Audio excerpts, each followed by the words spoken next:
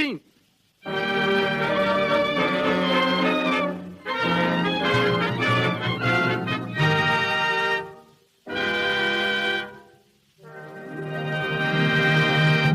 The Lux Radio Theater, from its new home on Hollywood Boulevard, Hollywood, California, brings you Al Jolson and Ruby Keeler in Burlesque.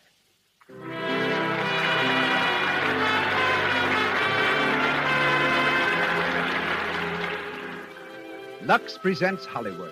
Tonight, you will meet such great personalities as Al Jolson, Ruby Keeler, Cecil B. DeMille, Daniel Frohman, George Barnes, and many others. Among the many distinguished guests in our brilliant audience tonight, I see from here one of Paramount's directors, Mr. Chester Franklin, and his wife. Mr. Franklin is the director of Sequoia, the picture now in production. And also Catherine DeMille, Lloyd Pantages, Francis Langford, Eileen Pringle, and Gloria Swanson. Welcome, all of you.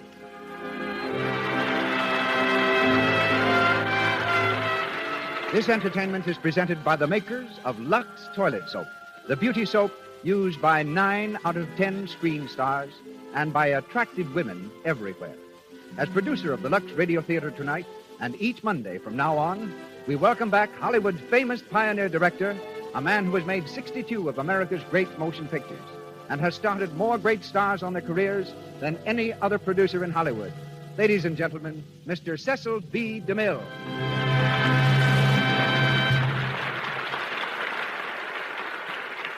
Greetings from Hollywood, ladies and gentlemen. Less than a decade ago, the movies were voiceless. Stars as celebrated as Wallace Reed, Rudolph Valentino, Theda Bara, Lillian Gish, and Francis X. Bushman had millions of admirers who knew them only as silent shadows. We spoke of our business as the silver screen, but its silence was golden for many an actor and director. Then a man came along who had been billed on Broadway as the greatest entertainer in the world. With his first film, The Jazz Singer, he not only made pictures talk, he made them sing. And he made me make museum pieces of my faithful old silent cameras that had ground out so many successful feet of film. Then he made another picture called The Singing Fool. And then he fell in love. She was a charming little Irish girl. In 3 months, they were married. Their marriage is one of which Hollywood is most proud. They have each scored separately in the theater, on the screen, and over radio. But we present them tonight for their first appearance together on the air.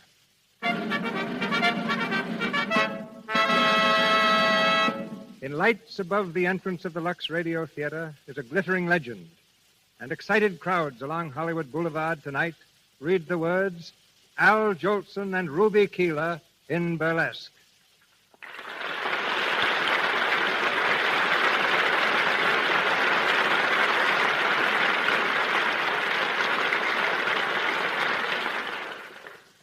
And now, for the first act of Burlesque, in which you'll hear Al Jolson as Skid Brown and Ruby Keeler as Bonnie Smith.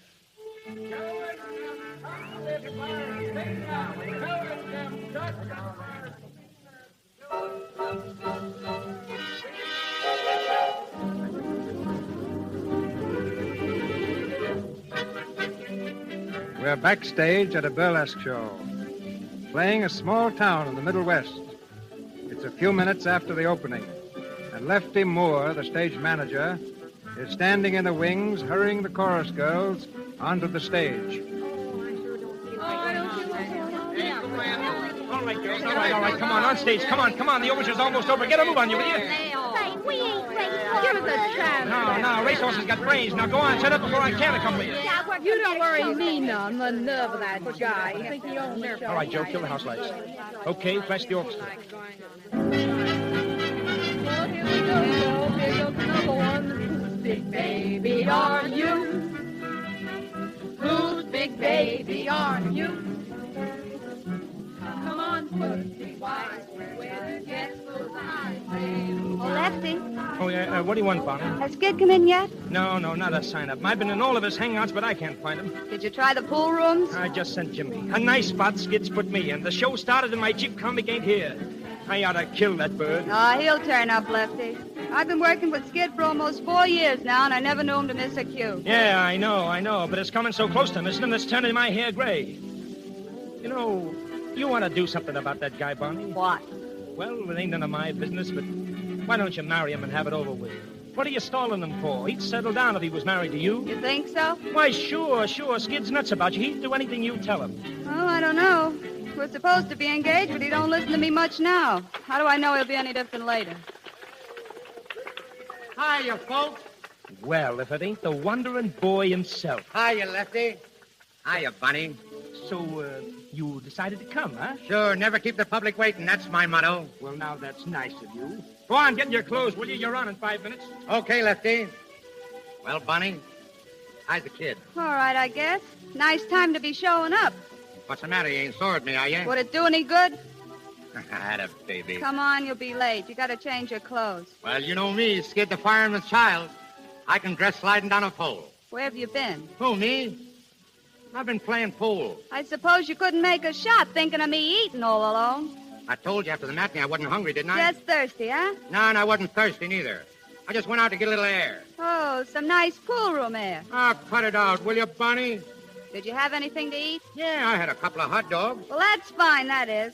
How do you expect to be funny on hot dogs?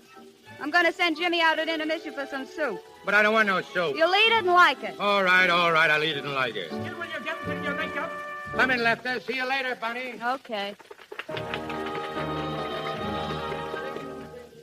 Come to me, my melancholy babe. Cuddle up and don't be blue. Oh, Bonnie. Hey, Maisie. Well, I want to see if the boyfriend got in all right. Yeah. That dame Marco was looking for him just before she went on. Again? Yeah. Why don't you take a poke? Oh, she's not worth it.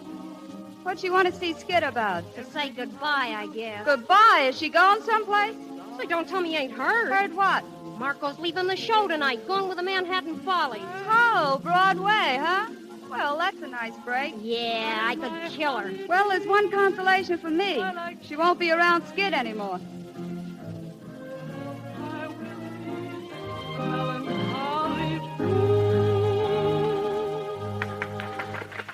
All right, girls, all right. Now make your change. Now hurry up, will you, please? Come on. Hey, where's my cushion, babe? I'm kind of walking out on you like Look at her coming off the stage, putting on the dog already. Hello, Maisie. Hello, Miss Marco. Did you hear my number? No, I was spared that. Oh, you're not jealous, are you, Maisie? Why, you slink-eyed pony, I ought to slam you up against the wall. Cut it out, Maisie.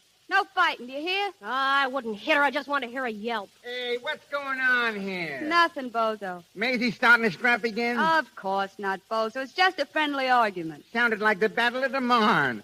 Where's Skid, Bonnie? Did he get in yet? Uh-huh. He's downstairs putting on the putty nose. Yeah, that's a break. I was afraid I was going to have to play his part, too.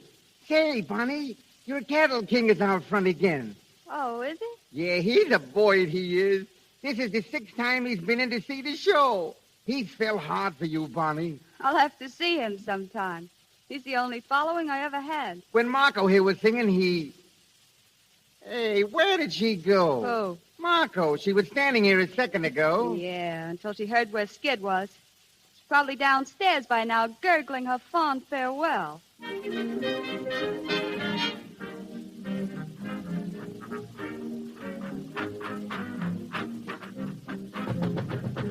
You decent, Skid? Come in, Marco.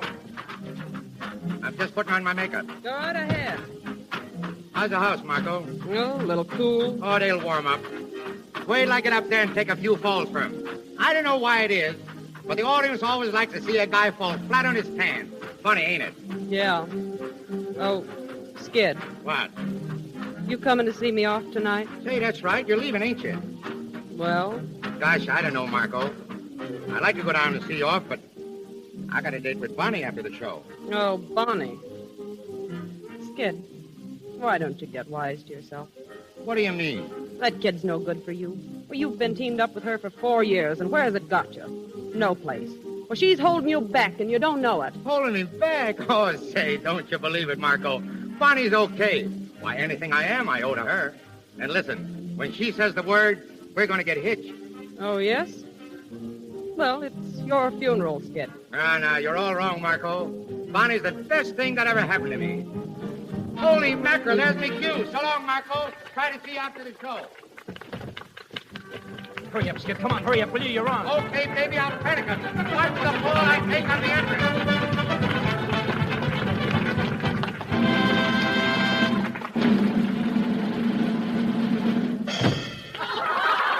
Holy cats, that guy'll kill himself taking those falls.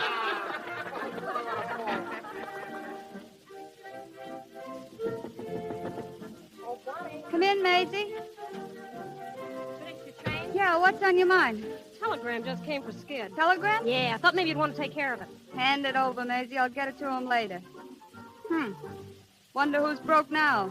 Maybe somebody's cashed in or an accident. No, nothing's wrong. Telegrams for Skid are only touches. But that one's heavy. It feels important. They're always important to the guy that sends them. Oh, gee, how Skid takes those falls. I'm glad that was his last one. He'll be coming down in a minute. A couple more like that and he'll come down through the ceiling. Well, say, did you hear about Marco? Something else? Yeah, she ain't singing her last number tonight. Getting the earlier train. Why? Don't ask me. Say, I'd better scram. I'm due for the baby number. Oh, hiya, Skid. Hiya, Maisie. Excuse me, wait on a minute. Sure. Skid, come in here a second. Well, honey, did you hear me panic 'em? Did you hear those laughs? Yeah, and I heard the falls, too. Listen, tell it. What are you limping for? Oh, me? I ain't limping. You hurt yourself, didn't you? No. You did. Oh, Skid, when are you going to cut it out? Cut what out? Taking those falls. They're in my routine, ain't they? That doesn't mean you have to break your back, does it? Bonnie, you gotta make up your mind to one thing. I'm a whole comic. Don't waste no time trying to clean me up, because I'd be a flop. Say, when I was a baby, the first thing I reached for was a custard pie. What's the use of kidding all your life? Ain't you never going to be serious? Don't you want to get ahead in this game? What do you mean, get ahead? We're working all the time, ain't we? I ain't hanging around Broadway making touches, am I? What do you mean, get ahead? I'm talking about you getting where you belong. Broadway. Boy, if I had your talent. Why, there ain't nothing could stop you if you decided to step out. Say, how do you know I'd be so good? I could be a big flop, too, in a real show. There's the tip-off. You're scared. You're yellow. Say, how many times you gonna pull that one on How me? many times you gonna make me? Come in. Howdy, folks. Come on, Lefty. This fight ain't private. Gee, I'm glad to hear it. What's the fuss? Bonnie's riding me, because I ain't got no ambition. Yeah, and I'll leave it to you, Lefty. Ain't he a sap for sticking in burlesque? Shouldn't he be framing new stuff that'll get him somewhere? Yeah. Shouldn't I be George White and have my own show and sit in a box office? I can't get steamed up over this Broadway stuff. You're a hit on Broadway, so what? What does it get you? It gets you a lot of jack to begin with. But Bonnie's right, Skid. It's time you were stepping out. For instance? Well, for instance, Earl Carroll had a scout out to St. Paul to see you last week. Earl Carroll? Well, yeah, sure. He came back after the show and asked me all about you, Skid. Hey, didn't you hear from him? No, I ain't heard a tumble. Well, I guess you ain't, or you'd have told me. But you'll hear from him. And when you do, grab it, kid. Wait a minute. What's the matter? The telegram. What telegram? It came for you. Here, open it, open it. All right, take it easy. It's probably just another touch that'll set me back about $50. I remember one time... Well, what is it? Holy mackerel, listen. What? Have a chance to place you in Manhattan Follies opening next week. Stop. Is there any way you can get out of your present engagement? Stop. Can get you $500 a week or maybe more. Stop. Leave salary to me. Stop. Great chance. No comedy and show at present. You'd have to be here by Sunday for rehearsal. Wire Max Levy. Max Levy, the big agent? Well, I'll be... Well, there you are, Skid. Somebody's kidding me, I guess. Somebody's kidding me, you mean? That's right. Say, they didn't mention Bonnie, Lefty. What's the idea? I guess I can answer that. I know all the answers. What's the matter, honey? Don't you dare call me honey. Say, what are you bawling me out for? Get out, will you, Lefty? Huh? I want to speak to this guy alone. Okay. Say, what's the idea of all this temperamental stuff, Barn? If the telegram ain't a fake, it's a chance you've been raving about, ain't It's it? your chance, all right. Your chance to be in the same show with that little hypocrite you went nuts about when I was in the hospital in Des Moines. Who? You know darn well who. Oh, you mean Marco? Yes, Marco. That's who I mean. Why, you're crazy. Why, what's this telegram got to do with Marco? As though you didn't know. What show is Marco joining? Why, Gee, that's right. It's the same show, ain't it? That's a coincidence. Yeah, it's more than that. It's a conspiracy. What do you mean by that crack? I mean the whole thing's a frame-up between you and Marco. The two of you beating it together, and neither one of you had the nerve to come clean. Oh, this telegram was a surprise to me. You're crazy to think that. Yeah, and surprise. Holy mackerel, will you take a tumble of yourself? It's a joke for you to be so jealous of that kid. Jealous? Of what? A bum comedian who ain't gonna laugh above his hips? Say, if you was to fall for a girl that meant anything, I'd wish you luck. But that empty-headed little brat, I ain't jealous, I'm insulted. Well, you can stop blowing off steam and cool off. Because why? Because I ain't going. Who said you wasn't going? I said it, and that settled it. Oh, it does. Since when does what you say settle things? Well, it settled this one. Oh, come on, Bonnie, let's forget it, will you? We'll stick together, kid, and as soon as you say the word, why, we'll take a walk over to the license bureau. What do you say? That's us, I guess. Especially, Bonnie. I know. Well? Skid, I'm sorry for what I said. I didn't mean it. Sure. Kiss me, Skid. Oh, honey, gee whiz, Hold me tight. Tight, Skid. It'll be a long time before we see each other But again. I ain't going, Bonnie. Oh, yes, you are. This is your big chance, Skid. You're not going to pass it up for me or anyone else. But, Bonnie... Will you two lovebirds get up here? Come on, Skid. Okay. Well, it's about time. Come on. Will you get out there and do your stuff? Okay, Lefty, all set, Bonnie? I'll be seeing you out there. Watch the laugh. I get on the entrance.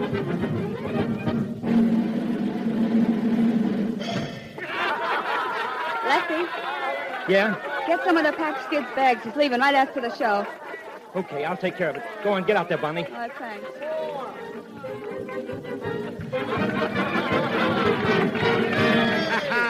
Well, look who's here. Little Lucy Twinkletoes. How are you, Miss Twinkletoes? I beg your pardon. What for? What did you do? Oh, you think you're smart, don't you? Smart. When I was a little boy in school, I took the first prize. You did? Yeah, the teacher told me take it, and she made me put it back.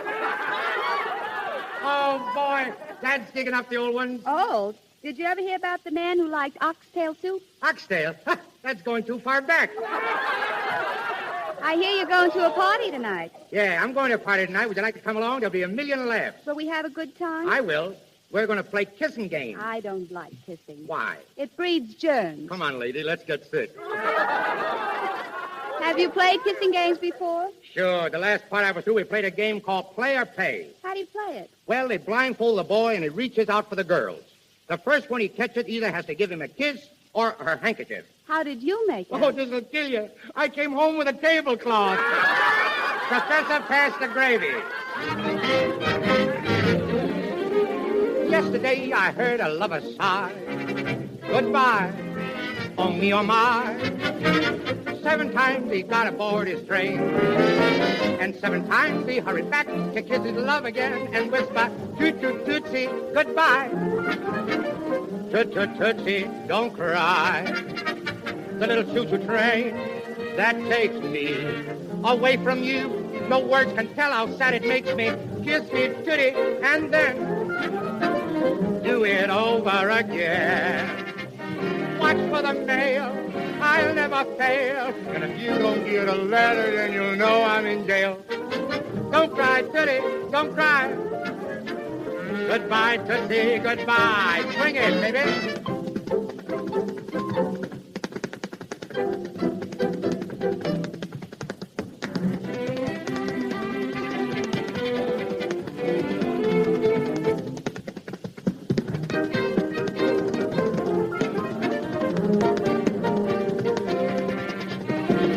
Watch for the mail, I'll never fail. If you don't get a letter, then you'll know I'm in jail. Swing it. Don't cry, Tootie, don't cry. Goodbye, Tootsie, goodbye. Oh, boy. That guy at Carol should have been out front tonight. Gee, Bonnie, you are swell. Never mind that now. Well, Lefty? It's all fixed. Skid, you're fired. Huh? Canned. What for? You're going to New York. I got 2 guys packing your bags, and I just phoned for a reservation. But wait a minute. I told Bonnie that I Now, wasn't... forget what you told me. I'm running this partnership. You're leaving for New York, and you're leaving tonight.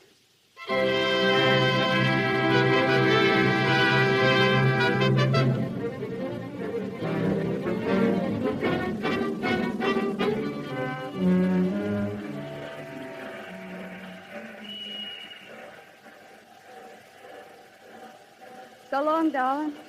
You're right, won't you? Sure. Every day, Bonnie. I'll be awful lonesome without you. Gee, I'll be an awful sap without you, kid. We ain't never been apart before. As soon as the season's over, dear, I'll come right on. Maybe I'll be a flop and I can come back soon. You can't come back. You're fired. Oh, I didn't think of that. That ain't so good. Forget it. It's sink or swim now. I don't like the way you said sink. Well, how do you like the way I say swim? Well, I guess that's me. Gee, I don't know how to say goodbye, baby. I ain't never said goodbye to you. Just kiss me, Skid. Oh, gosh, honey. Oh, I'll miss you, Skid. I love you, Skid. Oh, gosh, how I'll miss you. I'm lost already without you, Bunny. So long, darling. I'll wire and I'll write. Every day, Skid. Every day. Goodbye, Bunny. Goodbye. Goodbye. Goodbye, Skid. Goodbye.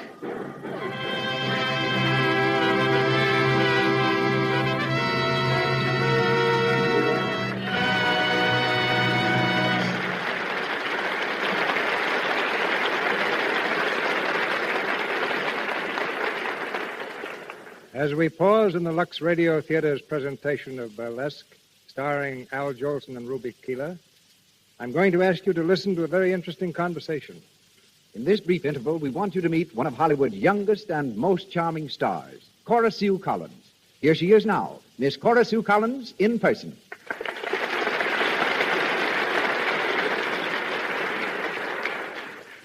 Cora Sue, just how long have you been in Hollywood?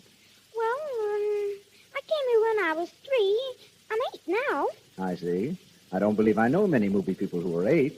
What do you do with your time? Well, I've got my doll, Bedelia. I have to take care of her. Then there's Rusty. He's my dog. He's an Irish setter. And I train parakeets. Then I go horseback riding every day. But I do all that only when I'm not making a picture. Yes, I suppose you're too busy then. You think you'll keep on making pictures? Oh, yes. I want to be a grown-up star someday. Well, I think when you are, you're going to be a very pretty one. Thank you. I hope so. I'm taking care of my skin just like grown-up stars do with Lux toilet soap. I've used it ever since I came to Hollywood, just like my friends Joan Crawford and Joan Blondell. That's the only kind of soap we have at our house. Mother likes it, and so does Sister. Sis won't even take a bath without it, and neither will Bedelia.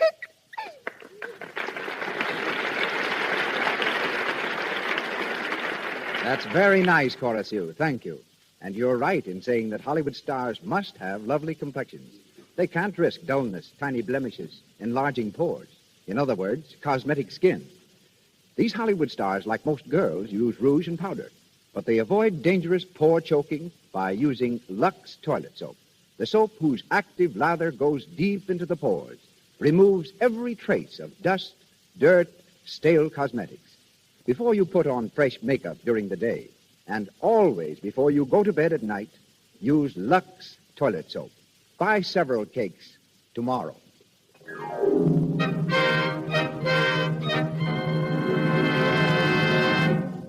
We return now to Burlesque, the story of Skid Brown, played by Al Jolson, and Bonnie Smith, played by Ruby Keeler. Several months have passed since Skid left to join the Manhattan Follies. Bonnie is still on tour with the burlesque company. In her room in a small-town hotel, she lies huddled on the bed, reading the morning paper. Her friend Maisie enters. Morning, dearie. You're up kind of early, ain't you? Yeah, a little. What's the idea? I couldn't sleep. Oh. Any word from Skid yet? Not a line. Gee, I'd like to brain that guy. How long is it now since he wrote to you? Well, I don't know. About 6 weeks, I guess. Just a big Broadway man. Boy, success must have hit him right between the eyes. No, Maisie, Skid ain't the kind who gets a swelled head. It's something else this time. The thing I was afraid of. Marco? Yeah. I've been kind of following him in the Broadway gossip columns. Here, get a load of this. Let's see. Oh, yeah. Skid Brown, who wows them each night at the Manhattan Follies, is a wow to Sylvia Marco of the same show. They may be seen together every p.m. doing the hot spots along the main stem. Well, that's that. Yeah. What are you going to do about it? Nothing. Nothing? What do you mean? You're still in love with the guy, ain't you? Sure. I guess I'll always be in love with him. But if Skid don't want me, well, I ain't the clinging vine type. Oh, but listen, Bonnie. Excuse me, will you? Uh-huh. Hello?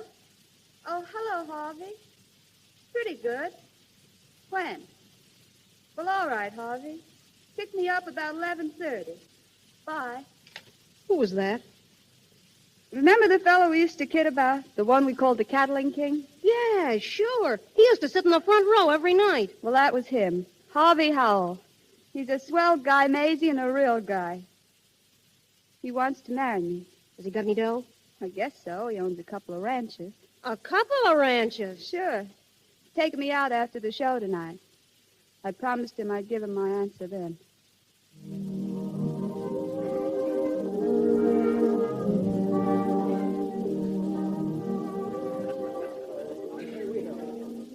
Want to dance, Money? Thanks, Harvey, but do you mind if I don't?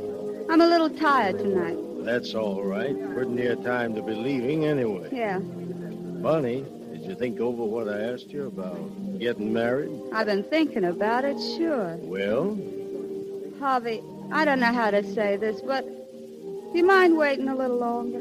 Take all the time you want, Bunny. I'm not in any rush. It ain't that I'm trying to stall or anything, but the show's moving back east, Harvey, and I want to see Skid. Just once more. Okay, Bunny. You understand, don't you? Sure, I understand. Oh, thanks, Harvey. You're a grand guy.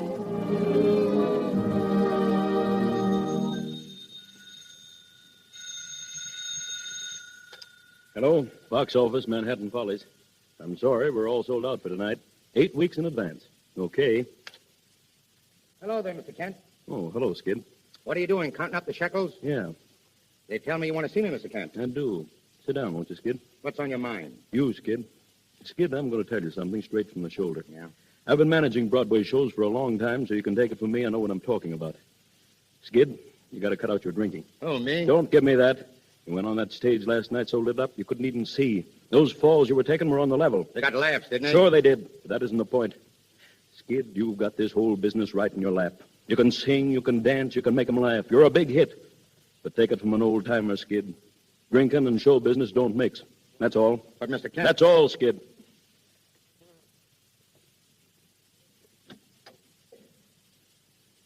Oh, Skid. Skid. Hello, Marco. Been in to see Kent? Yeah, What'd he say? nothing much. So you won't talk, huh? All right. What are you doing after the show tonight? I don't know. I kind of feel I'd get a little sleep for a change. Oh, come on with us. We're getting up a party to go to the hot spot. Oh, count me out, Marco. I want to stay home and write a couple of letters. Oh, I see. Who to? Well, Bonnie, for one. I ain't written to her, for such a long time. Honestly, I wouldn't blame her if she was sore as a boil at me. Listen, are you still thinking of that kid? Sure, why not? I thought that was over long ago. I know. Well, it ought to be. What are you going to do after she's married? Still write mash notes to her? After she... What are you talking about? She's going to be married to some rancher guy. Who said so? I got it from one of the girls in the troupe. She wrote me all about it. Married? Oh, there must be some mistake or something. There's no mistake. It's all set. Holy gee. Why didn't she tell me? Why didn't she let me know? Ah, brace up, Skid. The world hasn't come to an end. Why, you're Skid Brown, a big guy on Broadway. Why worry over a cheap little burlesque... Shut up, Marco. What? I said shut up. Well, that's the way the wind blows, Yeah, that's mister. the way the wind blows. Now, get out of here and let me alone. I want to think.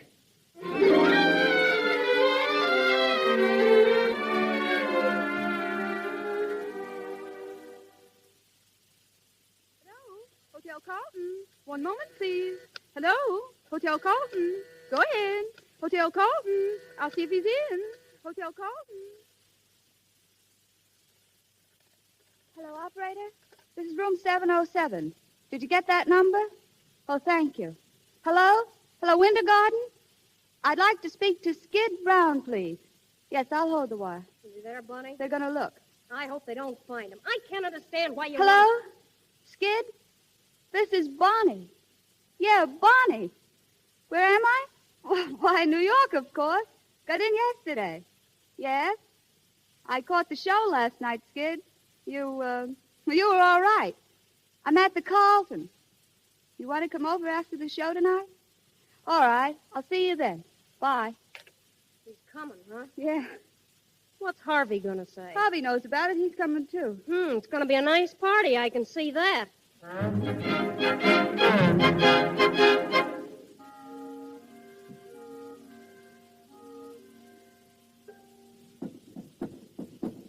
taxi, Skid, now. Want me to answer I'll it? take it. Hiya, Bunny.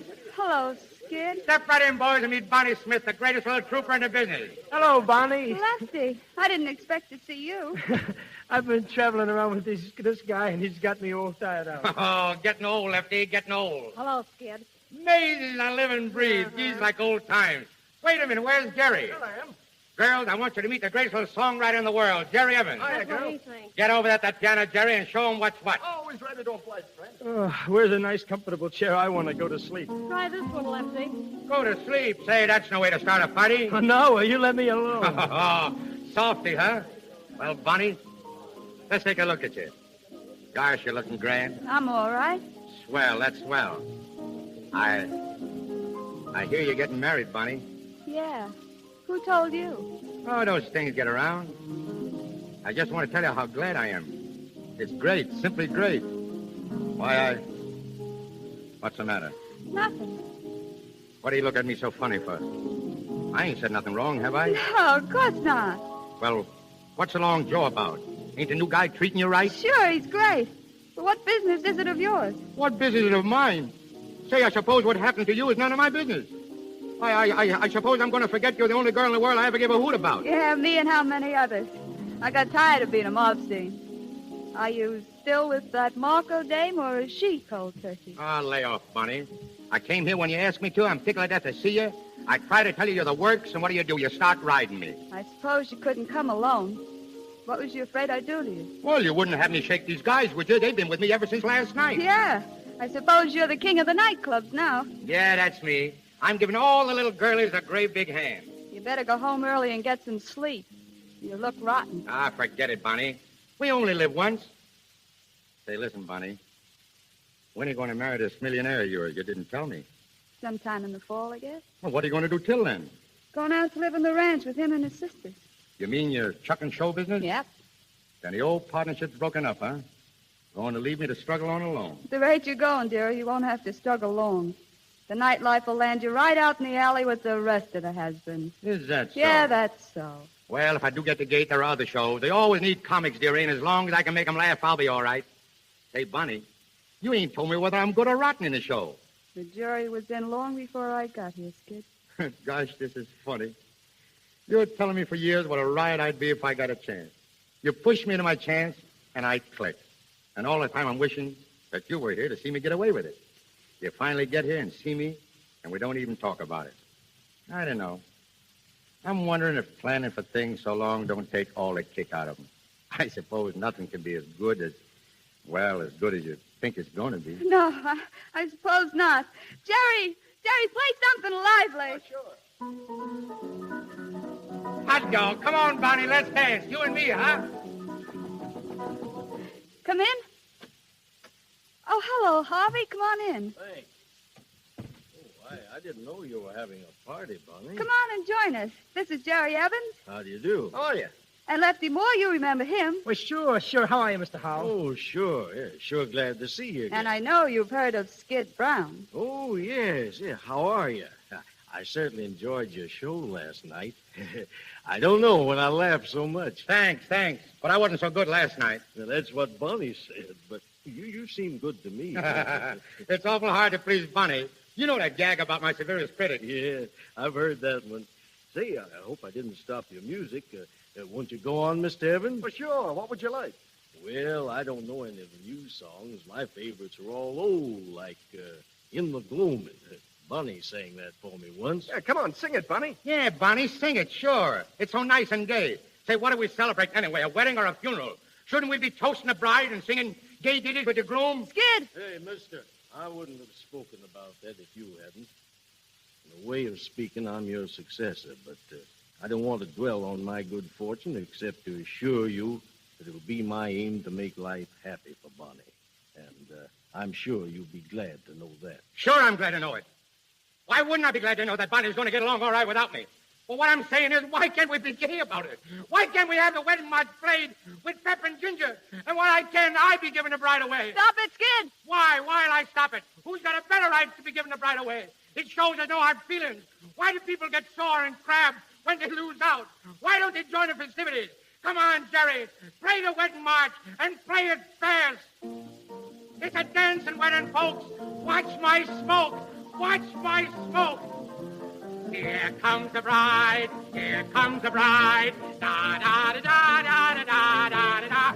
Come on, everybody. Whoop it up. Whoop it up. Here comes the bride. Stop it! You better go. I'll go, mister. I'm leaving right now. Goodbye, Bonnie, and lots of luck. Here comes the bride.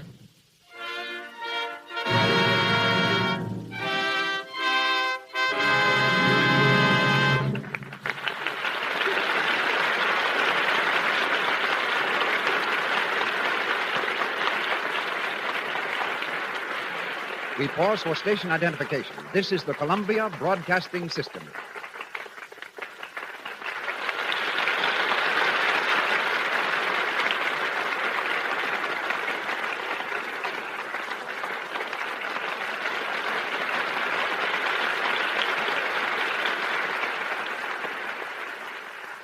This is Cecil B. DeMille speaking to you from Hollywood. Al Jolson as Skid and Ruby Keeler as Bonnie return in just a moment for the conclusion of the Lux Radio Theater production, Burlesque. In the meantime, I'm going to have you meet one of Hollywood's most famous cameramen. Most people think of a cameraman as a fellow who puts his cap on backwards and grinds away at the crank of a camera. As a matter of fact, the first cameraman never touches the camera. He's an artist who paints with lights and shadows, giving the screen depth and third dimension. The only cranks on a set today are the directors. The cameraman who will speak to you is Mr. George Barnes of Warner Brothers Studio. He has photographed both of tonight's stars many times. Mr. Barnes.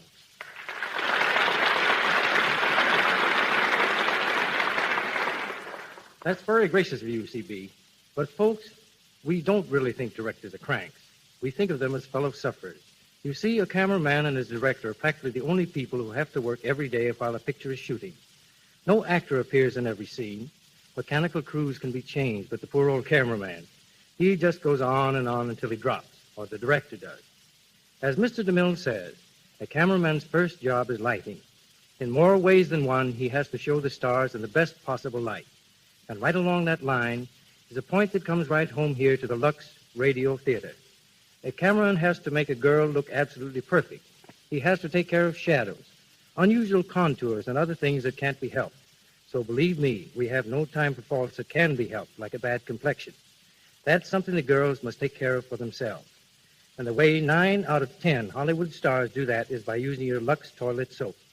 It's the official soap at Mr. Deluxe Studio, Paramount, and other great studios in Hollywood. And if you want to see how it works at Warner's, Mr. DeMille, well, just take a look at Ruby Keeler.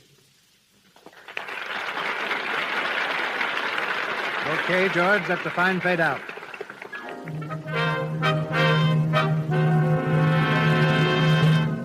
The lights go up for the third act of Burlesque, starring Al Jolson as Skid and Ruby Keeler as Bonnie. 3 weeks have passed, and we're in the office of Mr. Kent, the manager of the Manhattan Follies. Skid showing the signs of dissipation and looking very tired. He's coming in the door.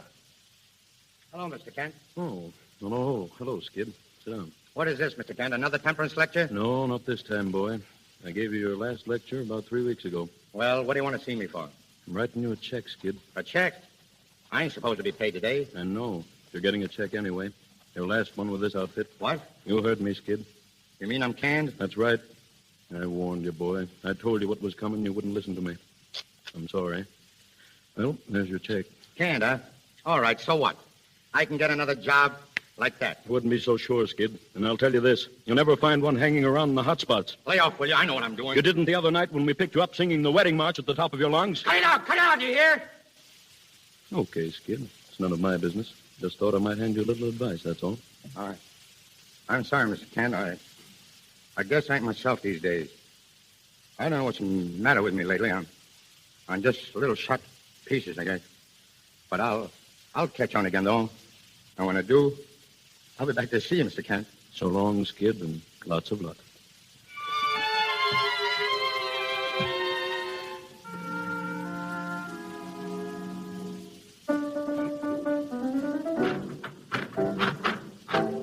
on, girls. Come on. Swing it. Will you swing it? This is a rehearsal, not a funeral. Give, will you give? Now, come on. Hey, Lefty, listen, will you? Oh, what do you want? What do you want, Bozo? Don't you see I'm rehearsing a number? I know, but this is important. Skid is here. He wants to see you. Skid? Where is he? Out at the stage door. Gee, he looks terrible, Lefty. Like he ain't had nothing in a week. I guess I better see him.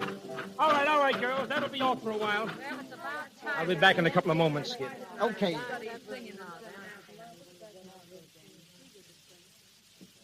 Skid.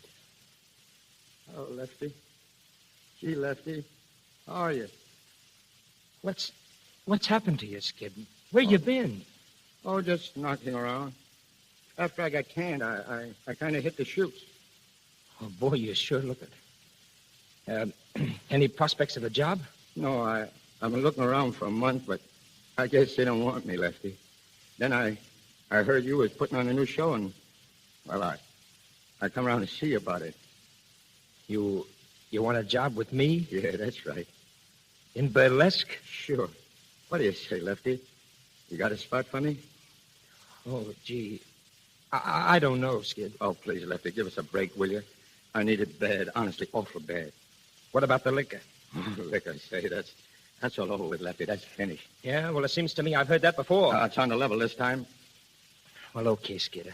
I'll give you a chance. Thanks, Lefty. Now, listen. We open in a week. Do you think you can get on your feet on that time? Sure. All right, then. All right. Now, listen to me.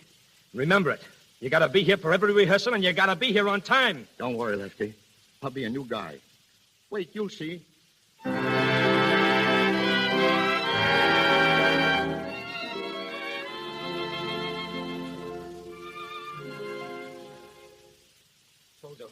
Bozo, did you find him? Yeah, I got him. Where was he? The usual spot.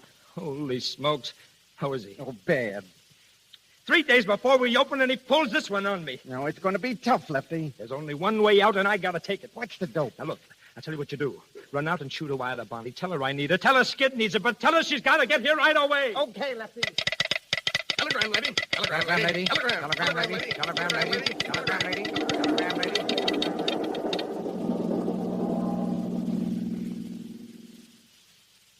Sit down, Bonnie, sit down. Did I say it was great to see you? Yeah. Well, it's more than that. What's it all about?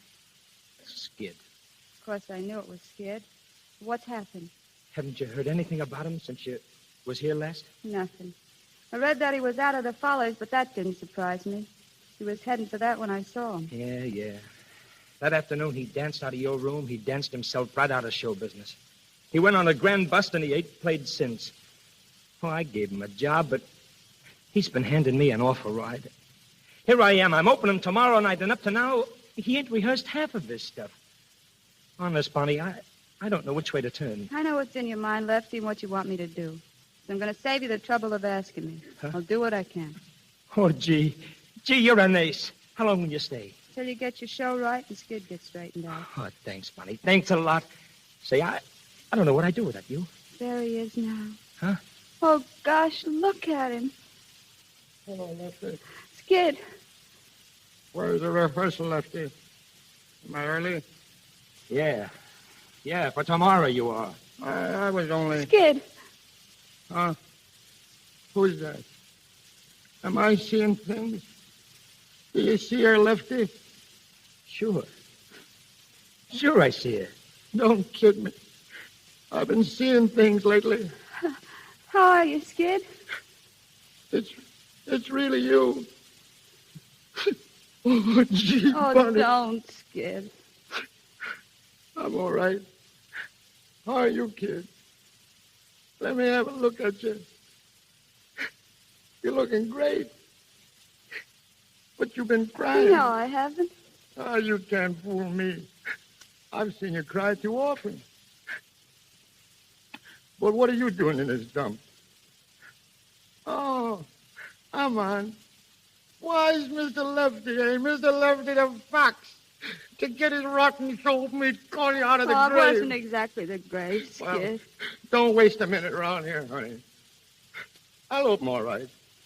Nobody's got to worry about me. You know me, Skid, the fireman's child. I'm always there. Sure you are. But you got to take care of yourself, Skid.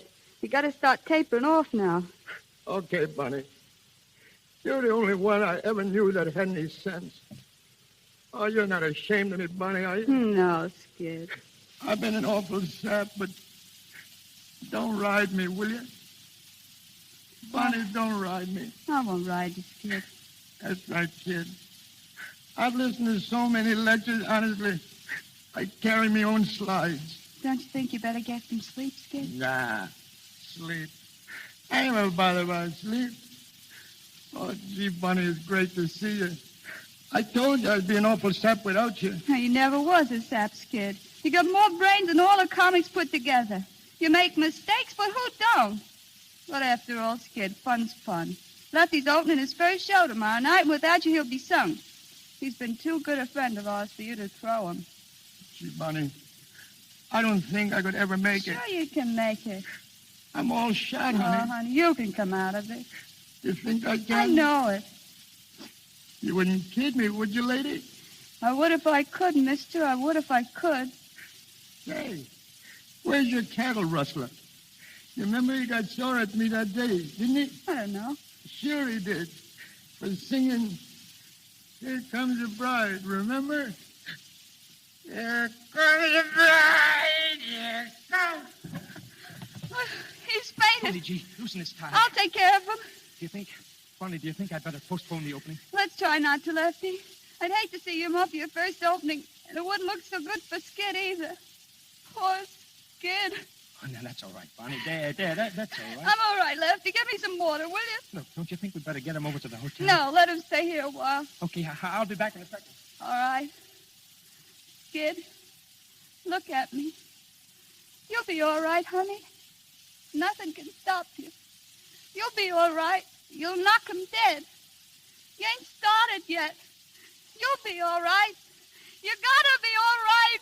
You just gotta be all right.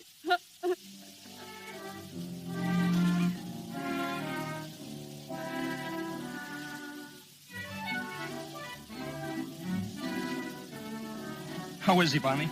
All right. He's on his way up from the dressing room. Well, he's on next.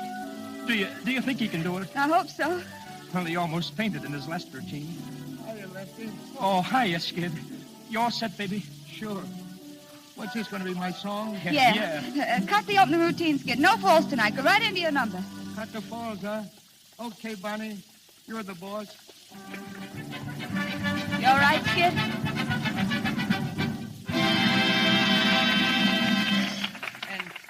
Oh, say, folks, thanks. For a minute, I thought I was back in Manhattan Follies. Lefty's swaying out there. He's going to fall. No. He's okay, Bonnie. But seriously, folks, I'm glad to be here. And right now, I'm going to sing a little number for you. One I like a lot. A little music there, Professor. Take it easy, Skid. I'll make it. People brag, people boast, and consistently drink a toast to a place that a lot of them place at the top of the list. Are they wrong? Are they right? Is there a reason for their delight? I must live in doubt till the day that I find out. Is it true what they say about disease? Does the sun really shine all the time? Do the sweet magnolias blossom that everybody's gone? Do folks keep eating possum till they can't eat no more? Is it true what they say about Swanee? Is a dream by that stream so sublime? Do they laugh? Do they love like they say in every song? Is this true? That's where I belong. Is it true what they say about Swanee? Is a dream by that stream so sublime? Do they laugh? Do they love like they say in every song? If it's true, that's where I belong.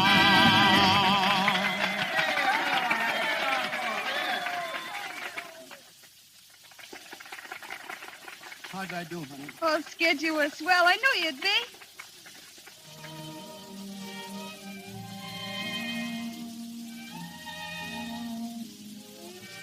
How you feeling? Oh, I'm all right. Do you think you can go on being all right? I can, Bunny, if you stick by me. Sure, Skid. I'll stick. For good? For good. Oh, gee, Bunny. But what about their cattle rancher? Oh, it's all right.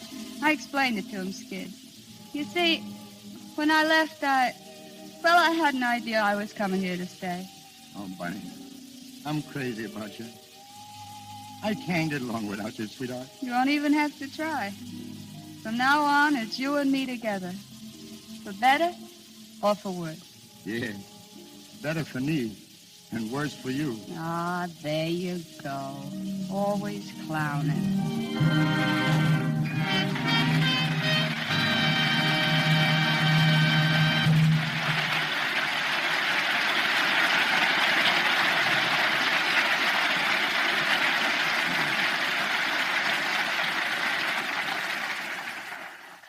Al and Ruby will be back in just a moment. We are honored tonight by the presence of Daniel Frohman. DF, as we call him, produced the first play that my father, Henry C. DeMille, and David Belasco ever wrote. It was called The Wife. When the play opened, it was a failure. Nobody came. Naturally, Mr. Frohman decided to close it. My father and Belasco had spent a year writing this play. All their savings were gone. They were desperate. So they went up to Mr. Frohman's office. One took him by the throat. The other took a heavy octagonal ruler from his desk and shook it in his face, saying they'd kill him if he took the play off. So Mr. Frohman kept the play running. He says they changed it to suit him. But in any case, it ran 5 years. Everyone in the theatrical world knows and respects this pioneer of the theater. We revere him as an artist, philanthropist, and gentleman. The 85-year-old dean of the American stage, Daniel Frohman.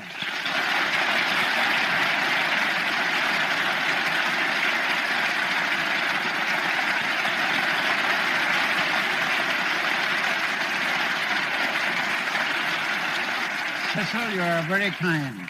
No, I'm saying what I felt ever since I was 5 years old. Well, that was when I used to chase you out of the box office for annoying the treasurer. Even now, it hardly seems possible that you're old enough to have a radio program of your own. I am just starting in radio, DF. Do you remember when I was just starting as a young actor at one of your companies? Yes, I remember paying you the fabulous salary of $40 a week. That included my wife's salary, too. But I was willing to work for any salary. For the man who started the Barrymores, Ethel, as I remember, was the first to join you. Then Lionel, wasn't it? Yes. And then the two of them in their little brother, Jack Barrymore, to design our bill posters. Well, why don't you get him to design one for that big show you're producing on July 1st, the Actors Fund benefit? DF, it's been a privilege to have you here tonight. It's nice to be here, Cecil, and be part of your great enterprise, for no theater in history has reached so many people as your Lux Radio Theater. From your father and mother, you have inherited the highest traditions of the stage, and I know you are true to this trust. Thank you.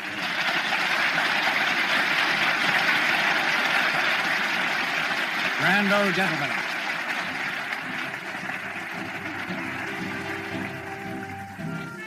I have just written an article for a national magazine on the 10 greatest fools in history. Perhaps I should have made it 11 and included the singing fool, the character that Al Jolson made the most famous fool of all. For that picture, the singing fool, broke every box office record of its day. And here they come, the singing fool and his dancing wife. Ladies and gentlemen, the Jolsons.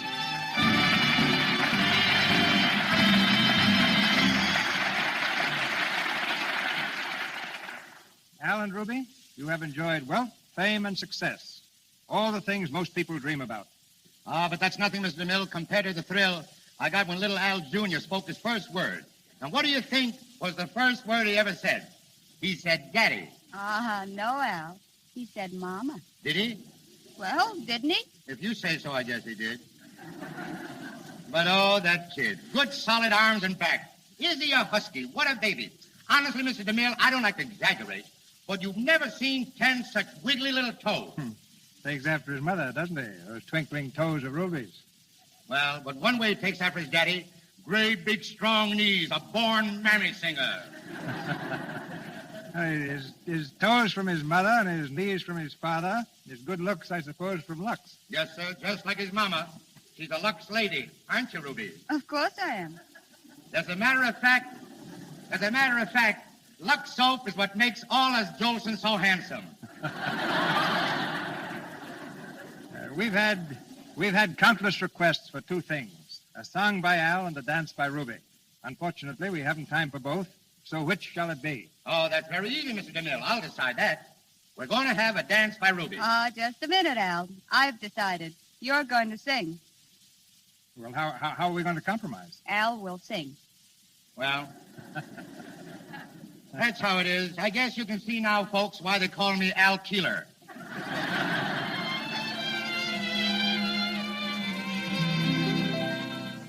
A pretty girl is like a melody that haunts you night and a day, just like the strain of a haunting refrain.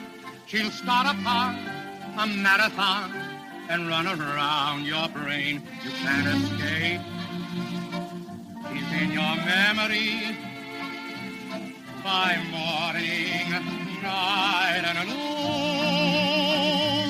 She will leave you and then come back again. A pretty girl is just like a pretty tune.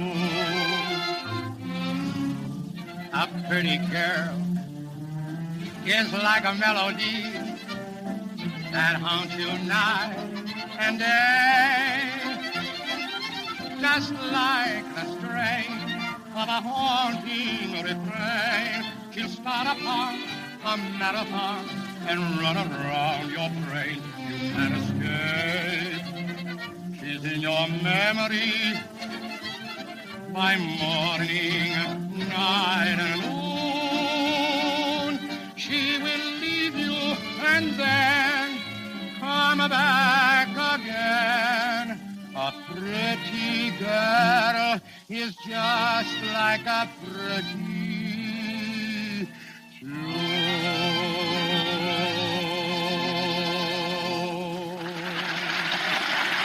Thank you, Mr. Jolson. Ladies and gentlemen, this is your announcer, Melville Ruth. Mr. DeMille returns in a moment to tell you about next week's play. The makers of Lux Toilet Soap wish to express their appreciation to our capable cast and to the great studios who have cooperated with us in presenting this broadcast. Our cast tonight included Wally Mayer, Victor Rodman, Eddie Kane, Rita Leroy, Inez Seabury, Frank Nelson, and Lou Merrill. Al Jolson and Ruby Keeler appeared through the courtesy of Warner Brothers, as did George Barnes. Our producer, Cecil B. DeMille, comes to us from Paramount. Louis Silvers, our musical director, represents 20th Century Fox. And Mr. Daniel Frohman is in Hollywood as producer of the Actors Fund Benefit. And now, here is your producer, Mr. Cecil B. DeMille. Next week, our play is The Dark Angel, a vital romance played against a background of war. A dramatic triumph on the Broadway stage and twice successful on the screen. This unforgettable drama will be presented on the air by the same stars who thrilled us in its most recent movie version, Merle Oberon and Herbert Marshall. Our sponsors, as well as Miss Oberon, Mr. Marshall, and I, cordially invite you to be our guests in the Lux Radio Theater next Monday night. This is Cecil B. DeMille saying good night to you from Hollywood. This is the Columbia Broadcasting System.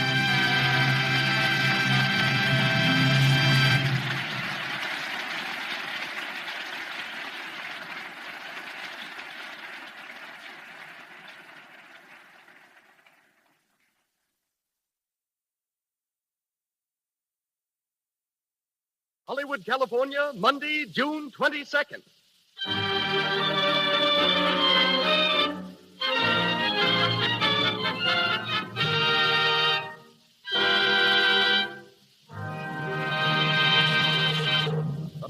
Radio Theater presents Merle Oberon and Herbert Marshall in The Dark Angel.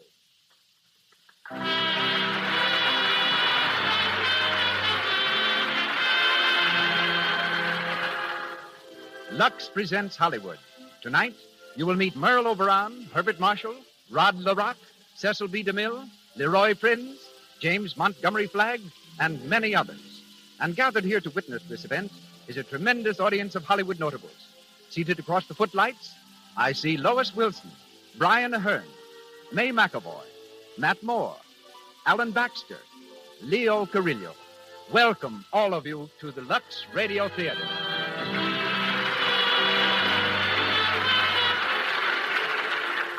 This entertainment is brought to you by the makers of Lux Toilet Soap, the beauty care used by 9 out of 10 Hollywood stars. The pure white soap that can mean a lovelier complexion for you. As producer of the Lux Radio Theater, we present one of the world's foremost motion picture producers, a man so closely identified with Hollywood that the history of the motion picture industry might well be the story of his own life. Ladies and gentlemen, Mr. Cecil B. DeMille.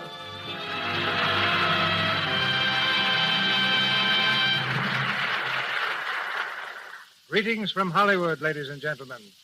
The lights of 1,000 cities are the footlights of our stage tonight. The play of the evening will be heard from Beverly Hills to Boston, from Miami to Montreal. By shortwave, we are even linked with Tasmania, that island in the South Pacific that gave us the lovely star of tonight's production. Her name is Estelle Merle O'Brien Thompson, but she is known to us all as Merle Oberon. We have listeners also in Hawaii, where once before I directed the man who stars in tonight's production, Herbert Marshall. We were making a picture on the slopes of Mauna Kea in the Koa Forest. I had to stage a fight between Mr. Marshall, Bart as we call him, and William Gargan. Bart was supposed to win, and Gargan was prepared to take a blow and be knocked down. We filmed the scene several times. Each time, Bart played the scene magnificently, up to the final blow. Then something went wrong. I finally asked him why he wasn't giving me what I wanted.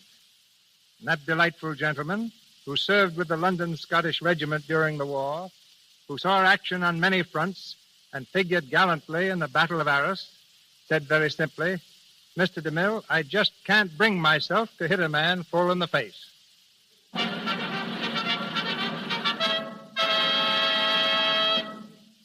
And now it is curtain time. The Lux Radio Theater brings you The Dark Angel with Merle Oberon and Herbert Marshall.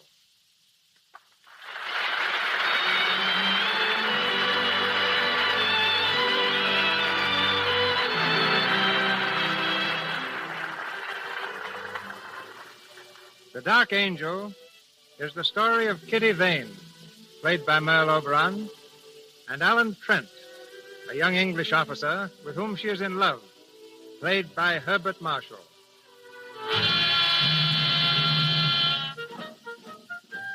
August 1915, the first year of the World War, and all Europe is trembling under the impact of the loud guns. Excitement is the keynote of the day.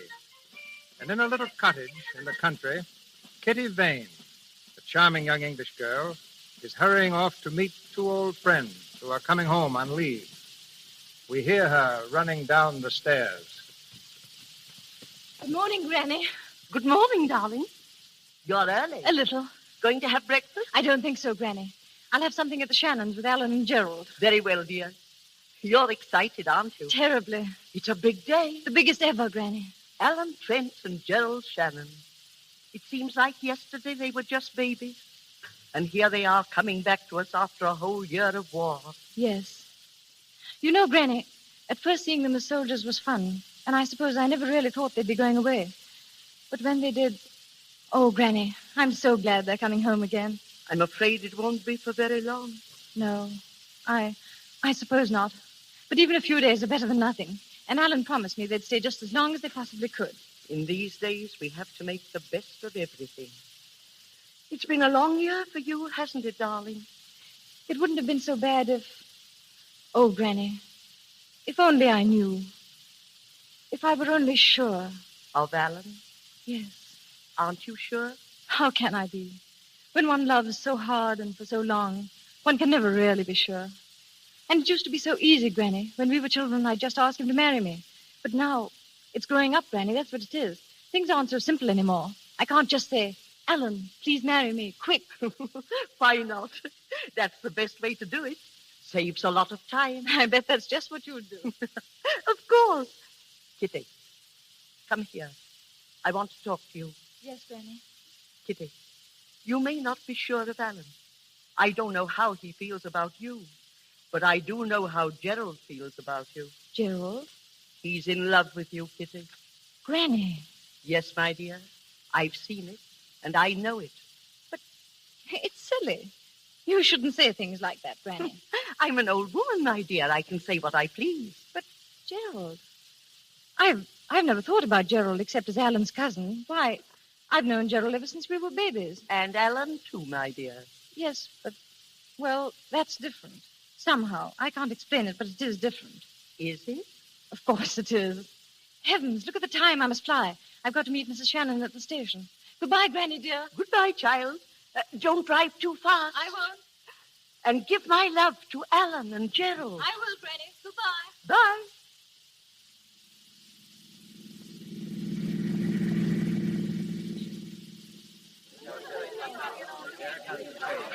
Troop train coming in on platform number 3, 20 minutes late.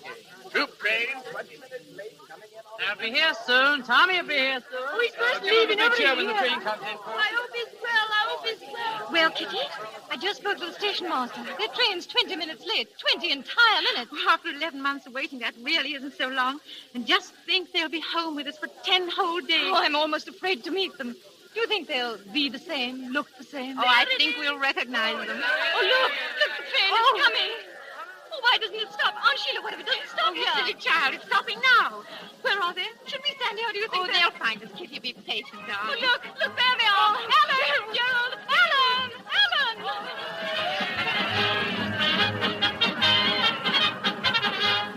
Kitty, darling! Oh, Alan, Gerald. How are you, Gerald. Kitty? Aunt Sheila. Oh, my boy. Oh, Mother, Hello, Aunt darling. Sheila. So good to see you both. You're really back. Yes, really back. Oh, look at Kitty Gerald. She's getting prettier every day. Yes, our Kitty, standing right before us. I think Aunt Sheila's getting prettier, too. Stop, Alan. Come along. We've got the car. It's this way. Hope you got something to eat, Aunt Sheila. I'm as hungry as a bear. Luncheon's waiting for you. Good. For dessert, we can have dinner and top that off with a bit of supper. Wonderful idea, Alice. Are you two going to spend the whole 10 days eating? We decided that months ago. Eating, sleeping, bathing. Eating, sleeping, bathing. I said, Gerald, maybe we can think of some way to eat while we're sleeping. You know, we haven't given this thing enough thought. Oh, very dull, aren't they? Oh, very dull indeed.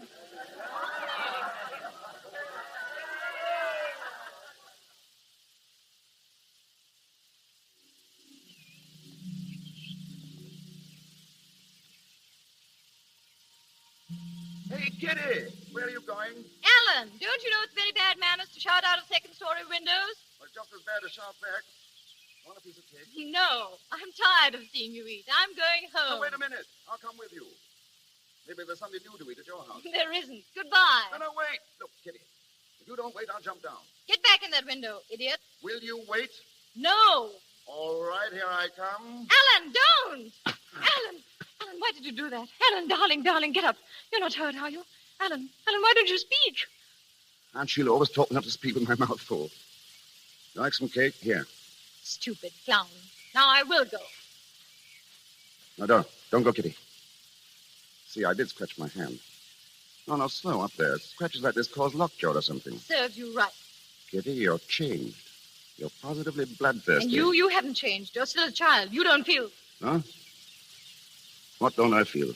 You don't feel anything. Don't I? How do you know what I feel? Do you know about the months I've been away? The agony I've been in because of you? You know how frightened I was of coming home, of finding that you changed, that you didn't feel the things I wanted you to feel. Oh, look here, I can't say it all. Maybe I can't see any part of it. I'm scared. Kitty, Kitty. I have so much love for you. It's like something you saved up for a lifetime and didn't know about. And then it all comes at once. I love you so, Kitty. Oh, Alan. Alan. I wanted to hear you say that so much. Darling, surely you knew. I wasn't sure. You see, I've always been around. I know. When I first looked through the bars of my crib, there you were, telling me what to do. I was not. When I saw my first tree, you were in it, peering down.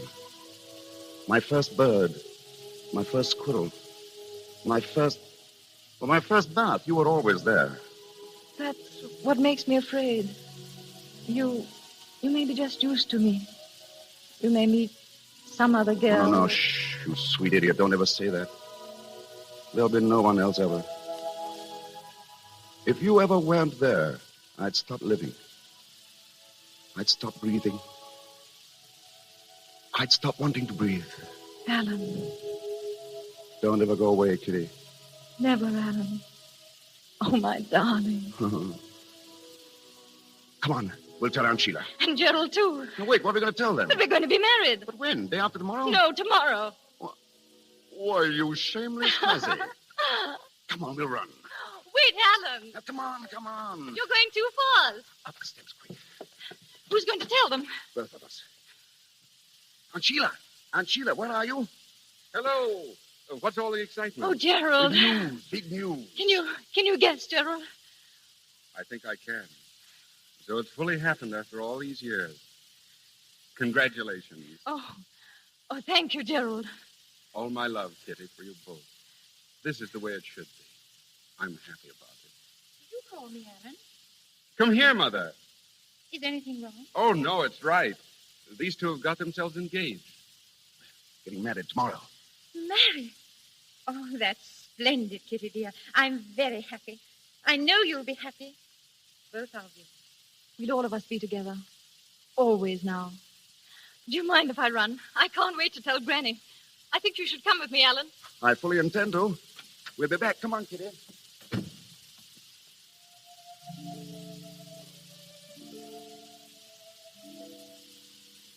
Gerald, you love her too, don't you?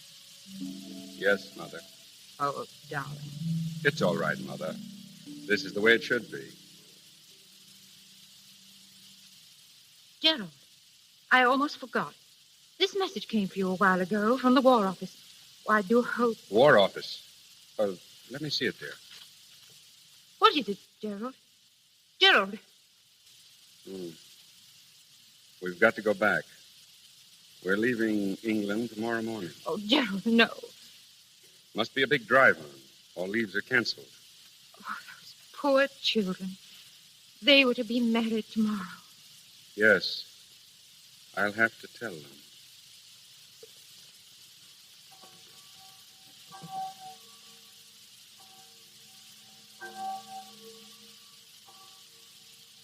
You mean you can't marry us, Father Charles? I'm afraid I can't, Alan. But you've known us ever since we were children. There must be some way. The notices for all weddings must be posted first, Kitty. Oh, you know that, my dear. 2 hours ago, it might have been possible. It's too late now. Oh, Father. I'm sorry, Kitty. I know how you feel. But try to see that Alan will be back soon, and you'll be married here. We'll arrange it all beforehand. It won't be long. Who knows how long it'll be? Oh, my boy. I'm sorry, Father. Thank you, anyhow. You've been very patient with us. God bless you, and bring you back to this church for the marriage you want. Goodbye, my children.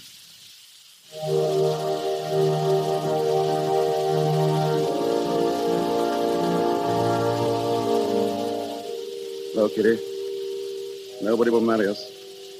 After all these years, we're 2 hours too late. 2 hours, Kitty, that would have changed our lives. No, Alan. They're not going to change our lives. Kitty.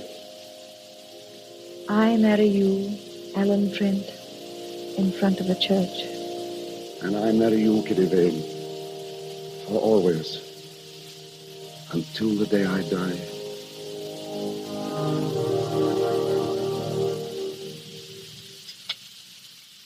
Kitty, you're not eating. I can't. You shouldn't have come down here, Danny. We should have said goodbye at the church. I wanted to be with you, Alan. Right to the last. Is there anything I can do for you, sir? No, thank you. Well, I hope the dinner was good. No, quite good. That's right. I always likes to see a soldier eat before he's off. I suppose you're one of them as is leaving on the boat tonight, sir. Yes. Well, over the top with the best of luck, say I. What's that? Oh, the guns. You can hear them when the wind's this way. I always tell my husband that those guns make it like living right in the war, so to speak. I always say... Yes, I know, yes, of course. I wonder, would you mind bringing some more coffee? Coffee? Not at all, sir. Fetch it right away, I will. Kitty, darling. Oh, Alan, those guns. They frighten me, Alan. And the men we pass coming down. Thousands and thousands and thousands of them. And in a little while you'll be gone. Gone with the rest of them. You'll... No, listen to me. They're going. I'm going. There's nothing to be done about that. There isn't much time left. And we must face the truth. And the truth is that in the few hours we have left, we must live a whole life together. We must play a game. And we must know it's a game. And if it's a silly game, it's the best we can do. The game is this. We must pretend that there is nothing tense and desperate about these few hours. And that the only time I'll have to leave you for the rest of our lives is to buy us both a loaf of bread and a bottle of milk. No, Alan. Do you think you could pretend that, darling? I'll try.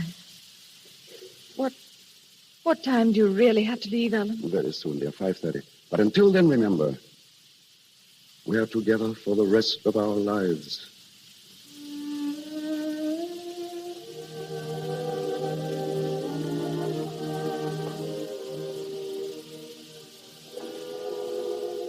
It's time now, darling. So Yes, soon? Yes, I've got to leave. Very well, Alan. Look at me, Kitty. Will you do something for me? Whatever you wish. Then sit here. Just where you are. Close your eyes, darling. Now, don't open them till I've gone. I love you. I'll always love you. Goodbye, darling.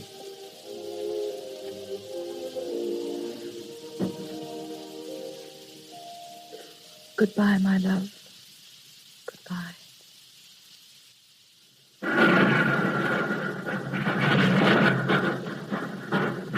Phew. Pretty bad going out there tonight. Sounds like it. How's that trench coming along? Oh, slow but sure. Say, I meant to ask you, Gerald. Do you mind signing this card for me? It's an application for leave. Leave? At this time? Afraid I can't do it, Alan. Now, look here, Gerald. You said that last week. I want to go home. I want to see Kitty. I know you do, but I need you here, old man. You could get along without me for 5 or 6 days, couldn't you? Wouldn't lose the war? No, wouldn't win it either. I'd like to let you go, Alan. Well, you could if you wanted to. Alan! Sorry. I'm sorry, it's nerves. Forget it, will you? Captain Shannon. Yes, sir, in here. Good evening. Evening, sir. How are you, Trent? Oh, all right, sir. Keep your seat. Thanks. Shannon, we've reported enemy activity on the northern sector. We've got to find out what it's all about. Yes, sir. Tonight's a good night. There's no moon. A raid? Yes. I want a dozen men. Can you take a party out? I can find 6 or 8, sir. We're rather depleted. I know. How about Trent here? Trent? Well, I don't know, sir. I'll need him for some other... I want volunteers only. I'll go, sir. Glad to. That's the spirit, Trent. Now then, take a look at this map. Here's the sector. I should warn you that they'll be expecting you. And they'll make it as hot for you as they possibly can.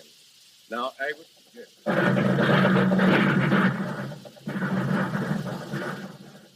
Ready, Alan? Ready. How much time? 30 seconds.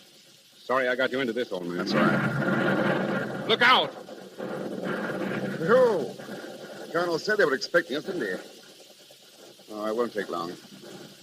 Over and back in 3 minutes if all goes well. What is it now? 10 seconds. Good luck, Alan. Good luck, Gerald. All set?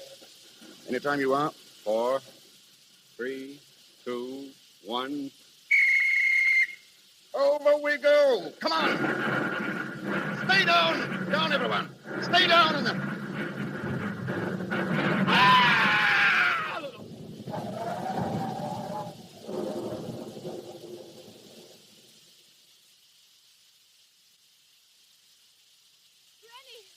Are you asleep, Granny? Kitty, what's the matter? Granny, did you hear something? Only the wind, darling. Why? I thought I heard a scream. A long scream. Oh, Granny. You've been dreaming, child. Yes. Yes. I thought I saw Alan. Alan with a black cloud hanging low over him. Like a dark angel come down to... Oh. There. Go back to bed, my darling. You'll be all right in the morning.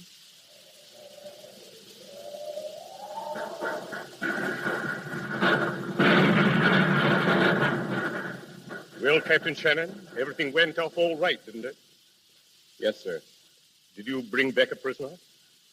Yes, sir. Good. What about the men? Lose any? Shannon, I asked you if you lost any men. Yes, sir. We lost 4 men. 4? One of them was Alan Trent.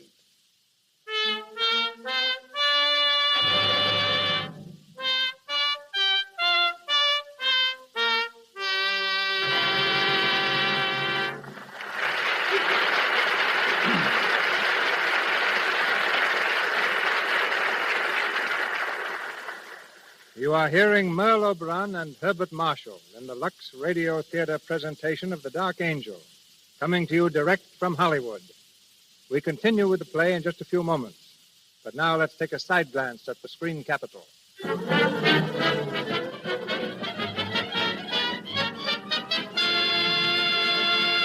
It's lunchtime in the Brown Derby, and as usual, this famous restaurant is being patronized by lots and lots of stars, and lots of visitors hoping to see them. Let's listen to a chat between Elsie, a girl who lives in Hollywood, and a visitor from out of town.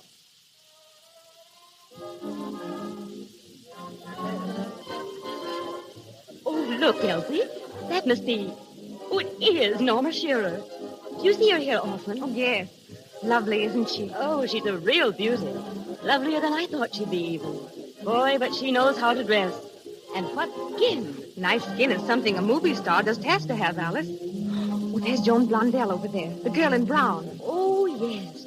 Well, her skin is certainly knockout, too. Just has to be. No one here can afford to have cosmetic skin. Why, if they had enlarged pores or little blemishes, it would just be too bad. I've read about how they use Lux toilet soap to remove cosmetics. Yes, and I know that's what they do. Remember Jane Bangs? Yes. Well, her family's here now, and her brother works in one of the big studios. And he says Lux toilet soap is always in the stars' dressing rooms. Wise women all over the country are protecting their skin the way Hollywood's lovely stars do. Before they put on fresh makeup during the day, always before they go to bed at night, they use Lux toilet soap. This simple, regular care protects the skin, keeps it clear, smooth, good to look at. And once again, Cecil B. DeMille.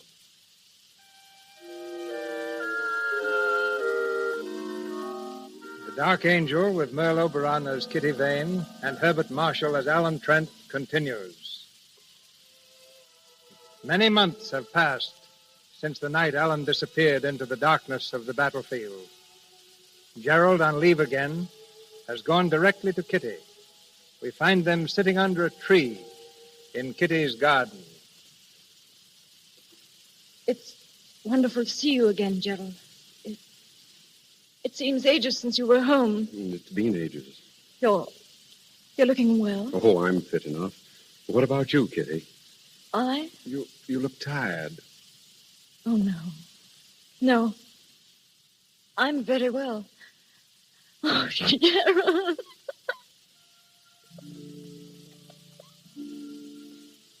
Kitty, darling, don't cry, please. I'm so sorry.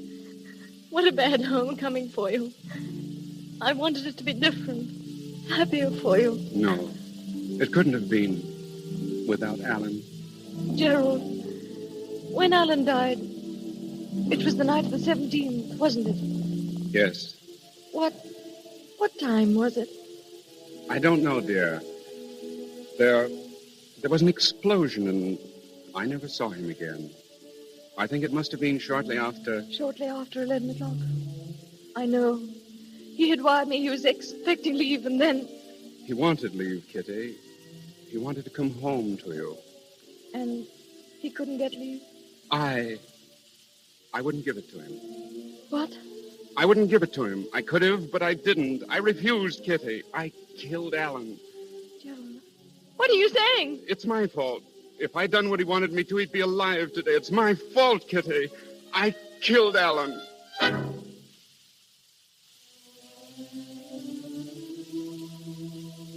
No. No, Gerald. It was because I loved him so. Because he loved me so. It was too beautiful to last, Gerald. That's why Alan died. Our love was too beautiful. Too happy.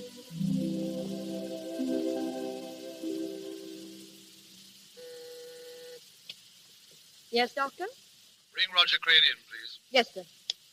Roger Crane? Yes? Dr. Barton would like to see you. Of course. Give me your hand. I'll lead you in. Thank you. There you are. Roger Crane, Dr. Barton. Come in, Crane. Thanks. This way, Crane. There's a chair right in front of you. Here, let me help you. Oh, it's all right. I can find it, Doctor. I'm learning to feel my way around quite well now. Fine, fine. Nature takes care of a man, doesn't she, Doctor?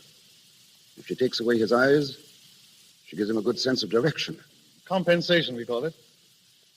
You notice the difference between night and day yet? No, not yet. Well, that'll come. Is that all I can ever hope for, Doctor? To notice the difference between night and day? Will I never see anything again? No, Crane. I'm sorry. Oh, well. Oh, Crane, I want to talk with you, not as the head of a rehabilitation hospital, but as man to man. Today, you leave us. I'm assigning an orderly to you, Mills, a pleasant fellow. He'll take you home. I'm not going home, Doctor. I have no home. And your real name is not Roger Crane, is it? It's as good a name as any other. Yes, I suppose so. Well, Crane, I have a few things here that belong to you. Some money, a very disreputable-looking pipe. Thank you. And a photograph. Photograph? Yes. So I've kept these things for a reason. Now, look here, my boy. You came to us from a German prison hospital. Your card read that all means of identifying you had been destroyed. I could have gone into that further, but I didn't. I know that. I'm grateful. Now, this picture. I see there are 3 people in it. One of them is you. There's an inscription. To Alan and Gerald. Take care of each other. Kitty. Now, Crane, those 3 people are not strangers to one another. Who are the other 2? Why aren't you going home? Fear of being pitied, I suppose? Being a nuisance? I know what it means. I once saw blind men in a hospital, stumbling, helpless. Now I'm one of them. Is that your only reason? Reason enough, Dr. Barton. Well, what are you going to do? I don't know. Take a cottage somewhere in the country where I can be alone. And I've always wanted to write. I think now might be a good time to start, don't you? And that's going to be your life. Away from your home, your friends, away from everything that made life sweet. Yes. It's a lonesome existence you've picked for yourself, Crane. I know it. But that's the way it's got to be. I can't go back. Never.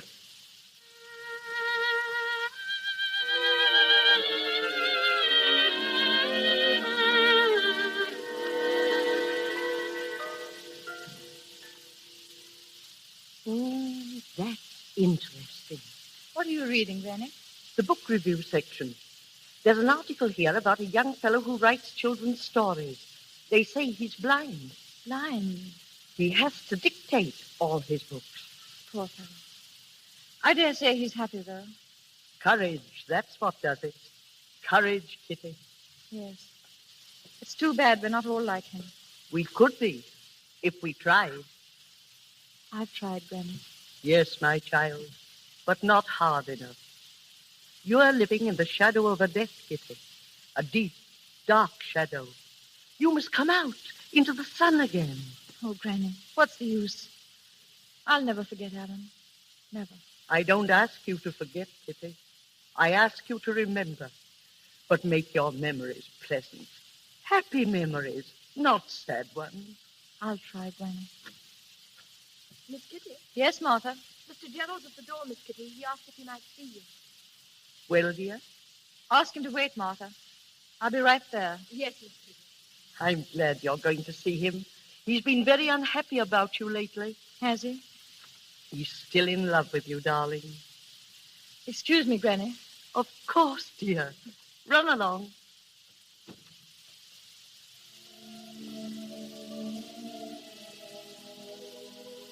Hello, Gerald. Kitty, how are you? All right.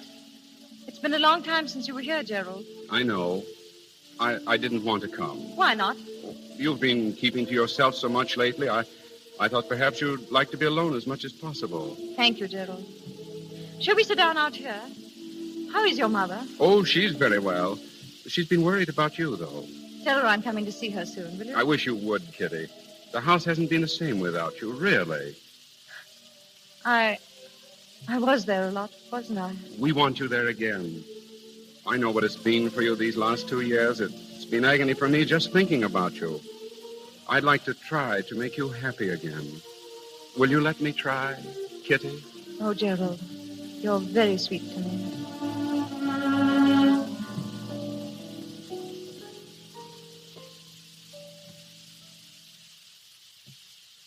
Mills, Yes, Mr. Crane? read that last paragraph back to me, will you? Certainly, sir. The boys, tired of fishing, were splashing about in the sea, having left Jennifer on board to watch the lines. They'd swum a little distance away from the side when a puff of wind stirred the sails. The boat gave a quiver, and Jennifer jumped to her feet. Suddenly she realized to her horror that the boat was a-moving. In terror, she ran to the side and shouted, "Peter, Peter, we're drifting out to sea." Mm-hmm. That's pretty exciting, sir. Excuse me asking, sir, but what's going to happen to her? I'm not sure yet. We'll call that the end of chapter 6, Mills. Very good, sir. End of chapter That'll be all 6. for this afternoon. By the way, Mills, any word from Dr. Barton? Oh, yes, he's coming down the 8 o'clock train, sir. Oh, well, have some hot tea ready, Mills, and a good fire if you can stir one up. Yes, I'll have a fine fire, sir. There'll be great guns by the time he gets here.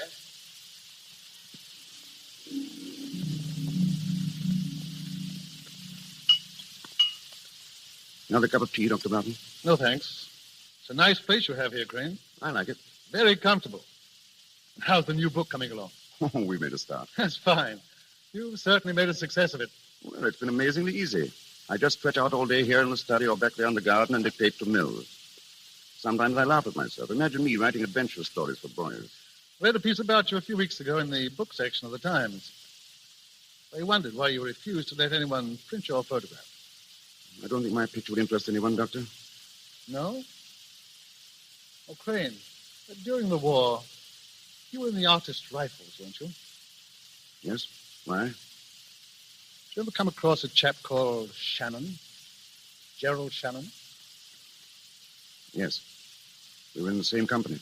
Oh, is that so?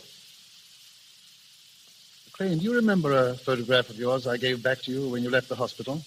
A photograph of 3 people? I remember. I think I saw 2 of those people again. Oh, their pictures, I mean. Where? In the Sunday Times. I brought it along with me. The caption says they're Gerald Shannon and Kitty Vane. Is that right? Yes, that's right. What's it say about them? It says they're going to be married. Married? Are they? I'm very glad. We used to be quite good friends. They've been very close to each other all their lives. I was hoping this would happen. When is the wedding? June 3rd. They're giving an engagement dance tonight at his home. Oh, that's fine, isn't it? I'm glad.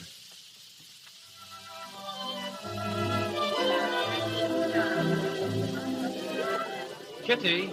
Kitty, where are you? Yeah, Gerald.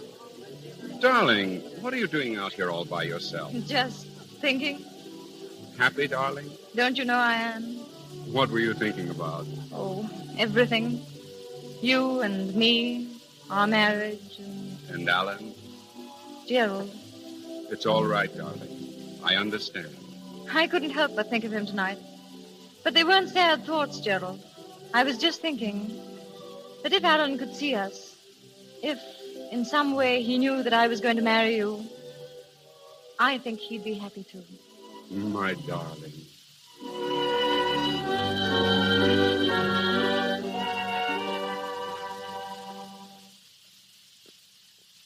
I say, Crane. Crane. What? Oh, yes, Doctor? You've been sitting there for over an hour without saying a word.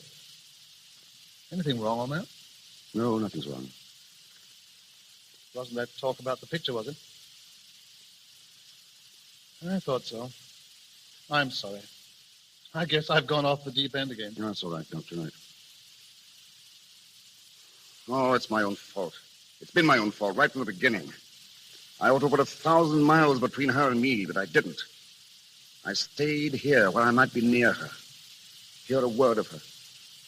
I had it coming to me, and now I've got it.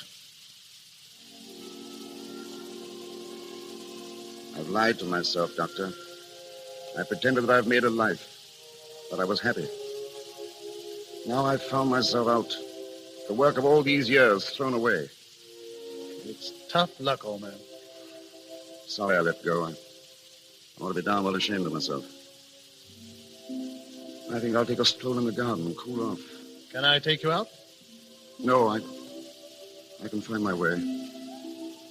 I'm used to it now.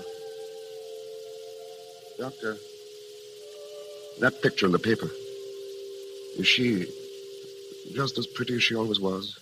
Yes. She's very pretty. I'm glad it's a good picture. I wish I could see it.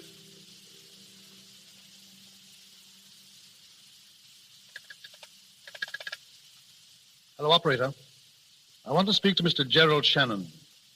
No, I don't know his number, but it's near Southwell. Yes, Shannon. Gerald Shannon.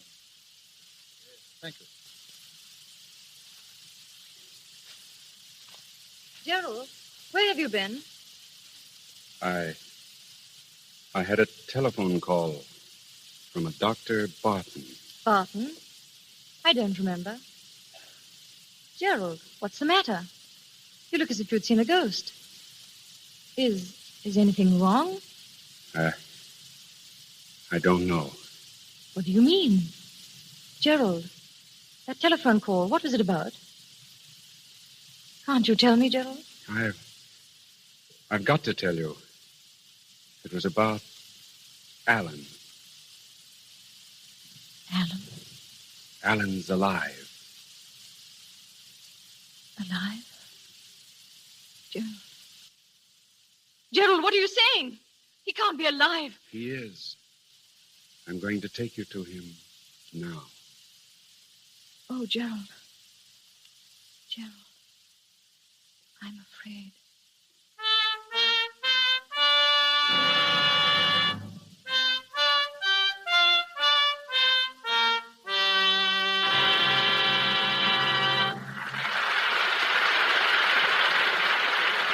We pause for station identification. This is the Columbia Broadcasting System.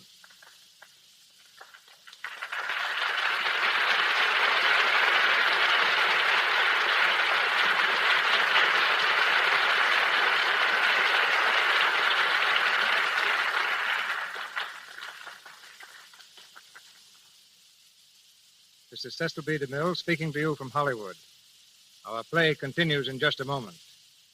Standing beside me is a man who has been dancing in and out of trouble all his life.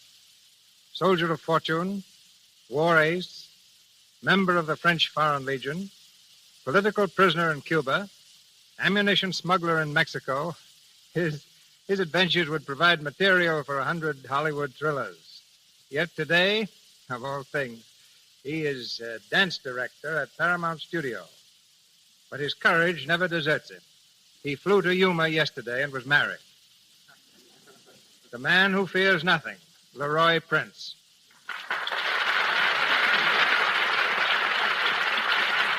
You're wrong, CB. There are two things I am scared of. One is this microphone, and the other is DeMille. I don't know why. I've trusted you with some of my oddest odd jobs, including me help make fox hunting scenes. I sure remember that. Every time you got through shooting a scene of the dogs chasing a fox, you made me chase the dogs back home. I'm a dance director, not a dog catcher.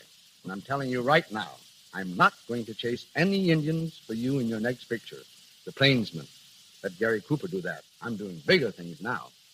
Bigger than a DeMille production? You must be starting another revolution. Are you? Well, I might be. I'm picking the 100 most beautiful girls in Hollywood for Paramount's new picture, the big broadcast of 1937. Dancing into trouble again, huh? You said it. Because Hollywood's just jam full of girls with trim figures and nice complexions. I mention nice complexions not only because this happens to be the Lux Radio Theater, but because good complexions are really important. And, of course, Lux toilet soap is what almost all of these girls with nice complexions use. As a matter of fact, I use it myself. But I guess that's beside the point. But I can tell you why the girls use it. There are so many good dancers that if you want to get anywhere, you've got to stand out from the crowd. Nothing does that for a girl better than a really beautiful skin. And that's why more and more of these kids are using Lux toilet soap. Because the nice-looking girls are the ones that get the breaks. They use their heads as well as Lux, huh? Like your brother Eddie. Yes, and he still has a headache from it. You see, ladies and gentlemen, Mr. DeMille wanted a novelty act for his picture, Madam Satan. I knew my brother could provide it. Eddie's stunt consisted of leaping over a piano, landing gracefully on his head, and rolling up to his feet. We set the scene. Eddie ran, sailed through the air, cleared the piano, and made a perfect landing on his head. Just as we guaranteed. How do you like it, I asked Mr. DeMille. It's all right, said Mr. DeMille, looking steadily at Eddie. Why doesn't he get up? He certainly used his head to get into pictures.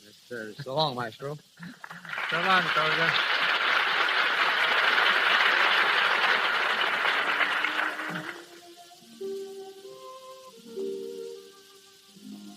We come to the last act of The Dark Angel, starring Merle Oberon as Kitty Vane and Herbert Marshall as Alan Trent. It is 1 hour later. Dr. Barton and Alan stand facing each other across a table in Alan's cottage. The doctor has just told Alan of his telephone call to Gerald. Why do you do it, Barton? Why? I had to, old man. I knew it was right and that it had to be done. Shannon ought to be here soon. I expect you'll want to speak to him alone. Yes, of course. Well, I'll clear out. Did you tell him that I was blind? No. Only that you were here. Is he coming alone? He didn't say. I don't know what this will do to your feeling for me. I hope not too much. Good night, old man. Gerald coming here. Mills. Mills. Yes, sir? Come here, Mills. Tell me something. Is this room just as it usually is? Why, yes, Mr. Crane. I must be absolutely certain. Have a good look. Is anything out of its usual place? Any furniture changed about? No, sir. Nothing at all, sir. Good. My pipe's here in the tray. Yes, that's right. Matches. Cigarettes on the table? Yes, sir. And flowers in the bowl, right? Yes, sir. Right. What kind? What color? Yellow, sir. Tea roses. Tea roses. I must remember that. Anything else, Mr. Crane? No, thanks, no. Oh, wait. There was a copy of the Times that Dr. Barton left. It's here, sir. By the lamp, sir. Thanks. Bring in some drinks soon, will you? I'm expecting a visitor. Very good, sir. Let me know as soon as he comes. But remember this. Say nothing about my eyes. Do you understand? Nothing. I don't want him to know that I'm blind. That's why I want everything in its place, so he won't notice it. Yes, sir. I won't mention a thing, sir. Not a thing. That's all, Mills.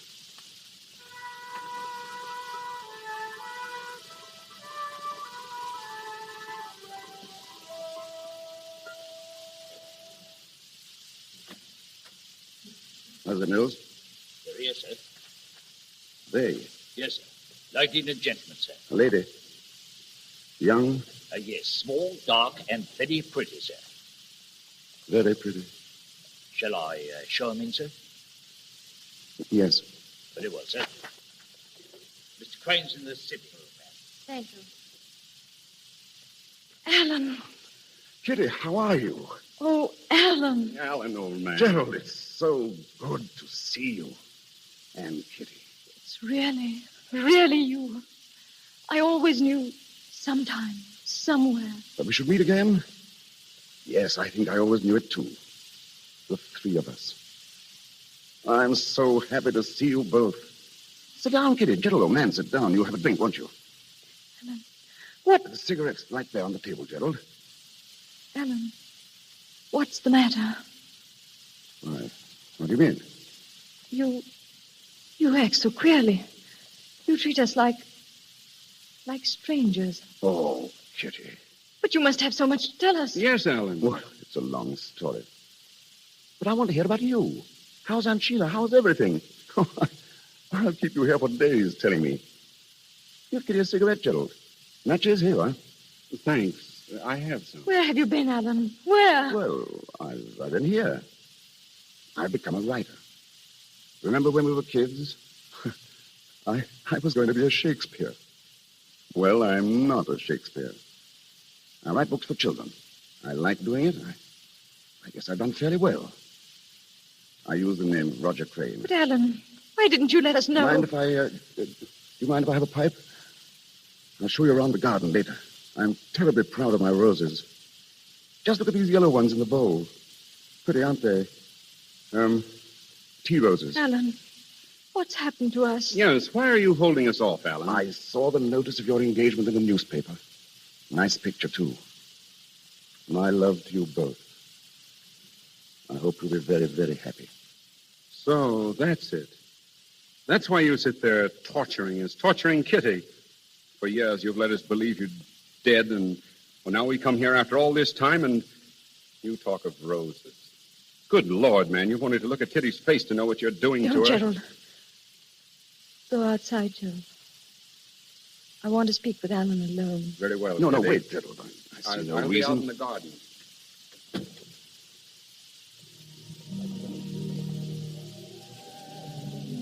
Alan, tell me now. There's very little to tell, really. You suffer, darling.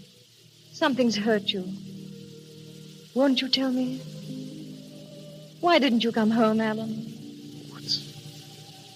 It's hard to tell you, Kitty. But I've got to.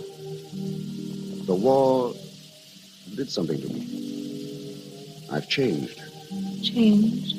Yes, after all, the war doesn't leave you quite where it found you, does it? I spent months in a German hospital, months in a prison camp. When I came out, I wanted to be alone for a little while. To build a new life away from old friends and old memories. So I came here. I always meant to come back someday. But I like it here, and well, I just didn't come back. You stopped loving me. Is that it, Alan? I love you, Kitty. I loved you then. But in a different way, I suppose. I didn't have the courage to tell you. I see. I understand. Forgive me. I've been tormenting you. This means we won't see each other again. It would be better if we didn't, Kitty. Very well. But before that happens, I want to tell you that I loved you then. I love you now. I love you with all my heart. I've never loved anyone else. I never will again.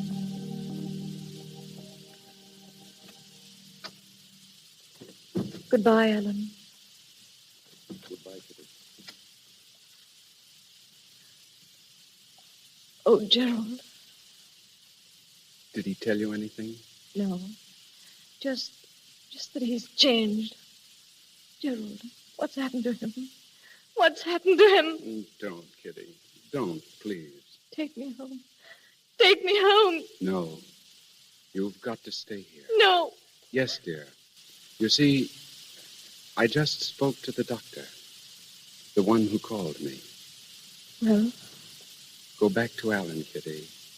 He needs you. You love him, don't you? Go back inside and stand in front of him. Don't tell him you're there.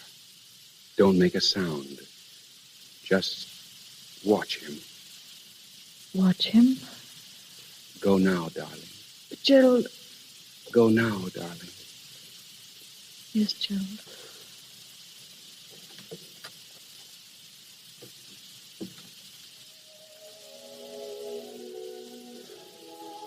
Who's that, Mills? Mills, come here. I was just about to call you. I've been thinking lately of going away, leaving the country. I have reasons, unfortunately, and I'll have to let you go. I'm sorry, Mills, but... Mills, are you there? Who is it? Who's standing there? Alan. Oh, Alan, my darling. Kitty. My darling, my darling. Why didn't you tell me? Why didn't you tell me you couldn't see me? Kitty, don't. I'm here now, darling. Right here in front of you. Put your arms around me. Hold me. Hold me tight. Stop. Think what it means. It means life again. I've been dead. Oh, dearest, it was cruel of you. How could you know me so little? Kitty, will you listen to me? No, I won't. I won't. You told me once never to go away. I never shall. You may as well face it. You'll never be alone again, darling. Wherever you are, I'll be with you. Always. Always. Oh, Kitty. I never could escape from you, could I? Never. You were always popping up. Always. Thank God you popped up this time.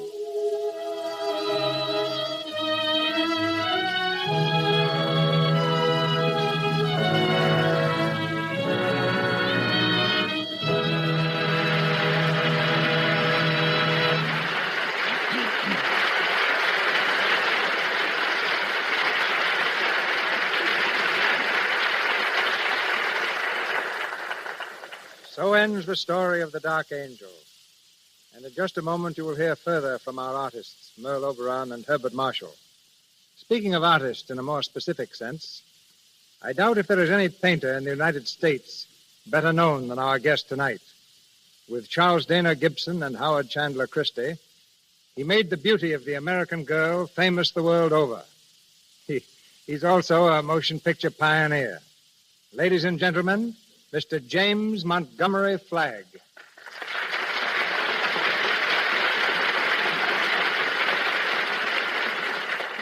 Yes, you may not have noticed it, Mr. DeMille, but I was making two-reelers when you were making your first great spectacle films. I produced and supervised 26 satirical comedies. They were billed as comedies because they claimed no one would know what a satire was. They thought it was a gent with goat's legs and horns. I even acted in some of them. I hope your acting was better than my painting. Well, D.W. Griffith offered me $30 a week to play villains. He's never withdrawn the offer.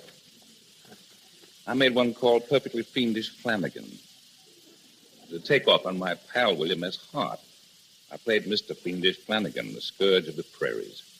But this time I came out here from the United States to make a series of 12 portrait drawings of leading stars for photoplay covers.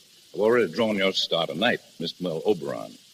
I'd seen her in several pictures, but never had the slightest desire to make a portrait of her.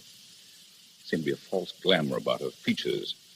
But as soon as I met her, I found Miss Oberon beautiful. The same charming, unaffected, real person she portrayed tonight in The Dark Angel.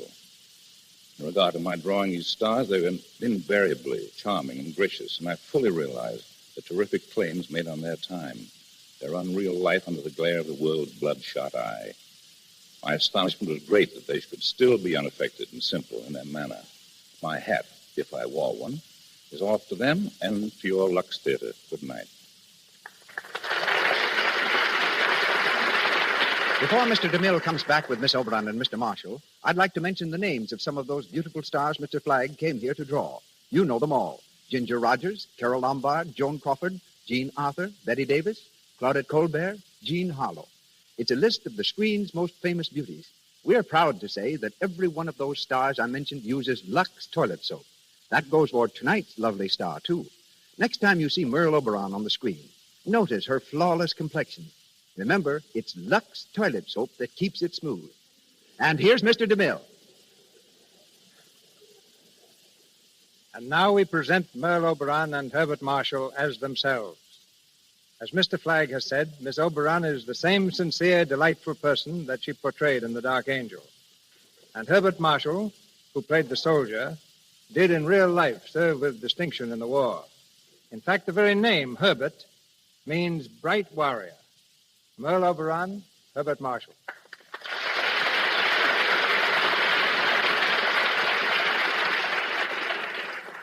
Now, just a minute, Mr. DeMille. You have me a little mixed up. Before the play, I was a man who hated to fight. During the play, I did, and now you say my name proves I love it, and I don't. Names are deceiving. Cecil means dim-sighted. Yeah. Yet out of 3,000 people at a Roman banquet, I can detect the one extra girl on the back of the set who's chewing gum. And Merle means nightingale, but I never sing in my pictures. I'm told you sing and speak in many languages. French, Spanish, Russian, even Hindustani. That's from living years in India, Mr. DeMille. It was there that I first saw the picture, The Dark Angel. It was the silent version, with Ronald Colman and Vilma Banky. And I longed to be an actress and do it myself. Well, you realized your dream magnificently, both on the screen and tonight in the Lux Radio Theater. It's your best performance so far. What's your next? It's called, for the time being at least, In Love and War. What's yours, Bart? All's fair? Now, next week I start in Portrait of a Rebel with Katharine Hepburn. Who's the rebel, you or Catherine? Oh, it's Katharine. But I was a rebel once. My family wanted me to be an accountant. I wanted to be an actor. That's one rebellion I approve of. Oh, thank you, Cecil. Good night. Good night, Bart. Good night, Miss Oberon. Thank you, Miss Oberon and Mr. Marshall. Ladies and gentlemen, this is your announcer, Melville Ruick. Before Mr. DeMille returns to tell you of next week's play, may I say that our cast tonight included Rod LaRock as Gerald, Edward Cooper, Lillian Kemble Cooper, Crawford Kent, Juana Lidbell, Gwen Mannering, Lionel Pate, Edward Reimers, Charles Romano, and Zeffie Tilbury. Miss Merle Oberon appeared through the courtesy of Mr. Samuel Golden. Herbert Marshall comes to us from RKO. Louis Silver's our musical director from 20th Century Fox. And from Paramount, our director, Cecil B. DeMille. And here is Mr. DeMille to speak to you. Next week, the Lux Radio Theater stars Jeanette MacDonald, lovely MGM star in Irene. A large and colorful cast will join Miss MacDonald in singing the exquisite music of Irene, and the girl in the Alice blue gown will live again, this time on the air.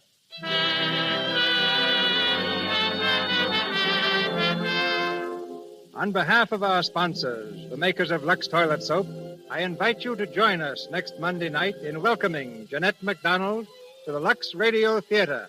This is Cecil B. DeMille saying good night to you from Hollywood. Heard on tonight's program was A Pretty Girl is Like a Melody from the Music Box Review. This is the Columbia Broadcasting System.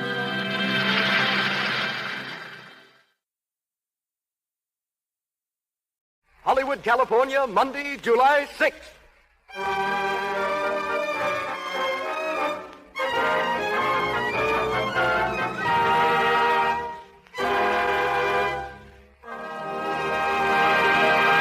The Lux Radio Theater presents Lionel Barrymore in the voice of Bugle Ann with Porter Hall and Anne Shirley.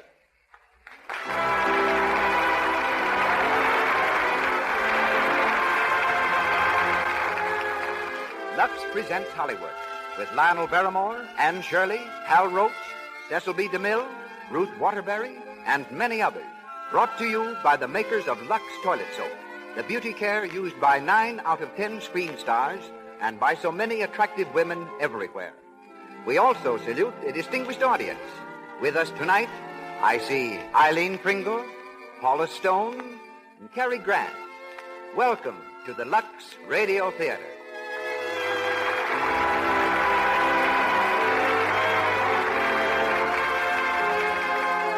As producer of the Lux Radio Theater, we present one of the most distinguished personages of the entertainment world.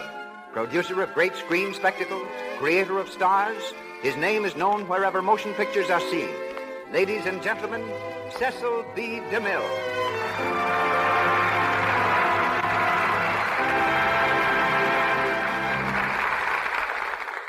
Greetings from Hollywood, ladies and gentlemen. The history of the American theater should be read by gaslight, because it was by gaslight that its most colorful chapters were written. A popular song of the day was Two Little Girls in Blue. Horse cars were running on Broadway. Sherry's was the place to eat after the theater. Hansom cabs scurried through Central Park.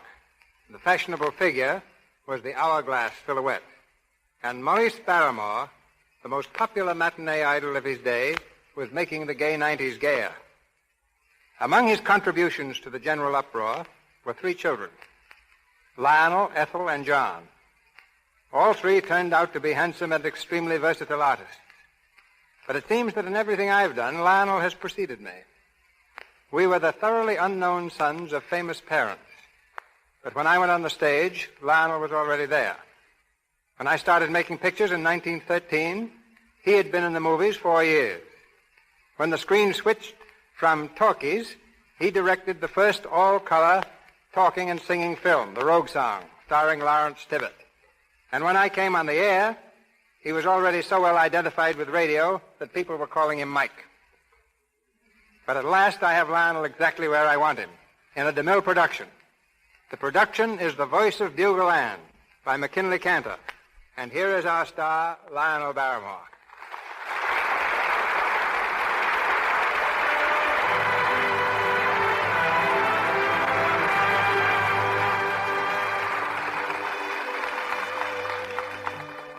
The chief sport of Missouri farmers is fox hunting. Night after night, they gather in groups and let their hounds loose on the trail. Far or near, they know each hound's voice. They know when the scent is hot and when the fox has doubled on its trail. They sit by friendly fires before and after the chase. There's such a fire burning now. And toiling toward it through heavy underbrush, we see the shadowy figures of Spring Davis, a grizzled old farmer, played by Lionel Barrymore, and his son, Benji. Can I help you, Paul? No, I don't need no help. You just take care of yourself, son. I can hear the hounds coming this way. That the fire right up there? Yeah. I can see old Calhoun Royster standing up by it, and Bake, and some other fella. Who's that? You, Spring? Yeah, me and Benji. Well, come on. You're missing the whole thing. Well, got here as fast as we could, Cal. What held you? That Molly Pitcher hound of mine. She's going to have a litter. Evening, Bake. Evening, Mr. Davis. Evening, Benji. Evening. Spring, this here gentleman over here is Mr. Tanner. He's from the city. Sells insurance. Evening. How do you do? Come up to listen to the hound? Why, yes. Mr. Royster, Cal here, was talking so much about it this afternoon, I asked if I might come along. Oh, glad to have you. This is my son, Benji. How do you do? Evening. Throw another log on the fire, Big. Pretty near to going out. Listen, they're over the ridge of Heaven Creek now. The hounds are gaining. Well, how can you tell that? Oh, it's in their voices. You can tell just what's happening if you listen to them. Yes, but just where is the sport? I've heard of riding to hounds, and I can appreciate that, but this... Well, we don't ride no horses or wear funny caps, Mr. Tanner. We just raise hounds and train them for the hunt. Well, I should think there wouldn't be any foxes left in this part of the country, killing so many. Oh, we never kill the fox.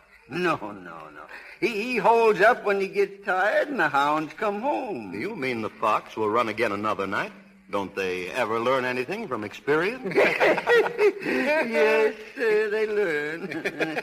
And they run again night after night, year after year. Yes, sir, year after year. And do you do this all night and every night? Oh, not every night, no.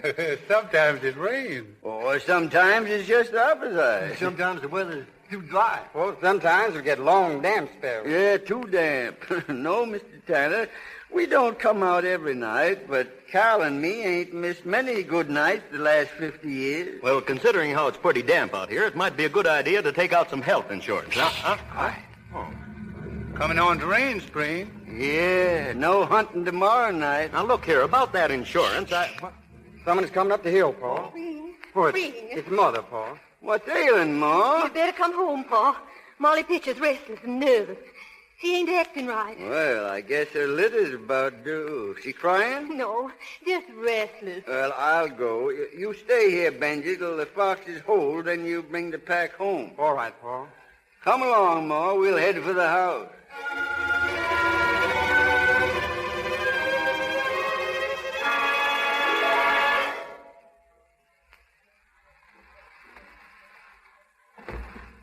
Well, Paul. I guess it ain't no use. Is she dead? Yeah. Molly was, she was always a timid little thing, and the lightning and thunder and being a mother was just too much. I guess so, Spring. Too bad. Yeah, too bad. How's the litter? Well, here they are. 5 of them. Let me see. Cute, ain't they? Yeah. But they demand a pretty big price sometimes for coming into this here world. Which ain't saying nothing about the trouble of raising them on a bottle. Well, it ain't as though I hadn't done it before. Look at that mare. She's a mouse run, Spring. No strength at all. Best let her die, I'm thinking. Oh, no, Ma, I wouldn't do that. After all, Molly sort of give her life for this one, the last of the litter. Not much to look at. No, she ain't. But that white blaze on her forehead there, that's kind of pretty, don't you think? You see the way it comes around her ear there? All right, now you'll be getting something to eat in a minute or two. You know, Ma, I kind of took to this one. I think I'll name her Anne, after a great-great-grandmother, Lady Anne. Oh, that was a beautiful voice, Ma. You remember Lady Anne? But maybe this one will have a beautiful voice, too.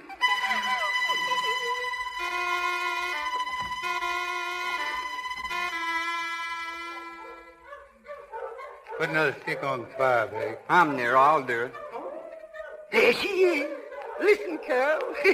There never has been a sound like that in Heaven Creek County till that little pup come along. Well, it's the strangest sound I ever heard. Well, that's why I asked you to come here tonight, Mr. Tanner. This is the first hunt. You were here the night she was born. That makes me kind of feel like her uncle. Yes, sir. Just about a year ago it was. I called her Lady Anne then. Lady Anne, that is, till I heard her voice, the sweetest voice in the world. Clear and soft like a bugle. And you renamed her. Yeah, she's Bugle Ann now. Bugle Ann. There she is again, Paul. Heading the pack. There never has been a tune like that in any throat in Missouri. And there won't be any more like her when she's gone. Gran, you're just plumb foolish over that animal. Well, why wouldn't it be? I waited a long time to have a hound like that. Yes, sir. Well, I should think it'd be worth it. Well, you see, sir, it's a matter of breeding good hounds and understanding them and kind of, well, being fond of them. Yeah, they're turned. Yeah. Swinging up past the old Camden place. Yeah, I heard someone's moved into the old house. I ain't heard. No, I have, and I've been meaning to speak about it. Yeah, Bake? It's some of the Camdens that's moving in up there. They're coming back home. The Camdens was great hound people in their day. That's 20, 30 years ago. Yeah, but this is the son-in-law of the old Camdens, and his name's Terry. And he aims to raise sheep. Sheep? Well, that means a fence. Sarah Lance's pa was at the lumber yard, and this fella Terry was there. He was ordering posts and wire. Wire? What kind of wire? Wolf wire. Hog-tied, bull-strong, and horse-high. I remember this Jacob Terry. Sure enough. He married Effie Camden. I heard she died up in Jackson County, leaving one daughter. It seems to me the daughter's first name was Camden. Well, I wouldn't call this Jacob Terry a pleasant man.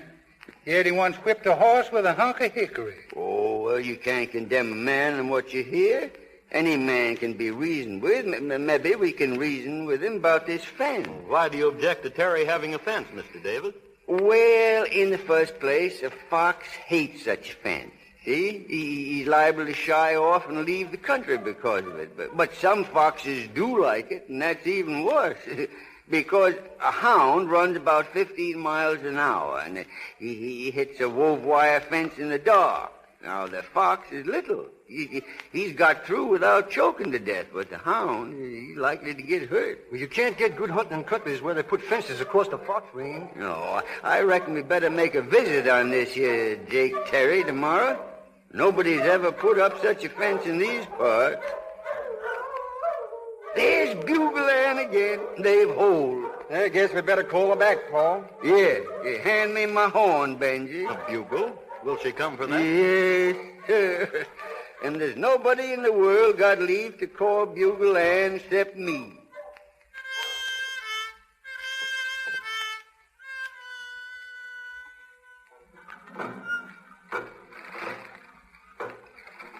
Camden, where are you? Here, Father, getting some water at the pump. Well, hurry up about it. There's a lot of work to be done around the house this morning. Yes, Father. And I want you to help me with that fence.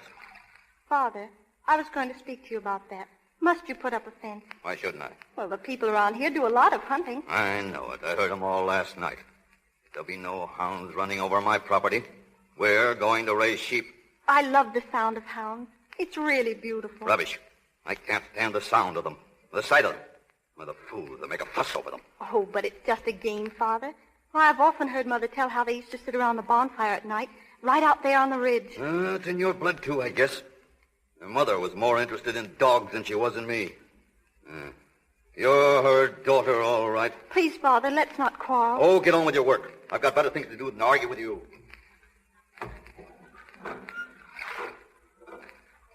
Good morning. You're Miss Camden, I reckon. Yes. Well, I'm Springfield Davis. This is my son, Benji, and this is Cal and Bake Royster. How do you do? Sir. We are neighbors, Miss Camden. We'd like a word with your father. Well, what is it about? Well, it's just that we wanted to discuss a little matter with him. Oh, Who are all these people, Camden? they want to speak to you, Father. What do you want? Mr. Terry, we heard you was going to put up a wove wire fence around your land. Well?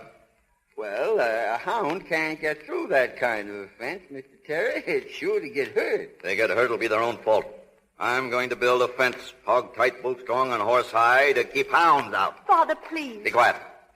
Now, nobody has ever put up such a fence in these parts. Well, mine will be the first, then. And if any hounds do happen to get through, I'll shoot them down. Well, now, I reckon nobody who was married to a Camden had hurt a hound. I'll do what I like. It's my property. Father, don't. I told you to keep quiet. Now, you pick up that bucket and take it into the house. Yes, Father. Well, let me help you, Miss Camden. You don't need your help. But You put down that bucket. I'm only trying to help. You heard what I said, Joe. Don't say it. Put it down, Benji. We're going now. Yeah. The sooner you get out, the better. And there's something else you better understand before you clear off. A hound ain't the only thing that's going to get hurt if it comes sneaking around my property. There ain't nobody going to get hurt, Mr. Terry, unless you say so.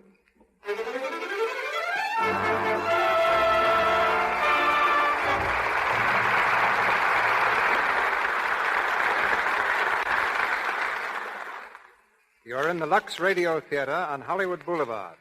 Our play, The Voice of Bugle Ann. Our star, Lionel Barrymore. We shall resume the play in just a moment.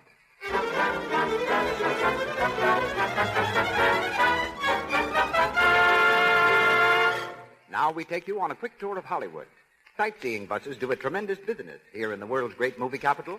Picture yourself on one of these buses now, going down Hollywood Boulevard. Don't miss anything. Here's the tour conductor. Corner of Hollywood Boulevard and Vine, ladies and gentlemen. Most famous intersection in Hollywood. A few doors to your right, down Vine Street, the popular Brown Derby Restaurant. Now, straight ahead, on your right, the Lux Radio Theater, the most famous radio theater in the world. Well, will you look at the Lux Radio Theater? Why, I always thought it was an imaginary place. Oh, ma'am, it's real. Mother, I knew that. It's the place those wonderful Lux plays are broadcast from. Remember? After I heard the first one, I began to use their Lux toilet soap. Yes, I do remember now. Seems to me your complexion looks much nicer since you started using it. Well, if you can believe Bill, it does. He says my complexion's elegant. Now we are turning into Gower Street, ladies and gentlemen. We see the home of the famous RKO Radio Studios. And as we turn around Melrose... Too bad our bus can't stop. We'd be proud to take you inside those famous studios. Or we could show you Lux toilet soap in every dressing room. Kept there because RKO radio girls and famous RKO radio stars like Irene Dunn and Ginger Rogers prefer this gentle soap. Just like you, they want to keep their skin lovely, free from dullness, tiny blemishes, and enlarging pores that mean cosmetic skin. Lux toilet soap guards against this danger because its active lather removes dust and dirt, stale rouge and powder thoroughly. We know you'll like the way Lux toilet soap keeps your skin. Try it.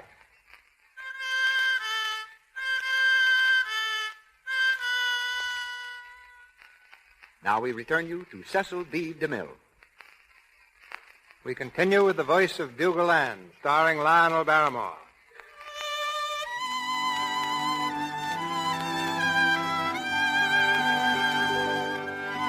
It's several weeks later.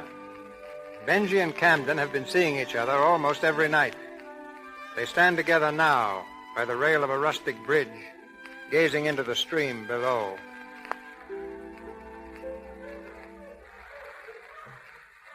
It's beautiful, isn't it, Benji?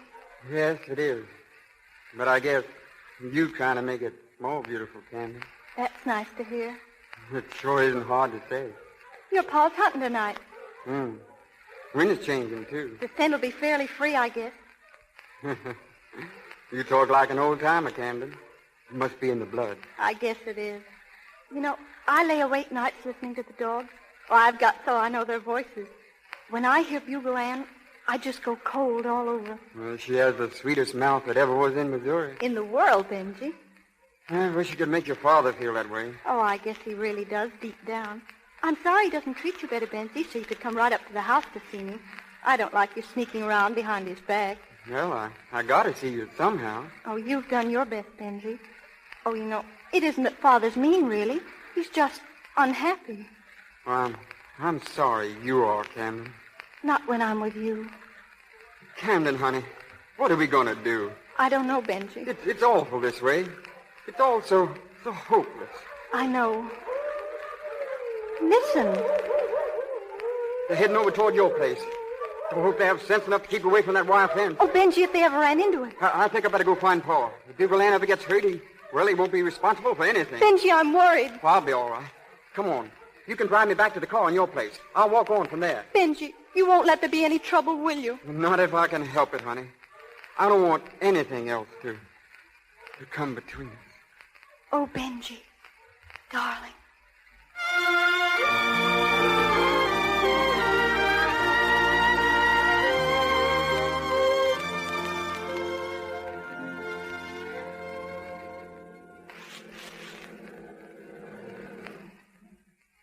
Thanks, Camden. I'll see you tomorrow. Wait, Benji. Well, what is it? Look over there by the fence, those men. It's Paul. Something's happened. Come on. I'm telling you once and for all, Spring Davis, get out of my pasture and get out now. You can put that gun down, Mr. Terry. Don't scare us at all. I come in here after my hound. Well, it ain't here. If it was, it's got no business among my sheep. It's Bugle Ann. She wouldn't hurt nothing. But she's so small, she could come through your fence when a fox brings her here. Yeah? Well, get this straight, old boy. I'm going to raise sheep, and I don't care a hang for all the hounds in Missouri.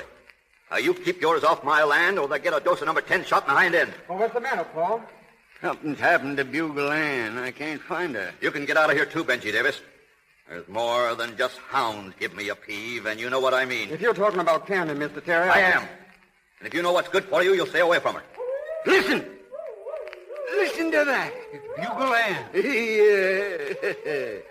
Mr. Terry, I'm glad for both of us that Bugle Ann's out there running safe and sound. It's a good thing for you she's out there and not in here. Foxhounds and Davises, they're all the same breed. And I'll kill any cur that steps on this grass. Jake Terry, if you shoot a Davis hound, I'll blow you clean to glory. Come on, Benji. Cal. Better round up the track, Spring. Getting kind of late to be out. Good-for-nothing ridge runners. Father, What do you want? it isn't all their fault. They were trespassing on my property. I know, but, Father, you could put up a fence that would keep your sheep in and not hurt their dogs. Oh, you're siding with them. No, Father, I'm not. Your mother always sided against me with her people. Oh, but you're so unreasonable. Those folks don't want any trouble. Why, they'd like to be friendly with you. Oh, I see. So they're already your friends. Sometimes I don't understand you, Father. Where were you tonight? I was out in the car. You said you were going to a picture show. I changed my mind. It was so warm. You lied to me. You just wanted to lollygag with a no-account lazy pup who... Stop it! I won't let you talk that way about Benji Davis. I said I didn't want you to see any more of him. Oh, listen, Father. Didn't you ever love Mother a little? Even in the beginning Don't try to get around me. I told you to stay away from me. You've got no right to say it. I've got to see Benji. You'll not lie to me again or disobey. I love him. And what you say or do won't make... Maybe that'll make some difference. That's the last time you'll ever strike me, Father. It ain't the first and it ain't the last. You'll do as I say. I'm leaving you, Father. I'm leaving you tonight.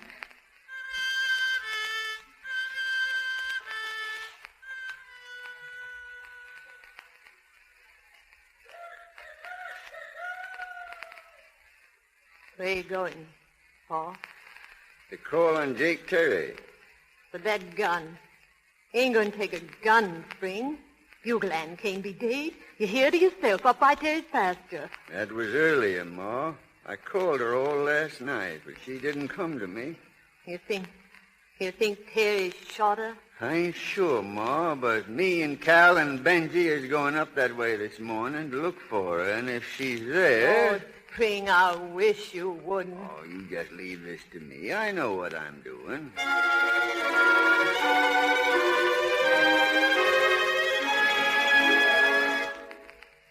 Don't see any sign of her, Spring. Well, she isn't here, that's sure.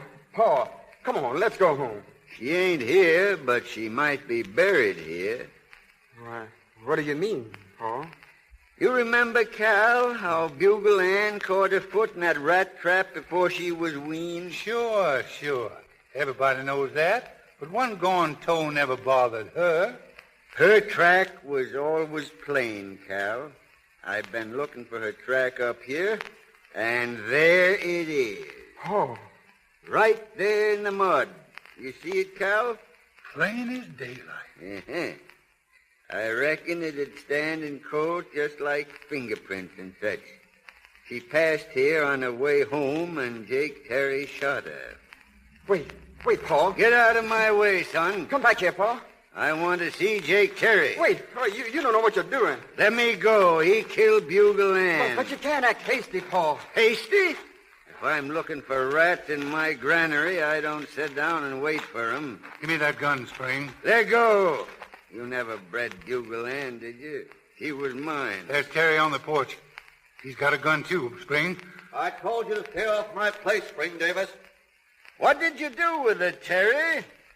What did you do with Bugle Ann? Get out of here, you old devil. You better answer me. I never killed your dirty hound, but I'll put some slugs into you if you don't get out of here. Look out, Paul. Oh, you hit it. I reckon I did.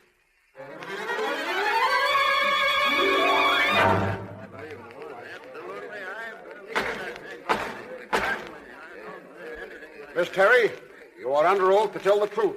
You know that. Yes, sir. And please tell the jury just why the defendant objected to your father building a fence. Because it interfered with his fox hunting. Where were you on the evening preceding your father's death? I was out riding with Benji Davis. When you returned to your house, what happened? We saw men by the side of the house. Spring Davis and Calhoun Royster. Yes. And Spring Davis quarreled with your father, didn't he? Miss Terry. Yes. And after they left? I tried to speak to Father. We had an argument. And then? He slapped me. Struck you? Just once, not very hard. What was the argument about, Miss Terry? About Benji. He objected to your going out with him. Yes. And the argument was not about dogs. Well, that's what started it, and I was... What happened then? I packed my clothes and took the car. It was my car, and he didn't stop me because he knew my Aunt Nancy had given it to me after Uncle Newt died. Go on. Well, I was angry. I didn't want to stay there. I drove away. Where? To my Uncle L. Nathan's place, up north. It was 2 days before I heard of my father's death. Miss Terry, are you still friendly with the defendant's son? We haven't seen each other, if that's what you mean. Since... One more question, Miss Terry. Did your father kill the defendant's dog? I left. I wasn't there. That's all, Miss Terry.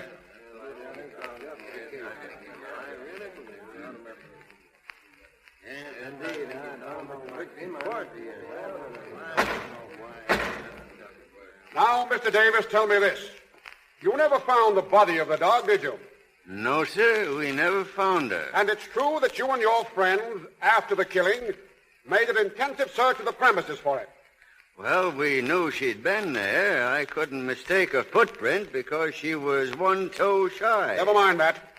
You went over Mr. Terry's fence and into his yard armed, didn't you? That's correct. You were prepared to kill. I object, Your Honor. Objection overruled. Answer the question, Mr. Davis. I told Jake Terry if he harmed Bugle Ann, there'd be trouble. Do you mean to tell me you were prepared to kill a man because of a dog? Oh, now, wait a minute. I guess you never owned a hound. Answer my question. Well, I am answering it. It kind of answers itself to anybody that ever owned a hound and loved it the way I did Bugle Ann. It wasn't because Bugle Ann had the sweetest mouth in the world, and it wasn't because I raised her from a pup and bred her to the horn. If she didn't have no more voice than a frog, I'd have felt the same way about her or any other hound of mine. Jake, you may remember what Senator Vest said about a dog. I reckon you do. He was a lawyer, and he said what he had to say in court, the same as I'm talking. He could talk a whole lot better than I can. What he said was this.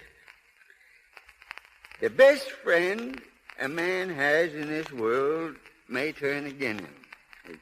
His son or his daughter that he's reared the best way he knows how may turn against him. The people who hoorah and cheer when everything's going good will be the first ones to heave a rock at him when he's down. The one absolutely unselfish friend that a man can have. The one that never deserts him, the one that never proves ungrateful or treacherous, is his dog. Yes, sir. A man's dog stands by him rich or poor, sick or well. He'll sleep on the cold ground with the wind blowing and the snow driving. It don't make no difference to him so long as he's there by his master's side. He'll kiss the hand that ain't got no food to give him. He'll guard the sleep of a pauper as if he was a king. And when all other friends desert, he sticks. If fortune drives the master and an outcast into the world, friendless and homeless, the faithful dog don't ask nothing more than just to be with him and guard him against any danger that he can. And when the last scene of all comes, and he's laid away in the cold ground, no matter if all his other friends go on their way, there by his grave you'll find the dog.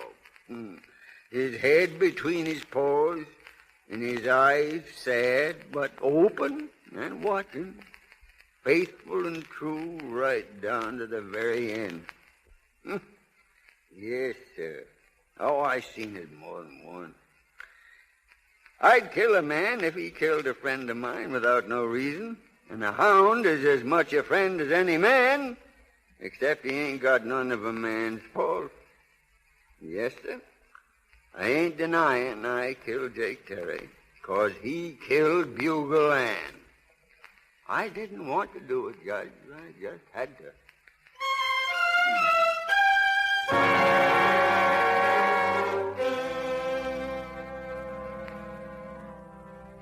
Has the jury considered its verdict? We have. We find the defendant guilty of murder.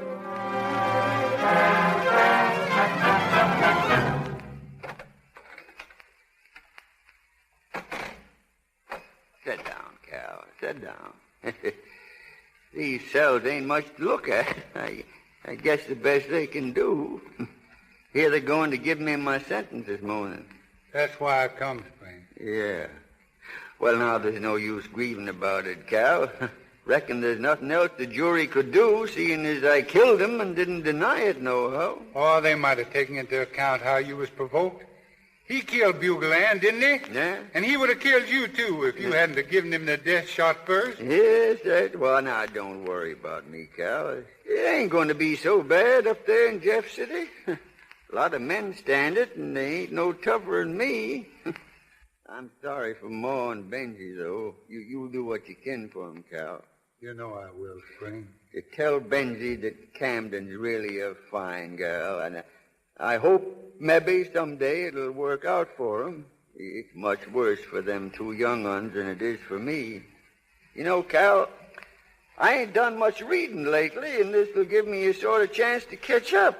Oh, I'll send you the Red Ranger and the Hunter's Horn to read. Oh, now that's mighty fine of you, Cal. Spring, no, sure. Don't feel bad, Cal. It's all right. It ain't nothing.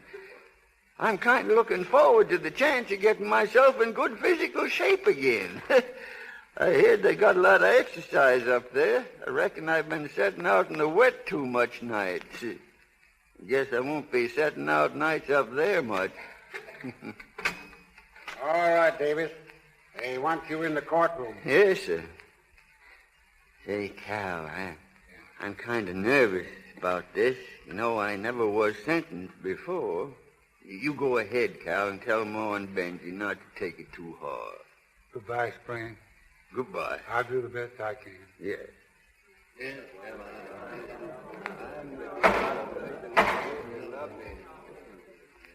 Spring Davis? Yes, sir? The jury has heard the evidence presented in this court, and they have found you guilty. The court hereby sentences you to the state prison for a period of 20 years for the crime of which you've just been convicted. Spring. No. It's all right, Ma. Don't carry on now. But 20 years. It ain't right, Spring. No, Ma. No. I'm awful sorry to bring this trouble on you, Ma. I'm awful sorry, Ma.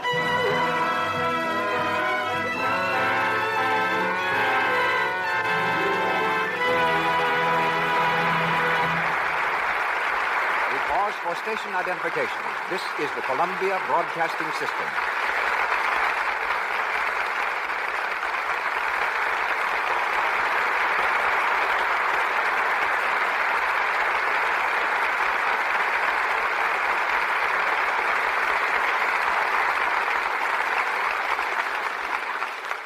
This is Cecil B. DeMille speaking to you from the Lux Radio Theater in Hollywood. Lionel Barrymore and Anne Shirley return shortly for the third act of The Voice of Bugle Ann. Line for line, more news is printed about Hollywood than any other community in the world. Affairs of state are taken off the front page to make way for Shirley Temple's newest tooth or Greta Garbo's search for solitude. And magazines make public the private lives of our stars.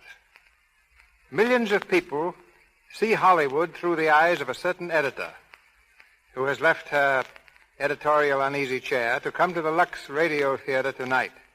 The editor of Photoplay magazine, Miss Ruth Waterbury.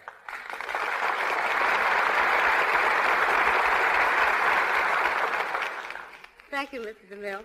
You know, when an editor interviews a director, that's not news. But when a director interviews an editor... That's a radio program. Miss Waterbury, I have a protest to file on behalf of the gentlemen of the screen. Why aren't more pictures of male stars used on magazine covers? The answer's simple. When we have a beautiful girl on the outside of our magazine, many people buy it just for the picture. But when we have a man's picture on the cover, no soap. Don't say no soap. This is the Lux Radio Theater.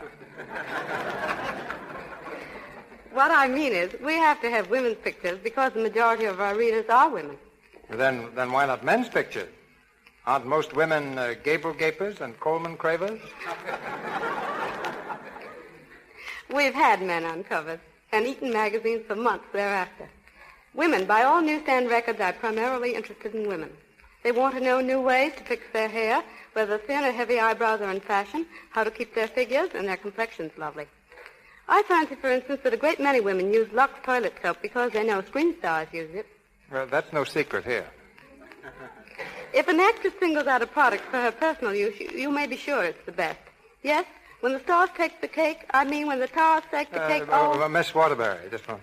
What you're trying to say is, when the stars take the cake, Lux is the cake they take. In any event, Hollywood is teaching women the tremendous importance of personal appearance, and it's teaching the world that glamour is not a quality you're necessarily born with. In other words, you, Mr. DeMille, the great glamour creator, know that glamour is just learning how to emphasize one's own personality. This, I believe, is why Hollywood today is dominating the news of the world. It is every woman's inspiration. It is teaching every woman how to emphasize her own best points. Thank you, and good night. Good night, Editor.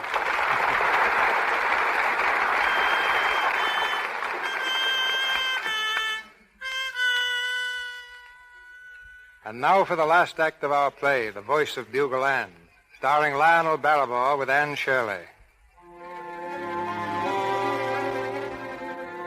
Almost a year has gone by since Spring Davis was condemned to prison. It's late evening, and in the kitchen of the old farmhouse, Benji and Mrs. Davis are sitting tensely in their chairs.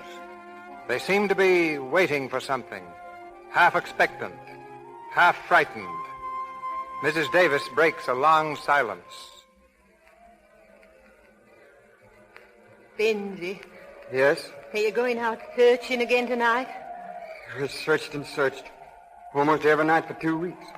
She's never answered the phone. I heard her, and you heard her. Bake heard her, so'd his paw. It wasn't no mistake. Bugle Ann was bugling that night. She couldn't have been more. Bugle Ann's dead. Terry killed her almost a year ago. I never said she wasn't dead, Benji. But we heard her just the same. Oh, it's unnatural to believe in ghosts.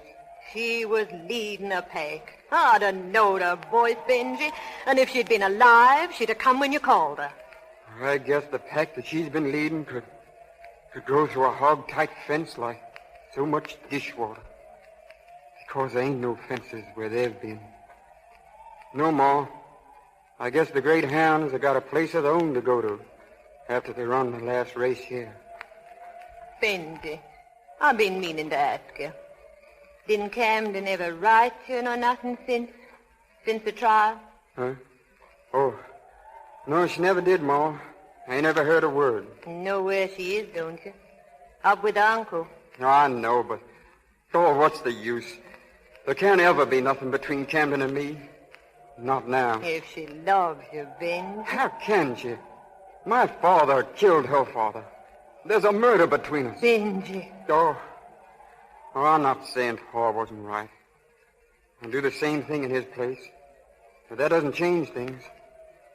Nothing can change things. Benji. Shh. There it is again. She's back, Benji. She's come back. Don't say that, Ma. Ma, it isn't possible. Possible or not, Benji. That's the voice of Bugle Ann.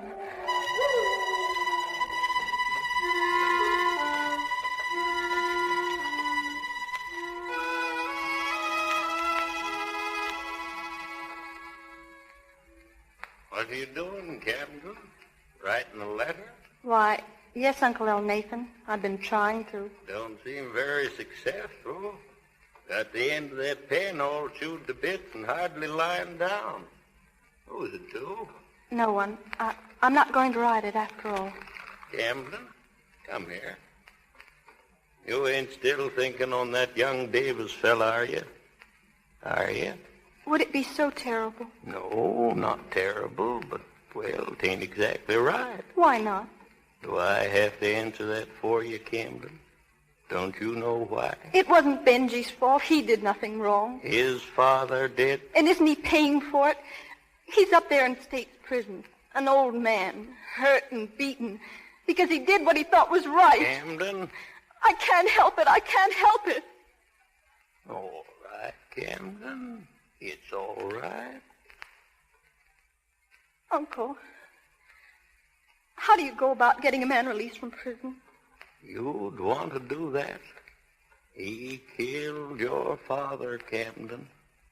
I guess it's the awfulest thing in the world to have hated one's father.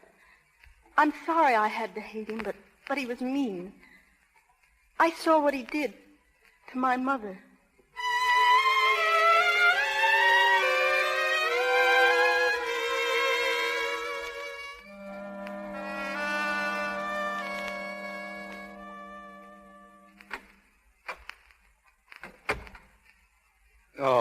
Come in, Davis. Thank you, sir. Thank you. They tell me you want to see me, Warden. Yes, I suppose you're wondering what it's all about. Well, about the only thing I could figure was maybe I wasn't doing so well as a gardener. Maybe you was sending me to some other prison. No, nothing like that. Mr. Davis, you're free. Free?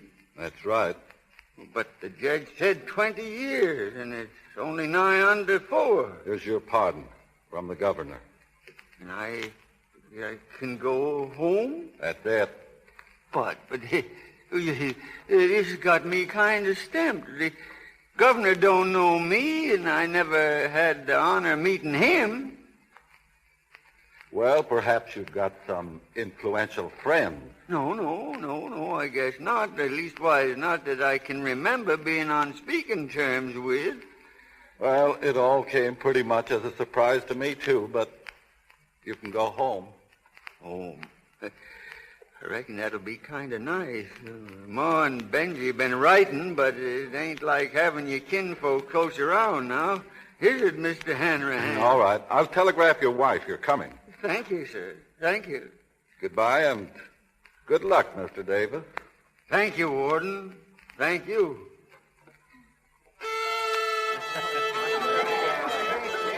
Kick your partners for the day. Swing your partners. It's mighty nice of you, Ma, to have all the folks over. Oh, we're so glad to have you home, Pa. It's a real celebration. How do I look?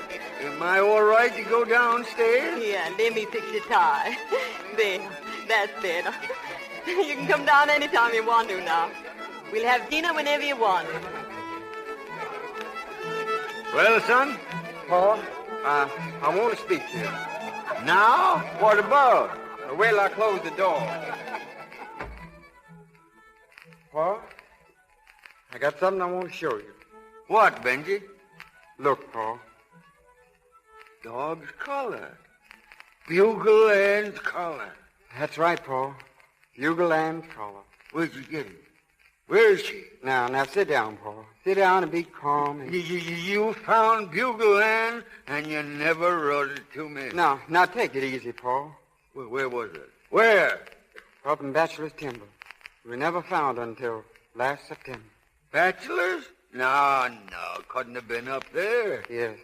She was caught right in that old rusty wire windbreak down near the shack. Caught in the wire? Strangled? Yes. How long she been there?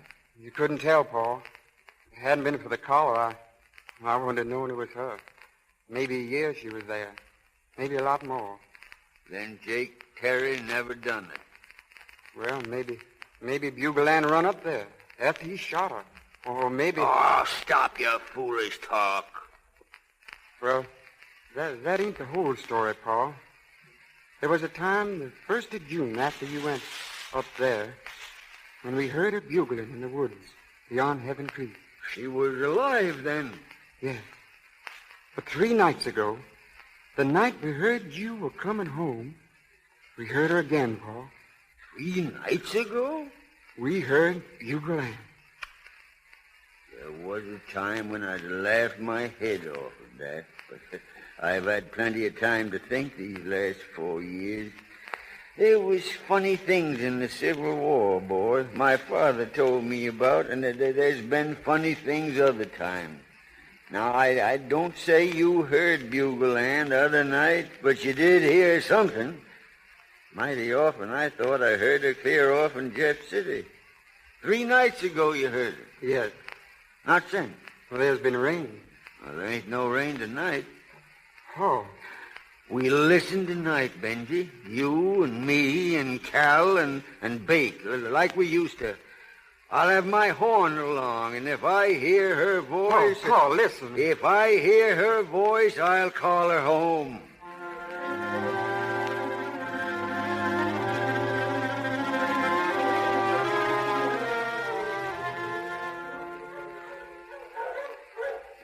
Paul, come here by the fire. That's a beeline fox, all right. Don't let no grass grow under his feet. Benji, what is it, Bake? What'll happen if your pa blows that horn he's carrying? Would she come back to answer it? Shh, look out. It's getting sweet, Cal. Yeah, getting sweet. Listen. It's Bugle Ann. It can't be. It can't. It's Bugle Ann. Paul, listen. It's a hound, an ordinary hound. It belongs to... I reckon it's an Armstrong. No Armstrong ever had that kind of music in him. No. For pity's sake, Spring, it's just a kind of an echo. Cal, if she comes real close to us, I'll blow the bugle for her. Paul, sit down. Are you plumb certain that was her collar, Benji? I reckon nobody but the Lord seen her bones hop up out of the orchard tonight. Now, Spring, you got to get hold of yourself. Get hold? Why, I bred the most beautiful tune ever played in these parts. I ain't ashamed. Maybe you laughed when you seen me bring this bugle, but I reckoned it'd come in handy. Bugle Ann'll come home, Cal, when she hears this. She'll... What's that? It's someone else. Someone else is blowing her in. I never done it.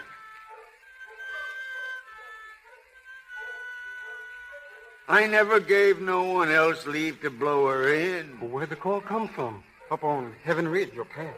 We'll find out where right now. Come on. There it is. Another fire. There's a hound walking back and forth. That's it? That's the hound? Wait.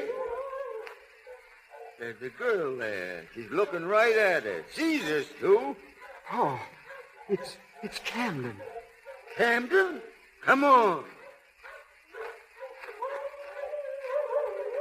Camden. Good evening, Benji. Why, what are you doing here? Was it you blew them notes? Yes, I did. Twice. That hound. What hound is that? I raised her. But it's got her voice. It's got Bugle Ann's voice. Yes, I know. I used to hear her. I tell you, the Lord never made no two hound voices alike. Same kind of mouth and all, he never did. What is it all about, Camden? This hound, she was hers, Benji. She's Bugle Ann's puppy. There were 4 more, but only this little one had the real bugle mouth. Bugle Ann? She never had no pup.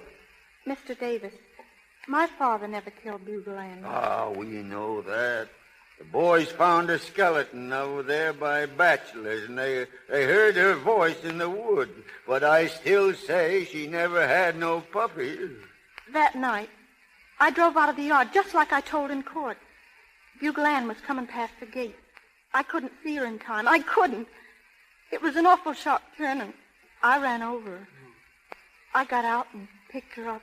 She wasn't dead, and she didn't seem to blame me. I was afraid there'd be trouble over her being hurt. Well, where did this dog get her voice? I took her up to Uncle Al Nathan's in Jackson County. After we heard what had happened, I didn't dare tell the truth. It would have been worse for you if the jury knew that Bugle Ann wasn't really dead at all. Go on. Please, Cameron. I nursed Bugle Ann back to health. There were 5 pups, but, this one was like her. What happened to Bugle Ann? She waited till they were weaned. Then she left one night. There was a moon. She wasn't strong enough to run, but she did go away. We traced her 15 miles next day, then lost her for good. Likely she was heading for home when she struck a fox and you folks heard her. We never knew she was dead for sure, but we always thought she'd been killed trying to get back home.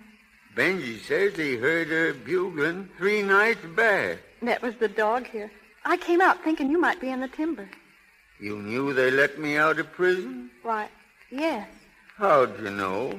Well, I just knew, that's all. You ain't got prophecy nor second sight? Say, maybe you're on speaking terms with the governor. No, I wouldn't call it that. But you had something to do with his pardon? Why, plain as you know. Speak up, child. All my folks weren't Terrys. There was some Camdens. That's right. They might have counted for something when considering a pardon. The Camdens mean something in this state. Why, even yet. Some of them are in the legislature, and the governor listens to them when they want something as much as I wanted you to be free. You did it, didn't you? Oh, I just did what I could.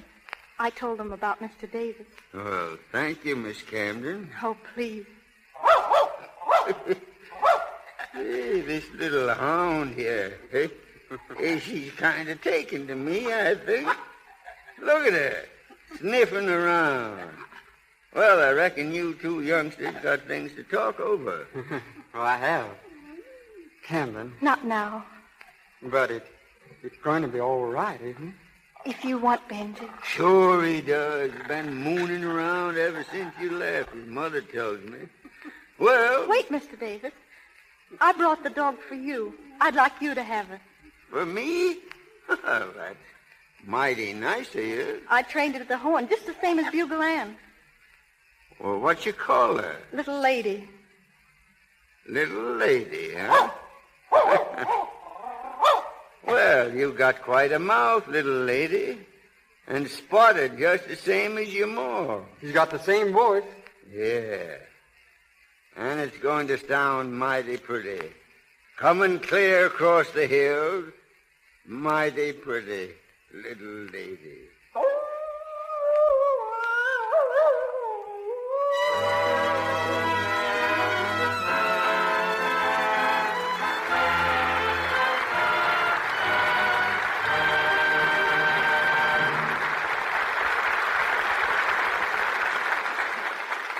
Our play, The Voice of Bugle Ann, with Lionel Barrymore as Spring Davis, is ended. But in a moment, you'll hear him again as Lionel Barrymore. When I came to Hollywood in 1913, the first man who asked me for a job was a cowboy extra.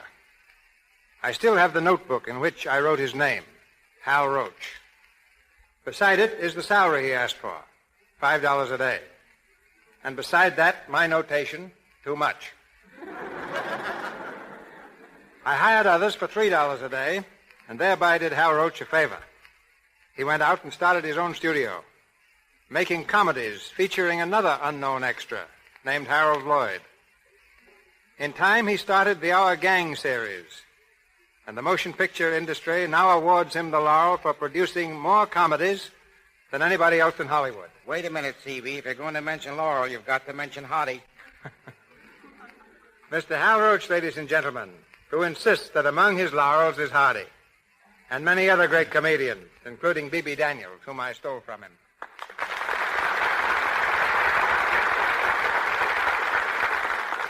G.C.B., I'm as nervous tonight as that cowboy who asked you for a job. Why nervous? You've graduated from cowboy to polo player. Don't blame that on me. It's my horse's fault. Can I help it if he was ambitious? He was more ambitious than some of the horses that run at your Santa Anita racetrack. You've picked many winners for films. You've developed the most famous group of youngsters in the world, Our Gang. But your greatest achievement was changing the custard pie from a harmless dessert to a deadly weapon.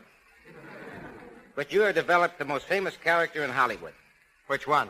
The Yes Man. Never heard of him. Yes, Mr. DeMille. Where do you get your child actors? Well, I went through raising those kids. At first, I couldn't get actors for our gang. People didn't want their children in films, and the slogan in Hollywood was, "Mothers, hide your children. Here comes Hal Roach." But now, after 17 years, the situation's reversed, and the slogan in the studio is, "Hide Hal Roach. Here come the mothers." Now, you created a lot of laughter in those years, and millions of people have relived their childhood seeing those comedies on the screen. You're more than a great showman, Hal. You make people laugh and forget their troubles. I can say the same thing for you, CB. Barnum had the greatest show on earth, but you've got the greatest show on the air. I'll be listening every Monday night. But before leaving, I'd like to answer a question asked by countless of fans. Who is going to play opposite Patsy Kelly since the untimely passing of that great comedian, Thelma Todd?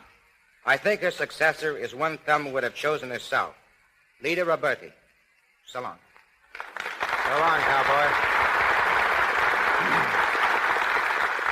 Few people know that besides his achievements on the stage, screen, and radio, the star of tonight's production is an etcher, pianist, and composer of distinct ability. Hollywood's most civilized actor, Lionel Barrymore.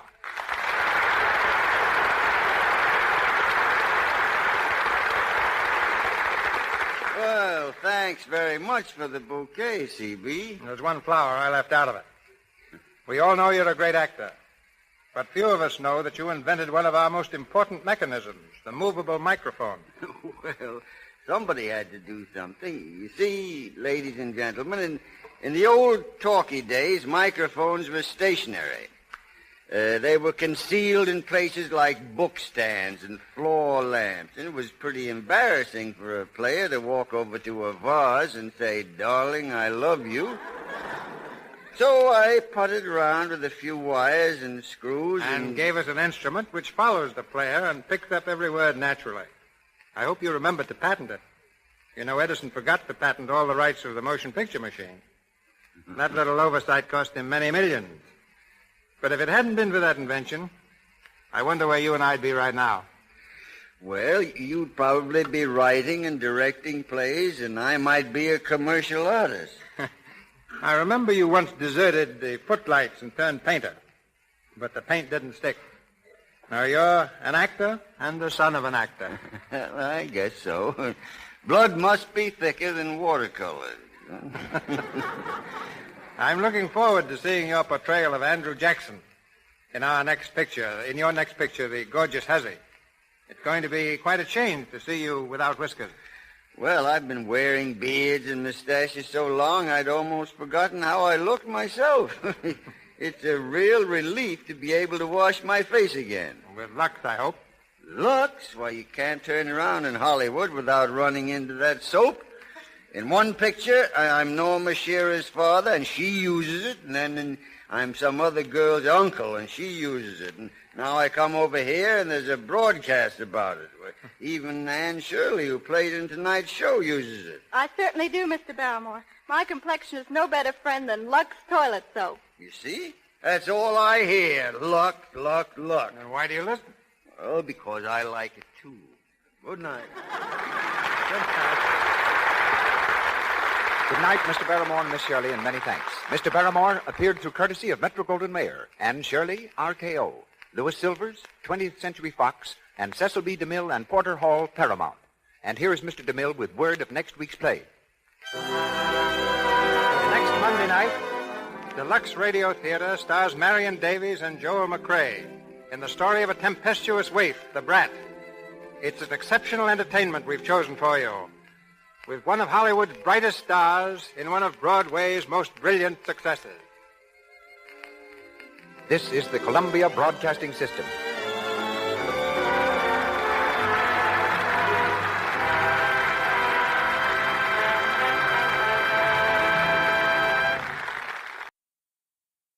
Hollywood, California, Monday, July 20th.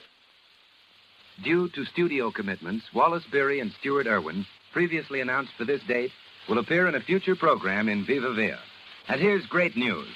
Tonight, the Lux Radio Theater brings you Claudette Colbert and Walter Houston in The Barker with Norman Foster.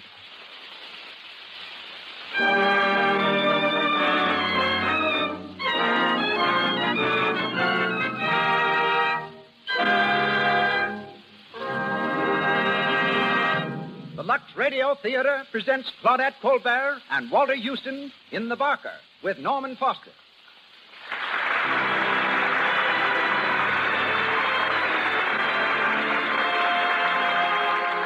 Lux presents Hollywood. Tonight, you will hear Claudette Colbert, Walter Houston, Norman Foster, Cecil B. DeMille, King Vidor, Louis Silvers, Emily Barry, and many others. Brought to you by the makers of Lux Flakes, direct from our theater on Hollywood Boulevard.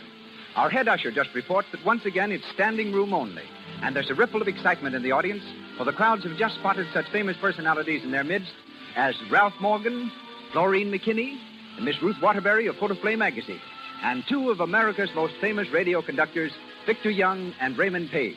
A hearty welcome to you all.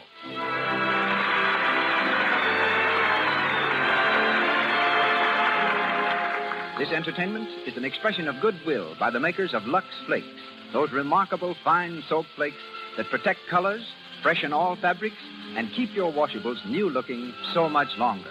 No wonder Lux Flakes are used in all the leading Hollywood studios. And now our producer. A foremost authority on drama, he has created over 60 great pictures, started more actors, and developed more stars than any man in Hollywood. Ladies and gentlemen, Mr. Cecil B. DeMille.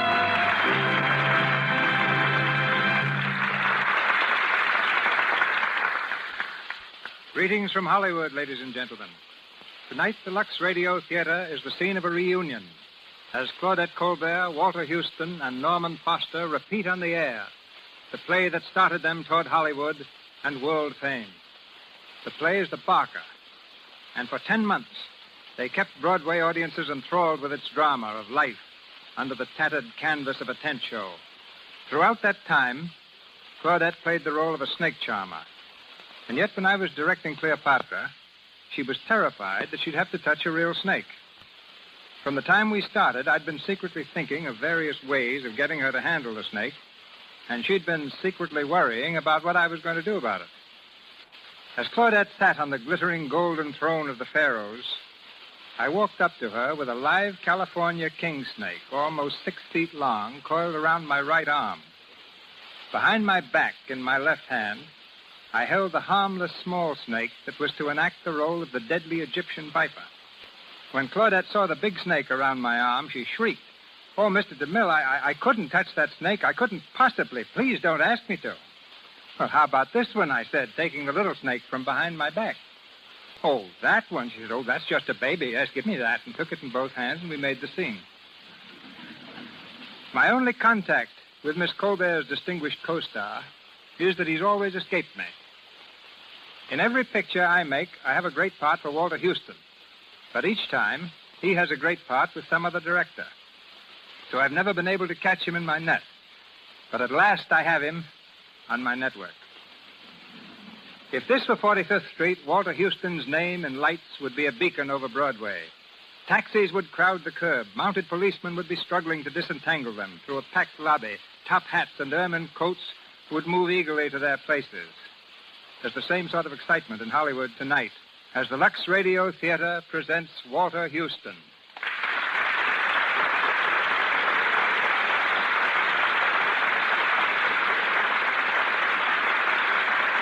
Claudette Colbert.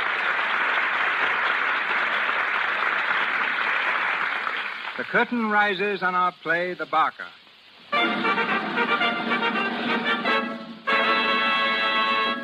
Claudette Colbert plays the role of Lou, the snake charmer. Walter Houston will be heard as Nifty Miller, the Barker, and the part of Chris, Nifty's son, is played by Norman Foster.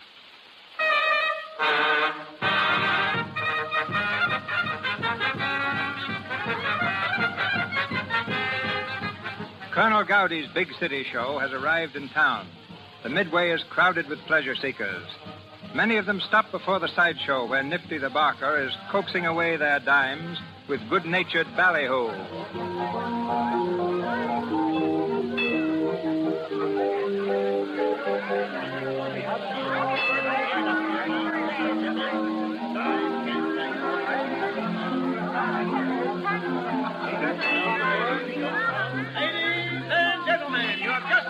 Free outside exhibition. I'm going to ask you to step in just a little closer so that I can tell you what we've got to entertain you on the inside. You are now standing in front of the big feature attraction of Colonel Gowdy's Big City Show. The biggest show for the money that has ever played your beautiful little city. It's a show full of spicy dancing, a show full of peppy dancing. On the inside, you'll see Princess Kalima, the pride of sunny Honolulu. She'll do her famous dance that has made her notorious throughout the civilized world. And folks, when she dances, she makes old men young and young men old. Take her along. She's worth the price of admission.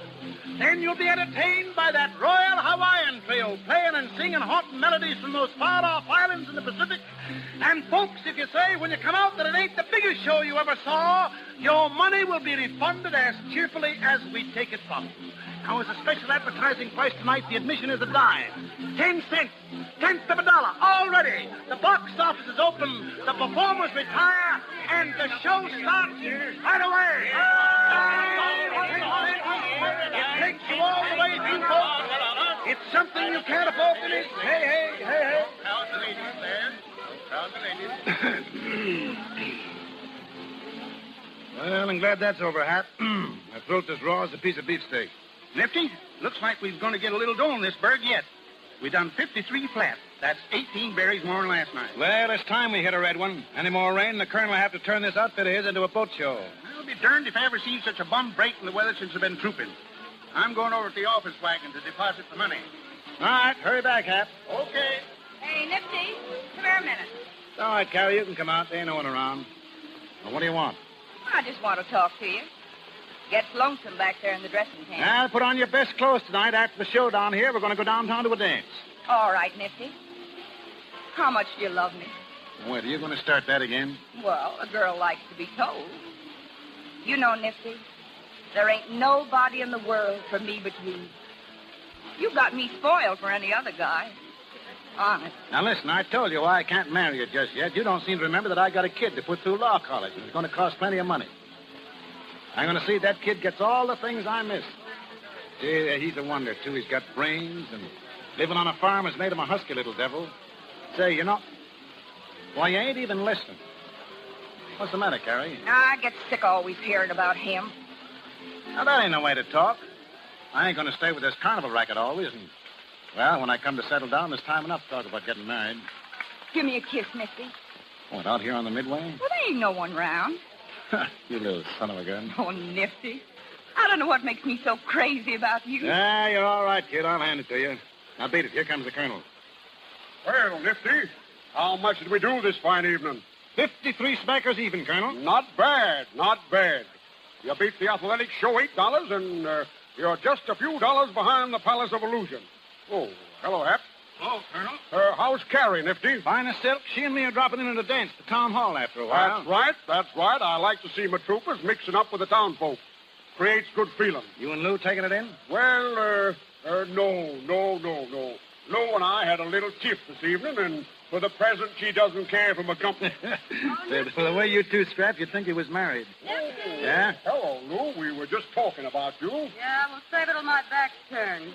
Then, Nifty, tell Carrie to stop by my room when she comes down to the hotel, will you? I want to see her. Lou, won't you reconsider your hastiness in refusing... Not a chance. And don't you come hunting around me after what you've done. Well, Nifty, as I always say, gals are like streetcars. You miss one, and there'll be another along in a minute. Yeah, they don't come along like me. Oh, you're nothing to stop the traffic. Nifty, I think I'll drop in and listen to the music a while. You know, music hath charms to soothe the savage beast. I'll go with you, Colonel. Then, when you decide to come off your high horse, drop around to the office wagon to see me, Lou. Oh, get out of here, you old piker. Hey, take it easy, Lou. That's the boss. Oh, dry up. You got a peeve, huh? How's Snake charming? Rotten. Tell me that big diamondback rattler died on you yesterday. Sure, he starved himself to death. I told Gowdy if he was going to have me belly every 5 minutes, he couldn't expect to keep his snakes alive. Yeah. Hey, will you look what's coming? Huh? That kid, look at him. Say, a genuine hayseed, huh? I bet he never saw a tent show in his life. Hey, can you tell me if Mr. Chris Miller is the manager of this show? What do you want him about? Well, I'd rather tell it to him if it's all the same to you. You would, would you? Well, wait here and I'll see what I can do for you. Suppose you can keep him entertained while I'm gone, Lou? Yeah, I'll try. Well, big boy, live here in town? Me? Oh, no, I come from near Niles, Michigan. Niles? Hey, what you doing so far from the big city? Oh, just sort of looking over the country. Have a good look. It won't cost you nothing. Oh, reckon you're one of them actresses, ain't you? How'd you guess it, handsome? Oh, I can tell by the way you're all painted up. Well, what's the matter? Don't you like it? Sure, it makes you look awful fresh and pretty. Boy, you work fast. What's your name? Chris Miller, same's my dad. What? What? You don't mean Nifty Miller's your old man? Well, yeah, what's so funny about that? Well, who'd have ever thought Nifty had a kid as big as you? Where you been keeping yourself? I've been going to school, but I come to see if Paul won't let me travel with your show. Welcome to our city. Boy, wait till Carrie hears about you being here. Who's she? Carrie? She's the hula dancer. Yeah, Princess Kalima. Friend of your daddy's. Oh, very special friend, you might say. Oh. Hey, Nifty! Old Home Week! Look who's here! Well, I'll be... Hello, Pa. Why didn't you tell us you was a proud father, Nifty? Yeah, he's some looker, too. You better watch him close. Go on, beat it, Lou. Okay. See you later, Chris. So you're Nifty's young'un. I'm Hap Spissel. Pleased to meet you. Hap, go inside and don't say nothing to the colonel. Don't say nothing about the boy, see? Hey, your daddy talks like he's ashamed of you, but he ain't. You just ought to hear him blowing you up to the skies around here. Go on, go on. Sure. Well, Pa. Well, what did you do? Run off from Ella and your grandpa? Well, they knew I was leaving. School's let out for the summer. Oh, Pa, I got so restless on the farm. Yeah, and you thought you'd come to me, huh? Well, you're my dad, ain't you? Gee, I thought you'd kind of be glad to see me. Well, you kept writing you wished you could see me. Well, I am glad to see you, Chris, but, well, I didn't expect... Well, I'll come and see you next winter, same as I did last year. Well, that's a mighty long time to wait, seems to me. You know, since Mom died, you're the only close blood kin I got. And, well, we ought to sort of get acquainted. Well, you sure have grown up since I last seen you. Let's see, you're 19 now, ain't you? Going on 20, big for my age at that.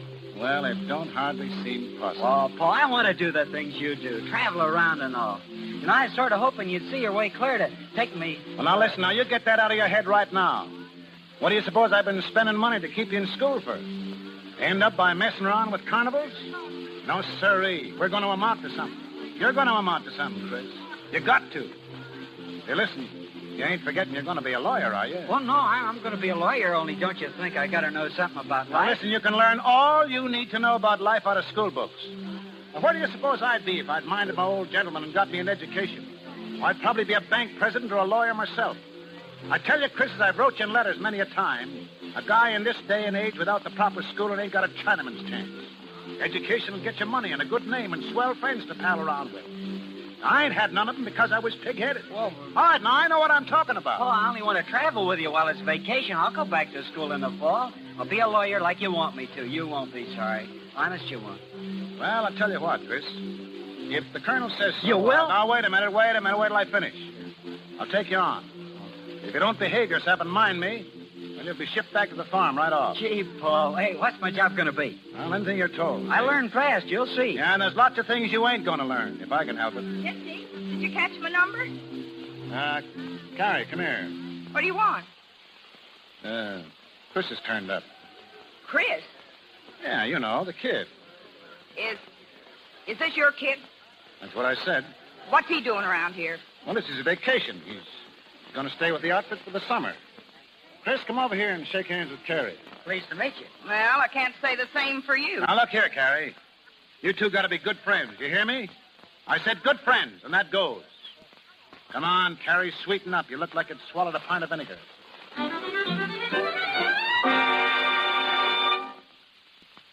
What's it all about, Nifty? For the last 10 days, you've been treating me like I was the dirt under your feet. Well, I've been pretty busy, Carrie. Now, I'll say you have.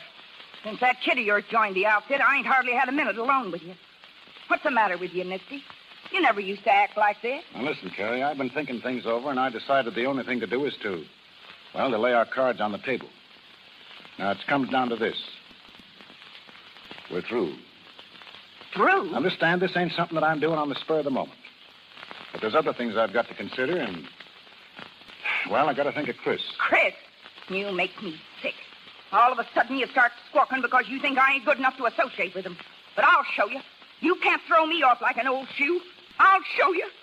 Oh, what was I doing to ever fall in love with you? You ain't got a heart in your body. And, Carrie, I don't like this any better than you do. But it had to come sooner or later, and... Well, now it's over, and Well, I guess there's nothing more to say. Get out of here. Get out of here and let me alone. I'm sorry, Carrie. Carrie, could you lend me your... Hey, what's the matter here? Carrie.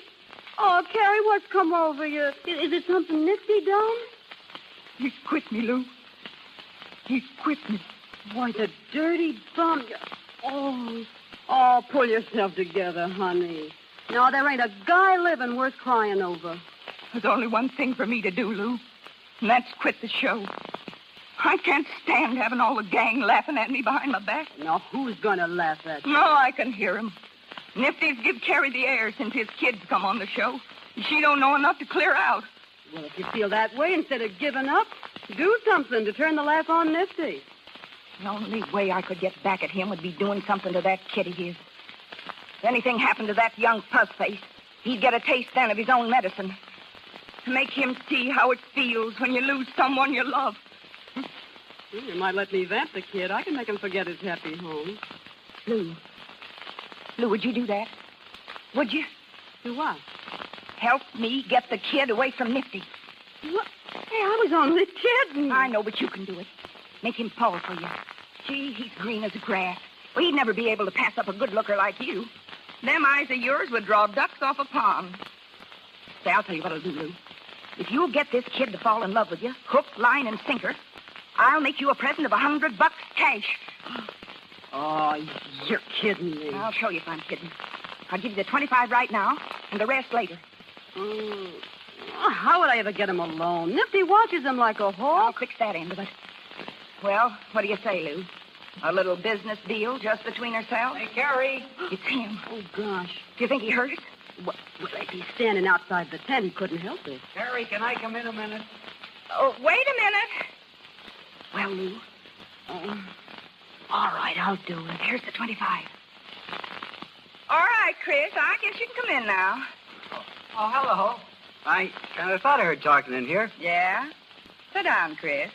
You know Lou, don't you? Hello. Oh, sure. We ain't ever talked much, though, since the first night I joined the carnival. It's your own fault. Where you keep yourself all the time? Well, when I'm not working around the show, I'm usually somewheres with Pa. Oh, I guess you ain't got the time for girls, have you? Oh, they don't have much time for me. Say, a good-looking young fella like you could make any girl fall in love you wanted. Why, Lou here was telling me only today how she'd like to get better acquainted. If you ask me, I think she's kind of gone on you, Chris. Oh, Carrie, hush up. Well, suits me. Well, you two kids will have to excuse me. I got to go over to the office wagon to see the colonel about something. Anyhow, two's a company and three's a crowd. I can see that all right. I guess you won't miss me. So long. So long. Come on over here and sit, Chris. Oh, come on now. Come on, take the load off your feet. Oh, all right, thanks. Well, now, way over there. Here, by me. Oh, like this? Yeah, that's better. I heard you and Nifty had your pictures took this afternoon. You gonna give me one when it's finished? If you like. Oh, I don't look for them to be much good, though. Now, how could they help being good? Sure, I bet you take a swell picture. Nice features like yours. Oh, I don't know. How was your pose, huh? Well, we were standing up. Pa had his arm sort of around my shoulder like. Something like this? Oh, sure. Oh, now you're moving away. No, I ain't. Don't you like me to put my arm around you? Oh, sure. Yeah, sure I do. You know, you're an awful nice kid. Oh, you're kind of nice yourself. You think so? You bet I do. You think you could get to really liking me? Well, I don't see why not. Well, how are you on keeping things to yourself? Huh? Well, I mean, you don't go telling Nifty everything that goes on, do you? Of course not. Would you run and tell them if I was to kiss you? Oh, what do you think I am? I bet you must have had a lot of sweethearts when you was home, Chris. Well, I never had much use for country girls. They don't know anything. Good. Didn't you have a special one you'd take out buggy riding sometime? Well, Sure, I thought so. And did you used to kiss and hug her? Show me how you used to kiss her. Oh, come on. Come on now. You can shut your eyes and pretend I'm her. What's the matter? Wouldn't you like to kiss me? Well, sure, but... But you're scared? Aren't you? All right. I'll kiss you. Oh, Lou. Listen, kid. You and me, we've got to get together more, huh? Yeah, well, suits me. Will you meet me somewhere tonight? Sure. Sure I will. You're a sweet kid. You're awful sweet.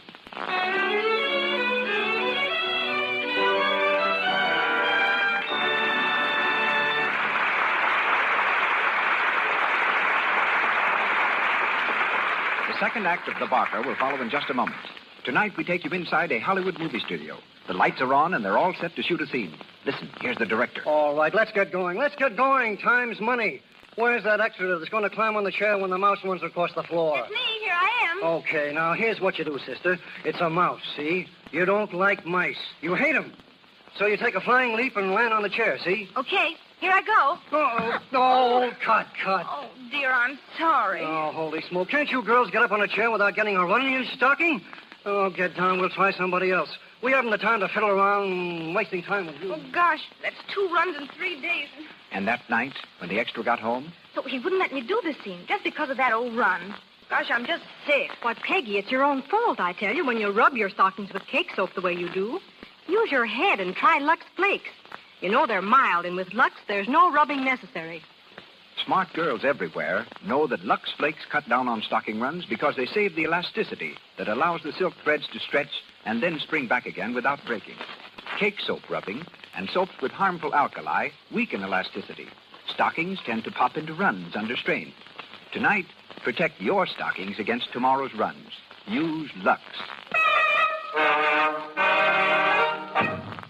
We continue with the second act of The Barker, starring Claudette Colbert as Lou and Walter Houston as Nifty.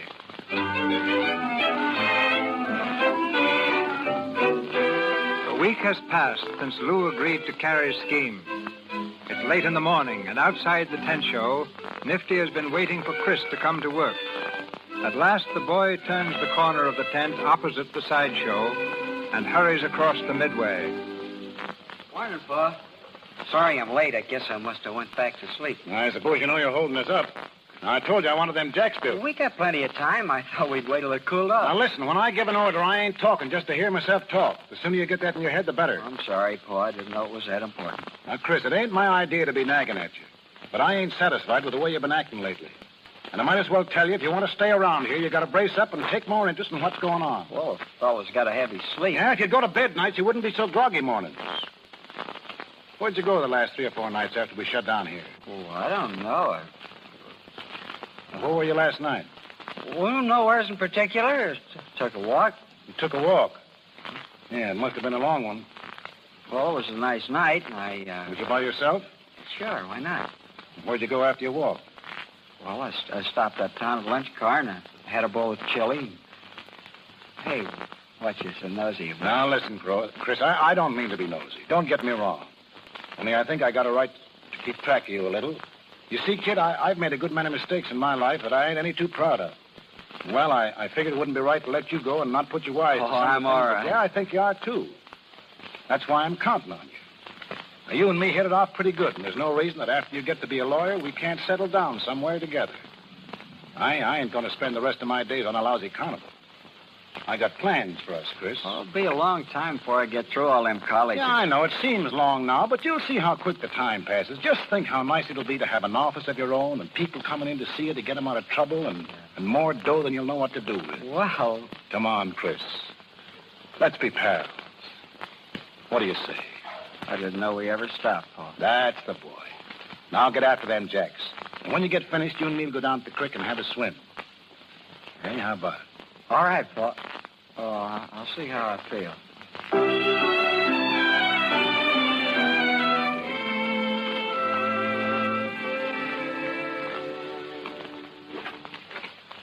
Well, Colonel, what's on your mind? Considerable, and of an unpleasant character.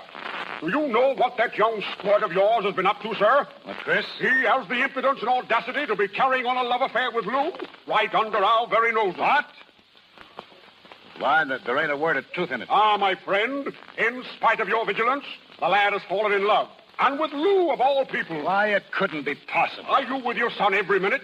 For instance, were you with him last night? Well, he took a walk. I'll tell you where he was last night.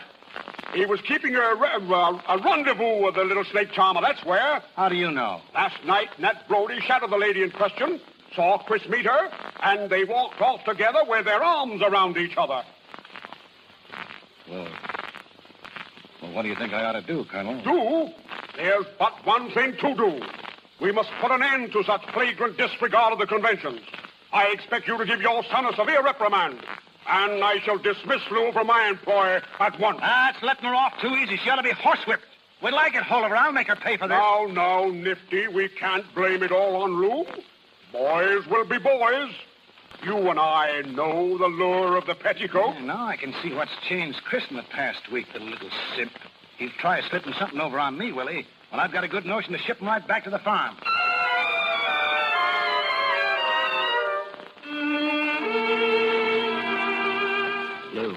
Lou, where'd you come from? I was waiting outside the tent with Carrie. I thought you'd never be in here alone. Well, I'd known you was there. There'd been no hole in me. Come here. Gee, Lou, it's a long time since we've been together. Oh, it was only last night, foolish. It seems like a year. Will you meet me again tonight? The same place? You bet. Paul gave me fits for being out so late last night, but I stalled him. I said I was taking a walk. He didn't swallow that. Sure. He's got no reason to doubt me. No one's seen us together except Carrie. Oh, Lou, I hate it. The way we got to hide around behind folks' backs. Why, you'd think we were crooks or something. Oh, no. You know what Nifty'd do if he knew. He's got no claim to be like that. It's not fair. I'd like to tell him and everyone else how crazy in love with you I am. I'm so happy when I think about you. It's about all I can do to keep it to myself. I know. It's just the way I feel. We'll have to tell him, Lou. We can't go on like this any longer. And if Pa don't see it our way, we'll clear out. Go away by ourselves. I even been asking about trains. There's one out at 4 o'clock. Lou, you love me, don't you? Well, don't you, Lou? Oh, you know I do. Oh, then I don't care about anything else. You're wonderful. You're the only one in the world I give a hang about. Hey, Lou. Lou, what you crying for? Oh, Chris. Hey, what's going on here? Looks like the big scene from Camille. Well, I don't know, Carrie. Lou started crying all of a sudden. Well, you two better break that clinch. Somebody's liable to walk in any minute. What's the matter, sweetheart? Oh, it's just nothing. I'll get over it. Chris, go get her a bottle of pop. If you ask me, she's crazy with the heat. No, I don't want nothing. Sure she does. Go on, Chris. Get her a cold bottle. Well, I won't be a minute. Well, what's all the shooting for? Oh, I've been making a fool out of myself, that's all. You don't need to tell me that. Carrie, Chris is in love with me. Didn't I tell you it'd work? Whenever I want any more vamping done, you get the job. Oh, cut that out. Well, what's the matter? What's come over you? Nothing. Except that I'm crazy about him, too. He's got me going around like a top. Say, you know what you're saying? Yeah, all I know is I couldn't go on living without him. You mean you'd marry him? Marry him? Carrie, look. Why, it's a ring. Yeah. A wedding ring. Well, Chris wouldn't take no for an answer. I tried to put him off, but I ain't got a mind of my own where the kid's concerned. I'm so hipped on him. Carrie, if he'd tell me to jump in front of an express train, I'd go do it. Honest, I didn't think there was a guy living could get me this way. Can you imagine? Me, a missus. Oh, I swear, Carrie, when that tape he was talking, I thought it was a dream. And after all I said to you. Well, for the first time since I can remember, I'm happy. Really happy. I feel like laughing and crying all at once. Chris is the same way, too. We're just like a couple of kids. Well, you got an awful wallop coming when you wake up. All I can say, you better make yourself hard to find if Nifty shows up here. As long as I got Chris, I ain't scared of him or anyone else. Well, I'll wash my hands of you. Don't forget that. Well, what are you crabbing about? Say, you ought to be glad it gets Chris out of your way, don't it? We're thinking of leaving the show. Yeah? Where do you think of going? I'd like to try Chicago. I know it's there. You can starve and shy as well as anywhere else, I suppose. Don't worry, Carrie. We'll make out. I can do cabaret work, and Chris ain't afraid of soiling his hands. Lou. What's the matter? Lou, honey, we're in for it. What? I just met Hap. Doc Rice was down around the courthouse this morning. He got wind about us being married. He blabbed it all over the lot. Oh, Nifty. Does Nifty know? He's looking for us. Hap's trying to hit him away from here till he calms down. Now we've got to go. Carrie, will you help us? What can I do? We've got to have money to get away. We ain't got a red cent to our names. When you got married, did you charge it? Oh. Chris had a 10 spot, but that went for the ring and the justice of the peace. Oh, yeah? Well, Carrie, what about the money you owe me? You only paid me $25, remember? You promised me $100. I ain't so sure I owe you anything at all. Seems to me you got your reward when you got Chris here. What are you talking about? You told me right in this tent you'd give me the other $75 after I got Chris to fall for me. Now, you know you did. So you got any idea what you're saying? Oh, you needn't worry. Chris knows all about it. He knows? I don't believe it. Oh, ask him. It's true, Carrie. I heard the whole story. Well, I've never heard the beat. I've seen too many marriages go on the rocks through lies. Chris knows the worst about me. Now it's up to me to show him I've got a good side, too. And you think I'm going to get you... You're going to get $75 out of me after blabbing your mouth like that? Are you trying to Welsh? If you remember right, I said I'd pay you if you kept your mouth shut. I'm not paying any squealer. Oh, so that's your game, huh? Crawfishing. Well, let me tell you something, you dirty Welsher. You'll come across with that money or I'll make you wish you had. What do you think you can do? Do? I'll show you. I'll tell Nifty. That's what I'll do. Don't make me laugh. Say, you'll be lucky if you don't bring your neck. Oh, you... Oh, so I'm a squealer, am I? Well, wait till I get through. What do you think Nifty'll do to you when he hears how you plan to get Chris away from him, huh? Just you wait. Chris. What is it, Hap? Nifty's coming down the midway. He's looking high and low for you. I can't head him off no longer. Well, if Nifty's on the lot, I guess I'll move along. This ain't my funeral. Go to it, kid. See you later, maybe. Hap, you think Nifty's liable to come back here? Sure he is. Oh, well, listen, Chris, you beat it quick. Pack your suitcase and then come back here for me, see? I'll take care of the money before I get away some way. Lou, I ought to be here with you when he comes. No, I can handle him. I ain't afraid. But I gotta be here, Lou. Oh, listen, Chris, he's your father, but I know him better than you do. Now hurry up and don't argue, will you, please? Sneak out the back way. Well, all right, Lou. Don't worry. Everything's gonna be all right. I'll be right back. Yeah. Hey, Lou, is it really true? Are you really married? Sure we are. Why not? No, listen, Hap. You've got to help me. I'm awful up against it. How much money you got on you? Well, how much you need? All you got and maybe more. How'll $20 do you? Is that all you got? Well, well, here's another 10. Oh, Hap, you're a white man. You'll never know how much we need this. I wouldn't have had to borrow it if someone hadn't welched on me. Don't you go saying nothing to Nifty about me giving it to you. Say, am I a fool? Oh. Hello, Nifty. Beat it, Hap. I want to speak to Lou. Yes, I was just leaving. Well, Nifty? It's all I can do to keep from shoving my fist right down your throat. Oh, listen, Nifty, come down to earth and talk sense, will you? You might as well look things square in the face. Now, understand, I don't expect a kiss from you for what I done. But also, I ain't going to stand for no strong-arm stuff.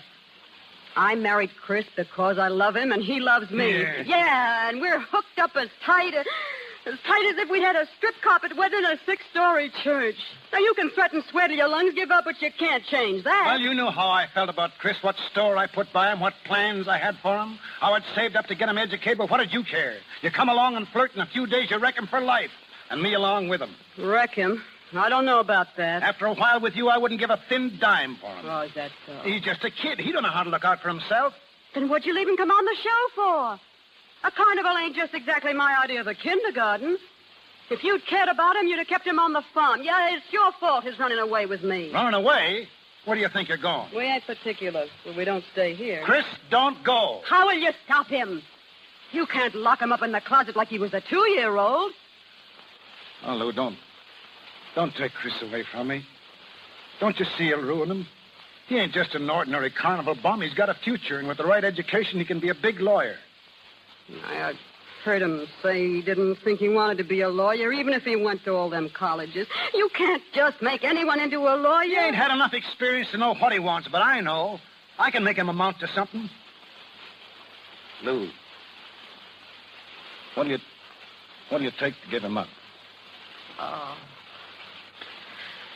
I thought it was about time for you to pull that Well, you're always broke. I'll give you enough to put you on easy street. You can find plenty of other guys to marry you. Nifty, didn't I tell you before I love But him? you're loving them's all the more reason for letting them go. You're taking them away can't come to no good. Why, it won't be but a short time till you're tired of them and threw them over for someone else. Then where'll he be? Now you're all wrong, Nifty. I've been around long enough to appreciate the real thing when I find it.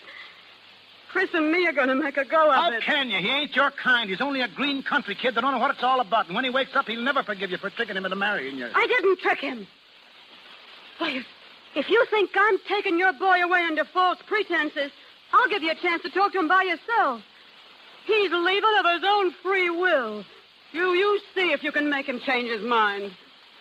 Where is he now? He's up to the room, packing up. You leave us alone? Sure. I ain't afraid. Here he is now.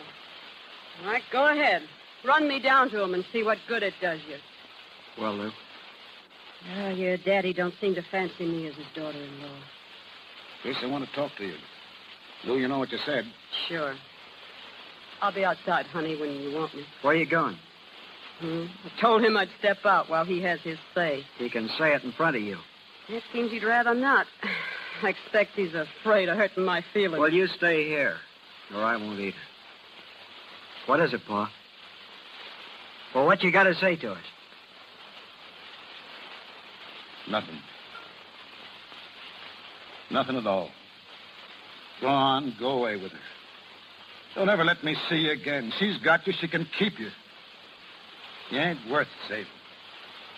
Well, that's the way you feel about it. Go outside. Honey, I'll be out in a minute. All right, Lou. Goodbye, Pa. All right, Misty. And here's something you don't know. Carrie got me to do it. Carrie? Yeah, Carrie. I wouldn't have squealed on her if she hadn't Welsh. She hired me to vamp him to get back at you for ditching her. Yeah. And as far as Chris is concerned, don't think he's going to be a bum like you. I'll do more for him than you ever did. That's all I got to say. Carrie. Carrie! Yeah, Nifty? All right. Come in here. What do you want, Nifty? There's one question I want you to answer, and if you lie to me, as God is my witness, I'll kill you. Did you get that little devil to take him away from me? You wouldn't take her word for it, would you? Did you? Answer me. No. You're lying, and you know you are. Nifty! Huh? Nifty, you're joking. Yeah, you don't like it, do you? Get out of thought of that. You'll double-cross me, will you? You'll never do it again. Yeah, I learned you. You'll double-cross me, will you? Nifty! I'll learn you. Nifty! He tried to kill me.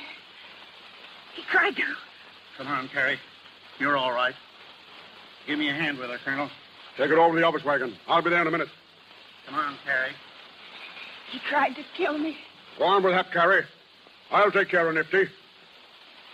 You're a fine one, I must say. Oh, you don't know what she's done. You don't know anything about it. No matter what she's done, you've got no right to do a thing like this. You ought to be ashamed of yourself. Well, I'm not. I wish I'd killed her. Now, that kind of talk won't do you any good. If you don't want Carrie here, why didn't you come to me and say so? We'll get rid of her. I don't care what you do with her now. I'm leaving, Colonel. You know you don't mean that, Nifty. I'll show you whether I mean it or not. This is my notice. Nifty, I need you. Haven't I always played square with you? Oh, yes, you've used me well enough, but I'm going just the same. What'll you do? Where'll you go? What difference does it make where I go? All I know is I'm through forever with trooping. It took Chris from me and sent him to hell. That's what your lousy carnival's done for me.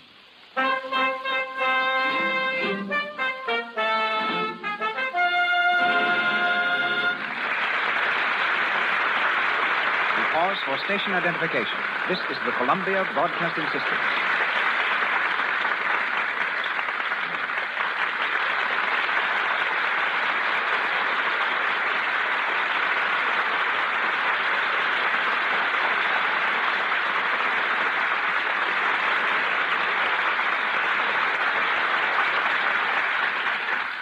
We shall continue shortly with the Lux Radio Theater production of The Barker, starring Claudette Colbert and Walter Houston. There have been no new script girls in Hollywood for about 12 years. That will give you an idea of how difficult the job is, because a job easier to learn would have had thousands of recruits in that time. The best-known script girl in Hollywood is, oddly enough, my own. On the set, I call her Amelia. But I'm obliged to be formal tonight and present her as Miss Emily Barry.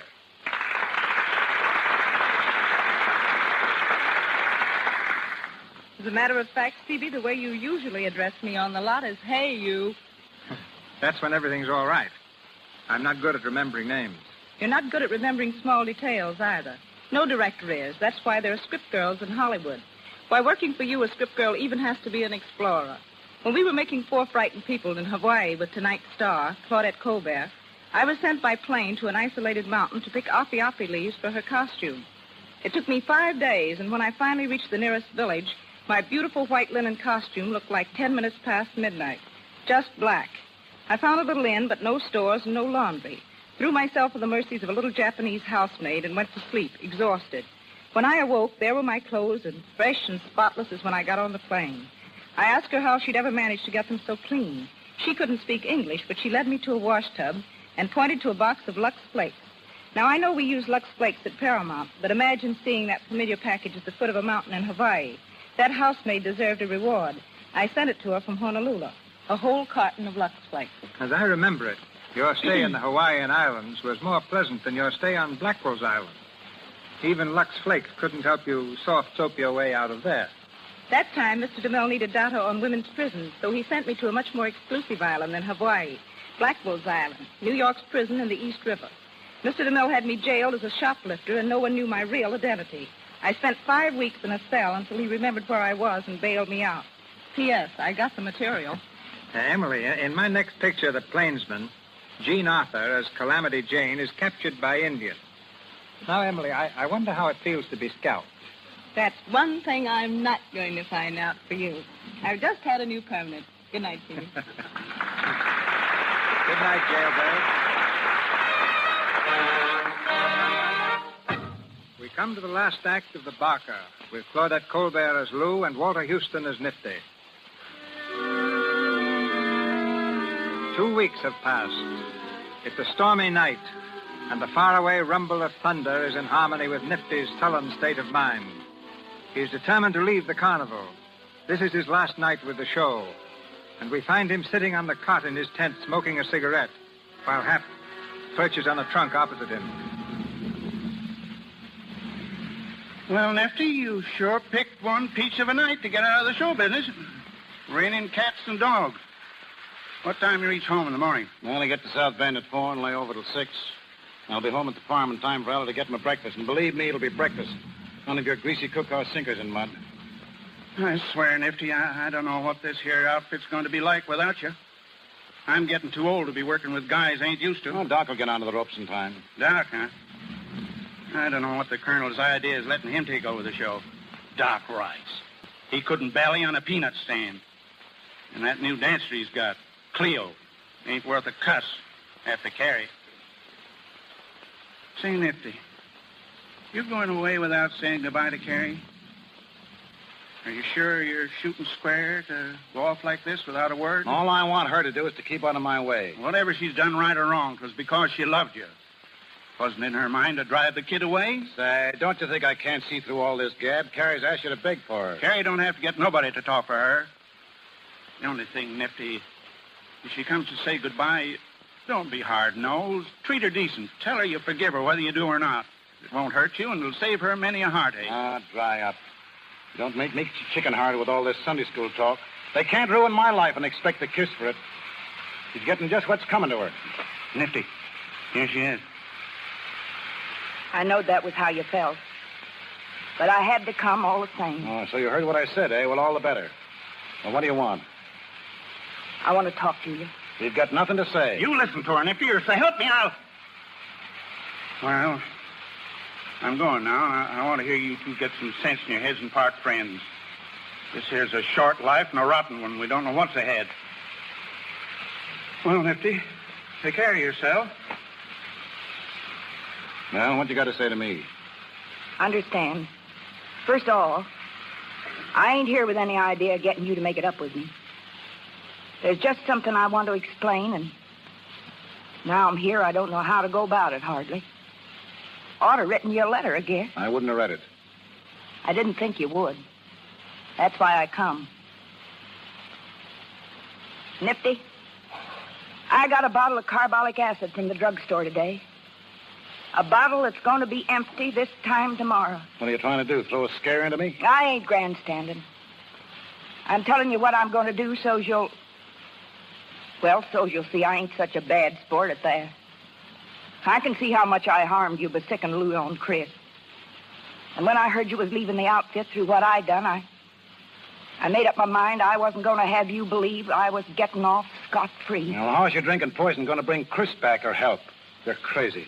I may be, but I see things pretty clear for a crazy person. It ain't as if I was somebody who had something to live for. I'm a nobody. Tired out and broke. I'd like to think you could forgive me, Nifty, but that ain't going to change my mind none. You see, I ain't doing this so much for you as for myself. The others will think I done it because you left me, but I don't care what they think if you understand that that ain't the real reason. Hey, Nifty! Nifty, what do you think? It stopped raining, and it's clearing off. It stopped raining, do you hear? And there's the prettiest moon coming up you ever seen, big as a washtub. That's too late. It won't do no good if it does turn clear. Colonel sent the band boys out to Bally. The whole Midway will be humming with people in an hour. You see if it ain't. It ain't going to be such a bad break for you last night at that. Oh, Nifty. Listen. There goes the old hobby horses. Listen. Say, Nifty, did you know we're opening up? You got your spiel ready, Doc? Know it like a book. It's a cinch. I'll go out along and light up the stringers on the front, Nifty. And get the Hawaiians, and while you're at it, take them wet top Napoleons off the platforms and ticket box. Okay, Nifty. Carrie, what you doing over here? Listen, Doc, you got all you can do. Tend to your own business. All right. Oh, go on, get out. Sure. Wait a minute, Doc. What's eating on you, Carrie? Nothing. Well, if I'm going to open up tonight, I got to be getting back to the doll rack. I'll say goodbye. So long, Nifty. Want to shake hands? I guess we can do without that. Oh. All right. So long. Carrie, come here. On, Nifty. How'd you like to go on tonight and place the new dancer? Go on tonight. Now, you heard me. Do your dance for the last time. Nifty. Well, it's just an idea of mine. Well, what do you say? Well, I got to work the doll rack. All right, I can fix that up with the colonel. Well? You think I got time to get ready? You don't stand there all night talking about it. Nifty! They're starting to come in on the lot. Ain't it time we started the Valley? All right, Doc, get out there and give them all you got. Leave it to me. Everything's ready, Nifty. Well, wait. We'll have to wait for a minute. Wait just a minute on Carrie. Who? You heard me. Carrie. Carrie? Yeah, you think I've gone crazy, don't you? Well, I ain't. Tonight I'm going to be with the Hicks and watch you do your stuff, so you better all give me a good show. Go on now, start the ballyhoo, and remember, I'll be watching you. All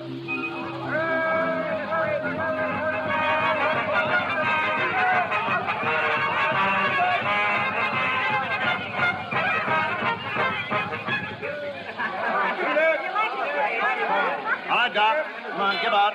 Ladies and gentlemen, you are now standing in front of the big feature attraction of the Midway. The biggest show for your money that has ever plagued your town. It's a show full of spicy dancing, a show full of peppy dancing. And with your kind indulgence, allow me to introduce the artist. First, introducing Princess Kalima, the pride of sunny Honolulu.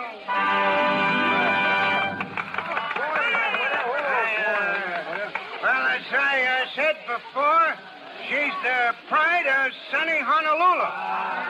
And believe me, she's good. She can dance along with the best of them. He's dying on his feet, Nifty. Let him alone. Next, we have the Hawaiian Tree. A bunch of boys that'll please you and tease you with their haunting melodies. If you don't like them, then you don't know what's good music.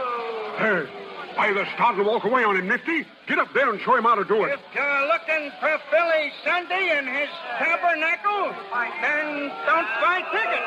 Nifty. Okay, all right, I'll hand it. Just a minute, folks. Don't go away. Nifty, Now, you're folks, a real trooper. Just a minute. As Shakespeare said, you ain't seen nothing yet. Now, don't go away. There she is. Princess Kalima, the pride of sunny Honolulu. And when she dances, folks, she makes old men throw away their canes and cripples lose their crutches. She shakes a mean bale of alfalfa. Now, don't misconstrue me when I refer to the young lady's dance, because this show is clean, moral, up-to-date, educational, and instructive.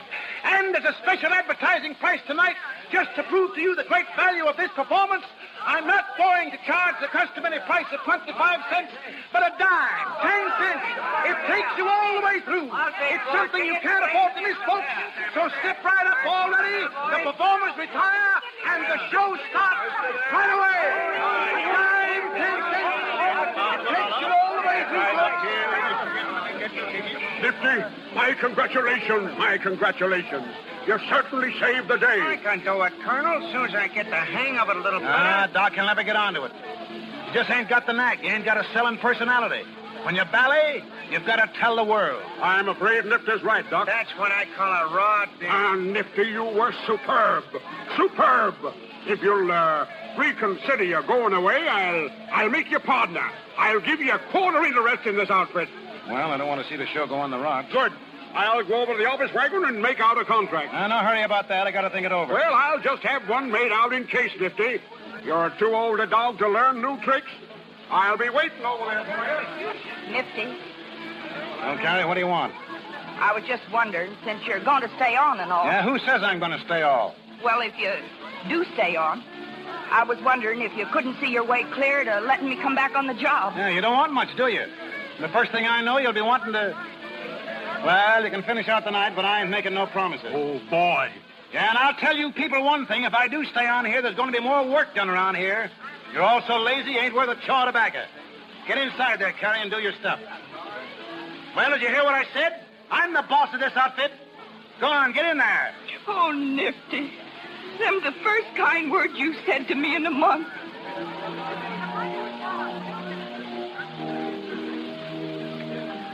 Hap.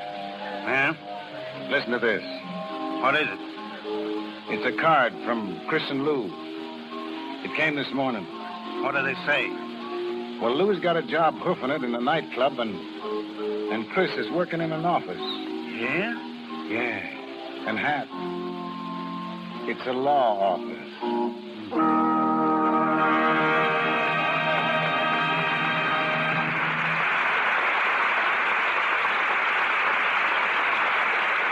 Play is ended. Walter Houston is through barking, but he'll be back to talk to us in a moment. And we'll also hear from Claudette Colbert, whose reputation as a charmer isn't limited to snakes alone. For his distinguished direction of motion pictures, the gentleman we shall hear next has received a collection of awards that girdle the earth. France, Italy, Russia, Belgium, nations east and west have contributed to it. One of the first winners of the Motion Picture Academy Award for Direction. He is the first to be honored by the League of Nations for his work in motion pictures. His spectacular production, The Big Parade, is one of the outstanding pictures of all time. A Texan by birth, his current picture is The Texas Ranger. Ladies and gentlemen, Mr. King Vidor.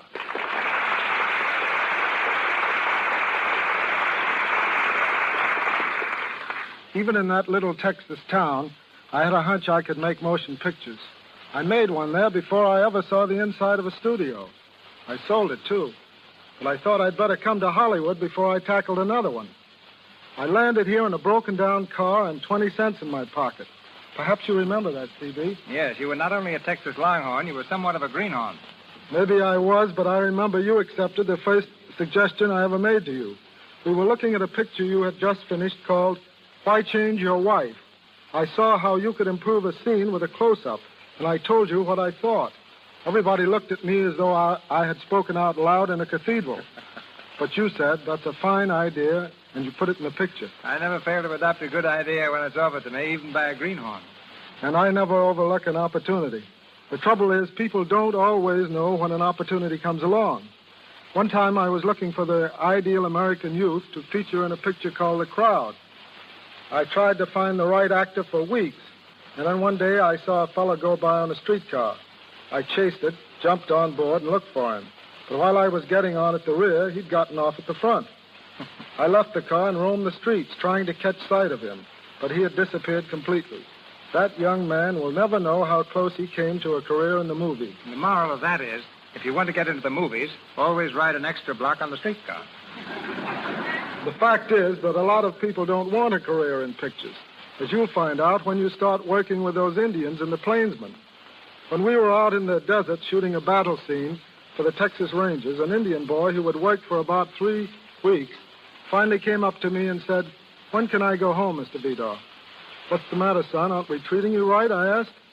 "Yeah," he said, "but I'm getting awfully tired of playing Indian." It's been a pleasure to appear in your Lux Radio Theater, CB. There's no other medium that brings Hollywood and the stage to every home in America in such distinctive fashion. Good night. Good night, James.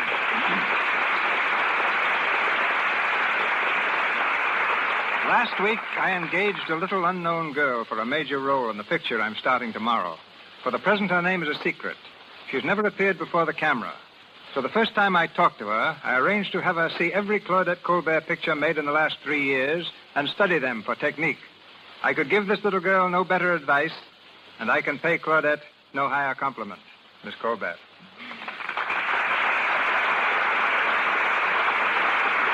Thank you so much, Mr. DeMille.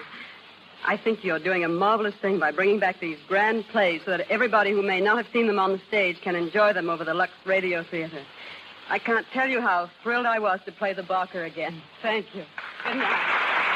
Good night, Claudette. Walter, there's an old popular song called Where Did You Get That Hat? And I'd like to know why you've been wearing yours all through tonight's performance. Well, I'll tell you, C.B., that hat goes back to 1927 when we tried out the Barker in Atlantic City. After the performance, a real Barker came backstage to see me. He was the owner of a mitt joint, or, in polite language, a place for palms, I read. He liked everything he said. He liked everything I did on the stage except my hat and my acting. He volunteered to teach me how to bark, so I palled around with him and learned the tricks of the trade. After a few days, he told me I was a fool to keep on acting and offered me his hat and a job with the carnival. I took the hat. Maybe you missed your big chance. By this time, you might have owned a little mitt joint of your own. Well, C.B., we can't all be successes. But I take off my hat to your choice of plays, Mr. Silver's music, and the general excellence of the Lux Radio Theater. Tell me, Walter, do you wear that hat in Dodsworth? Dodsworth? Well, no. Sam Dodsworth was hardly the type, but I am going to wear it in the first act of Othello. Thank you. Good night. Good night, Parker.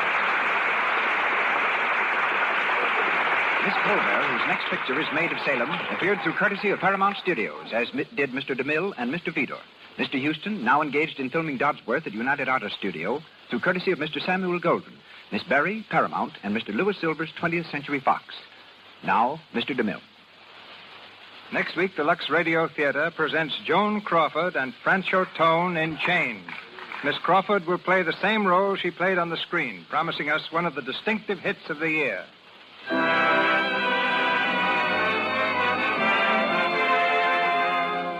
Our sponsors, the makers of Lux Flakes, join me in inviting you to be with us next Monday night when the Lux Radio Theater presents Joan Crawford and Francho Tone in Chains.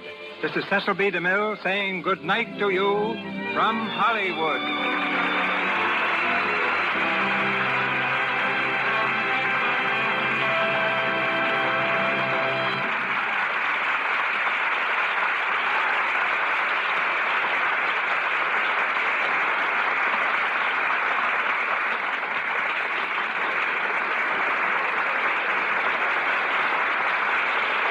This is the Columbia Broadcasting System.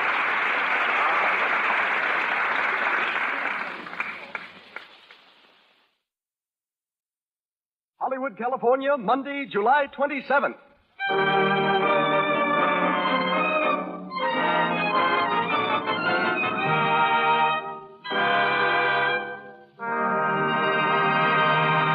From its home on Hollywood Boulevard, the Lux Radio Theater presents Joan Crawford and Francho Tone in Chains.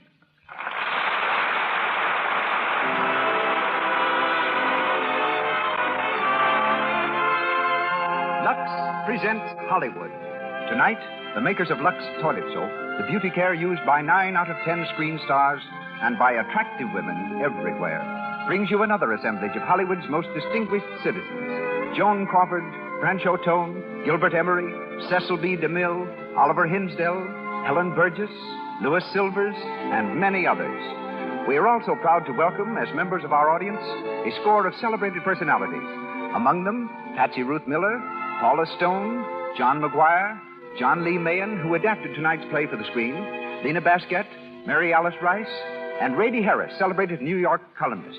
To all of you, greetings from Lux.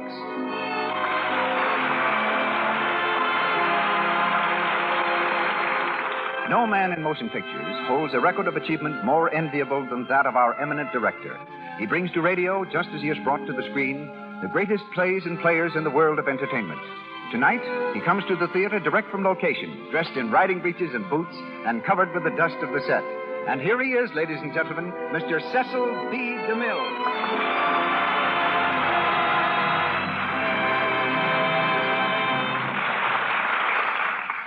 Greetings from Hollywood, ladies and gentlemen.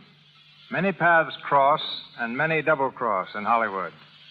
But this is my first professional contact with Joan Crawford and Francho Tone.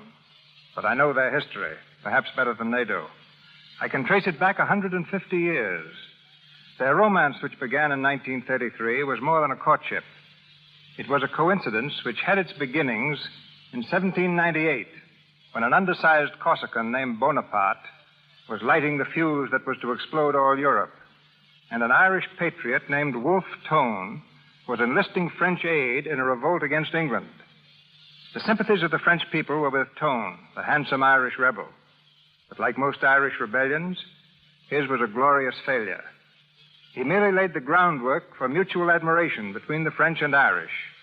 And Francho Tone, a descendant, and Lucille Lesseur, a little French girl, took it up from there. You may never have heard of Lucille. Her first job was at the Kansas City department store. After that, she danced in a Broadway chorus and finally came to Hollywood from a Winter Garden show in New York. A magazine asked its readers to suggest a new name for her. And from the names submitted, the studio chose Joan Crawford. Today, more than 200 babies whose last names range from Ginsburg to McKillicuddy are called Joan Crawford, which will give you some idea of the star's popularity. To all the world, she symbolizes the American viewpoint in clothes and manner. And tonight, the Lux Radio Theater presents Chained, starring Joan Crawford and Francho Tone.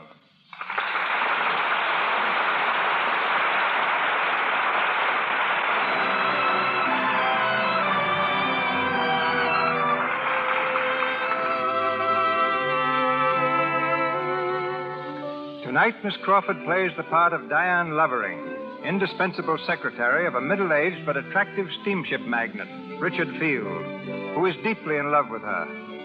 Francho Tone is Michael Bradley, young owner of a ranch in the Argentine. The curtain rises on Field's private office in the Empire State Building. We hear him talking briskly on an inter-office telephone. Hello, Norris. Yes? Richard Field talking. I've decided to start the Caribbean on the coastal run out of Savannah. That'll put the Southern Cross on the Rio Buenos Aires run until next December. Starting now, she can sail Friday. What about the Lloyd matter? Lloyd matter? Well, listen, that's got to be handled with kid gloves. Take maybe 6 weeks. But I'm not leaving this office until it's settled right our way. Okay, Norris, goodbye. Who is it? Good morning, darling. Ah, Deanne, it's you. Darling, I've just been through the Spanish Inquisition, and I came out alive. What did they say? 4 doctors put me through the 3rd degree, fluoroscope, metabolism, blood pressure, x-rays, the whole works. I felt like a murdered corpse being dissected by the Department of Justice. Yes, but what did they say? What's the verdict? Organically sound as a dollar, healthy as a young colt. They claim I'm just run down, that's all. Exhausted. They ordered me to take a long rest. Can you imagine my resting until the Lloyd affair is finished? Yes, I can, young lady, if I say so. Now listen, boss. Mr. Boss? Boss, darling. You're a strong man and you set a terrific pace, but I've got plenty of reserve power. We're going to finish that Lloyd deal together. Diane, come here. Do you think I'm going to let you risk your health just for a business deal? After all we've been through together, and now that we both realize how much we mean to each other. Oh, you do love me, don't you? How could I help it? Oh, Diane. I keep asking myself, am I worthy of Richard Field? Of all the love and bigness that's in his heart? And then you kiss me like that. So I guess I must be. I keep asking myself, how can an old man like me... Careful. Mention that subject to me again, and I told you I'll make a scene. All right, I'm a mere stripling of 46. Look here. What about this sudden command appearance? Anything wrong? Diane, it's happened. You mean your wife? Yes. Oh. She came into my room last night. She was very fine. No scene or anything like that. She simply told me that she knew about us. Had known for some time, in fact. She wanted to know what I was going to do. Did you tell her? I told her the truth. That there was nothing between you and me. Just that we loved each other. I tried to make her understand what a really fine person you are. I don't know how successful I was. And then? I asked her for a divorce. Darling. She wouldn't give it to me. Said she doesn't believe in divorce. I even offered to let her keep the children. Oh, Richard, you can't. You can't give up everything. I would. For you. It's no use. Oh, Richard. Diane, come here. No, please. There's only one thing to do now. Don't say it. Don't even think it, dearest. But we can't go on, not after this. We can, and we will. We've got nothing to be ashamed of. And let's not give up hope that someday she'll give me my freedom. But you know what you're going to do? No. The Southern Cross sails Friday for Buenos Aires. You're going aboard her. Going away on a little trip. You need a rest. It'll help you to forget. This had to come. It's a little too near us for the moment, but it's only temporary.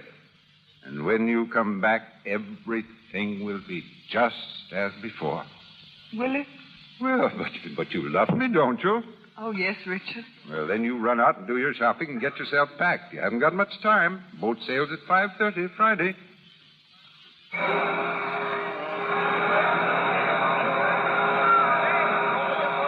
What a lovely boat. I wish you were going along, too. I want no soul on board. It'll be only 6 weeks. Besides, I have to give you a chance to know your own mind, haven't I? It isn't my mind anymore, darling. It's yours. Stuart, where's the ambassador suite? This way, Mr. Field. Here you are. When we take the Southern Cross together, it'll be called the Bridal Suite. Oh, Richard, look at those flowers. You shouldn't Well, they knew you were coming and grew overnight. Stuart? Yes, sir? Mine now is Miss Lovering asked for a water spout. You get it for her. Yes, sir. Oh, here's the chef, sir. Oh, Mr. Field, you want Emile? Emile, this is Miss Lovering. She likes crepe Suzette and thinner than you've ever made them before. And I know she'd like to pompano with that sauce. And corned beef hash, too, Emile. To perfection, mademoiselle. And if you don't outdo yourself, I'll have you transferred to a banana boat. And I will deserve it, monsieur. Now, here's your bedroom, Diane. It's beautiful. And still not enough. Oh, it's taking all the willpower I've got not to chuck the whole Lloyd deal and come along with you. You will come back, won't you? I promise, Richard. I'll need you. Always. I think I'd crack up without you now. Oh, dear, we won't have time for our cocktail. The minute the ship leaves, you go to the bar and order one. Only a sherry flip, remember? Always a sherry flip, every day at 6 o'clock. I'll have one ashore. I'll think of you, Richard. Goodbye, darling.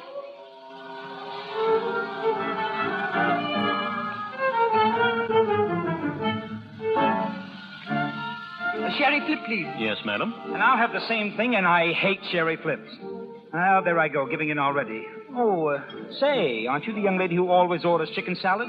We've met before, huh, miss? No. My name is John Smith. Quaint? How are you and who are you? No. Yes, please. Please, no. Pretty please. With sugar on it? I want to be left alone, Mr. Smith. It's a hard name to remember, and I can take a hint. I'm off to dress for dinner, and you'll be sorry when I'm gone. I won't even know it.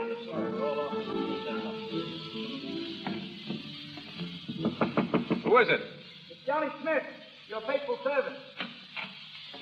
Where have you been? Oh, in the bar. Now, come on, drop all that housework and come with me and see what I found. She's gorgeous. Congratulations, Mr. Smith. Oh, no, they're not in order, Mr. Bradley. She was a little distant, I take it.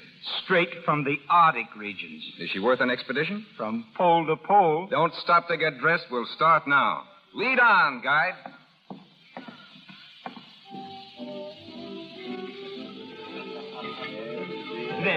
There she is over there. You mean the one sitting alone at the table? Yeah, and believe it or not, drinking a sherry flip. Can I pick 'em or can I pick 'em? Sometimes I actually have faith in you again, Johnny. I warned you. She's as cold as a sea lion's nose. And the first thing for you to do is go over and apologize for your behavior. Who, me? I should say not. It'd make me look weak. You don't understand tactics. It clears the decks for future action. Go ahead. I'll be over in a minute to help you out. All right. Okay, Master, I obey. Charming lady, after thinking over my rudeness, I've come to say that... So you didn't leave after all? Oh, but yes, I've been gone a half an hour. I hadn't noticed. How time flies. I've been watching you, my friend. You've been annoying women long enough. Why, you... No back talk now. I know your type, my man. A half hour out, you want to play Frankenstein. Well, listen, you big... I don't know who you are, my friend, but I don't want to see your face on deck again until you can act like a gentleman. You understand? Oh, you... Hey, miss, whatever your name is, this fella is... Stewart, find out where this octopus bunks and lock him up till he's sober. Yes, sir. No, please, sir, come along. Hey, wait a minute. Let go of me, will you? Hey, wait till I see you. Thank you. I suppose he's really harmless. Allow me. An Irish uncle named me Mike Bradley. Well, good for him. Thank you again, Mr. Bradley. Look here. You're nervous, probably all unstrung over this attack on your privacy. How about another cocktail? Thank you, no. I've had my one for the evening. Well, I'll see you at dinner. I'm having dinner in my cabin. I'm turning in early. Then I'll see you around tomorrow? In the swimming pool? Perhaps, if I decide to go in.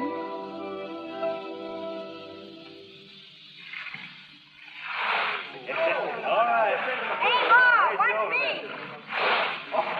Hey there. Good morning. Oh, good morning. How's the water? Warm? Awfully cold. I don't think you'd like it. I'll soon find out.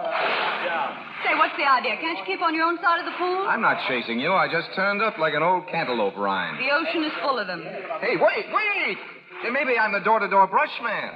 Not today. Special offer. Full set of kitchen brushes and a set of Charles Dickens. I haven't got a kitchen. How about a set of Dickens without the brushes? I couldn't afford it. You see, it's a contest, ma'am. The one that sells the most brushes gets sent away on a vacation. And the more you sell, the farther they send you? That's right. Hey, give me all you got. Yeah? Oh. You see, that's what comes of trying to swallow the whole pool. Here, let me slap you on the back. Oh, that's enough. Unhand me. You know, your eyes are very large and beautiful. Oh, stop it. Even when they're bloodshot. Will you tell me what this is all about? I don't know, but isn't it fun? Yes. Now look at me, really. I'm not such a boogeyman, am I? Just an honest, open face. A little too open, maybe. When are you leaving this boat, Mr. Bradley? Going all the way to Buenos Aires. How far do you go? All the way to Buenos Aires. Isn't it great, Dinah? Dinah? Yes, I know. The passenger list called you Diane Lovering, but I call you Dinah. And in heaven's name, why? I had a black-faced doll when I was about a year and a half old. They called her Dinah. I loved her very dearly.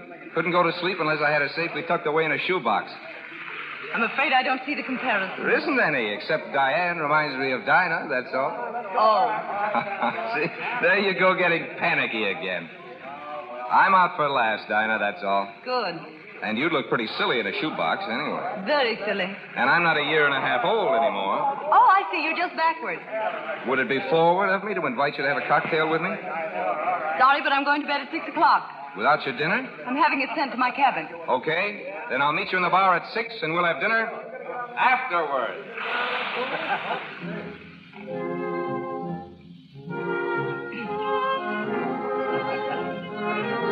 Hello, Dinah. You're early. It's only 6:15. Then I've got 15 minutes to get back to my cabin. Now, how about just one cocktail? Well, I'll have a sherry flip. Sherry flip?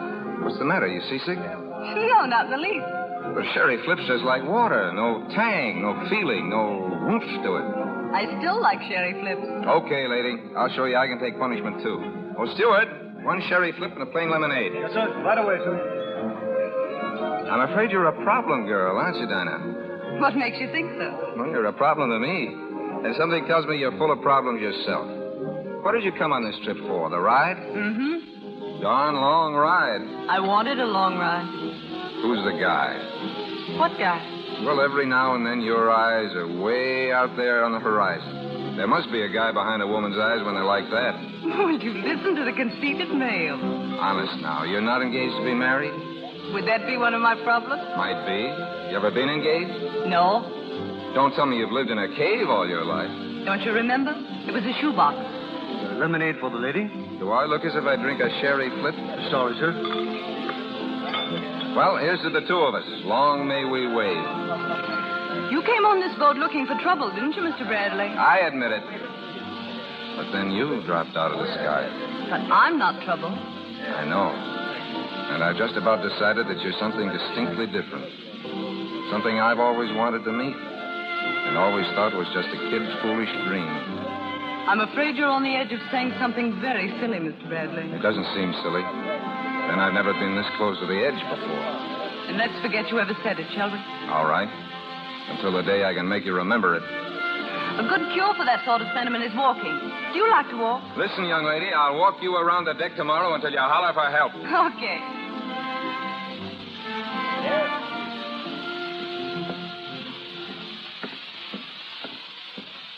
20 times around so far. How are you holding out? I haven't even started. Then let's go a little faster.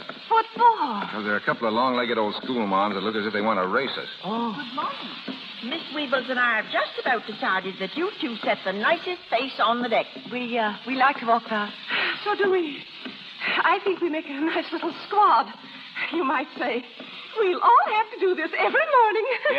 Yeah, good idea. You just keep leading the way and we'll follow. Hey, what do we do? Pull a fast one. You do it. I'm all out of fast. All right, here goes. Oh, look at the whales. Where? Oh. Right alongside the ship. There must be 100 of them. Oh, I don't see any. No? There aren't any whales there, Mr. Bradley. I'm afraid you're mistaken. No whales? Are you sure? Not a whale. Nothing but ocean. Gosh, you don't suppose... Not again. There, my poor dear Mr. Bradley. Well, what's the matter with him? Nothing, you see. They told me a sea voyage would cure me. I won't go back to that place again. They can't tie me up in that room. Be calm. Edith, come along. The man's crazy. There, you see, it worked. That's what I call practical insanity. Do you always see whales? Only when being followed by long-legged school moms. Sometimes I see the Southern Cross. Really? If you'll come on the upper deck with me some night, I'll show it to you.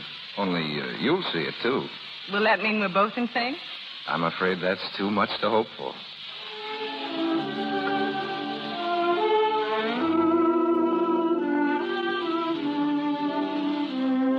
It's glorious. Where's the Southern Cross? Right up there. Where? There.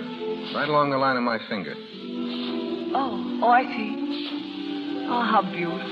You're telling me. We're looking at the Southern Cross, Mr. Bradley. You speak for yourself. I'm going to do all the looking at you I can our last night on board ship. Are you coming out to my ranch in Buenos Aires? I'm afraid I won't have time.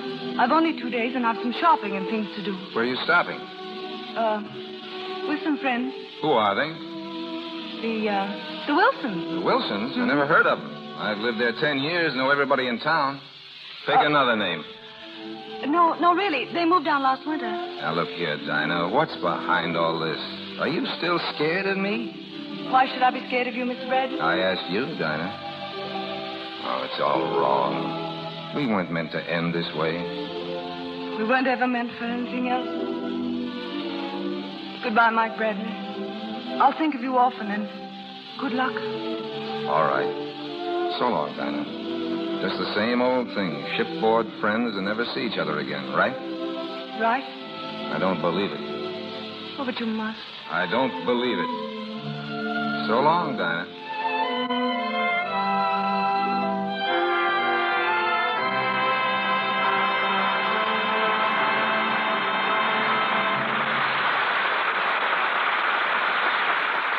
In just a moment, we'll go on with our Lux Radio Theater presentation of Change, starring Joan Crawford and French O'Toole. But first, we take you to Hollywood's playground, Santa Monica Beach, only 14 miles down lovely Wilshire Boulevard from Hollywood to the sea. We're on the set at famous Santa Monica Beach Club, There are two girls near us, very much excited. Listen. Look, it's Carol Lombard. There? No, over there to the right. They say she's crazy about the water. Swims beautifully. Doesn't she look slick in that bathing suit? Mm-hmm. Some low cut. Wish I could wear one like that. But my back isn't smooth enough. Say, I read in a movie magazine that Carol Lombard uses Lux toilet soap as a bath soap, too. Gosh, that's an idea, all right, huh? Mm-hmm. It's dollars to donuts. That's why her back is so smooth. I'll have to give it a try. It certainly is Carol Lombard's Lux toilet soap care that keeps her skin so lovely. And this beauty bath does other things, too. Carol Lombard herself has told us. Often I come home from a long day before the camera, so tired I can't bear even the thought of going out. And then I try a Lux toilet soap bath. Lie back a few moments, completely relaxed. And when I step out, I feel marvelously refreshed. And I love the delicate perfume Lux toilet soap gives my skin. Lux toilet soap has an active lather that carries away from the pores all foreign matter, every trace of dust and dirt. It protects daintiness. Lux toilet soap's perfume is a blend of 34 costly scents. But because so many millions of cakes are sold, the cost of this fine soap is brought way down so that any girl's shopping list can contain the words, 6 cakes of Lux toilet soap, please. And once again, Mr. DeMille.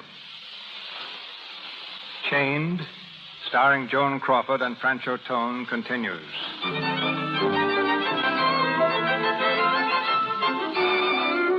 It's the following morning, and Diane thinks she has escaped from Mike by telling him she's visiting the Wilsons, some non-existent friends. Outside her luxurious hotel, she waits for a groom to bring the horse she's ordered for a morning ride. Miss Lovering. Yes?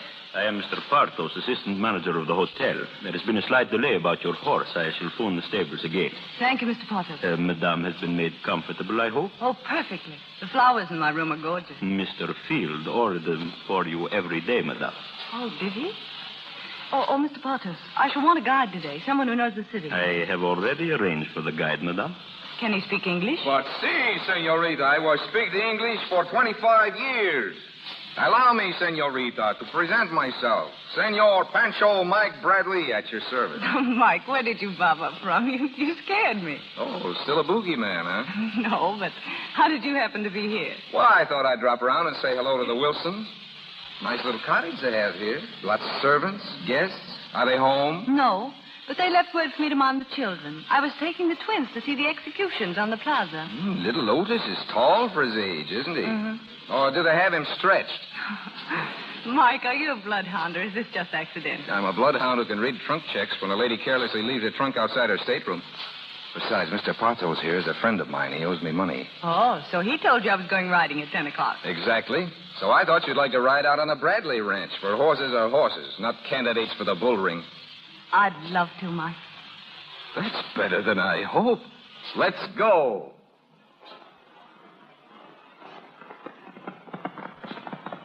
Mike, let's slow down to a gallop. All right. Oh, boy. Oh. Quiet. Let's get off and rest a while. I brought a couple of thermos bottles of cold tea in my saddlebag.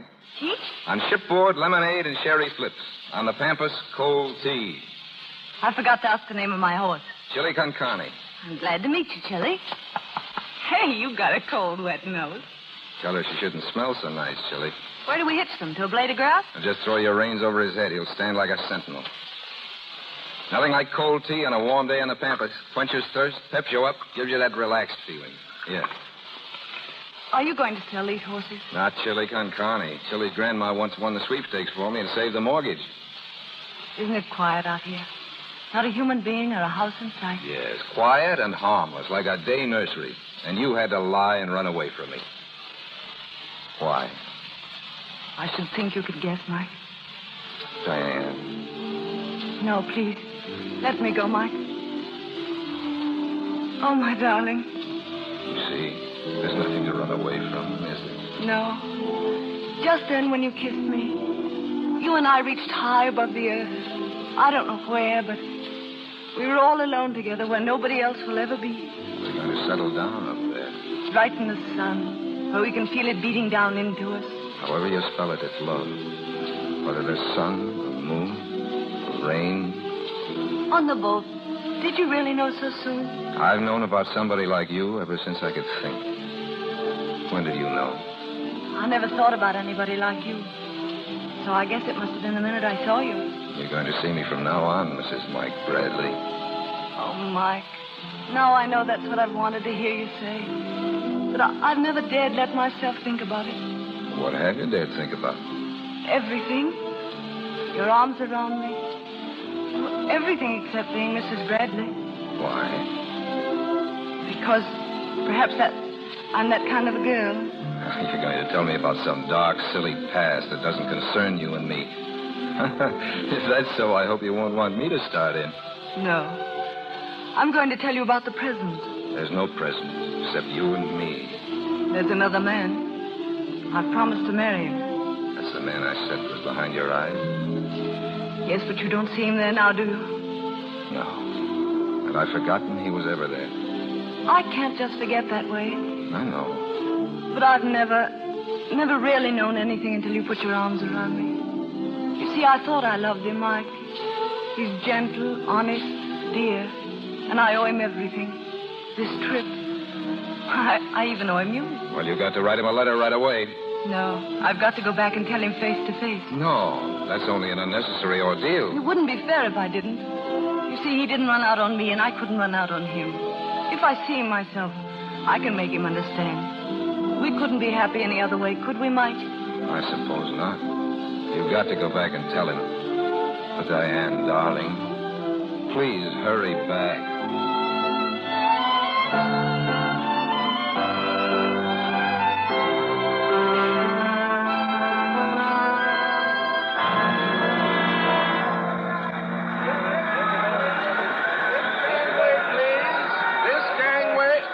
Miss Lovering, here's your landing card. Thank you. This gangway, please.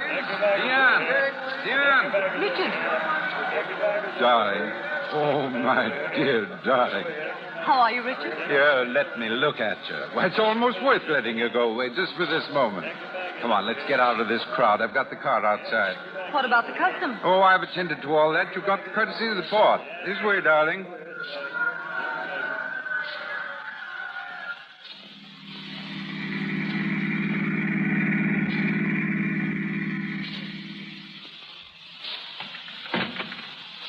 Well, Diane, home at last. Yes. Glad? Of course. Sometimes I had a strange, terrible feeling that you wouldn't come back. Well, did you have a good time? Yes. Nice crowd on the boat? Why, yes. You're tired, aren't you? No. Maybe a little excited about getting back. Well, I've so many things to tell you, I don't know where to begin. Considering that I'm never going to let you out of my sight again, you have the rest of your life to tell me everything. But, Richard, I want to tell you something, well... I don't want to hear a thing. Not till you see what I've got for you. What is it? Here. It's your welcome home present. It's a wedding ring. Take a look at this morning's paper and see what you think. Listen. Shipping magnate divorced. Mrs. Richard I. Field, wife of Field Line Head, now in Reno. Oh, no. No, Richard. True, dear. We had it all out shortly after you left. She saw that it was the only way. You can't do this. Oh, but it's all right. She recognizes there's nothing between her and me anymore. She's an honest person, Diane. So, it's all settled. Darling, we can be together always, no? Always? Well, what's the matter? Don't you believe it yet? Well, it's just something I never counted on. At one time, I never even dared hope for it. You've given up your family, your home, and your children. You must love me very much. Your being away showed me I love you more than I ever knew. Every hour empty. Couldn't do a thing downtown, just wondering about you and what you were doing, waiting for you to come back.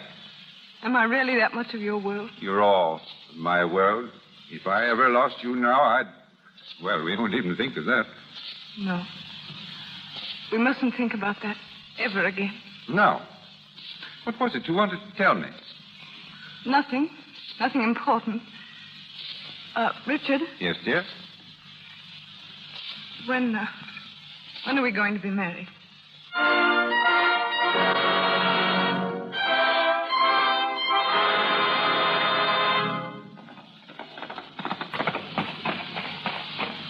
Pablo. Walk him till he cools off. And no water till sundown. Si, senor.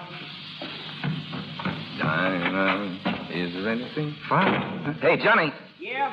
Mail come in yet? Yeah, sure. It's a letter from New York in small feminine handwriting. You know, it looks awfully thin to me. Shut up and hand it over. It's her first letter. Why, Mike. Mike, what's the matter? Nothing very much. No. Really nothing at all. It just seems there was a first-class chump in the Argentine. His name's Mike Bradley. You mean... I mean the works. She's taken a run-out powder. She's married that guy in New York. Oh, gee, that's tough, Mike. It looks like all women are the same, doesn't it? Yeah. Only most of them aren't so frank in admitting they're only out to make a sap out of a man. Well, I never dreamed it about her. It's brutal. Sure, everything seems brutal when you're on the loser's end of it. But I guess I'm well out of that one. Oh, how does a dame like that figure things anyway? Can't she recognize a real guy when she sees one? That's not the point. She's got what she wants. She'll live up there in New York, spending her days buying furs and diamonds to show off in the evening at nightclubs. Probably her husband's a good guy, too. Just another sap. Only he doesn't know it yet. Is there anything I can do about it, fella? Sure. If I ever go up to New York again, keep reminding me that Don Juan and Casanova had the only real slant on women. Love 'em and leave 'em.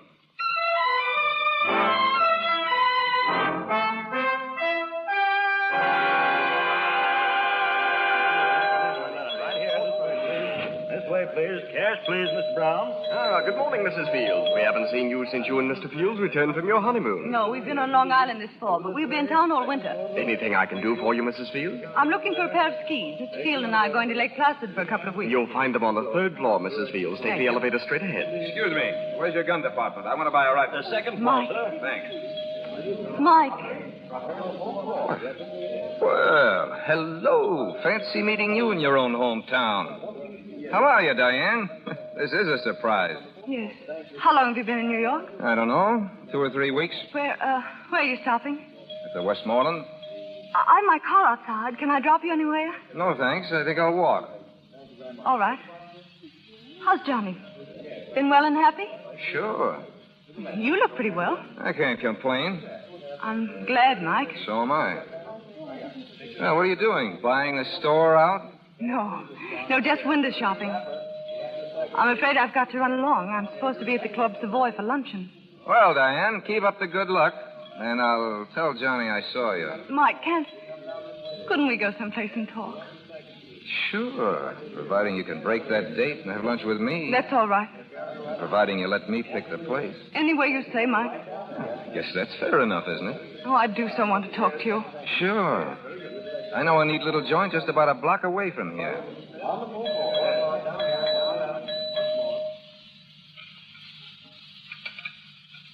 The luncheon, it was satisfactory, monsieur? Excellent, Felix. And I like your little private dining room. A nice, intimate feature that New York should have borrowed from Paris long ago. Quite so, monsieur. Quiet and, as you say, intimate. Liqueur, madame? No, thank you. No? No, Mike. Anything else? No. Very good. Well, Mrs. Field. First time you've called me that. Okay, it's the last. But while we're on it, how's it working out? Why, splendidly. For you and for him, both. Why, of course. That's fine. How's his health? Why, do I really deserve that much, Mike? I'm sorry. If you felt that was below the belt, I didn't mean it. Skip it. It skipped. But I see you're still the same healthy girl, aren't you? Not a doctor's bill, not a dentist's appointment, not even... Not even the sun. What, Mike? The sun. Don't you remember? We went a little balmy under it once. We were going to settle down in the Argentine for life or something. Mike? Well, that's out. I don't blame you. But we'd blame ourselves if we didn't take an hour or two of it now that they've stopped the clock for us. You don't mean that, Mike. You can't mean it. What's the matter? Do you like to run away and be caught? Really, Mike, please. I've got to go. I don't know why I ever spoke to you. Because you remembered something you missed, that's why. Because you're only out for thrills anyway. And I was once sap enough to take you serious. No, Mike, no. Oh, forgive me, Dinah. Dinah. I've waited so long to hear you say that. Dinah, why did you do it? What? Why did you write that letter and let me spend a year thinking of you You, as a... Well, I thought I owed you the truth, Mike. And like a poor daffy kid, I believed it. But only because I was counting the days, I guess. No, Mike, really. It was true then, and it's true now. Only this is true. You're here saying meaningless words while all the rest of you keeps telling me differently. Every second. Mike, there are lots of people, men and women, who are, well, drawn to each other. Sort of a little spark that flashes up like a skyrocket every now and then, but... Are you trying to turn the sun, our sun, into a firecracker? It can't be done, Dinah. No, I guess it can't be done. So that changes everything. Nothing's changed, Mike. There's Richard, and there always shall be. Why didn't you tell him? Well, I couldn't let him down then. He's turned his whole world, his whole life over to me. I can't ask him to take it back now. It would disappear, and he'd be alone. How about you? Me? What about us? Grin and bear it. Oh, no. Now that I know, do you think I'll stand here and... Please, Mike. This can only mean one thing for us. I think you'd rather love me than hate me, and now you don't hate me anymore. And I thought I'd rather have you hate me than love me. Now I know why I spoke to you today. Because I hoped your eyes wouldn't be so hard. They were. But now they're not again. This is the only way I could think about them and go on, Mike. Dinah, you must stay. No. Then I've got to see you again. Tomorrow? We're going away tomorrow night. I'll be busy. Where are you going? Goodbye, Mike. Mike, darling. Do you realize what you're doing? Yes. I'm keeping you locked in my heart where nobody else will ever be. Where only I can talk to you. Without ever seeing you again. Listen for me and yours, Mike. Always.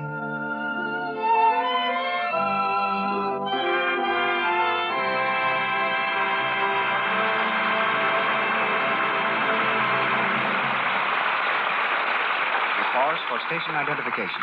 This is the Columbia Broadcasting System.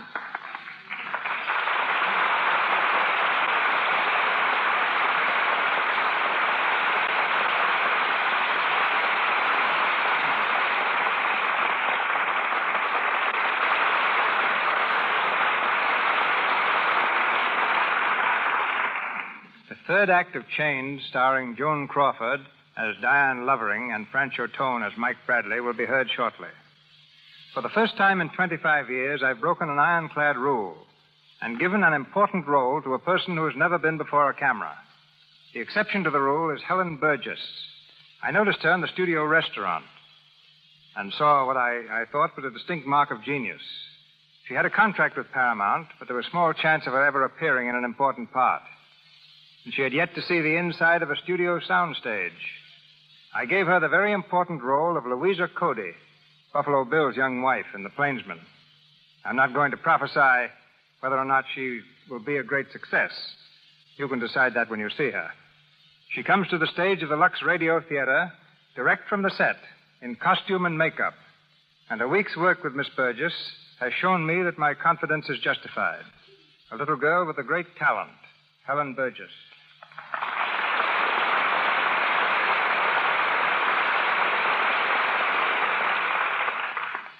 I'm so grateful, ladies and gentlemen, for this marvelous chance to work under Mr. DeMille's direction.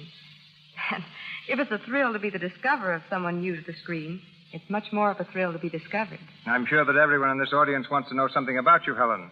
And someone has said that there is nothing so interesting as a fact and nothing so vital as vital statistics. So what are yours? Well, I was born in Portland, Oregon, and next year I'll be able to vote. I also lived in Tacoma, Washington for a while before coming to Hollywood. And I went to Hollywood High School, like Baby Daniels and so many other DeMille discoveries. The one difference in your case is that you had never appeared on the screen at all. And most of the girls like Baby Daniels and Gloria Swanson, who finally found themselves in DeMille bathtubs, were bathing beauties to start with. Well, I envied them whatever experience they'd had. And I walked out on the set for the first time and met Gary Cooper and Jean Arthur, Charles Bickford, James Ellison, and the rest of the cast. I was so nervous my petticoats kept rustling. The man in charge of the microphone said it sounded just like a ton of coal going down a chute. Don't ever fear being nervous, my dear. This is your first picture. It's my 63rd. I begin to get nervous a week before the starting date on every picture, and don't get over it until a week after I finish. The first time I'm not nervous before starting a picture, it'll probably be a bad one. Well, it wasn't nearly so terrifying walking onto the set, though, as it was seeing our first day's work on the screen. I was so afraid I hadn't lived up to expectations that I'd have run away but for Gary Cooper. Gary said, "Well, don't be scared, Helen. This acting is a cinch." And I'm telling you now, you stole every scene. Yes, and I happen to know that just about then, Gary's knees were knocking together so hard they sounded like castanets. Well, the thing that makes me feel most at ease is that everybody else in the cast is so much at home. You know, some of the players have been in every one of the 63 DeMille films. You'll find the DeMille cast is not just a collection of players, it's a reunion. Well, I can think of only one bigger reunion in Hollywood. Get together all the picture stars who use Lux toilet soap. Then you'd have a reunion. And there seems to be the same friendly spirit here in your Lux Radio Theater, Mr. DeMille, as there is in your cast, which is probably why the show is as good as the soap. Good night.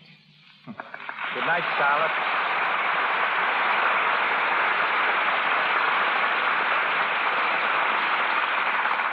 We continue the Lux Radio Theater play Chains, starring Joan Crawford and Francho Tone.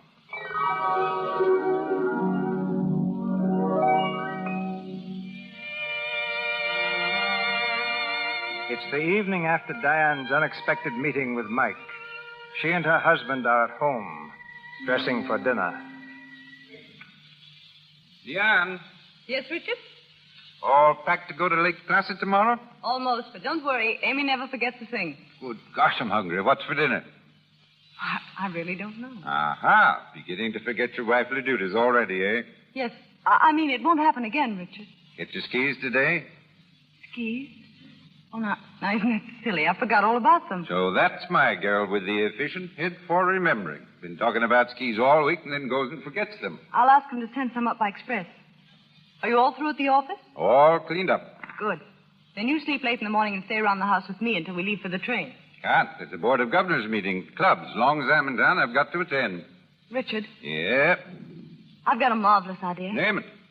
Let's not wait for that stuffy train trip tomorrow night. Let's get to bed early, get up early, take the open car and every fur robe in the house and motor up. If we leave by 7, we can make Placid by 6 in the evening, no matter how much snow. Pretty cold ride. Oh, it'll whisk the cobwebs out of our brains. Say, what makes you so anxious to get away on our little holiday? You? I make you anxious? What's eating you, anyway? You've been talking in riddles ever since you came home today. Have I? Well, it's just that I want to be with you, alone. Just us two together. Away from the whole world. Oh, I can't explain what I mean. Why, Diane, I believe there are tears in your eyes. Darling, I'm really touched. We can motor up, can't we? I'll say we can. We'll run away from everybody and everything. Oh, thank you, Richard.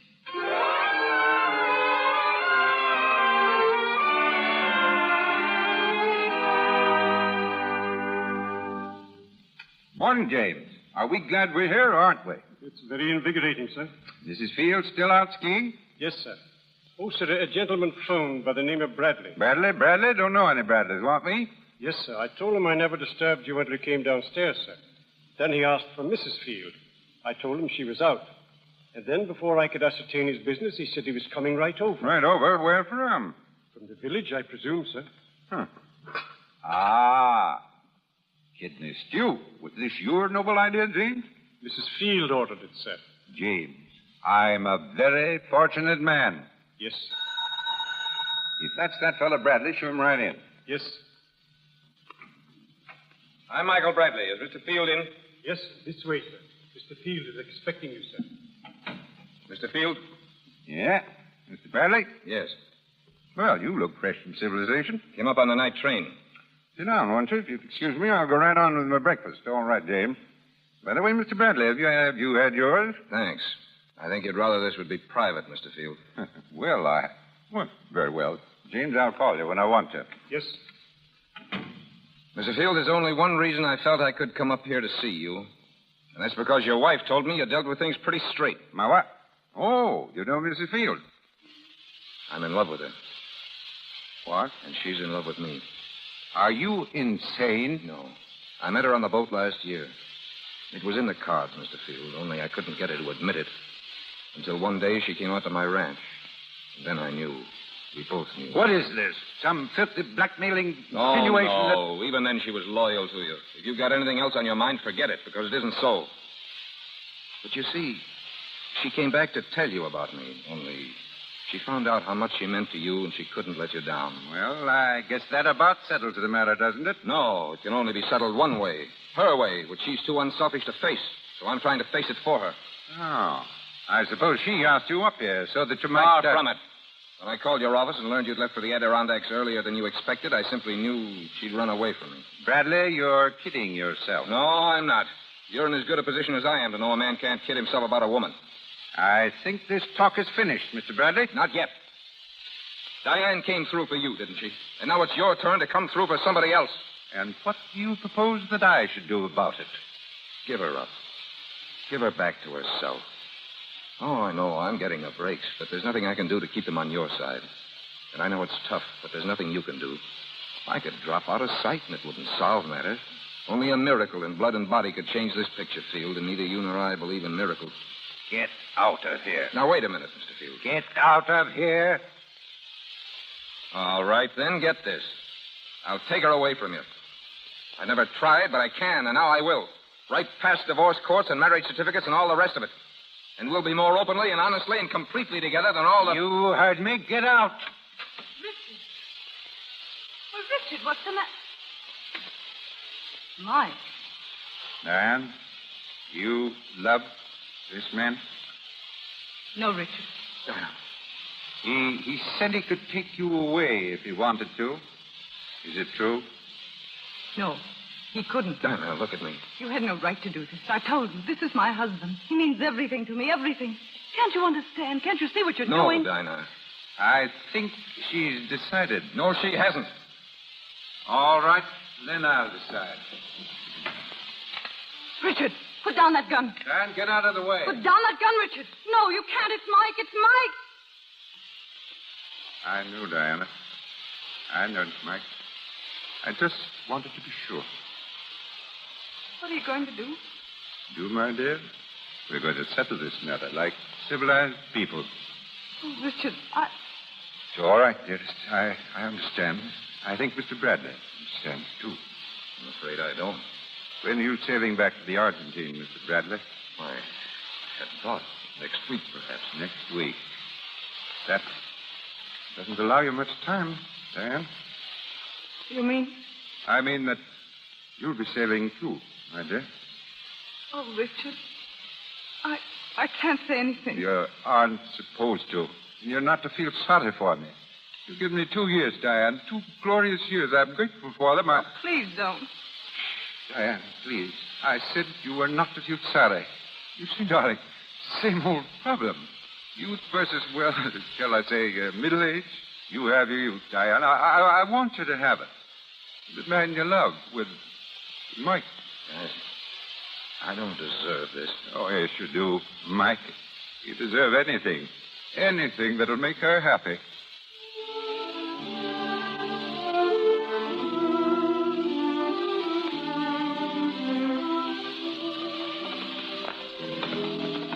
Oh, Chili. Oh. Hold it. Mike, it's glorious out here. You want to go on? No, let's just stay here. I want to drink it all in. The moonlight, the pampas. There's the Southern Cross up there. Where? Just about where it used to be. Oh, it's more wonderful than ever. And so are you, Mrs. Mike Bradley.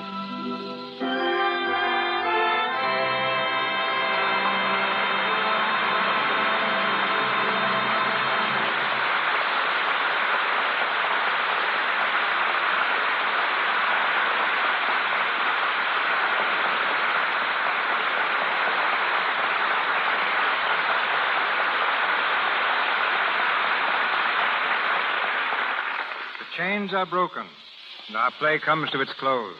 But Joan Crawford and Francho Tone will be back in a moment for a curtain speech. 2.5 million letters and postcards from movie fans are received at the studios each year. The bulk of this mail is addressed to the stars and asks the same question: how can I get into the movies?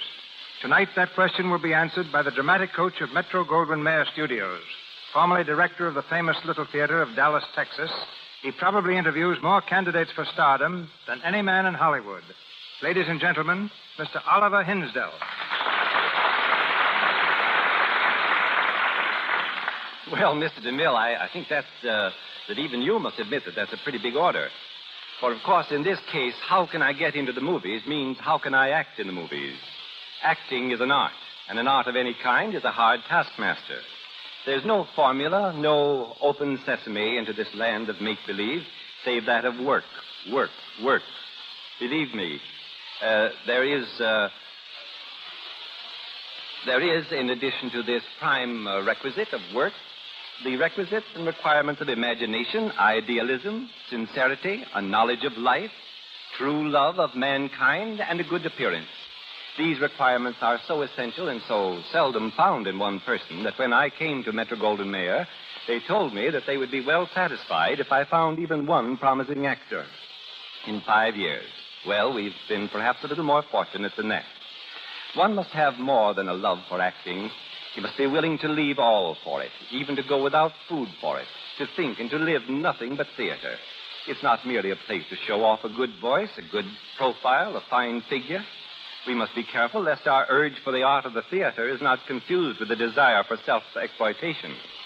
When we have reached the stage in our thinking that we ask nothing of the theater but are willing to give all to it, then we may know that the urge is real and cannot and will not be denied. There's no one key that will open the gates, but a combination will, perhaps. Find that combination, and you will enter. But once in, the real work only just begins. Here are a few of the combination numbers, so to speak. The aspirant must have a broad vision and understanding, a cultivated mind. He should know history, literature, painting, sculpture, music. He should know his Bible. His body must be healthy, active, and must respond to his bidding. A fine, clear complexion which denotes health, vigor, vitality. And there is no better way to a clear complexion than a clear skin. And I know of no better way to a clear skin than by the use of pure toilet soap. Lux toilet soap, for instance. You do not need to be beautiful. Marie Dressler and Wally Beery never won beauty contests. If you are beautiful, don't be misled into thinking that that's all that it requires to get into the movies. The ranks of Hollywood unemployed are full of those with nothing but beauty. I've tested at least 100,000 young men and women for this screen, including those that I've judged from photographs and written reports. Of these, only 17 have made the grade. Among them are Jean Parker, Robert Taylor, Irene Hervey, Martha Sleeper, Mary Carlisle, Robert Young, Betty Furness, Michael Whalen, Virginia Bruce. Some of the others are already equally well known. Others you may never hear of. If you are still determined to go into pictures, take whatever opportunity you can get. Go to the little theaters or any amateur group in your neighborhood. Start in, if necessary, by sweeping the floors. Paint scenery, understudy, be a prompter, do anything. And don't worry. If you think, perhaps, that I have painted a dismal picture, bear in mind that every major studio spends thousands of dollars yearly scouting the country for promising performers. We always need talent. Your big chance will come when you are ready to accept it, and only then. Good luck, and good night.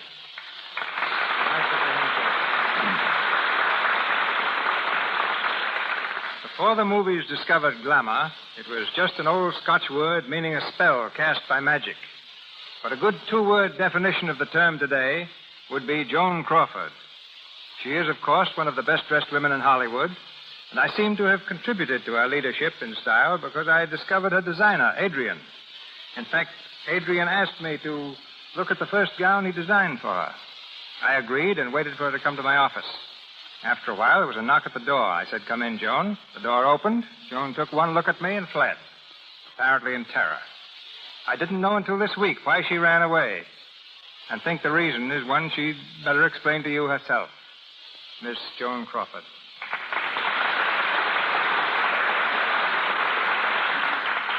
To tell the truth, I was scared to death of Mr. DeMille. I had visions of entering a room in complete darkness and suddenly finding myself underneath a blinding spotlight with Mr. DeMille seated on a throne and shouting, "It won't do."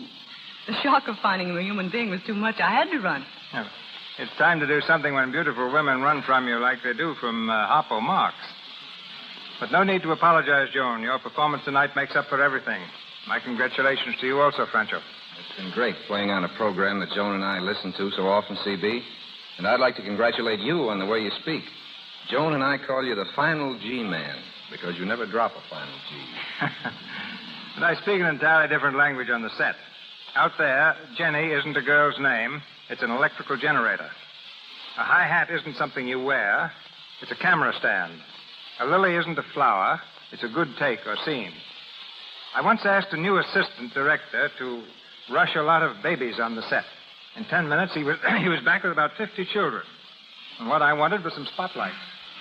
You learn more in pictures with a new language. For instance, Clark Gable learned to swim. When we were making Chain, the script called for several swimming scenes, and Clark couldn't swim a stroke at the time, but I taught him how. And in return, he taught me how to shoot a gun.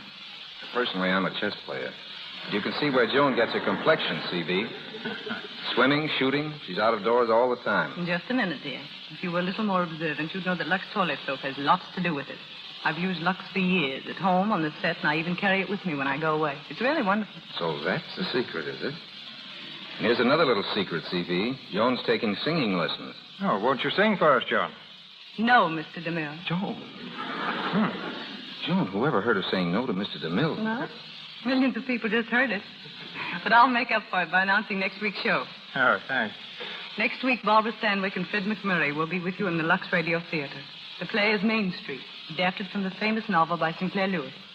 And with two such marvelous plays, you can look forward to a really great program. My thanks to you all, and good night. We'll be listening in next Monday. Good night, C.B. Good night.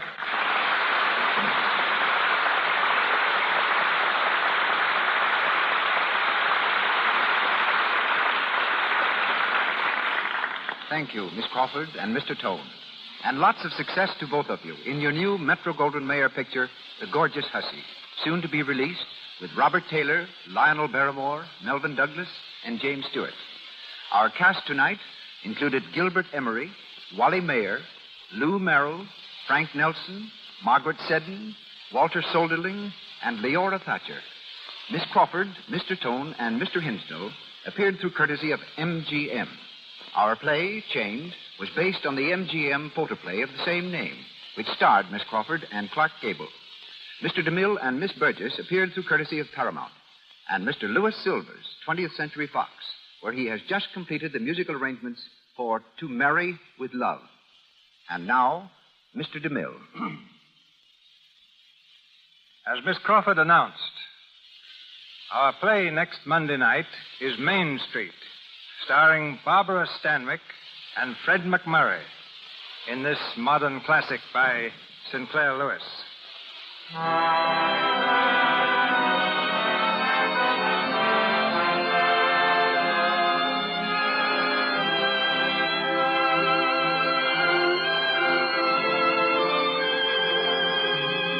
Our sponsors, the makers of Lux Toilet Soap, join me in inviting you to be with us at that time to welcome Miss Stanwyck and Mr. McMurray. This is Cecil B. DeMille saying good night to you from Hollywood.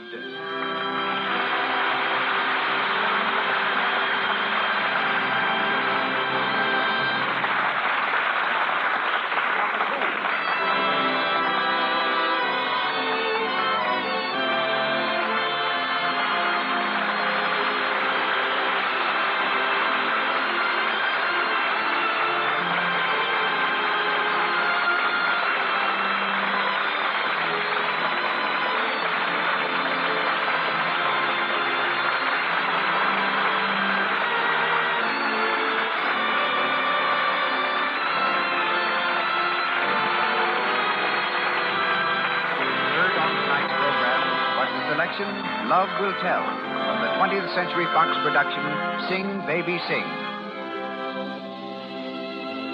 This is the Columbia Broadcasting System.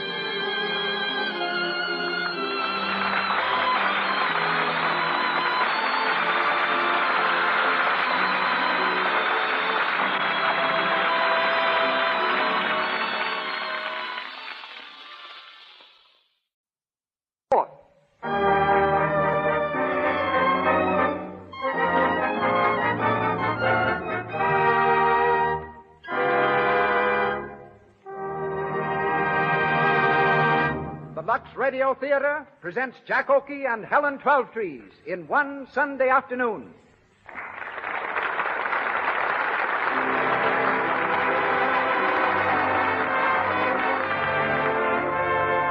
Lux presents Hollywood.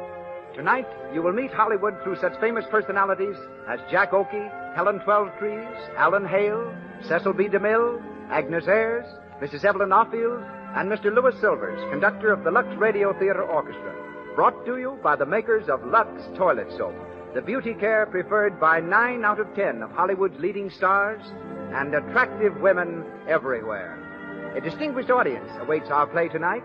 Seated before me are 3 of motion picture's newest stars, June Lang, Muriel Evans, and the leading citizen of Van Buren, Arkansas, Bob Burns. Greetings to all from Lux.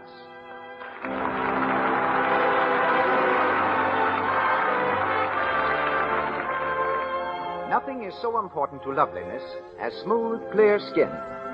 Just remember that while Lux Toilet Soap is fine enough for movie star complexions, it is so inexpensive that any girl anywhere can buy and use it all the time.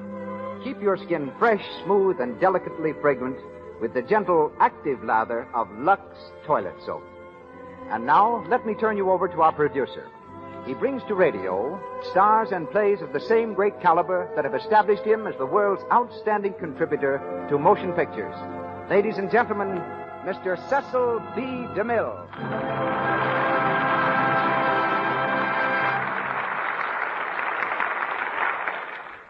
Greetings from Hollywood, ladies and gentlemen.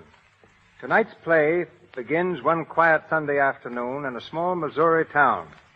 So does the story of tonight's star, Jack Oakey. Only in Jack's case, the afternoon wasn't so quiet.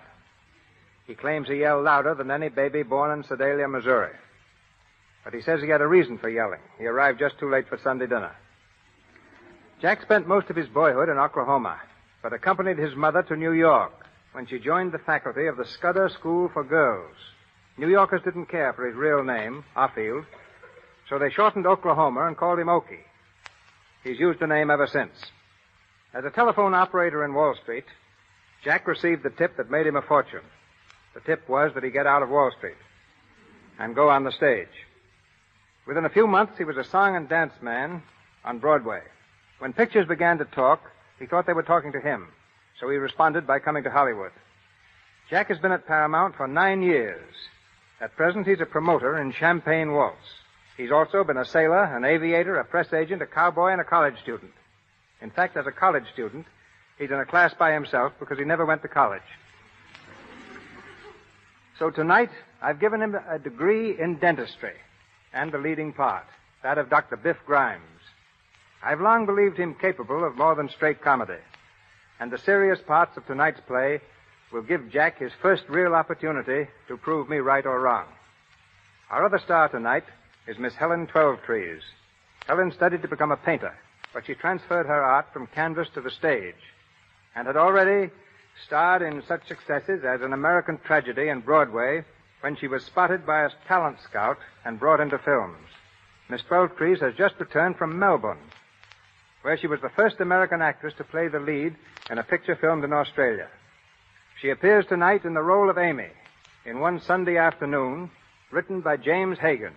We hear it now in the Lux Radio Theater, starring Jack Oakey with Helen Twelvetrees.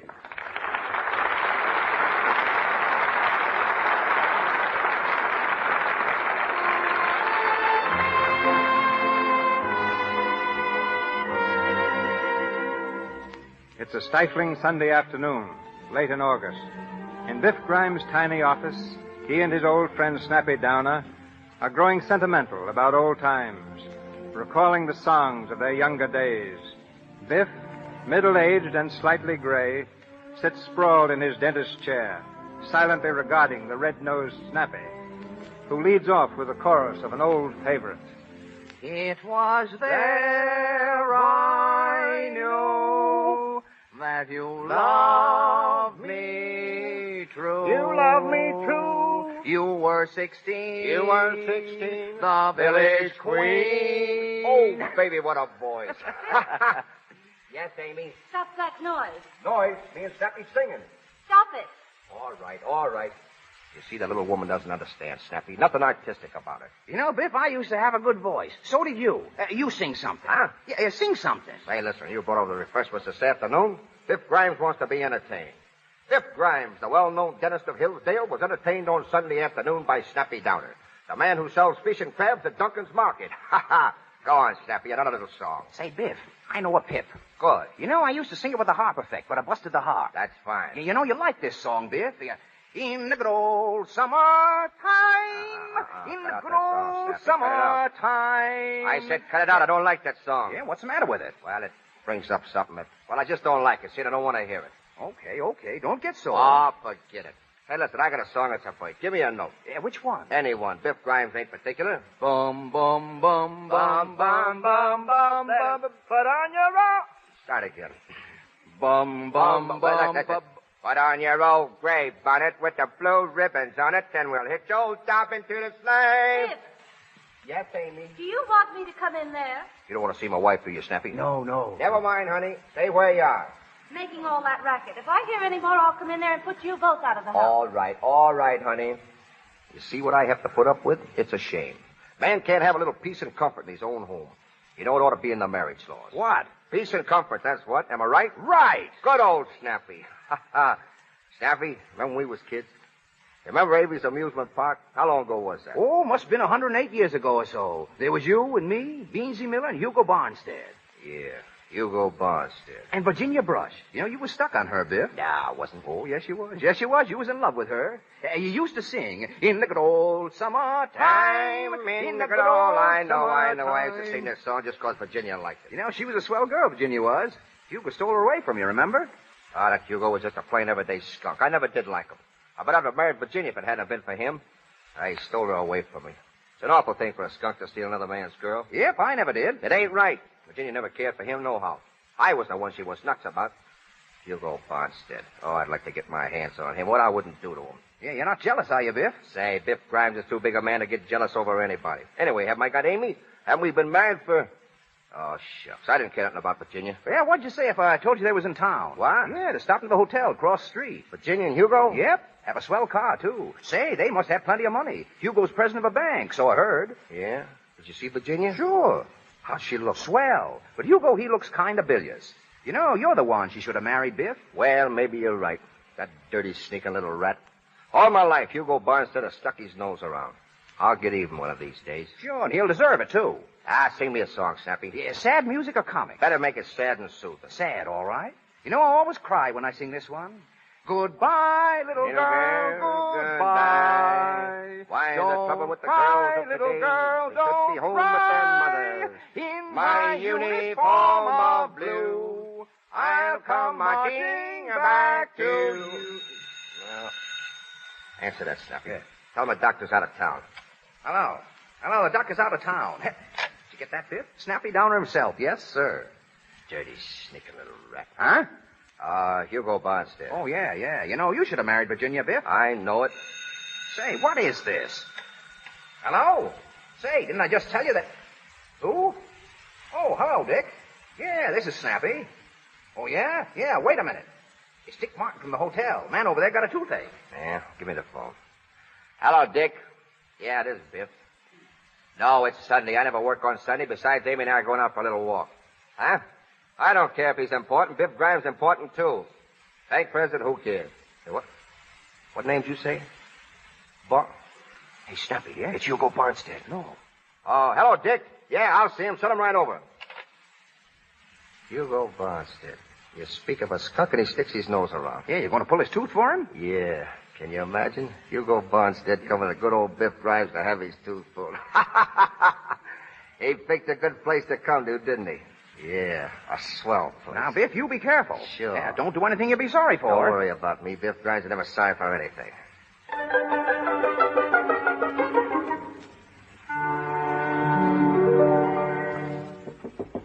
Come in. You the dentist here?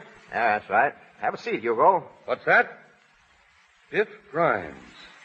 Well, I had no idea you would ever... So you did become a dentist? Yeah, been a long time, Hugo. Yes, must be 25 years. Let's see.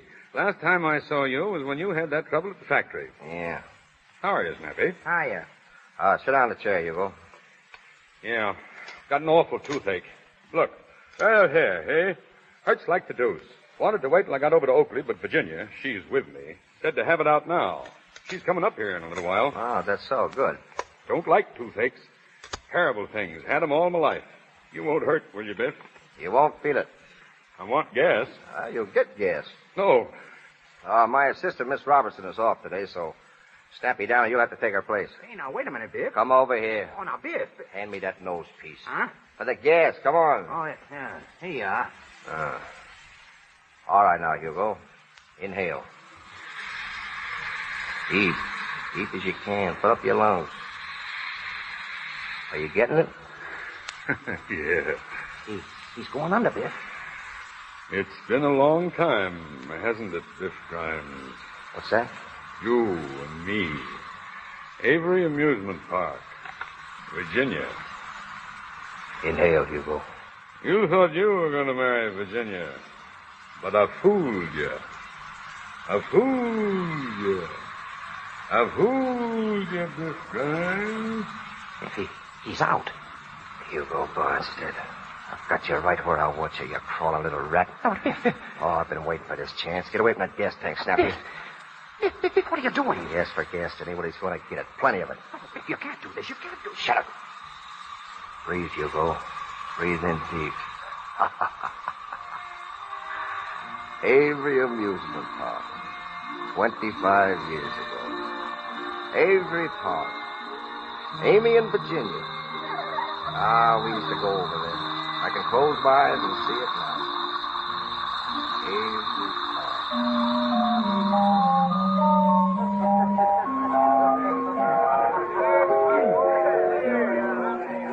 Biff? Hey, Biff Grimes. Hello, Hugo. Say, I've been looking all over for you. You're late. The girls are waiting? I don't know. I haven't seen them yet. Where are we supposed to meet them? Oak Street entrance, wasn't it? Yeah, come on. Hey, who are they anyway, Hugo? You know Biff Grimes is pretty particular about the girls. Well, I only know one of them. Name's Virginia. Said she'd bring a friend. Is she a good looker? Who Virginia is? I don't know about the friend. Well, won't do any harm to take a look. But if they don't suit me, Hugo, you know Biff Grimes, 23 Skidoo.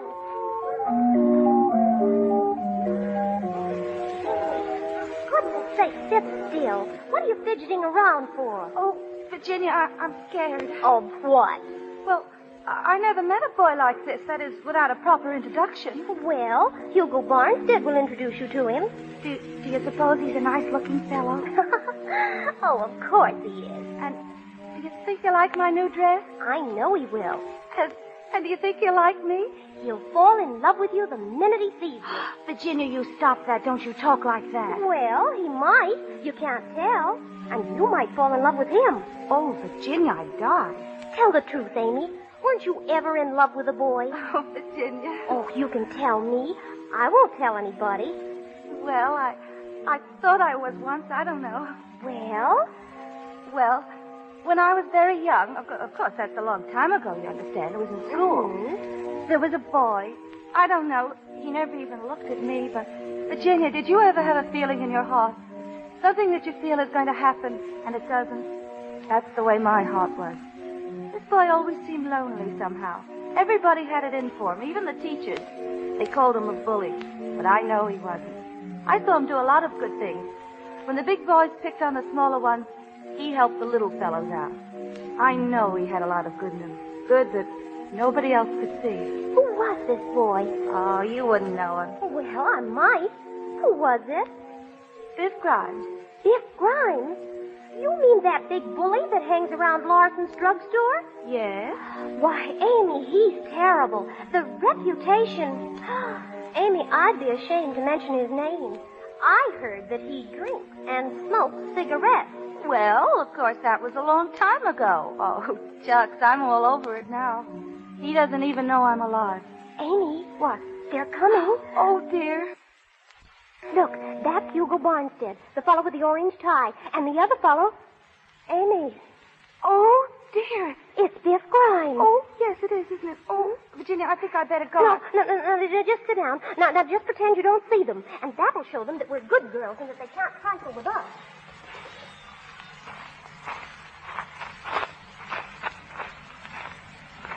There they are, Biff. I see them. Swell, huh, Biff? Hey, pretty swell, Hugo. Say, I've seen her around town. What's the one you got picked up for me? The little one on the left. Oh, nothing doing. I know that scrawny little thing. We used to go to school together. Amy something or other. She ain't so bad. I'm telling you, she's skidoo. You can't pick anything better than that. Well, Biff Grimes will do his own picking. Wait a minute, Biff. I picked the other one. Oh, but that ain't fair. 23. Everything is fair to Biff Grimes. Say, I've always wanted to meet her, though. She's all the fudge. Oh, gee, Biff. All right. Well, we'll fix it. Well, say something. Well, all right.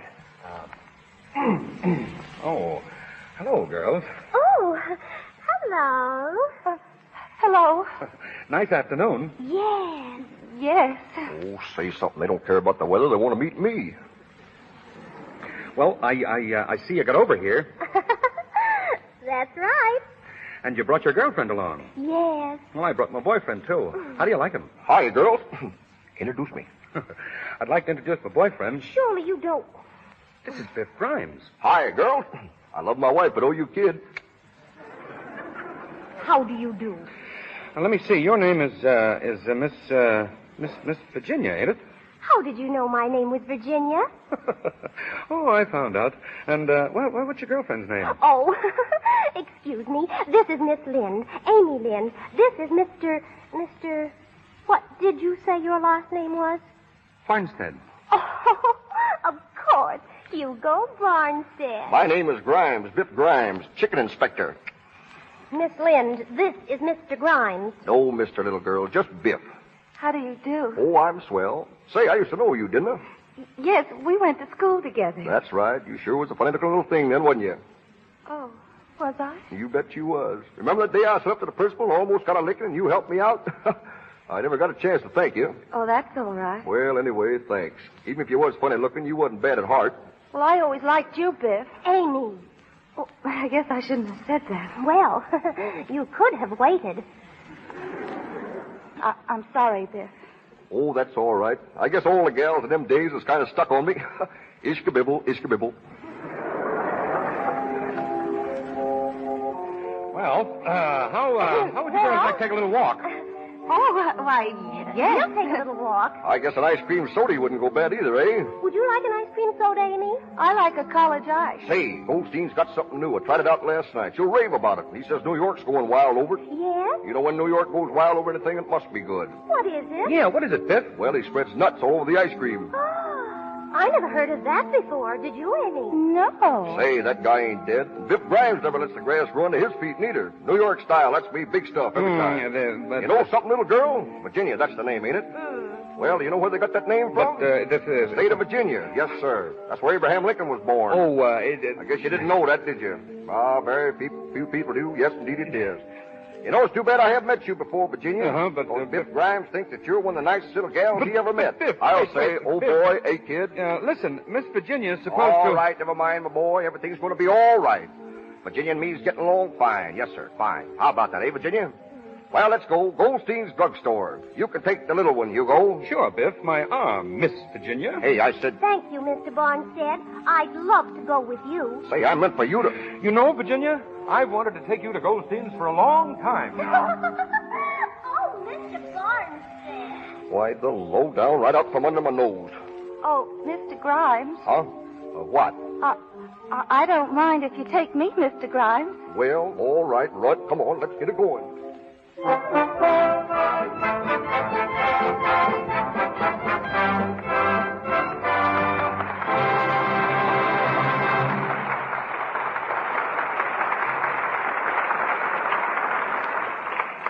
Jack Oakey and Helen Twelvetrees will be back with you in a minute.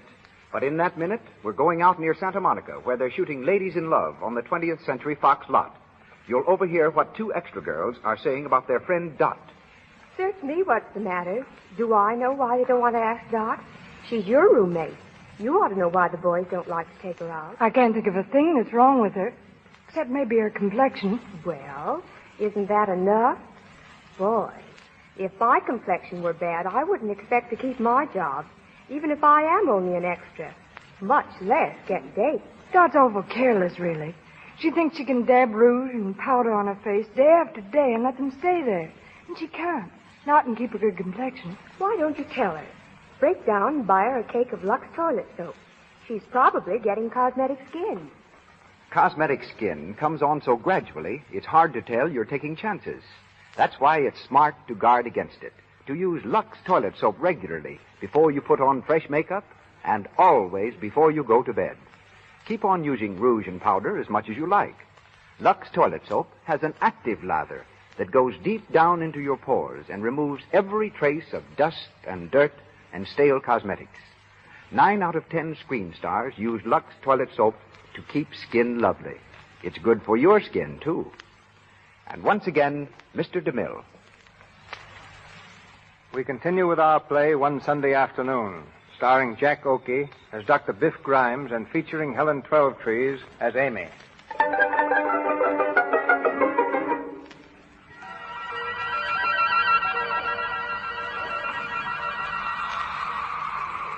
We are back in the present day, in Biff Grimes' office. Hugo Barnstead lies unconscious in the dentist's chair with the gas filling his lungs. Biff stands over him, a dull look in his eyes, as his mind flashes back to the days of their youth. Snappy Downer, his face contorted with fear, tries vainly to shut off the gas. Biff, let me turn off that gas. Get away. But you can't do this, Buff. You can't do it. Yeah, he took her away from me, didn't he? He took Virginia away from me. That night in Snyder's beer garden. But that was 25 years ago. You can't do it. Yeah, 25 years ago. I remember it like it was yesterday. Snyder's beer garden. I was there with Virginia. Oh, Biff, listen. Yeah, with Virginia. I can even hear the music. Snyder's beer garden.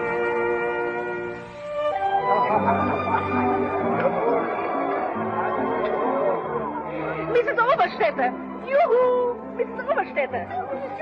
Oh, big A! You see the fight? Fight? Yes, over by the bowling alleys. That Biff Grimes boy has won. Oh, such a bully. Such a loafer.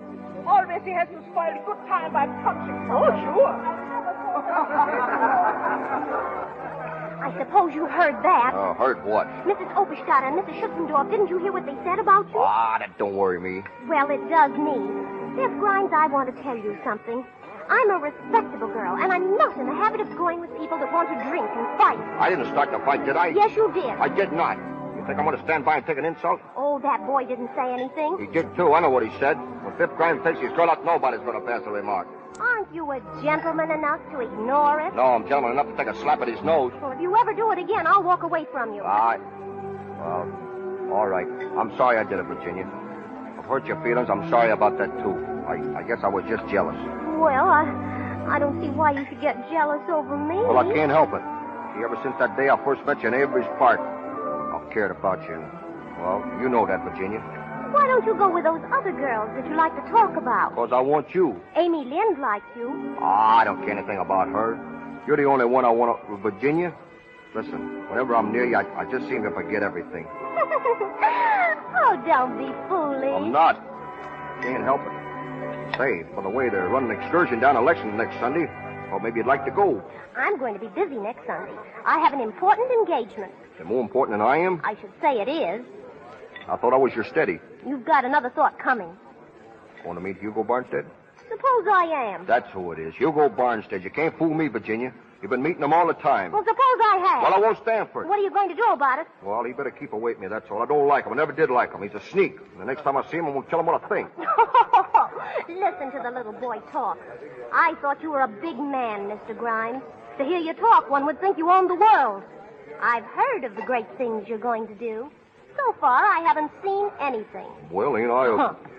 Ain't I studying hard to be a dentist? A dentist? Yes, a dentist. I only got 4 more years to go. When I get through, I'm going to put up a big dentist shop right in this town. I'm not in the least interested. Well, you will be when you see my name hanging out in front. I'm going to have a big gold sign painted. Biff Grimes, Painless Dentist. Yoo-hoo, Virginia. Oh, there's Amy. And Hugo Barnstead. Oh, what's he doing here? Hello, Virginia. Hello, Amy. Hello, Hugo. Hello, Virginia. We've been looking all over for you, Virginia. We were looking for you.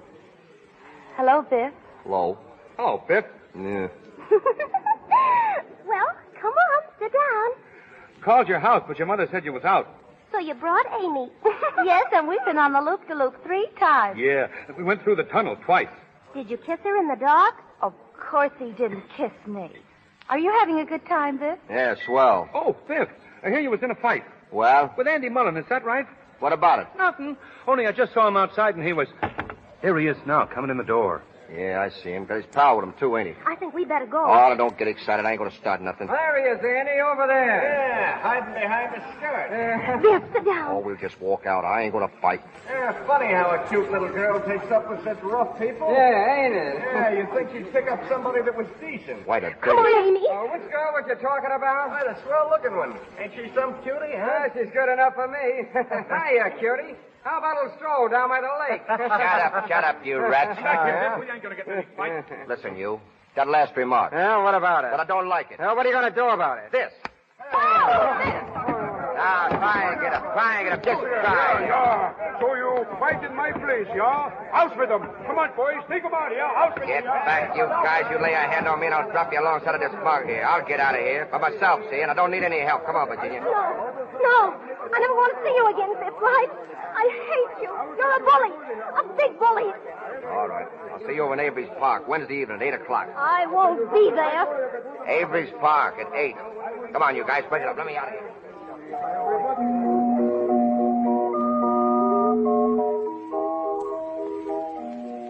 Well, I guess she isn't coming after all, Biff. I don't see her.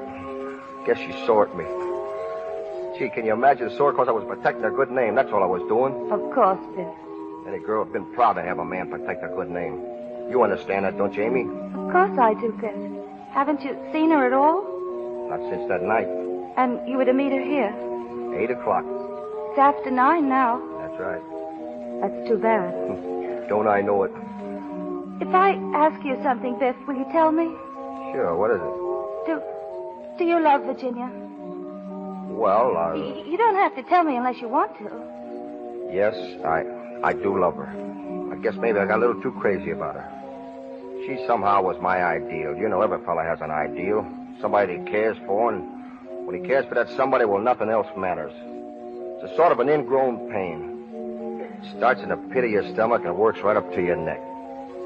Well, that's the way I felt towards Virginia. I see. Of course, you told her that you loved her. Lots of times. She always laughed at me. You know, there's nothing sincere about Virginia. At heart, she's a teaser. That's what rouses the old devil in me. I understand, Biff. Do you? You know, Amy, I like to talk to you. Somehow, well, I don't know. Virginia never could sit down and talk the way we've been talking. I like it. How'd you happen to come over here tonight? Oh, I don't know. I just came over. Did you have a date? No. You sure? I haven't got a beau. Funny. I thought you and Hugo Barnstead was keeping company. Hugo Barnstead? Oh, no. He just took me out once. He doesn't care anything about me. Well, he's an awful mug. I don't see what any girl can see in him. You know, I wonder if Virginia... What? Oh, nothing. It's funny, ain't it? What is? Oh, sitting here talking like this. Don't you like it? I sure do. I've always wanted to talk to somebody like this. See, over at our house, there's nobody but the old man and the kid brothers, and Pop don't work much, so I gotta go out and do the hustling. By the way, I'm starting next week at the Phoenix Box Factory. Of course, most of that money's going to help me through that dental school. I'm studying to be a dentist, you know. Are you, Biff? Yeah, I'm going to be the swellest little molar extractor in Oakley. Oh, that'll be fine. Of course, that's just the start. Someday, you know, I expect to be mayor of this town. Oh, gee, Biff. Yeah, that's going to make Virginia proud of me. Yes, sirree. Oh, yes. Hi, Amy. Hello, Biff. Oh, hello, Snappy. What are you doing over here? Oh, nothing. Just out for a little walk. Me and Gladys. She's my steady. Hush your mouth, steady. Say, I guess you heard the news, hey, Biff? What news? Well, ain't you heard about Virginia? What about Virginia? She got married this afternoon at 4 o'clock. Did she? Yeah, I thought you knew. You was going with her. Yeah, say, it seems I did hear something about that. Guess you know who she married, don't you? Who? Hugo Barnstead. Hugo Barnstead? Yeah. Oh, sure. Well, I certainly worked hard to fix it up for that boy. Well, I thought she was your steady. Virginia? No, she's just a nice little girl, that's all. Well, I guess everybody around here thought I was kind of stuck on her, but I wasn't. That was just one of my little jokes. So, Snappy, when you see the gang, you just say Biff Grimes is leading his own life and he's doing fine. Sure. Say, I saw Hugo this afternoon. He's going to work for his uncle in the box factory. Got a swell job. He and the Happy Bride leaving on the midnight train. Say, we're going to throw rice and everything. That's good. That's swell. Well, I guess we're running along. All right, Snappy. See you later, Biff. Come on, Gladys, come on. Biff, listen. Yeah, I know, Biff. It hurts, doesn't it? I guess it does. Sure it does. Your heart feels like it was all cut open and bruised. I know. Do you, Amy? Yes. Oh, when he climbs in that plane, I hope he breaks his leg. Biff, you mustn't say that. It isn't... Well, I can't help it. You mustn't. Say you're sorry, please. Oh, all right, I'm sorry. See, you know, Amy, you're the first person that ever made me take back anything. I kind of feel, well, I don't know, I'm just glad I know you, that's all, Amy. If I ask you something, you won't mind, will you? What is it? Can I be your steady? Oh, do you want to? Sure.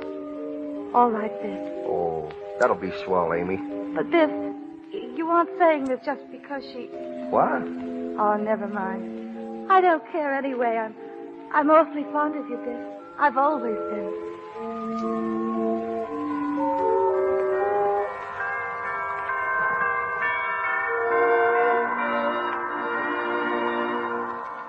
Biff, are you happy? You bet I am. Really? Of course, why wouldn't I be? Oh, I don't know, but I'm happy, Biff. I'm awfully happy.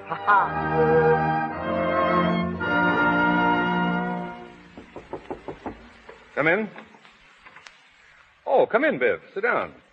You want to see me, Hugo? I wouldn't have sent for you if I hadn't, old man. You know, I haven't seen much lately of you, Biff. I've been busy. Still studying to be a dentist, huh? Yep, every night. You're not letting that interfere with your job down here at the factory, are you? Why should it interfere? You're not studying on our time. I told you I was studying nights. All right. Now, don't get sore. You know, I'm in a pretty important position running this plant, and I got to make sure my employees do their jobs. All right. What's it you want to see me about? Biff, how long you and Amy been married now? About 2 years. That's right. You got married just a little while after me in Virginia, didn't you? That's right. Seen Virginia lately? Oh, I met her a couple of times on the street. Looking pretty swell, ain't she? Great girl, Virginia. Finest little woman in the world. I only said Listen, Hugo, that cut machine out there is being overhauled. I got to go see... Sit down. I won't keep you long. Well, what is it? Biff, my uncle isn't satisfied with the way things are going down here. We're not making enough money. No? Oh, he expects me to double the output and cut down the expenses. So you see, Biff, I got to scheme a bit. Uh-huh. Maybe you can help me. I may be able to do something for you a little later. Don't worry about that. Oh, I mean it. I'd be glad to do something for you and Amy. You better let me worry about Amy, Hugo. Oh, come on now. Forget your pride. You work along with me, and I think I can show you how to make some more money. Now, let's get on to the point. What do you want? Well, my uncle informs me that there are too many men laying off sick. At least that's what they say, and I'm going to put a stop to it. The Phoenix Box Factory is paying its help to work, not to be sick. I found the men good workers. Well, they're not. Now, what I have in mind is I'd like to have you mingled with the men. You can keep your eyes open and kind of see what's going on. Yeah, I do my own work. I don't notice the others. But you could begin to notice them. Some of them are on the job, I suppose, but others ain't. I want you to report those fellas to me. Now, who would you suggest I get rid of? You mean get fired? Yeah. Oh, spy work, eh? Oh, I wouldn't call it that. Well, I wouldn't. If you think you can make a sneak out of me, you're crazy. I'm not doing anybody's dirty work, you understand? Still the same old Biff Grimes, ain't you? Always looking for trouble. No, I ain't looking for trouble. Yes, you are, but don't forget this. The Phoenix Box Factory pays you your living, and you'll do as I want to get out. All right, I'll get out.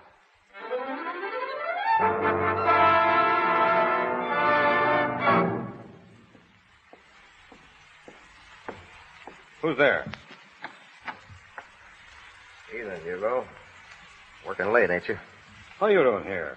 You know that employees ain't allowed in the factory at night. You're forgetting I'm not an employee any longer. You fired me this afternoon, you remember? Get out of here. Oh, no. I got something coming to me, and I want it. I want the 2-week salary you owe me. You can see the cashier in the morning. No, I can't. I saw him tonight, and he says that you told him not to give it to me. Well, what of it? I want that money, Hugo. It's coming to me, and I want it. You don't get a nickel. No? We'll see about that. Put on that gun. Now, listen, Hugo. Do I get that money, I'll blow you wide open. Put on that gun. Well? Don't shoot. That's right.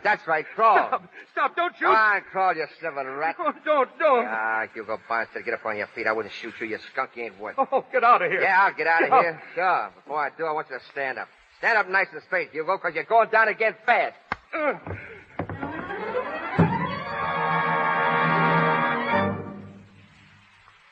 are you, Biff? Huh? Oh, I was just taking a walk. Where to? Down the station. Biff, you're worried about something. Who, me? Is everything going all right at the factory? Well, sure. Well, what makes you say that? Oh, who could that be? That's right. I'll answer it, honey. All right. I better go fix up a little. It might be company. Well, hello, Charlie. Hello, Matt. Hello, Biff. What you fellas doing here? Official business, Biff. The chief wants to see you down at headquarters. Headquarters? What are you doing, kidding? Not so you could notice it. You took a punch at Hugo Bonstead, didn't you? It's assault and battery. And you tried to hold up the place. I didn't. You had a gun, didn't you? Come on. Wait a minute. Not so loud, will you? My wife's in there. Listen, I wasn't going to hold up anybody. I got fired today. Hugo wouldn't give me my dough. Was coming to me. I worked for it. I worked hard. You know what it means to carry a gun in this town? Oh, I just pulled it as a bluff. You fellas know me. You've known me for years. I wouldn't steal anything from anybody. I was desperate, that's all I tell you. I only wondered what was coming to me. We got to arrest you, Biff. Oh, give me a break, will you? Let me get out of here. I'll beat it out of town. Nobody will know. Sorry, Biff. It's tough, but that's the way it goes. Oh, it ain't myself I'm thinking of. I don't give a hoot about myself. It's Amy. See, fellas, listen. I'll kill her. Please, will you? Sorry, Biff, we can't. Come on. Who is it, Biff? Wait a second, fella. Yeah, why, sure. That's awful nice of you fellas to come, and I appreciate it. Biff. Oh, hello, Amy. What's the matter? Matter? Why, nothing. I was just telling Charlie, you know Charlie Brown and Matt Hughes here. You see, the police department's having a clam bake down at the casino Wednesday night, and, well, so they asked me to be on the committee, and I was just telling them. Oh, that's awfully nice. Yes, isn't it? That's awful nice. Did you fellas say that you want me to come down there right now and arrange things? Yeah, sure. Well, all right. Let's go. I'll be back in a little while, honey. Just a little while. All right, Biff. Wait for me. I'll wait. All right, fellas. Let's go. We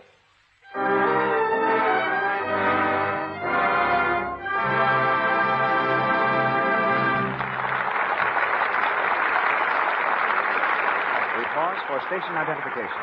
This is the Columbia Broadcasting System.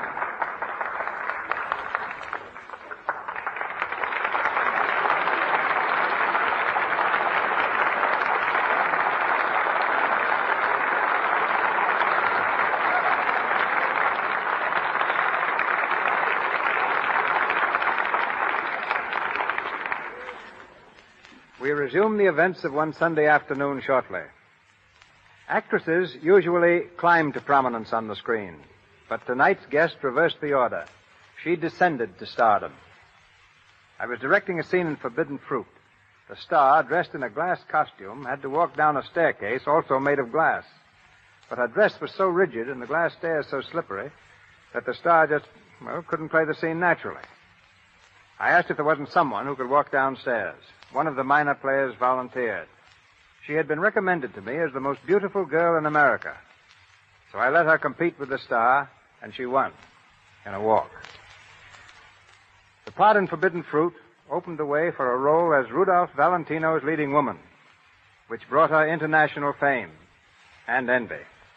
She is as lovely now as she was when Valentino made his reputation as a great lover playing opposite her. Ladies and gentlemen, Miss Agnes Ayres.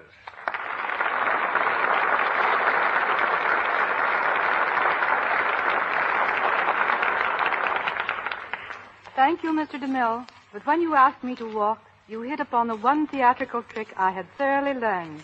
When I was 14 years old, I used to go to old S&A studio after school, watching them make movies. An old extra saw I was dying to act, and he spent days trying to teach me. His entire course consisted of showing me how to walk. I'm glad he didn't teach you how to swim, or you'd never have given such a fine performance as the rescue scene in The Affairs of Anatole.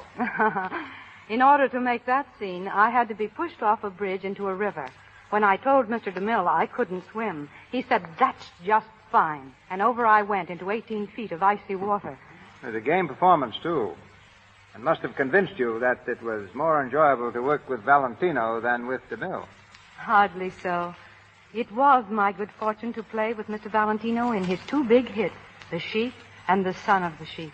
Valentino died just 10 years ago yesterday. Yet people still ask me if he would have starred in talkies the same as he did in silent pictures. I'm sure he would have. He had a slight accent, but it was far more charming than detrimental.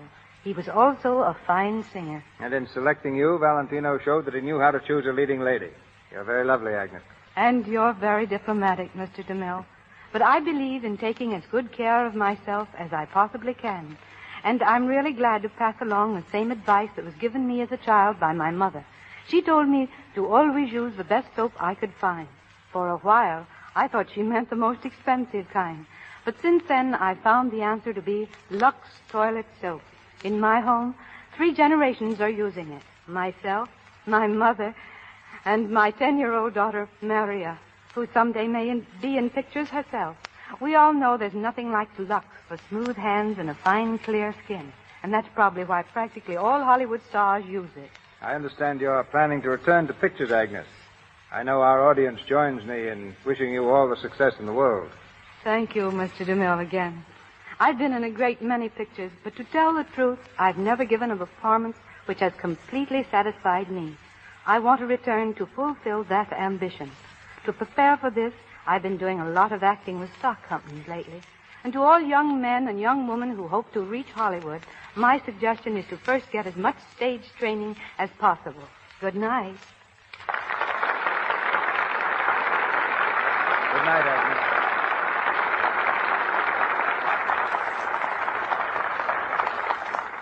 And now we bring you the last part of One Sunday Afternoon, with Jack Oakey as Dr. Biff Grimes and Helen Twelvetrees as Amy.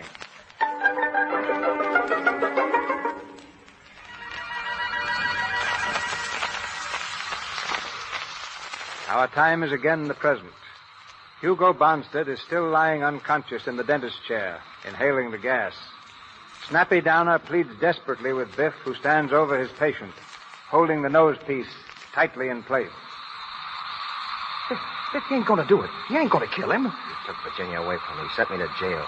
2 years they give me. 2 whole years. But you can't kill a man for that. They'll hang you, Biff. He took Virginia away from me. Avery Park. Amy was waiting for me there when I got out. I can see her now. She was sitting on a bench. I was coming along the path. Biff, listen to me. Listen to me. Avery Park. Avery Park. Long time ago.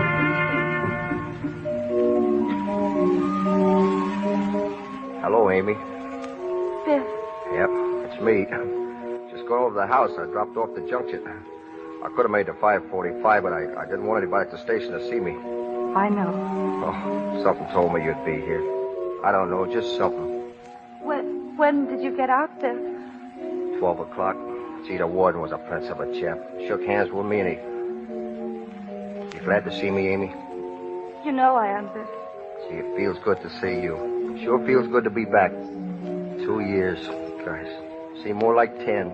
Oh, Biff, I'm so glad to see you. I'm glad to see you, honey. Guess I'd have been all shot to pieces if I hadn't gotten your letters. The thought of you waiting and... Well, I just somehow It's all right, Biff. Oh, I knew you'd be waiting over here. Amy, I want to thank you for all your kindness, all your goodness. That's all right, Biff. You know, I learned a lot since I've been away. I'm going to make a new start, begin all over again. I want to be somebody because I've got to. I know how you feel, Biff. Sure, you always knew. But, honey, I'm not so sure we can begin again in this town. We may have to move away for a while. All right, Biff. All right with you? Wherever you go, Biff, I'll go. There's something big coming up for Biff Grimes and his wife. I can feel it in my bones. Biff Grimes is going to be Biff Grimes, yes, sir. There ain't going to be nothing too good for Biff Grimes and his family. You want to go home, honey? Yes. All right. Gee, I love you, Amy. I think you're the loveliest lady in the world. I love your hair, your eyes, and your mouth. I love you too, Biff. Look at that old sky up there. Must be 1,000,000 stars out tonight, huh? Moon's full up. Yes. It's spraying, too.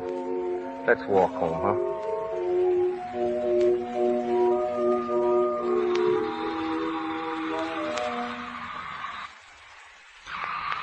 Avery Park. Avery Park. Biff, don't do it. Turn off that gas, Biff. He took her away from me, didn't he? He took Virginia away from me. It was 25 years ago, but I never forgot it. Biff, listen. There's something outside door, Biff. Do you hear it? Somebody's there, Biff. All right. Shut up. Hey, turn off the gas. Well, if it ain't my old-time sweetheart himself. Huh? open the door for a lady. Who are you? Well, now don't tell me I've changed that much. Don't you know me? Virginia. Well, what's eating you, Biff? What are you staring at? Well, nothing. Well, how are you, Virginia? I'm swell. How are you, Snappy? Oh, me? Oh, I'm all right. It's been a long time since I see you, Virginia. Yeah, I kind of filled out since then, eh? Say, remember the bologna you used to hand me? Remember Schneider's beer garden? Funny, but the world does move. Yeah, doesn't it? And here you are, the dentist of Hillsdale. Say, have you pulled old Goofy Jake's tooth yet? What? Oh, no, I haven't pulled it yet. Wait just a minute. It won't take long. Don't rush for me. The longer that goof stays unconscious, the better I'll like it. There we are. It's out. Oh, I guess I better use the oxygen tank on him. Say, do me a favor, will you, and put him out of his misery? That ain't a bad way to pass out. Hugo. What's the matter with him, Biff? Why don't he wake up? Hugo. Oh, let him alone. He's half dead anyway. Hugo. You all right? Hugo. Biff? You're a fool, Biff. Oh, you all right, Hugo? Oh, here. Better take some water. You feel better? Yes, but oh, what an awful chase. You here, Virginia? Yes, nature's child. Did you think it was going to crash the pearly gates? Oh, now, Virgie, don't talk that way. Are you ready? Yes, sweetheart. And I suppose I'll have to drive the rest of the afternoon. Look, Virginia, can you see it?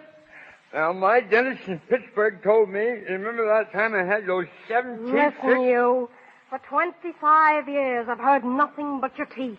It's been teeth in the morning, teeth in the afternoon, and teeth at night. Oh, now, Virgie. Don't Virgie me. If I hear any more squawks out of you, I'll perform the operation myself, and you won't have gas.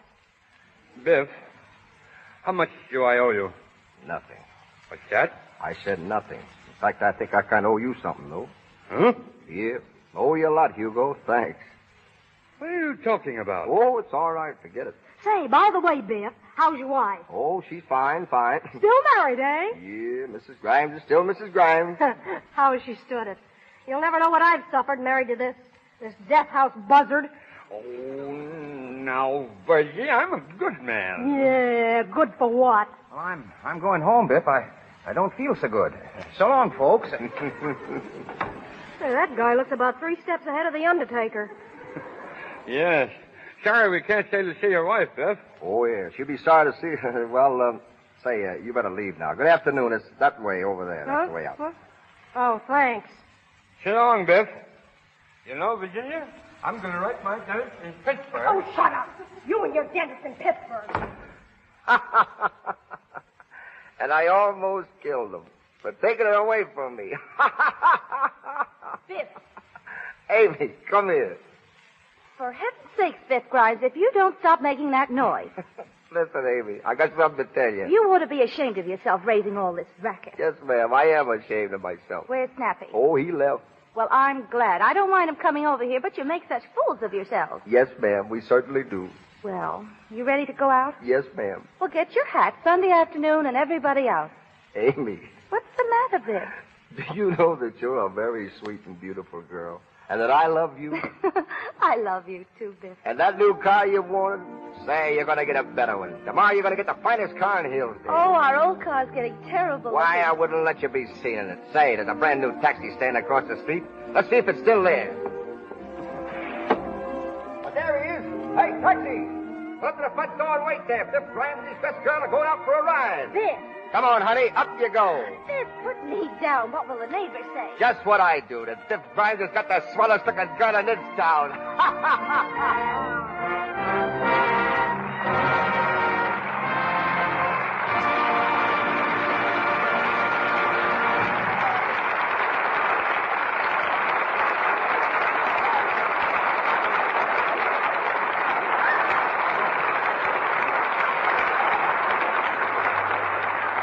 The play's the thing, but not the only thing, because we're going to hear further from Jack Oakey and Helen Twelvetrees a little later. When you see Jack Oakey clowning on the screen, it's hard to realize that he's the son of a school teacher who had hopes of his becoming a preacher.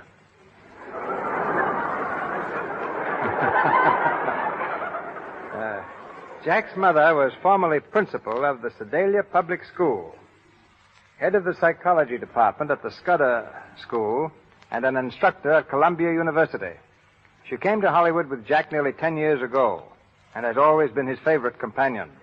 One of Hollywood's most typical mothers, she is certainly most popular among young stars. Ladies and gentlemen, Mrs. Evelyn Arfield.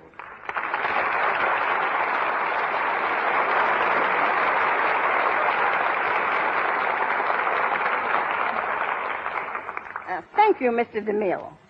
I've practiced this 40 times.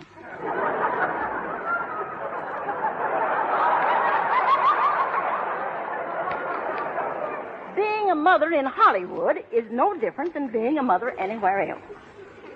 Children need a parent's help, advice, and sympathy, just as much here as in your own hometown. As a teacher and mother, I'd like to give this little message to all young parents. You are the best instructor your child will ever have. The training you give him now will show its after effects when you're gone.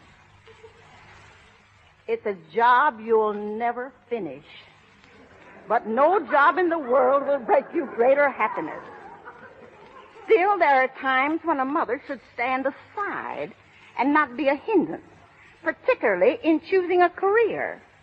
Let your son and daughter be what they want to be. Well, apparently you had no objection to Jack going on the stage. Well, when he told me he wanted to be a hoofer, I didn't know what he meant. I just told him to go ahead. He took your advice literally. He's gone ahead, right to the top. But I hope you're not going to tell us that Jack was a model boy. Now, that would be pretty hard to believe. Oh, he embarrassed me more than once. But he was always generous. If he'd find some frogs or toads, he'd come right home and divide them with me. Maybe that's the reason the girls have always liked Jack.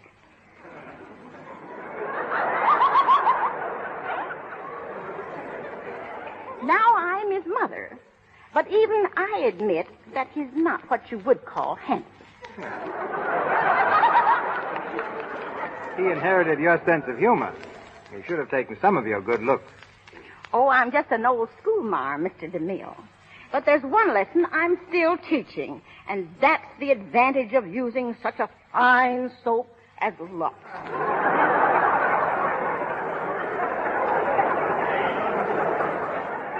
I've used it every day for the last 10 years. Why, if I were as young as my complexion, I'd ask you for the next rumba. If I were as young as you act, I'd accept. I acted only once. That was in the movie Too Much Harmony that starred Bing Crosby. But even though I'm 68 years old, there's a lot of life in the old girl yet.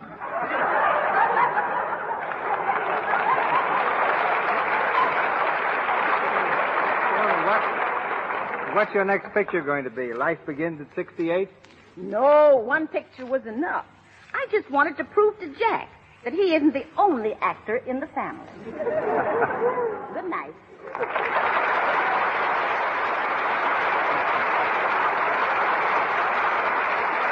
Good night, Ma.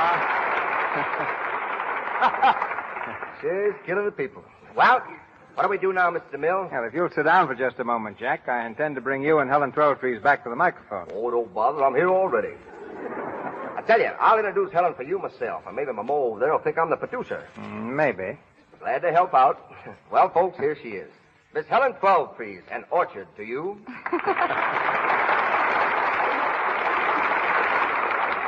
Thank you, Jack. Mr. DeMille, I think you're right. Jack should stop being a comedian. Yes, particularly after that introduction. His pun's our punishment. Now, how can I be serious? Every time I get set to be dramatic, people take one look and begin laughing. Listen, I've even grown a mustache to look more distinguished, and now the people laugh louder. Then why don't you take it off? What, make a fool out of Gable? Now, folks, you take Helen here, for example. I ask her what makes her so gorgeous, and she tells me Lux toilet soap, just like my mother. Well, have you tried it? Tried it? Say, I wash 20 times a day with that soap. I even cleaned my teeth with it. Look. Pretty? Well, I think so much of Lux toilet soap that I'm never without it. You know, when I went to Australia, I took loads of it along in my trunk. But I found I didn't have to. They use it on the other side of the world as much as they do here. You know, Jack was out of Lux, Helen, when he tried to get into the crusade. He rode up to the set in a full suit of armor and insisted on playing the love scenes with Loretta Young. I thought that was Henry Wilcoxon's job. Well, everybody but Jack was under the same impression. Yes, sir, there wasn't a niftiest suit of armor that ever come out of a blacksmith shop. And DeMille here spoils me. All he said was throw some sardines in that can and get it out of here. Now he's making another picture, The Plainsman. I knew he was dying to have me play the lead, Helen, but he's too proud to ask me. So what did he get? He got a tuba player. You know that big, tall guy. What's his name? Gary Cooper? Gary Copper. That's the fella. A newcomer. So I made a picture called The Texas Rangers. I'm not only a cowboy, but I sing a song as well. I sing it for you, Helen, but I don't want to make Mr. DeMille feel bad. Well, it's very kind of you, Jack, and besides, it's getting a little late. Well, since you insist, Mr. DeMille, my friend, I'll be a sport. Folks, you're about to hear Bing Okie, the Oklahoma groaner. In that touching old cowboy lament, I can't play the banjo with Susanna on my knee. Bing Crosby's just sailed for Honolulu, probably to avoid hearing this. All right, Jack, go ahead. Heckler. I got an orchestra out on the Lone Prairie. That is the place for me since I met my gal. When it comes to cowboy music, there's no one can play like me. But I can play my banjo with Susanna on my knee. I can whistle Yankee Doodle, I can sing Mother McCree. But I can't play my banjo with Susanna on my knee. I thought that I would make a hit when I played William Tell. But when I beat my feet in time, she had a dizzy spell. I'd like to drop her on the floor, but that ain't chivalry. But I can't play my banjo with Susanna on my knee. Do you smell something burning?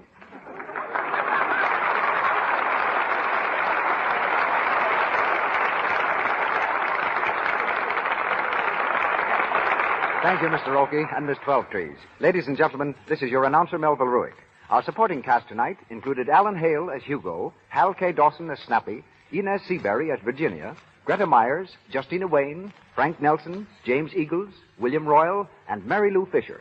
Mr. Oakey and Mr. DeMille appeared through courtesy of Paramount Studios, and Mr. Silver's 20th Century Fox, whose new picture, Girls' Dormitory, starring the French discovery Simone, was musically arranged by Mr. Silvers. Mr. Oakey's song, I Can't Play the Banjo with Susanna on My Knee, is from the Texas Rangers. Next Monday night, another great show awaits you in the Lux Radio Theater, and here's Mr. DeMille to tell you about it.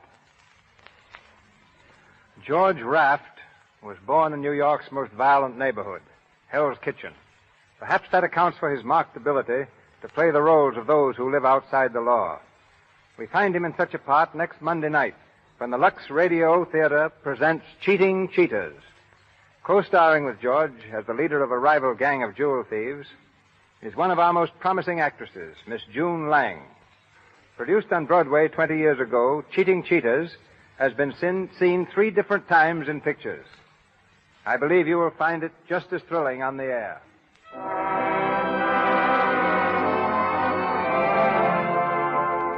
Our sponsors, the makers of Lux Toilet Soap, join me in inviting you to be with us again next Monday night when the Lux Radio Theater presents Cheating Cheaters, starring George Raft with June Lang.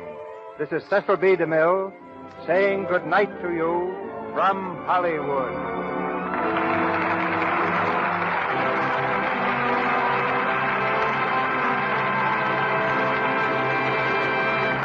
The selection, I Can't Play the Banjo with Susanna on My Knee, was used with the courtesy of Paramount Studios. This is the Columbia Broadcasting System.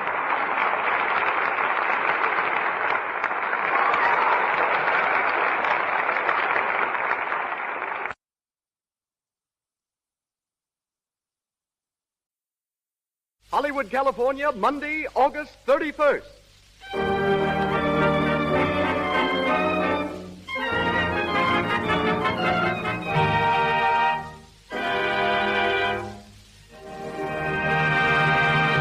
The Lux Radio Theater presents George Raft in Cheating Cheaters with June Lang.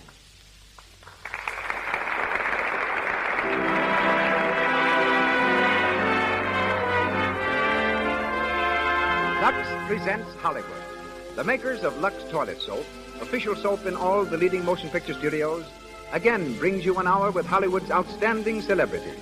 Tonight, you will meet George Raft, June Lang, Cecil B. DeMille, Gloria Swanson, Donald A. Loomis, Louis Silvers, and many others.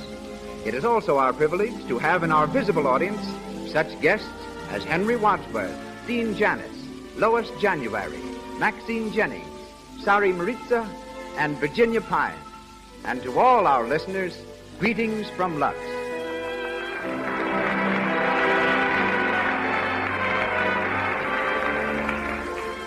There's an excellent reason why Lux Toilet Soap is used by 9 out of 10 screen stars and by lovely women everywhere. This pure white soap, with its delicate fragrance and active lather, removes cosmetics thoroughly, protects daintiness, and brings you the charm of a clear, smooth skin. It's Hollywood's beauty care, yet it's so inexpensive that everyone can enjoy Lux Toilet Soap every day. And now our producer. At present engaged in making his 63rd picture, he has started more actors and discovered more stars than any man in motion pictures. Ladies and gentlemen, Mr. Cecil B. DeMille.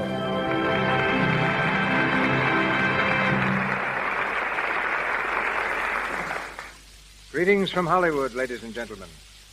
In 1916, the famous Al Woods was a hit-and-run manager with a hit on Broadway that ran for many months.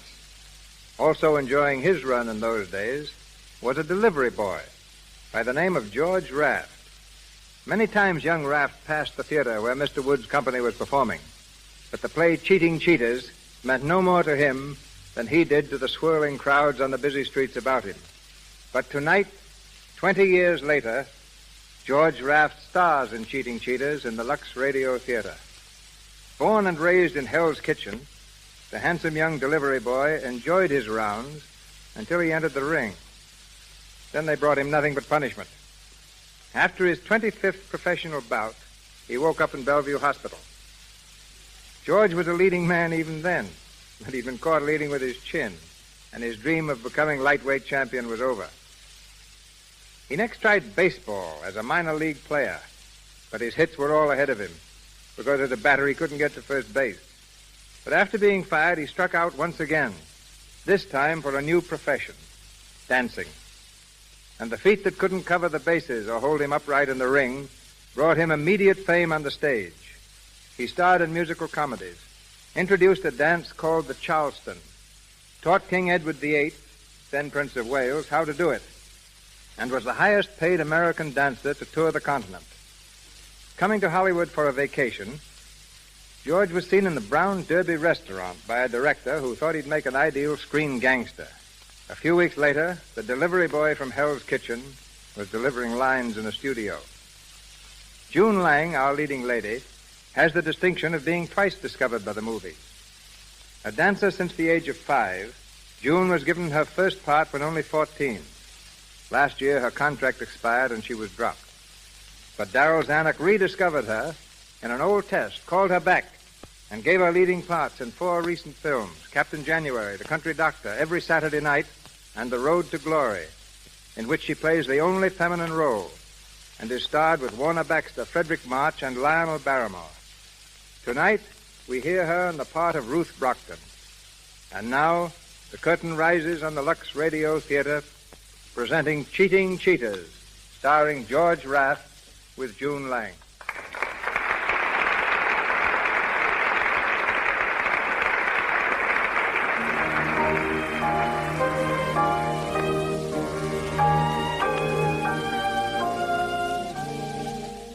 We're on the boat deck of the liner Argyle, 4 days out of Liverpool.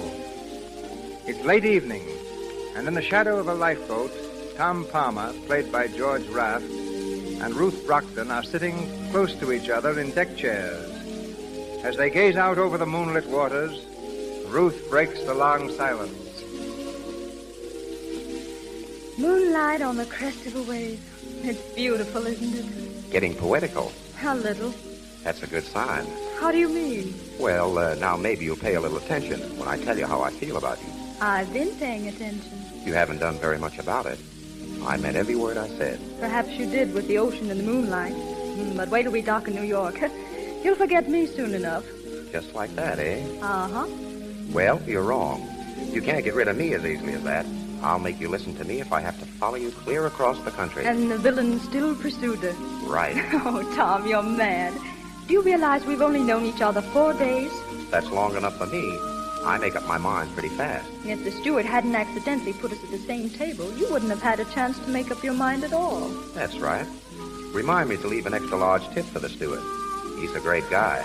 Oh, I wouldn't give him all the credit. Who else is there to thank? Well, if my father hadn't gone to Antwerp to add a few jewels to his collection, I wouldn't be on this boat. 3 cheers for your father. And if my mother hadn't decided she needed a sea voyage, I wouldn't be here either. Yes, that's so. Well? Well, what? Go on. Say it. Oh, all right. I'm glad your mother decided she needed a sea voyage. Swell. Now we're getting someplace. Yes, that's what I'm afraid of. Well, there they are, Mrs. Palmer. I told you we'd find them spooning on the boat deck. Hello, Dad. Hello, Mrs. Palmer. My dear, we've been looking all over the boat for you. What's the matter, Mother? Mr. Brockton was afraid Ruth would catch cold up here, Tom. It's getting terribly chilly. Oh, I'm all right, Mrs. Palmer. Better get a steamer blanket if you're going to stay. There's a fog coming up. Say, looks like you're right. There goes your moon, Ruth. Oh, by the way, Ruth, I've quite a surprise for you. Yes? Mrs. Palmer just told me that she and Tom are taking a house in the country. And where do you suppose it is? Where? In Westchester.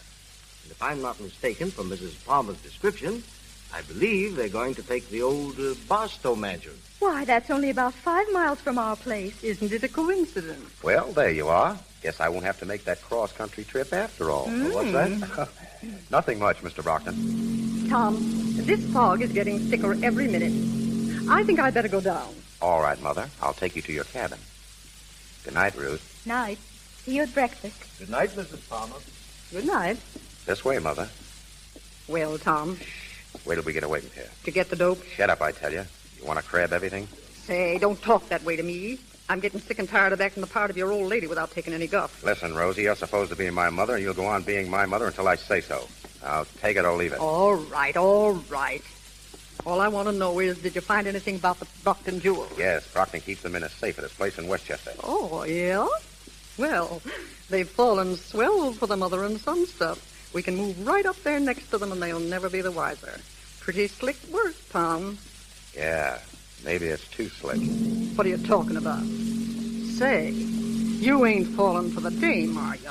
I don't know. I feel like a heel, that's all. Telling her I'm nuts about her, then turning around and copping her old man's jewels. Oh, so I was right, huh? You have fallen for her. Forget it, will you? Sure. Maybe you better forget it, too. I'm going to my cabin. This fog is as thick as pea soup. See you in the morning. What the devil? Tom, what's wrong? I don't know. Sounds like they reversed the engine. Ruth, I've got to find Ruth. We're sinking. Come on, hurry up. Don't leave me here alone. Ruth, where are you? We've hit an iceberg. To the boat. Get to the boat. My boy, somebody help me find my boy. We're sinking. Ruth, where are you? Oh, Tom. Are you all right? Yes. Where's your mother, Tom? We're sinking fast. Look, those sailors are launching the boat. They're going down by themselves. Stand back there, you men. Stand back. Find the boat for yourself, will you? Listen, you men, I've got a gun here, and I'm not afraid to use it. Now stand back or I'll blow you to bits. Now free that boat. Go on. If any man gets in there before a woman or child, I'll shoot to kill. Ruth, get in that boat. Let me in, too. Let me in. All right, Mother. Go on. Hurry, Ruth. But, Tom, what about you? Never mind me. Get in there. All right, men. Work fast. Clear that boat and lower away. Stand by those davits. Watch that line. Come on, you men. Hurry up.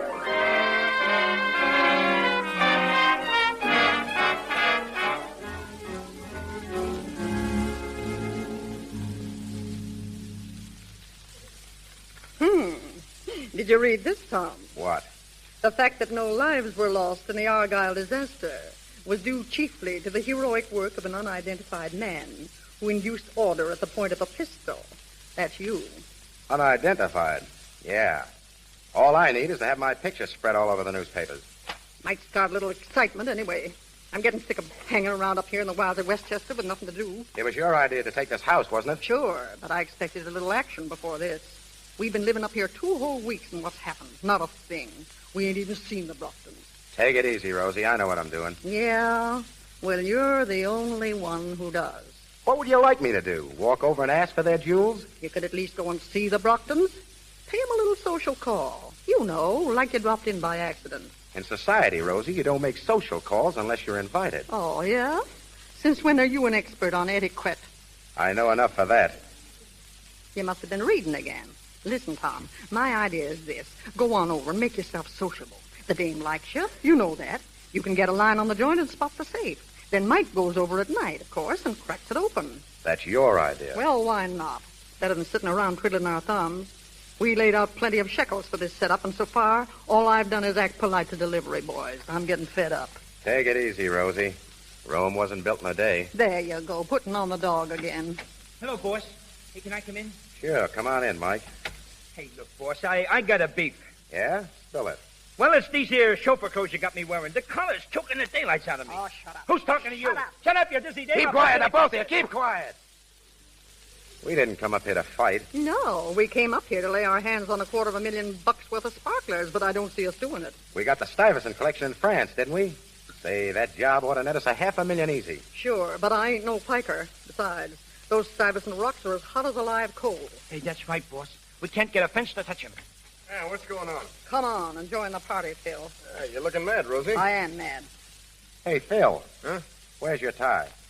What do you mean? I said, where's your tie? You're supposed to be the butler around here, aren't you? Ah, now listen, I don't mind being a butler, but I gotta have something to buttle, don't I? Yeah, me but walking don't around sit this on monkey a hand. suit. What am I saying? You dummy? Shut up, shut up! I'm running this deal, not you. Well, let's get started then. We'll get started when the right time comes. As it stands now, we ought to be glad of a chance to lay low.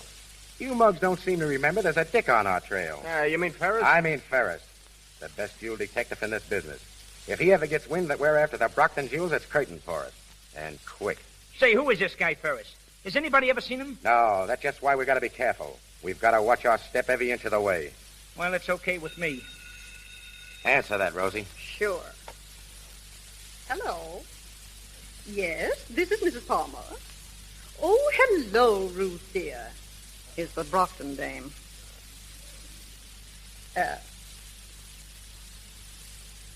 What'd you say, dear? Of course, just a moment. She wants to speak to you.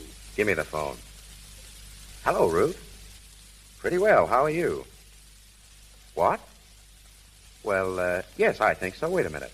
Mother, Ruth would like us to come over for tea. Do you think we could make it? You bet your sweet life we can. Hello, Ruth.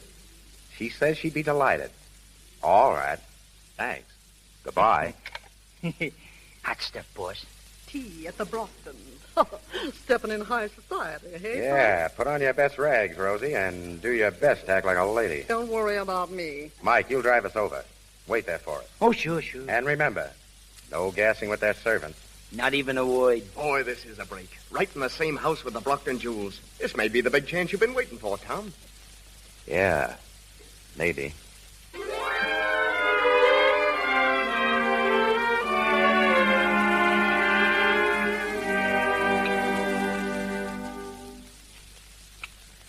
Another cup of tea, Tom? Tom, Oh, no thanks. what's the matter with you? Nothing. Why? You've been sitting here all afternoon looking like Blue Monday. All I can get out of you is yes and no. Well, I'm not always as talkative as I was on the boat. Yes, I've noticed that. How does it feel to be an unidentified hero? All right, as long as I'm unidentified. Would it be such a tragedy if they found you out? Well, you never can tell about those things. Modest man. I wonder where our respective parents are all this time. I think your father said he'd show Mother the garden. More than likely, he's showing her his jewel collection. She seemed quite interested when he mentioned it. Oh, yes, she's a jewel fancier herself. She seems to be. Dad says she talks nothing but jewels all the way over on the boat. Is that so? She has quite a collection, too, hasn't she? Did she, say that? Why, yes, of course. She does have a collection, doesn't she? Oh, yes, the Palmer jewels. Very famous. I thought so. Well, I think it's time we were going. Tom, what's the matter with you? Why do you act so distant? Am I distant? You were different on the boat. Yes, talkative. Too talkative? I'm afraid so. Oh. Then you don't feel the same. About me, I mean. Sure I do, only... Only what? Look, let's not talk about it now. Someday I'll tell you the whole story. That yellow diamond is the pride of my collection, Mrs. Palmer. Oh, it's beautiful. Tom, you must get Mr. Brockton to show you his diamonds. They're just lovely. Yes, they must be. I beg your pardon, Mr. Brockton. Yes, Wilson? What is it? A telegram just came for you, sir. Oh, excuse me, please. This may be important. Of course. I hope it isn't bad news, Dad. I'm afraid it is. I've got to leave for Chicago immediately. Oh, dear. I'm sorry, Ruth, but you'll have to come along with me. Must I? Well, you can't very well stay here all alone. No, I suppose not. Oh, Mr. Brockton, if Ruth doesn't want to go, why can't she come over and stay with us? We'd love to have her, wouldn't we, Tom? Why, yes, of course. Well, it's awfully nice of you. If it's not too much of an imposition. Nonsense, my dear. We'd be offended if you didn't come, really. Well, all right. Thank you. Oh, I just thought of something. I can't walk off and leave my jewels here, and the bank vault is closed. That's a little difficult. Unless, of course, you'd like to leave them in my safe. That's, of course. Why didn't I think of that? That's an idea, Dad. I could bring them over to Mrs. Palmer's. I'm sure they'd be all right in Tom's safe. Well, I hate to burden you, Tom, with a responsibility like that. Those jewels are worth a fortune. Certainly, that's why we want them. I mean, to keep them safe for you. Very well. It's really awfully nice of you. Oh, not at all, Mr. Brockton. No, not at all. I'll come over as soon as Dad is packed, Tom, and I'll bring the jewels with me. Fine. Well, we'll run along. See you soon, then. About an hour. Come on, Mother. Goodbye, and thanks again. Oh, don't mention it. So long, Ruth. So long. Don't forget, dear. Hurry over. I will. Well, it worked. Shh. Where's Wilson? It was perfect. Perfect. They've gone, Ruth. Come here, Wilson. You certainly made a great butler. Didn't he, Ruth? Not so bad. Not so bad. Say, I was terrific. They fell for that phony telegram like a load of bricks. What's the next move, Ruth? I spend the night at the Palmers. Put our jewels in their safe. Learn the combination. In the morning, we'll have our jewels and the Palmer collection. Swell. Then I can stop playing Papa and have a little fun. Take it easy, will you? We ain't got the Palmer jewels yet, and there's still Ferris to worry about. Oh, stop calamity howling. If Ferris was on our trail, we'd all been in jail weeks ago. Well, there's another thing I don't like so much. Letting those jewels get out of our hands. We had a tough enough time snatching them in the first place. I don't like throwing them around like this. Now, listen, Ruth knows what she's doing. She's the best little crook in the business. Our plan can't fail, can it, Ruth? Hey, what are you dreaming about?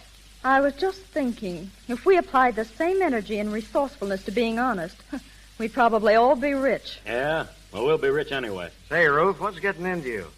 Is it that guy Palmer? That guy Palmer, as you call him, is all right. I hate lifting his jewels this way. Listen, baby, you better forget him. You ain't no match for a high society mug. No, I guess I'm not. Well, come on. What's the layout? How do we get the Palmer rocks? Leave it to me. When he puts our jewels in the safe, I'll be right there with him. I'll get the combination. And you come down in the middle of the night and lift his and ours both, right? That's it. Swell.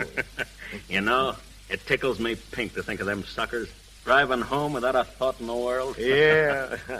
I can just see their faces when they wake up tomorrow and find their rocks has gone bye-bye.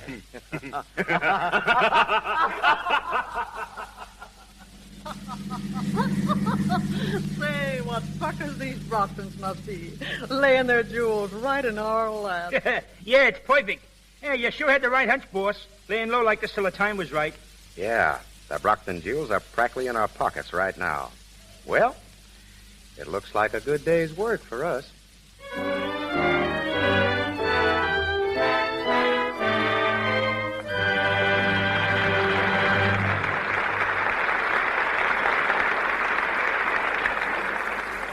Now, before we resume the story of Cheating Cheaters with George Raft and June Lang, let's breeze over to the Paramount Commissary. It is gay with waitresses in green and orange dresses and extras in costumes, hungry for their lunch. Near the window is a very pretty extra with a friend, and the extra says, Well, which you going to pick? The 35-center? Oh, I guess I'll have to. Wish I could plunge on an expensive lunch once, or have somebody buy me a few. Where's Dan? He used to buy you tons of lunches. Oh, he's gone. Oh, men sure are fickle. I heard he's taking Jane out these days. Oh, not really. Jane? Uh-huh. Well, I don't believe it. Well, Jane hasn't a thing to recommend her, Except, of course, her lovely skin. Well, apparently that does the trick. Dan always did notice the girl's complexion. He used to pay me compliments on mine, before it went so sad. All men prefer the girls who have soft, smooth, clear skins. A lovely complexion is appealing, so it's important to guard against cosmetic skin, dullness, tiny blemishes, enlarging pores. No need to take this risk if you use Lux toilet soap, for Lux toilet soap's active lather sinks deep down into the pores, removes every trace of dust and dirt, stale rouge and powder that might remain to choke them. Use cosmetics all you like, but protect your skin. Remove them thoroughly. You do this when you use Lux toilet soap. So make this the beauty care you use. And once again, Mr. DeMille. We continue with Cheating Cheaters, starring George Raft as Tom Palmer and featuring June Lang as Ruth Brockton.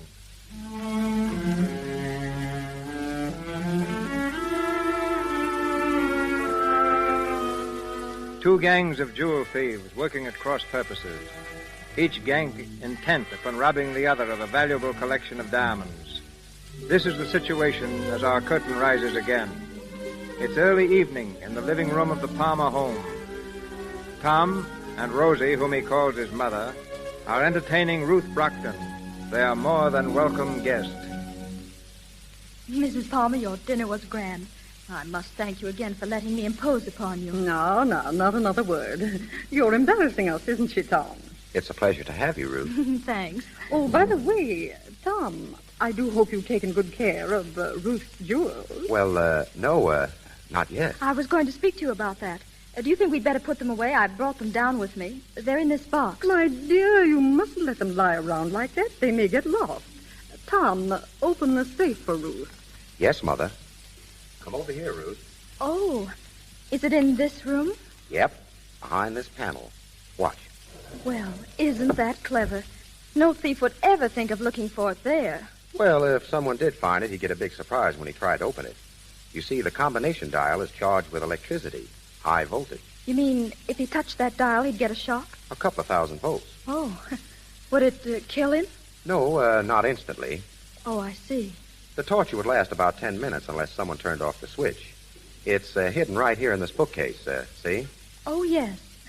Don't you think you'd better turn it off for a moment? Of course. There you are. Now, just a second till I work the combination. Isn't that interesting? I've never seen a safe open before. This happens to be a pretty good one.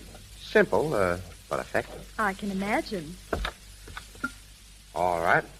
Let's have the jewels, Ruth. Here you are. Are the Palmer jewels in this safe, too? Oh, yes. We're very careful about our collection. Well, if you keep yours there, I guess mine are safe enough. Of course, dear, of course. I beg pardon, Mr. Palmer. Yes, Phil, what is it? Mr. Morton Hanley to see you, sir. Morton Hanley? The gentleman who's been calling you all afternoon. Oh, yes. Did he say what he wanted? No, sir. Just that it was very important. Important? Oh, all right. Ask him to come in. Very good, sir. Would you rather see him alone, Tom? I can run upstairs. No, don't go. It can't be as important as he thinks it is. If I were you, Tom, I'd close that safe. You never know who it might be. All right, Mother. But don't be so jumpy. Well, close it anyway. There. Does that make you feel better? Thank you, dear. Mr. Palmer is in the living room, sir. Thank you. Thank you. Oh, good evening. Good evening. You are Mr. Palmer? That's right. Would you have a seat? Thank you. My name is Hanley. I represent the Dexter Hero Foundation. Oh, yes. This is my mother, Mr. Hanley. How do you do? And our guest, Miss Brockton. How do you do? Miss Brockton? Miss Ruth Brockton? Yes. You know her? No, not personally, but her name is on my list. You see, Mr. Palmer, I'm gathering testimony from people on board the Argyle. An unidentified man was quite a hero on that occasion, and we really must find him. What for? We're going to award him a gold medal for his valorous conduct. I'm afraid I can't help you. No, yes, you can, Mr. Palmer. Yes, you can. You see, we have it on excellent authority so far that you are the unidentified man. You're making a mistake. Tom, don't be modest. You know it was you. Thank you, Miss Brockton. Well, your statement completes our chain of evidence. Mr. Palmer, allow me to congratulate you. Just a minute. You said you had other evidence that I was the man. Who told you that? Oh, we have reports from several of the passengers. Dr. Holt, whom you doubtless recall, gave a really glowing statement. But the clearest account of all we received from a detective, a man named Ferris. Ferris? Excuse me. Did you say he was a detective? That's right. Ferris? I don't recall the name on the passenger list. Do you, Mother? I don't believe I do. Well, he may have traveled incognito. Detectives often do when they're after somebody. Have you seen this Mr. Ferris? Well, no. I called at his office this morning, and one of his assistants told me Mr. Ferris was after a very clever gang of jewel thieves. I see. Very interesting. Well, Mr. Hanley, thanks for calling, and please give my thanks to Mr. Ferris when you see him. Thank you. I'll do that. And I hope shortly to have the honor of witnessing the formal presentation of your medal. Well, good evening. Good evening. The butler will show you out. Thank you. Good night. Well, you're going to get a medal. That's exciting. A little too exciting for me. It's given me a sick headache. I think I'll run off to bed. Is there anything I can do, Mrs. Palmer? No, dear. Thank you. Good night. Good night. Oh, Tom, I'd like to see you before you go to bed. Yes, Mother. Good night. Good night. Your mother seems quite upset. Oh, she'll be all right. Well, I guess I'd better run along, too. Wait a minute. Don't go yet. I want to speak to you. I'll be here in the morning. I want to speak to you now. Sounds important. It is. Well? Do you remember what I told you on the boat? Of course. But you needn't worry. I've no intention of holding you to it. I wasn't afraid of that. As a matter of fact, I want you to hold me to it. What? I meant what I said then, and I mean it now. I want you to marry me, Ruth. Tom. Well? Well, are you sure that... I've told you that I loved you. Yes, but... But what? Oh, I can't explain it. It's just impossible. Why? Oh, Tom, you're mad to do this. You don't know a thing about me, not a thing. You're taking an awful chance. So are you. Listen, I've knocked around a lot, more than you think, and I've found out something. It doesn't make any difference what a person has been. It's what he's going to be. Suppose you found out something about me that did make a difference. What, for instance? Oh, you can't tell. I might have a secret life of my own that you know nothing about. Maybe I tap every third post or step on every other crack in the sidewalk. For all you know, I might even be a thief. You? That's a laugh. Is it? I'm serious, Ruth.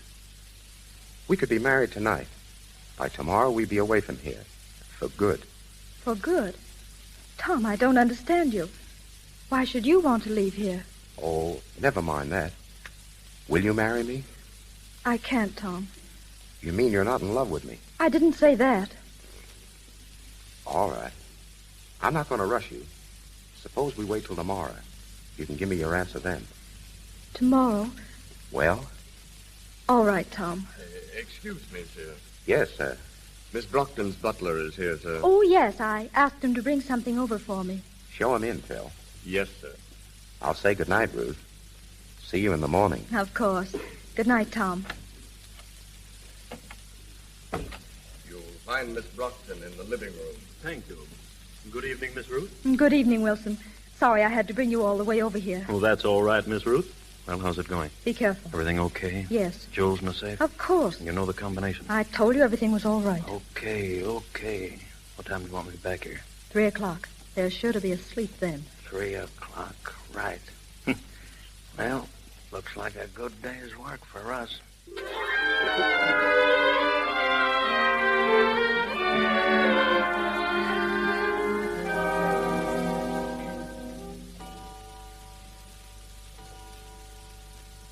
$2:00. Well, do we pull the job or don't we? Yeah, what do you say, boss? Yeah, we've been sitting up here for an hour doing nothing. Let's get started. Sit down. We'll get down for the jewels when I say so, not before.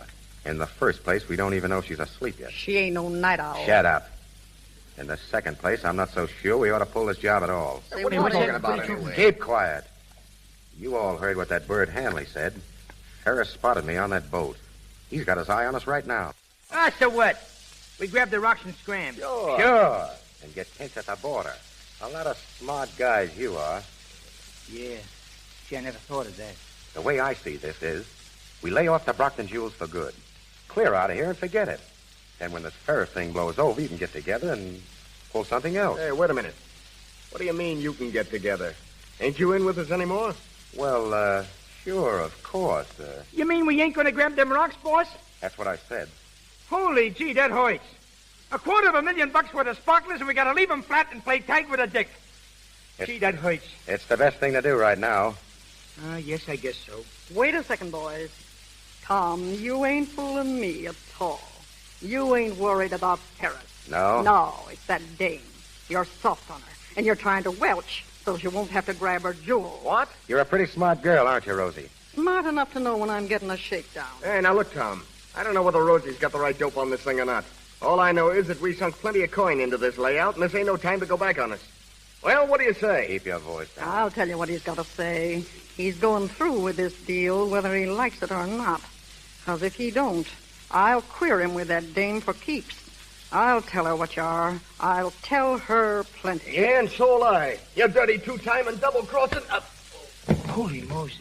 I warn you to keep your voice down. Now, if you want another snap of that, get up and start yelling again. Now, listen, you mugs. I never double-crossed anybody yet.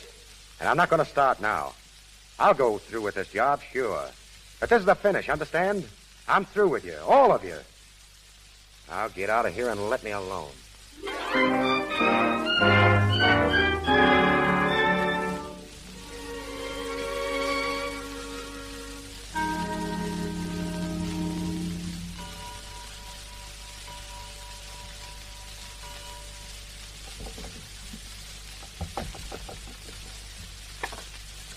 Come in, Wilson. Waiting outside for half an hour. I told you, 3 o'clock. Is the coast clear? They're all asleep. Swell. Where's the safe? Over here in the wall. Come on. Use your flashlight. Okay. Did you say on the wall? It's behind the panel. Not bad. Not bad. Now, come on, let's get to work. Look out. What's the matter? Don't touch that safe. It's full of electricity. That's nice. Well, what do we do now? We turn it off, stupid. Look out. Hey, that girl. You got the combination? I'll give it to you. Keep your light on the dial. Okay, shoot. 24 right. 24 right. 18 left. 18 left. 6 right. 6 right. Well? That's all. There she is. Wide open. Listen. Huh? There's someone coming downstairs. We better duck. Here, get behind the sofa. Quick. Don't even breathe. Put out that light, Rosie. Oh, she won't see it. Her room's on the other side of the house. All right, then, come on. We'll have to work fast. Well, What's the matter? look at that safe. It's wide open. Somebody's been here. They got in through that window. But they didn't get anything. Look, the stuff is still here in the safe. All right, we've got to snap into it. Pass that stuff out to me. Come on, now, hurry up. All right, take your time. Here's the girls' jewels. Now, give me yours. Don't move. I got you covered, both of you. Who's that? The Brockton's butler. Wilson's the name, lady. All right, Ruth, grab those jewels. Ruth? What are you doing down here? She ain't playing marbles. Did you open this safe? Yes, I did. You are a crook, then. Looks like all of us are, Tom. I get it. They're another mob. We thought they were on the level, and they're just a bunch of crooks. Hey, watch out who you're calling names, lady. You was trying to swipe our stuff yourself. Another mob. I don't see anything so funny. What's the joke?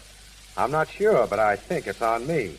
So that's why you wouldn't marry me, eh? Any objections? I don't see any now. Come on, cut out the chatter. We got to get out of here. Wait, I've got a proposition to make. Yeah?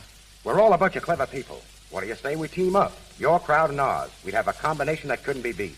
Even Ferris would never catch up with us. Sure, this is a fine time to offer a partnership when we got the jewels. You haven't got the jewels. Huh?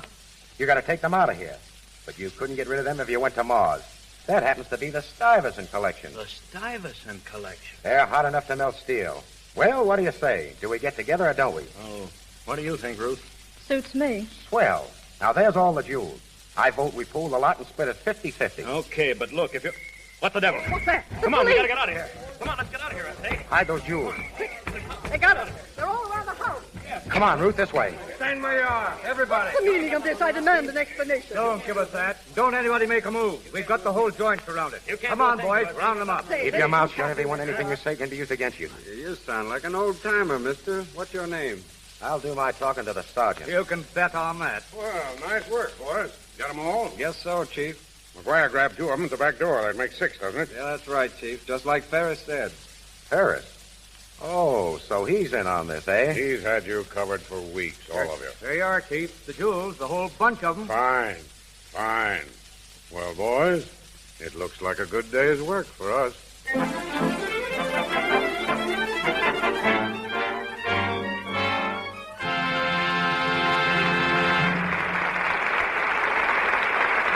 For station identification. This is the Columbia Broadcasting System.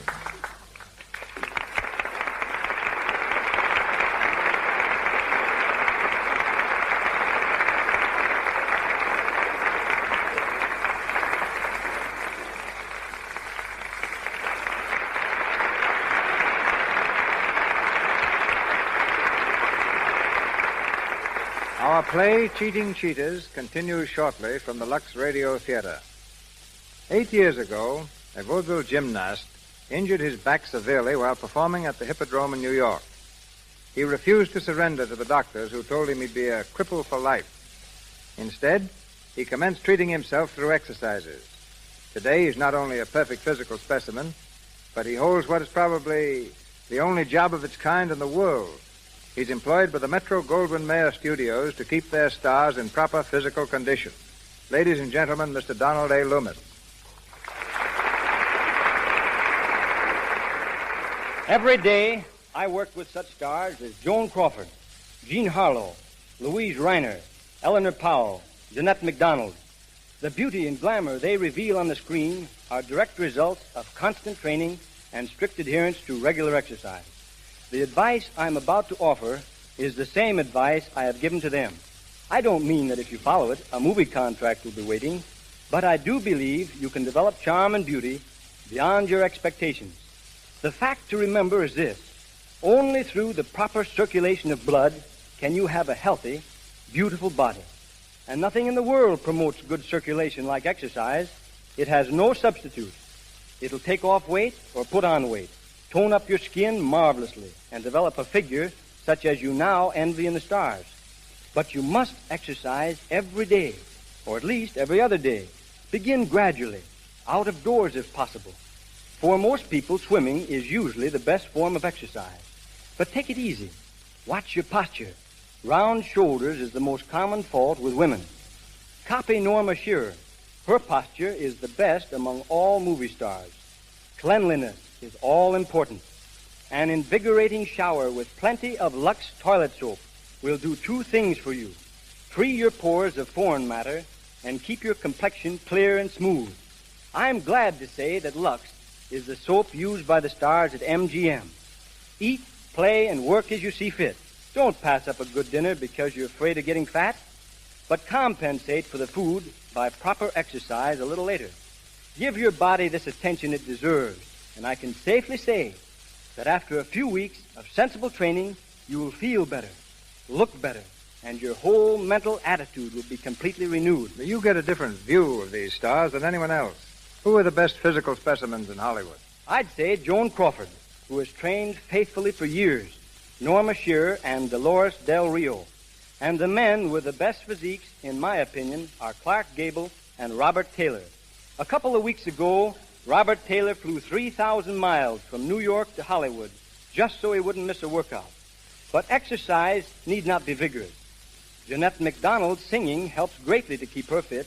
Try singing. It's great for your lungs and chest. And perhaps a little rough on the neighbors' ears. That's why I say never try to do too much of anything at one time. And here's something that may surprise you. When Eleanor Powell does one of her dance routines, she actually uses up more energy than Max Schmeling required to knock out Joe Louis. Well, that seems to prove that Joe ought to take up dancing. Or that Eleanor should challenge Braddock. In any event, I'm glad to have been here, Mr. DeMille. And if any of our audience would like a little more specific advice regarding exercises best fitted for themselves, I'll gladly try to help. Just address your letter to Donald Loomis, Metro-Goldwyn-Mayer Studio, Culver City, California. Good night. Good night, Samson.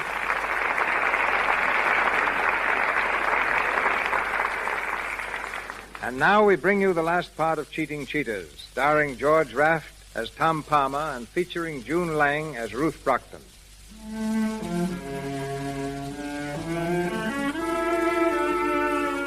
It's the following morning. We're in the office of the National Detective Agency, where the members of both gangs are waiting for the official proceedings that will put them behind the bars. All are present except Ruth, who is in Ferris's private office. Oh, when are they letting us out of here? I'm stiff as a board sitting here all night. Stop beefing, will you? You think the rest of us was sleeping on featherbed. Hey, do you think they got the goods on us, boss? Enough to send us all up for about 10 years. 10 years? Oh. What did you think? That they'd slap your hands and tell you not to do it again? I want to see my lawyer. Say, how did they nab you, Brockton? I thought you went to Chicago. That telegram was a fake. I stayed at the house. Yeah? Well, you see what you get for telling stories. Oh, shut up. By the way, are you Ruth's father? I've never been a father in my life. That's a break for somebody. Hey, this guy Ferris, is he on the police force? No, he's a private detective employed by the insurance companies. Good morning, everybody. Hiya, Folly. Pull up a chair. Never mind the wisecracks, young fellow. Hey, look, Chief, how about some ham and eggs? I'm starved. Well, you'll all get breakfast over in the tombs. How long do you think you can keep us here? This isn't a police station. It's the office of a private detective agency. That's right. You see, this is just a little stopover on the way to headquarters. As soon as we get a confession, we'll get going. Yeah? Who do you think is going to confess? Well, we're getting one right now. You mean Ruth? What do you think? So she welched on us, huh? Yeah, came through with everything we asked her. You're a liar. What? You heard me. Ruth's no squealer. She wouldn't let us down. Wait till you find yourself in the jug, Palmer. Maybe you'll change your mind a little. Hello? Who wants Ferris? Oh, the district attorney. Well, I'll talk to him. Hello? Well, how are you, Mr. Andrews? No, this is Farley speaking. I'm sorry, but Ferris is engaged. Getting a confession. Yeah, Ruth Brockton, head of the Brockton gang. She's spilling it now. All right, I'll tell Ferris. We'll shoot the confession over to you as soon as she signs it. Goodbye, Mr. Andrews. You'll excuse me, won't you, folks? I'm very busy this morning. Ah, scram, bum. You don't think Ruth is squealing to you, Palmer? Not a chance. That phone call just now was a gag. If we'd only gotten away with this job, I was going to retire. Yeah, me too. It's a dirty shame. Hey, I've got an idea. Yeah, we could use a good idea right now. Well, what is it? When we lifted those Stuyvesant jewels, we broke it all up and had the stones reset, didn't we? Sure, what about it? It's our one big chance. How do you mean? Don't you see? Ferris represents the insurance burglary companies.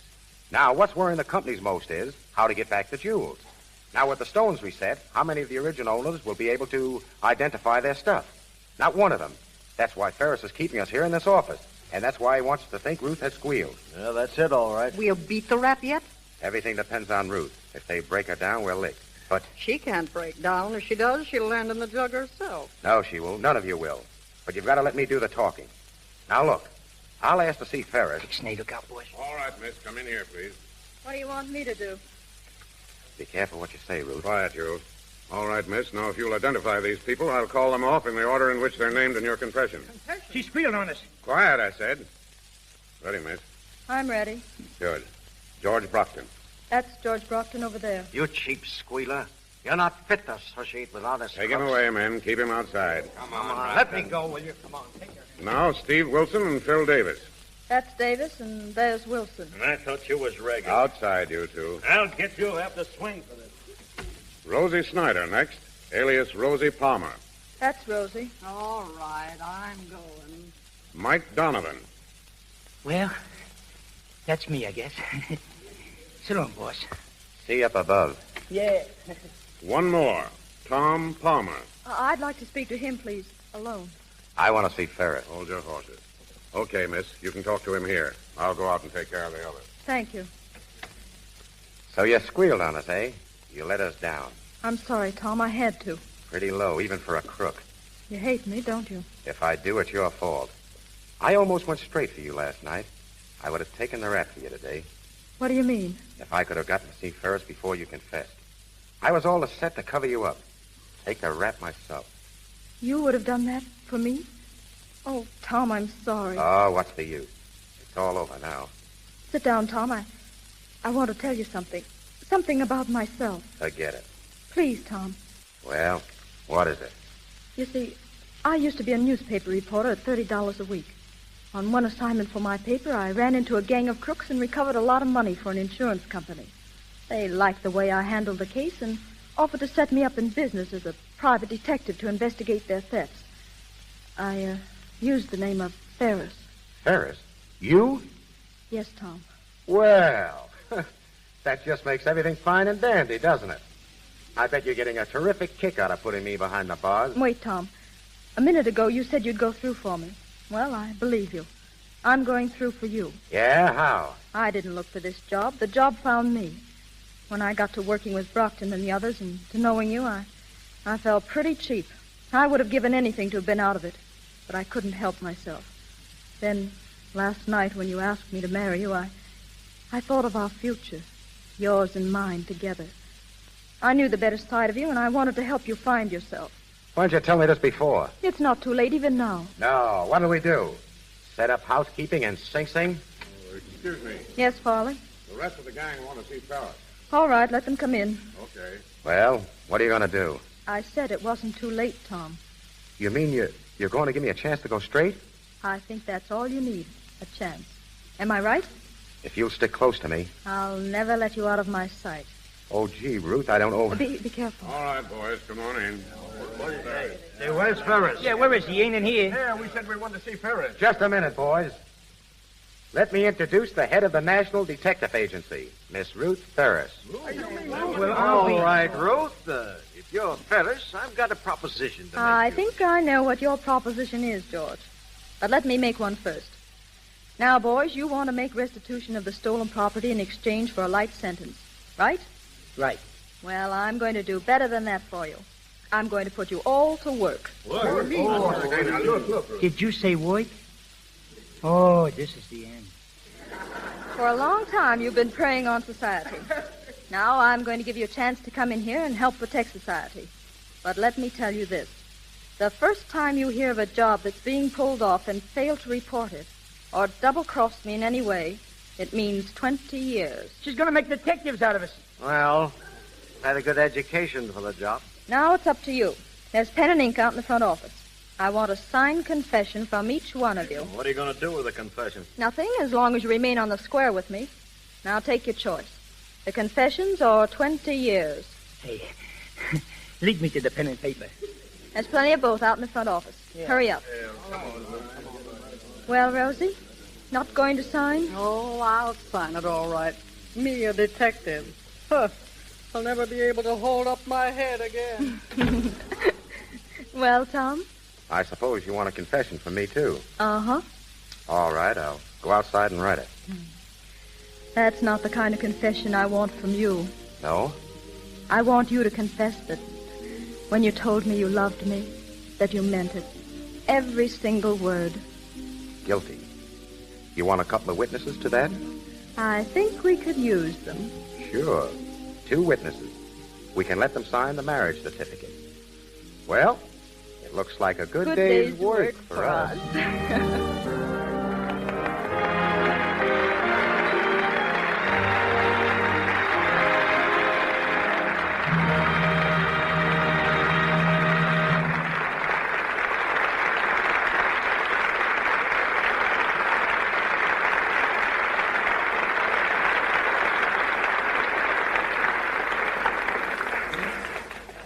As Thackeray wrote, the play is done, the curtain drops. A moment yet the actor stops and looks around to say farewell. Tonight's stars, George Raft and June Lang, return shortly to the microphone. I think that discoveries are accidents designed by destiny. A fabulous fortune and hundreds of the jewels women now wear were found in South Africa because a Dutch farmer happened to notice a group of children playing marbles. The marbles were diamonds and led to the opening of one of the richest mines in the world. It was also by accident that I myself once discovered a diamond in the rough. In fact, it was in the rough and tumble action of a Keystone comedy that I saw her. And just the way she leaned against the door conveyed to me an appeal that I knew would intrigue the world. I took her out of comedies and made her the star of 6 DeMille productions. She was an absolutely new type of heroine, because most of the heroines who preceded her were sweet and charming ingenues, while all the sirens were evil women and heavies. She combined the best qualities of both and became the screen's first romantic siren who was not a villainess. This famous young woman was the first of many screen stars who can truly be said to have possessed glamour. She did more than any girl before or since to make Hollywood the fashion center of the world. And she now steps to the microphone just as fascinating as she was then. Ladies and gentlemen, Gloria Swanson.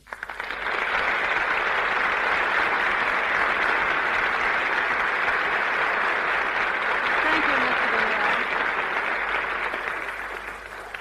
You're very generous. I changed the old adage of hitch your wagon to a star and hitched mine to a director and became a star. That's just modesty, Gloria. You're talking through that pretty little brown and white turban of yours. As a matter of fact, ladies and gentlemen, I just happened to fit into the DeMille scheme of things, which consisted of putting realism, beauty, style, and sophistication on the screen. You're one of the world's most exotic women. It just happens that you're also a very good actress. No, all women are good actresses. And I still insist, ladies and gentlemen, that it was Mr. DeMille's daring that made me a star. Until he produced Old Wives for New, every picture followed the same formula. A boy met a girl, lost her for a while, and then finished the picture by marrying her. Mr. DeMille took the story up from there. So producers believed that you couldn't make a successful picture about a husband and wife. Mr. DeMille made one, and thereby made history. It was a great success and introduced the social drama to the screen. It wasn't my daring that people talked about. It was yours. Do you remember the scene in Male and Female? When we duplicated the famous painting, The Lion's Bride, and had a lion crouched above you with its claws on your bare back, while the trainer cracked a whip in its face to make it snarl? Yes, Mr. DeMille, I remember. Now, I've got a scene in my present picture that... I'm very sorry, but I'm not as daring now as I was then. Well, you're just as charming. I never saw you look more beautiful. That's L-U-X. Now, what's that spell? Oh, Shane, go to the bottom of the class. That spells Lux. Oh, yes. Lux is my favorite beauty soap, and now, through its radio theater, you and I meet again for the first time in nearly 7 years. Then before we say goodnight, I'd like to give you one final bit of direction. What is it? Sing for us. Well, I don't pretend to be a singer, but if you're willing to risk my singing on your program, so am I. I'll sing None But the Lonely Heart by Tchaikovsky. Please.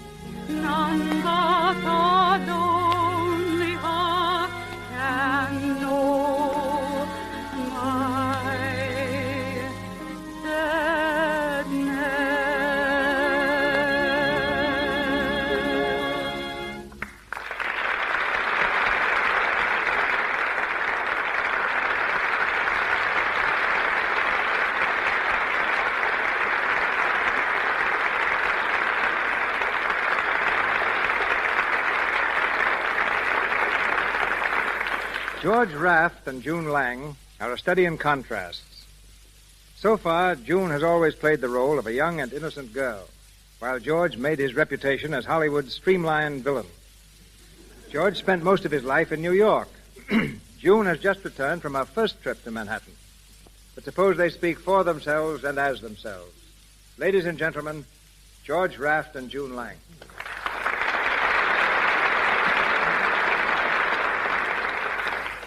Thanks, Mr. DeMille. Well, June, how did you find the old hometown? Oh, easily, George.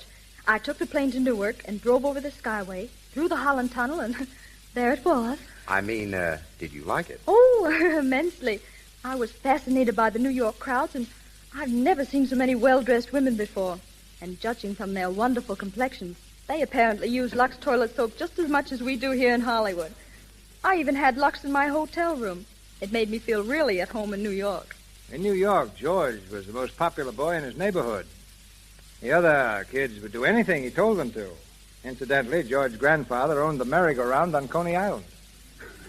My grandfather also was a gold prospector here in California. He made several strikes. And you followed his example as a ball player? I guess you're right, but in pictures I'm better with a gat than a bat. I don't know why you're a gangster on the screen so many times, George. Oh, I don't know. I like being a villain. I think it's more interesting. I also think it's more true to life. June, down deep, I believe there's a bit of villainy in every man. Even in Mr. DeMille? Why not? Why, I think Mr. DeMille's one of the nicest men I ever met. Now, don't stop, June. I'm beginning to enjoy this interview. Just let me tell you what he did to me one day. He was making This Day and Age. You talk, George, like one of my actors. You weren't even in that picture. Well, one morning when I came to work, my dressing room had completely disappeared. Well, why blame me? I'm a director, not a magician. The reason I couldn't find it was that DeMille had completely surrounded it with one of his big sets. Didn't he give you another room? Oh, yes. For 2 solid weeks, I shared quarters with Tuffy, the collie mascot. But it wasn't so bad. I used to be a mascot myself. George was mascot of the New York Yankees, if I remember rightly. Yeah, I chased home runs all over New York City. Tonight you hit one yourself, George. And you too, June. Thank you. It's been marvelous being here. Good night. And all is forgiven, Mr. DeMille. I've had a great time, and I hope to be back again sometime. Good night. Good night, George.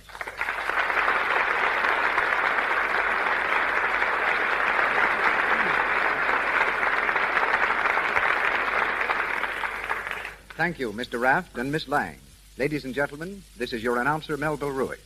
Assisting our stars in tonight's play were Wally Mayer as Mike, Justina Wayne as Mrs. Palmer, Victor Rodman as Mr. Brockton, Lou Merrill as Wilson, Frank Nelson as Phil, Ross Forrester as Hanley, Richard LeGrand as Farley, and John Lake and Charles Emerson as police officers. Mr. Raft and Mr. DeMille appeared through courtesy of Paramount Studios, Miss Lang and Mr. Silvers, 20th Century Fox, and Mr. Loomis, Metro Goldwyn Mayer.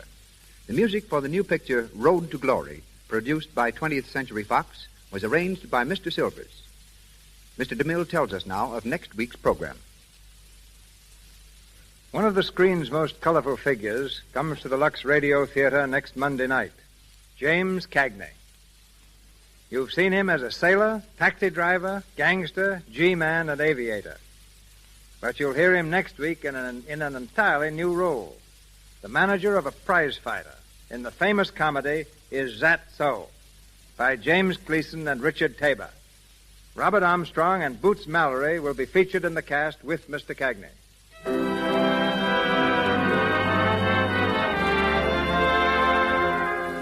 Our sponsors, the makers of Lux Toilet Soap, together with Mr. Cagney, Mr. Armstrong, and Miss Mallory, join me in inviting you to be with us next Monday night in the Lux Radio Theater presentation of Is That So? This is Cecil B. DeMille saying good night to you from Hollywood.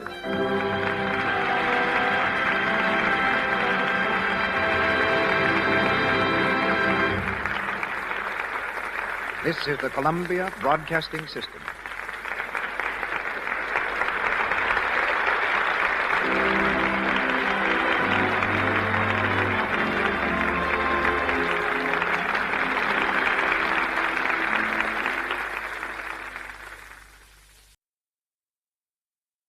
Hollywood, California, Monday, September 7th.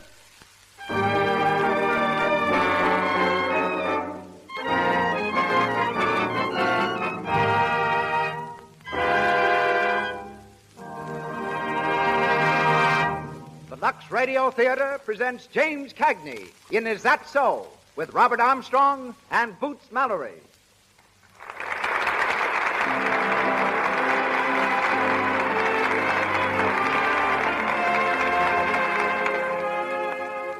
Lux presents Hollywood.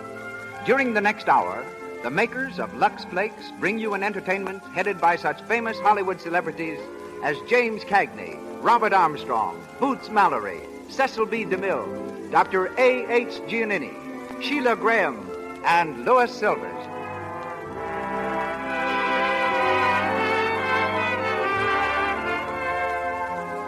In the motion picture studios are found the greatest collection of costumes in the world, and we know of no higher recommendation for Lux Flakes than the fact that all the leading Hollywood studios protect these wardrobes by washing them in Lux. Order some tomorrow. You will find that stockings and all clothes that are washable last longer and look newer when cared for with these pure, gentle flakes. There's no harmful alkali, no cake soap rubbing, with inexpensive, wonderfully effective Lux Flakes. And now, our producer, ladies and gentlemen, Mr. Cecil B. DeMille.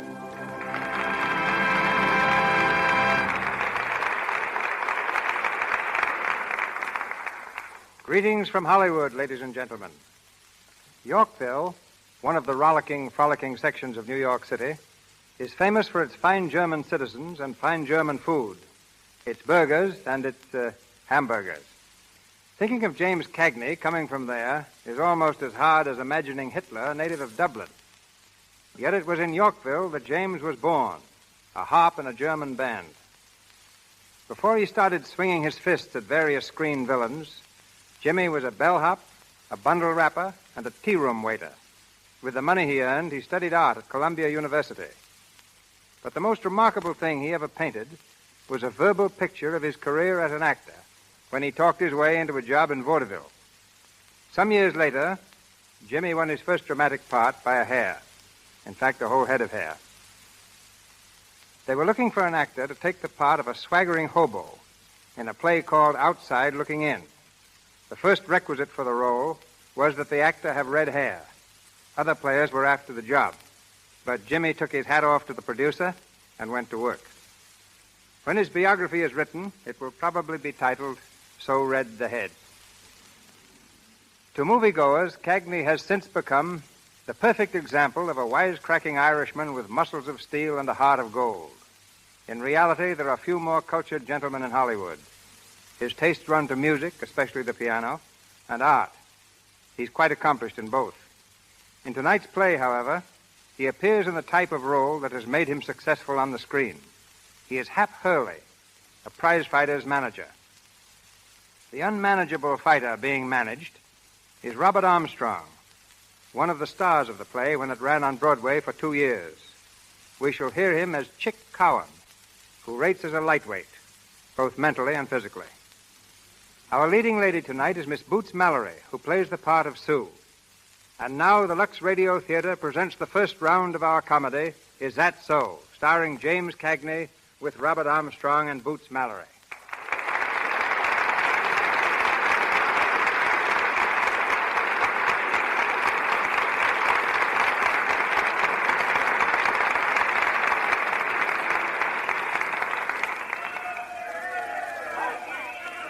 We're in the dimly lighted dressing room of the Bronxdale Fight Club in New York City, where we find Hap Hurley and his fighter, Eddie Chick Cowan, the pride of Brooklyn. Chick, ready for the next bout, has just had his hands bandaged, but there's a dreamy look in his eyes, which seems to cause Hap a great deal of concern. Hap paces the floor nervously, offering last-minute advice. Now, Chick, listen, just remember one thing, will you? Keep your mind on the fight. Don't think of nothing else. Just think about the fight. What? The fight, remember? You're fighting tonight. Hey, Hap, you think she'll be there? Oh, for crying out loud. Will you forget dames for a minute? I'm talking to you about a fight. Now, this is important. If we don't win, we don't eat. Gee, Hap, she's got such pretty eyes. Oh, now, look, Chick, I'm going to tell you just once more. Every nickel we got, our whole end of the purse, everything's riding on that busted schnozzle of yours. Now, will you please, for my sake, for your mother's sake, will you please forget that dame for a while? Boy, has she got pretty teeth. Oh. Just like corn on a cob, no kidding. I wish you'd have broken a leg before you went to that Brooklyn yesterday. I wish you was born a hermit. Okay, you guys, you're on next. Okay, we're coming right up. Now, come on, Chick, now look. Just like I was telling you.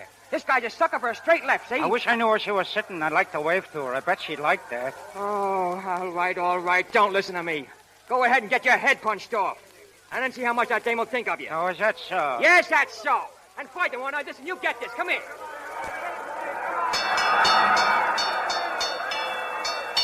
All right, boys. You know the rules. Clean breaks and clean fight. All right, okay, Rep. My boy always fights clean. Take your hands now. Go back to your corners and come out fighting. Now, come on, kid. Come on. Now, sit down. Now, listen. Just remember what I said. When he comes out, Hey, what are you looking around for? Hap, ain't that her sitting over there? Will you stop thinking about that dame? Now, there's the bell. Now, go in there and finish him quick, will you? And don't forget that left, Chick. Chick, get in there, will you? Get in with that left. Get into it. Stop looking around, will you? Chick! Come on, Chick. Get up, will you, kid? Oh, you're breaking me heart. Get on your feet, will you? Get on your feet, will you? Shake that noggin. Come on, get up and fight. Oh, Chick, Chick.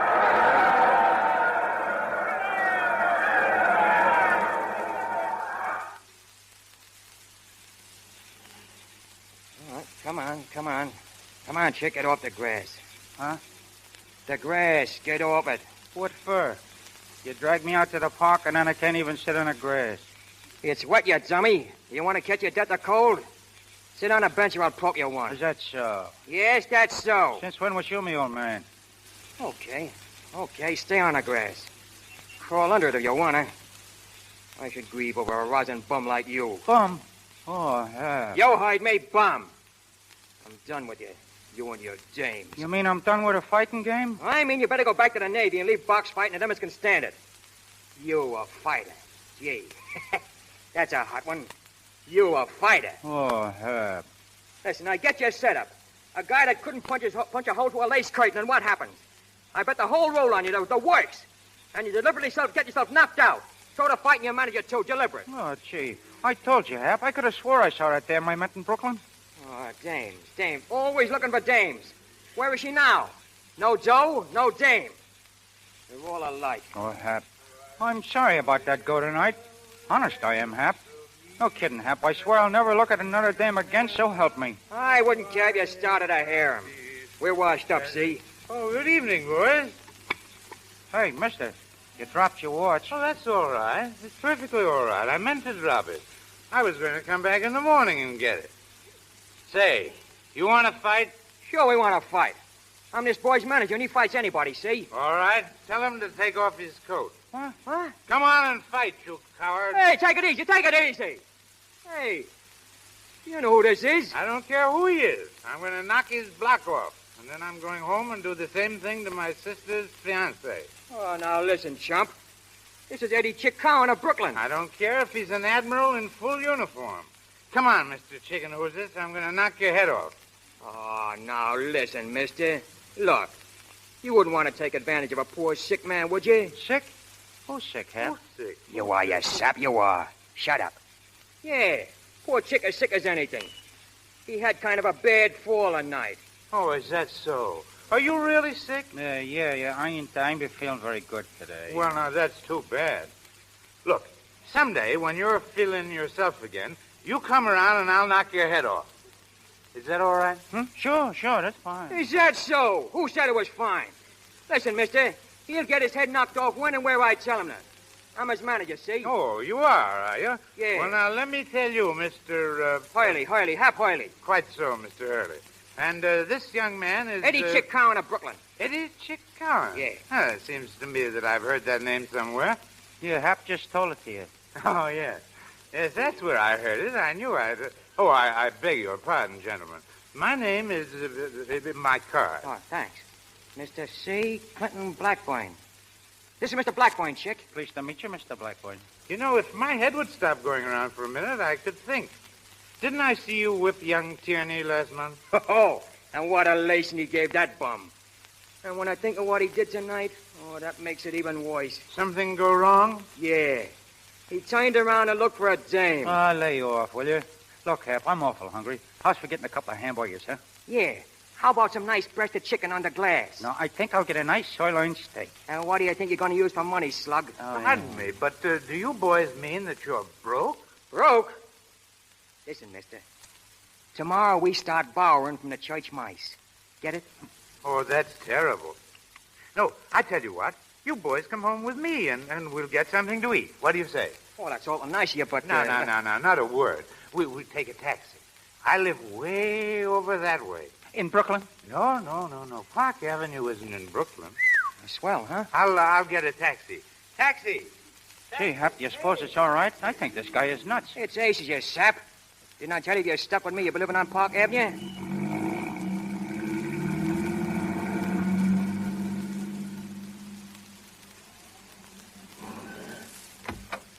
Come right in, boys. Thanks. Johnson!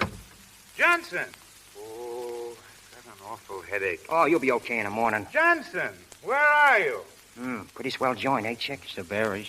I'm sorry, boys, but the servants seem to be out. You just drop your things over there. We'll see if we can find something in the kitchen. Hey, somebody's coming.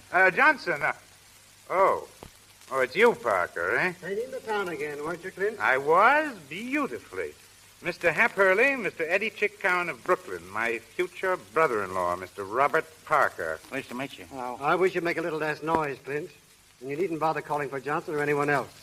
The servants have left. Oh, they've left, have they? Well, I don't have to ask why.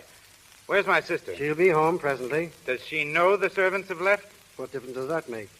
They left because I told them to leave. I hope that's sufficient explanation. When Sue comes, tell her I'll be in the library. Oh. You and that guy get along fine, don't you, Clint? Yes, don't we? Oh, I wish I had enough nerve to do what I'd like to do. It's that bad, huh? It's worse than that. Say, I think you boys can do something for me, if you will. You want me to take a poke at that guy? Hey, you're always taking a poke at somebody. It's the one you wouldn't do it at the right time. And maybe you wouldn't hit the match so often. Is that so? Yes, that's so. Is that so? Oh, shut up and leave him get through, will you? Go ahead, Clint, choice. Well, as I was about to say, I'm almost convinced that my brother-in-law-to-be is a crook. No kidding. Well, at any rate, he's made some insinuations against one who can't defend himself. One whom well, you understand. No, I don't understand. That ain't nothing new.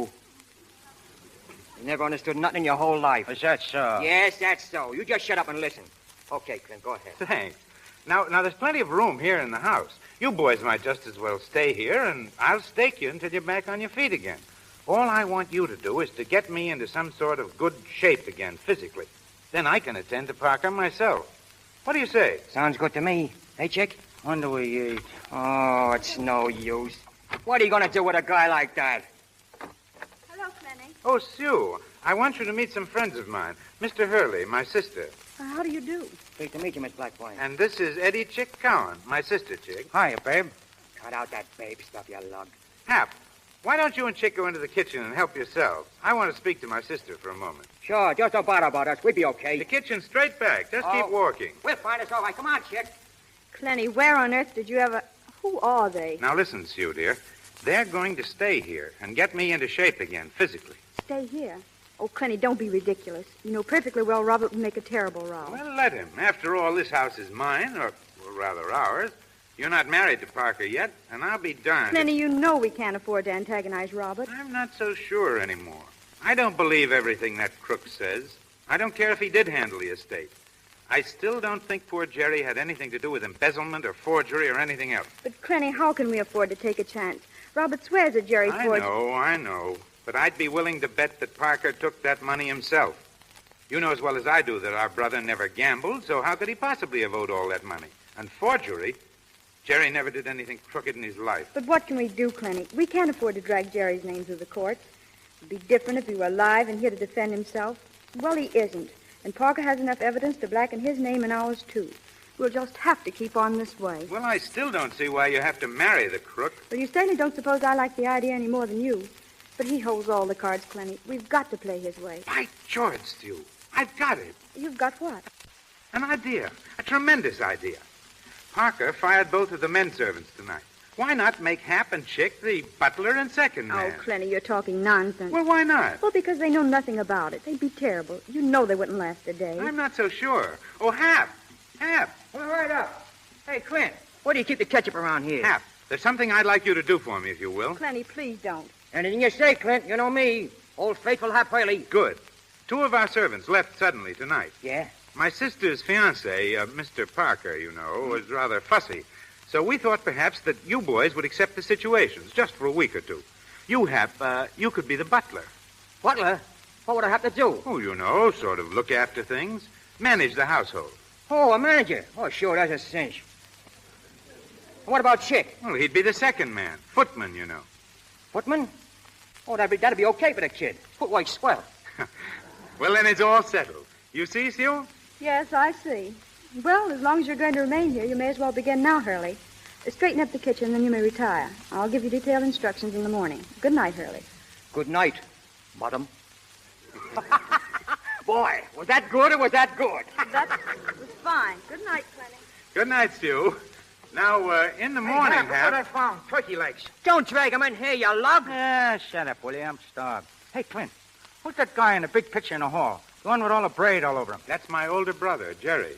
He was killed in a plane crash several years ago. Say, didn't he used to be in the Navy? Yes, he was in the Navy when he died. I thought I knew that guy. I served on his ship once. Swell fellow. Yes, he was, wasn't he? Yeah. Well, I guess I'll grab a pocket of cake out there. Hey, come back here, you. What's the matter? Take your mind off your stomach and get to work.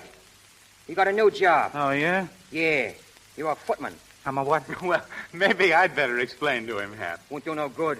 All right, I'll leave it to you. I'm going to bed. You'll find your quarters right off the kitchen, boys.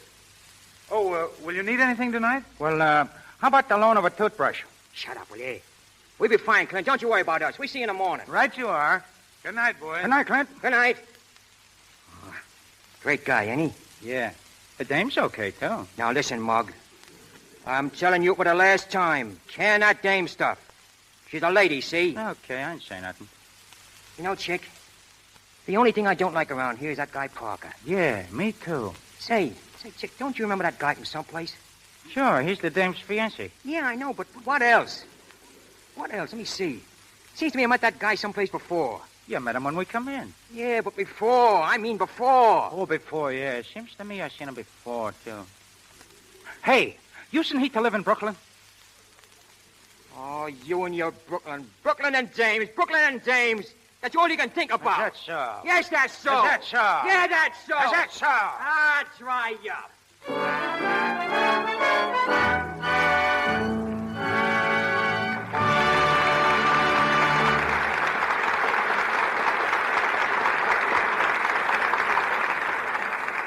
In just a minute, we'll continue our presentation of Is That So? But first, a little domestic drama between the scenes. We're in the modern apartment of Jim and Elsie. They are dressing to go out in the evening. Elsie is putting on her stockings, and pop, another run. Just listen to Jim. What, again? Oh, say, I'll bet I could cut down on those stocking ones. Oh, yeah? Well, put your mammoth brain to work. Say, it never stops working. I'm full of dope on the question right now. Well, spill it, big boy, but make it snappy. Okay, here's the first tidbit. You know, I heard Sis spilling a mouthful about runs the other day. Oh, I bet she was crabbing. That's why you're balmy, baby. She's got the runs problem licked. Come on, Sis says, I tell a guy how you do it. Elsie's runs are driving me nuts. And she says nothing to it. Hardly a run have I had since I switched to Lux. Say, that's an idea. Oh, I'll say so, Cupcake. And here's another. Another what? Another juicy bit. Heard my secretary spill this one on the phone. I suppose her stockings never pop a run. Right the first time. And do you know why? She uses Lux. Lux. Well, I'm a smart girl, too. Here's where I switched to Lux.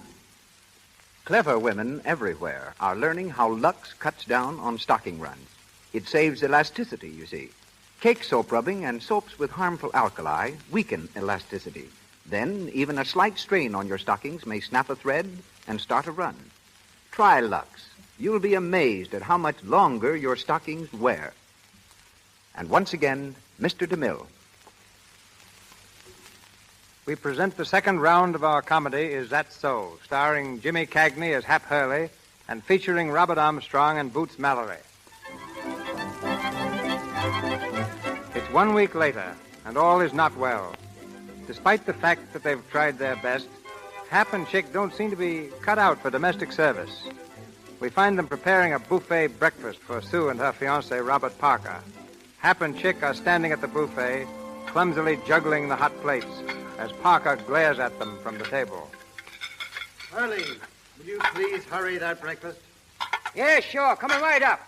Come on, step on it, will you, Chick? I'm doing the best I can, and what do I know about cooking eggs? Oh, what do you know about anything? Look out!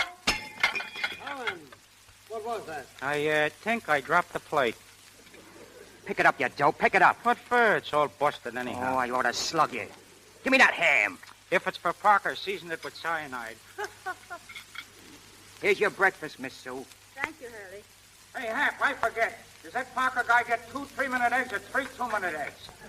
Cowan, will you please remember to place a Mr. before my name when you speak of me? Keep your shirt on. You ought to feel lucky I talk about you at all. Go on, Chick. Fix the eggs. Oh, wait a second, helpless. I'll show you. I've never heard of such impertinence, Sue. I don't see how you tolerate such servants. Oh, they're making such a change in Clenny. I think we can put up with them for a week or two. Here's your eggs. Mr. Parker. Must you do that? Oh, stop beefing, will you? If you don't like the way things are done around here, why don't you do it yourself? I'm sorry, Sue, but I refuse to tolerate such treatment. When you've taught your servants more respect, I shall return for my breakfast. Good morning. Hurley, I'm afraid I must insist that you be more careful of the manner in which you treat my guests. And after all, Mr. Parker is my guest. Yeah. But from what Clint tells me, that guy ain't exactly welcome around here. Please, Hurley. Some fresh toast. Okay, I get it. Some more toast, Chick. Gee, Hap, I can't wake that toaster. No kidding, I burned myself 3 times yesterday trying to wake it. Why can't they eat bread plain around here all the time? More toast, more toast, more toast. Okay, useless. Go on up to the gym and tell Clint he can come down for breakfast. I'll make the toast myself. Go on! I don't get no consideration around here at all. Always do this, do that. I'm getting sick of it. Say, Miss Sue, can I speak to you a minute?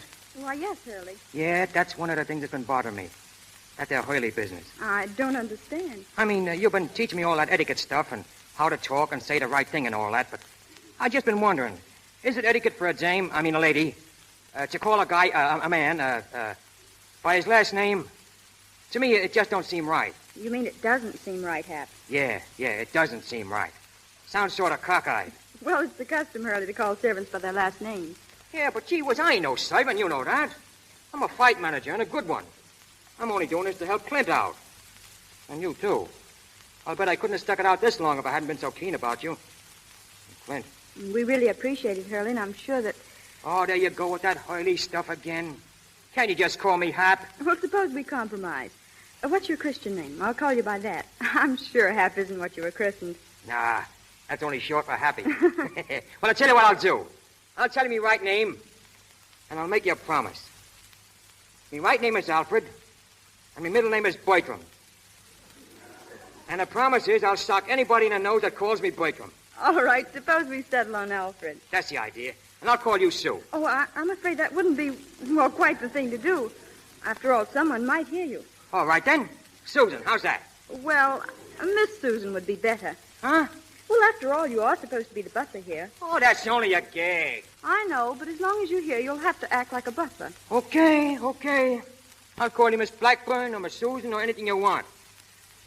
But I'm going to think of you as just plain Sue.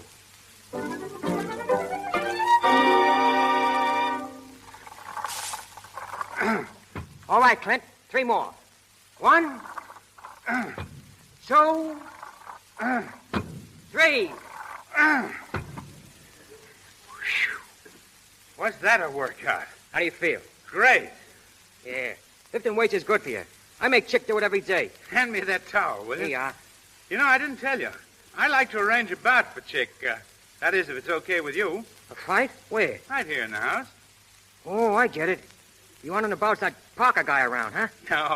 No, I'll be able to bounce him around myself soon. No, I'd like to arrange a regular bout for you for a week from Wednesday against a regular fighter. Who is he? Ever hear of Johnny Duffy? Duffy? Yeah, I know him. Well, he's driving a car for Major Fitzstanley, a friend of mine. We got to talking. We thought it might be fun to have a bout right here at the house. Chick versus Duffy. At the house? Yes. We could ring up a ring out in the garden and have some friends over. I thought it would be good training for Chick. Yeah, it'd be kind of a workout for him. But a palooka like Johnny Duffy ain't no match for my boy. I'll have to tell him to take it easy. Chick's coming around all right, eh? Coming around? Right now, he could lick 9 gorillas. Well, of course, this is just sort of a friendly match with Duffy. But, Hap, do you think we could trust Chick with a real bout? What do you mean? Can we trust him? Say, I seen a guy offer him $2,000 to throw one of the Navy championship fights, and Chick nearly threw him off the boat. That isn't what I mean, Hap. I don't doubt his honesty. I'm talking about women. Is he likely to repeat that last fiasco? I don't know, Clint, but I'm pretty sure if we got him a real important battle, he'd keep his mind on it. You really think he's ready to go? Oh, I'd drop my hat. All right. Hand me that phone. What are you going to do? I'll show you. Do you know Pat Kelly? Yeah, sure. He manages Soccer Goodman, light heavyweight champ. Yeah, I know he does. That's why I'm calling him. Hello. Mr. Kelly, please.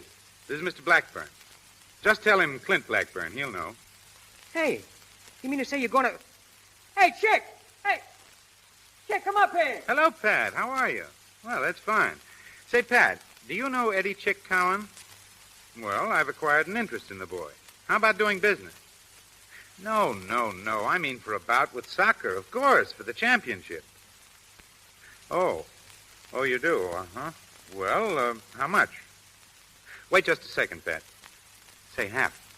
Yeah? Is it the usual thing for a champion to demand a guarantee before agreeing to fight for his title? Yeah, that's right. Cash on the line. Oh, I see. All right, Pat. It's a deal. I'll be down with Hap Hurley tomorrow, and we can discuss the thing in detail. You call me Hap? Uh-huh. Shut up a minute, shut up. About 4? Right. See you then, Pat. Well, Hap, it's in. Yeah. You hear that, Chick? We fight the champ. No kidding. We sign the papers tomorrow and post a guarantee of $10,000 for Goodman's end of the purse. 10 grand? Of course. Why not? Yeah, but 10 grand, that's a lot of dough. Well, I've seen Chick work out, and I think he's worth the gamble. You see that, Chick? A match with the soccer laid right in your lap. Gee, I'm going to call up that dame in Brooklyn. She'll be tickled to death. Listen now. You ain't calling no dames, you understand? Who ain't? You ain't. Who says so? I say so. Oh, yeah? Yeah. Is that so? Yes, that's so. Is that so? Yes, that's so.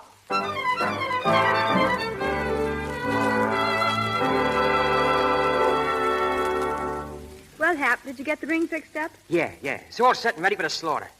Chick'll murder that dumpy guy. Fellow Hap, not guy. All right, but he'll murder him anyway.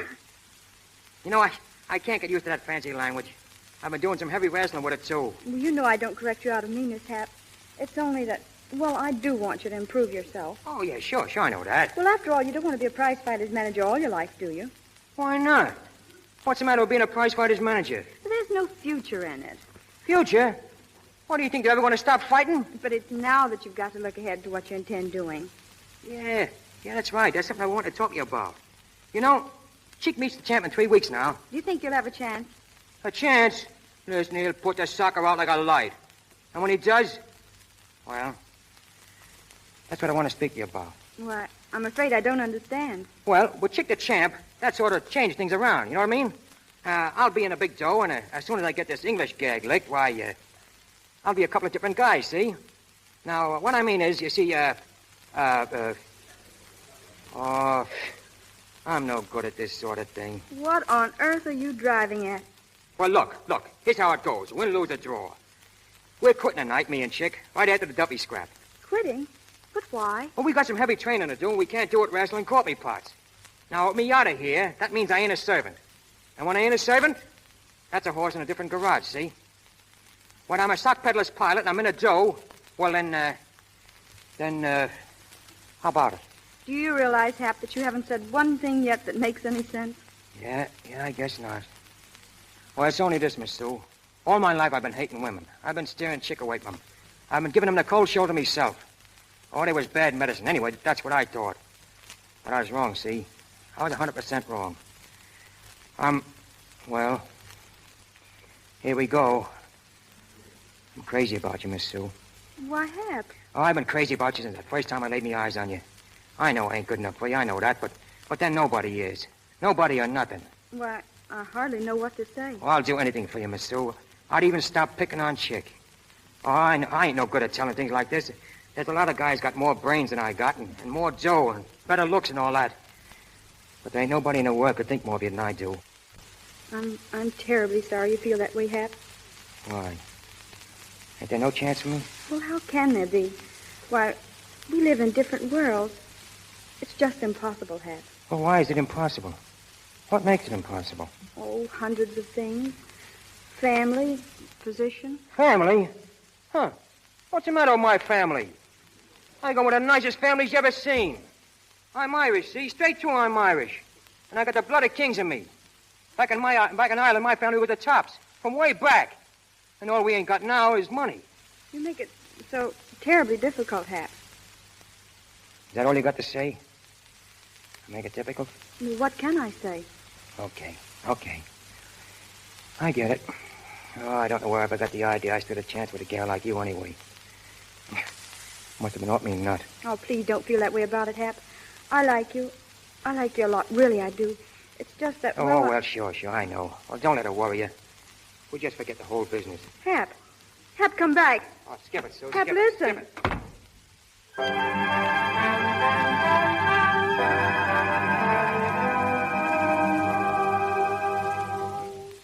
Hey, Hap. Get a look at the old 1-2. 1-2. 1-2. Boy, when I land down on Duffy tonight... Hey, Hap. What's the matter with you, Hap? Didn't you pay no attention to me? Huh? What? Gee, Hap. I ain't never seen you like this before. What's eating you? Nothing. I mean, nothing. No, I mean nothing.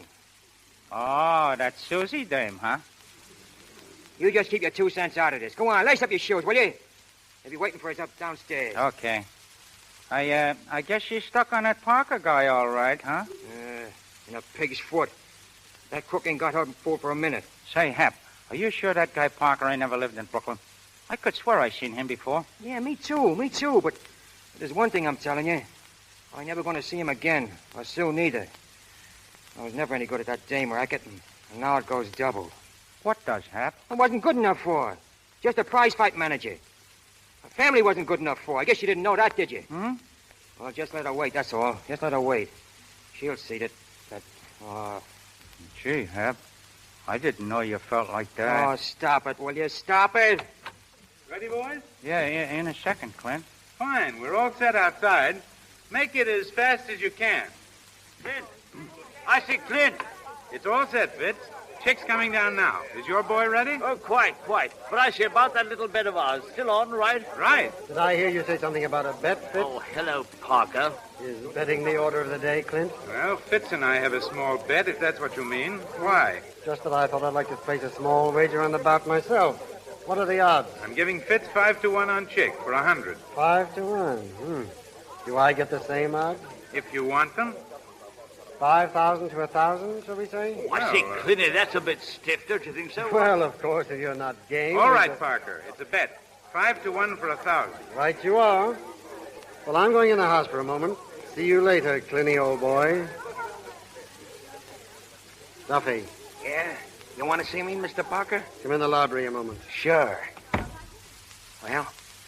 Duffy, I've got odds of 5-1 on you tonight. How do you feel about the fight? Okay. But this guy Cowan ain't no pushover. Listen, Duffy, you've got to win. Go into a clinch out there and make Cowan listen to reason. Huh? There's $1,000 in it for each of you if he'll lay down and let you win. $1,000? What, gee, Mr. Parker, I'll try. But all I can promise you is I'll probably get a sock in the nose for talking out of turn. All right, get out there. Okay. Feeling okay, Chick? Sure, I'm swell. All right, but remember this. There's a lot of dames here tonight. If you turn around to look at one of them, I'll lay you out cold. Remember what happened to you once before for turning around? Don't worry about me. It's in the bag. Ladies and gentlemen. Oh, I say quiet, please, quiet, everybody. Well, here we are gathered here this evening to learn the relative merits of 2 stalwart pugilists, my chauffeur Duffy and Clinty Blackman's footman Chick Coward. In that corner, ladies and gentlemen, is Mr. Duffy, who weighs something in the neighborhood of, I think, 175 pounds. Yes, thanks. Thanks very much. And in the other corner, scowling furiously for no earthly reason at all, is the other sportsman, Clinty's footman, Chick Coward. He weighs roughly the same as Duffy, but you can see he's not nearly as well constructed. Right-ho, let's get on with the old hostilities. Are you ready, boys? Shoot. Right-ho, Clinty.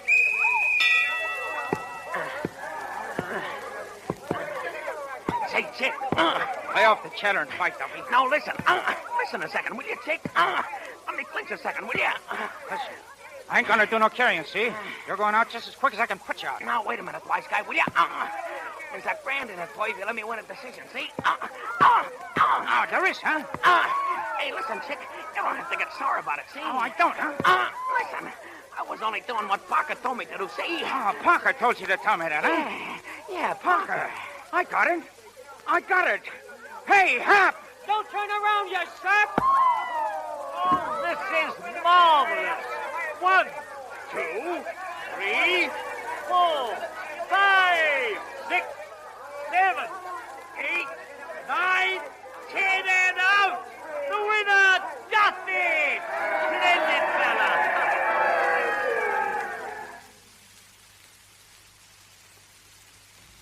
Come on, chick.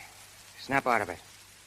Come on, you dumb egg. Snap out of it so I can take a poke at you myself. What hit me? Duffy hit you, you egg-headed dope. Why, that... Let me at him. Go on, sit down. You always want to fight after it's all over. Well, what were you looking for this time? Christmas? Hey, Hap, I remember him. Oh. His nibs, Parker, I remember him now. That's why I wasn't paying no attention to Duffy. All of a sudden, I remember who this Parker is, and then... Well, now, isn't that just dandy? So you remember him, huh? Well, maybe if I call him in, you'd like to slip him a nice little kiss. Nah, you don't get me, Hap. Parker, we've been trying to figure him out all this time. Well, listen, he's the guy that tried to slip me $2,000 for throwing the Navy championship fight. What? He is, I tell you. He just tried to do the same thing tonight. Duffy told me. Well, then that makes him the guy who was kicked out of the Navy on that forgery rap. Sure, Parker. Holy smoke, that's who it is, huh? Oh, boy, this is terrific. Clint'll be tickled, huh? Oh, we'll just about kiss us all around for luck. Oh, boy, so he was the guy in San Pedro, huh? Sure, it was Parker, all right. And he offered me $2,000 to fold up. Kid, you're okay. Oh, Mom, I could do a little dance for that news. Boy, you're a wonder. Yes, it was very clever of both of you. Oh, say, Clint, we were just talking about you. I know. I admire your cleverness. In fact, you're too clever to be wasting your time here. But, Clint, Chick just told me that... Yes, I heard. And as soon as both of you can dress for the street, please go. Throwing me down for a few measly dollars. Hey, wait a minute, Clint. You got this all wrong. Oh, for your own sake, you ought to listen, Clint. Chick just remembered There's where to... really no discussion necessary. If you leave an address, I'll send your wages to you. And the fight with the champ? That's off? Unless you can find another idiot to post a guarantee of $10,000. Okay. Come on, Chick. Let's get going. But I don't want to go letting Clint think that way. Oh, come on. He knows what he's doing. The Blackburns always know what they're doing. Wait a minute, Hap. Here's Sue. She'll fix it for us. Where are you boys going? Listen, Sue. You tell Clint for us, will you? Make him listen. Oh, come on, Chick. It ain't no use. She ain't gonna do no listening neither. What is it, Clenny? What's wrong? Parker bribed Chick to throw the fight. I don't believe it. I can't doubt my own eyes and ears. I heard Chick telling Hap he was offered money to throw the fight. Then they danced around like a couple of lunatics. I saw them. I heard them. I still don't believe it, Clenny. I'm sure there's some mistake. Gee, Clint, if you'd only listen for a second. I didn't even talk to Parker about this fight. I was telling Hap I'll about... be inside if you want me, Sue. Well, I guess that's that. Come on, Chick. Hap, I'm awfully sorry about everything. Oh, that's all right, kid. But I do wish you'd tell Clint that we never done nothing crooked in our lives. Tell him that, will you? And if he wants it, we got some news that ought to interest him. Come on, Chick. We're going.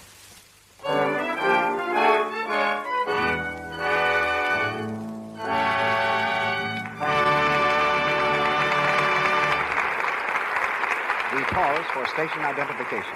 This is the Columbia Broadcasting System.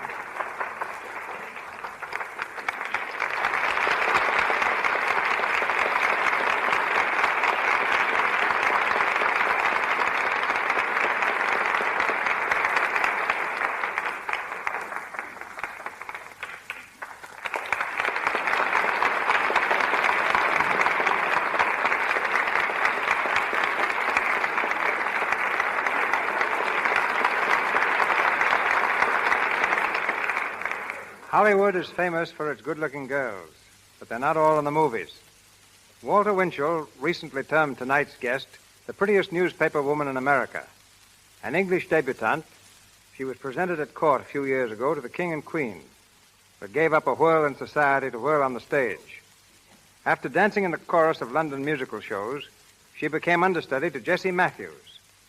Then she jumped to fame with a leading part in Noel Coward's play, This Year of Grace.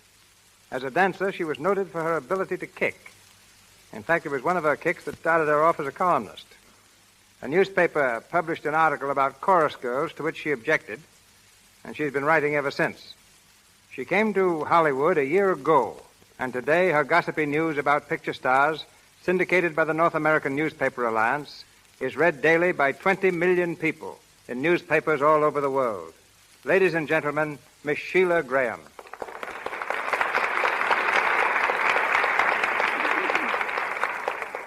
Very nice introduction, Mr. DeMille. After all, Sheila, you have 20 million readers. What would you like me to speak about? Your job? Nothing about luck? No, luck speaks for itself. I wish more stars spoke for themselves. For example, Jean Arthur, star of your new picture, is extremely shy. She sincerely believes she has nothing of interest to tell a reporter. And silence is golden. But not on the radio. You'd be in a spot if I followed that advice right now. Then let's discuss talking stars. Or shooting stars, like Gary Cooper. I saw him on your set yesterday, doing some fancy work with a 6-shooter.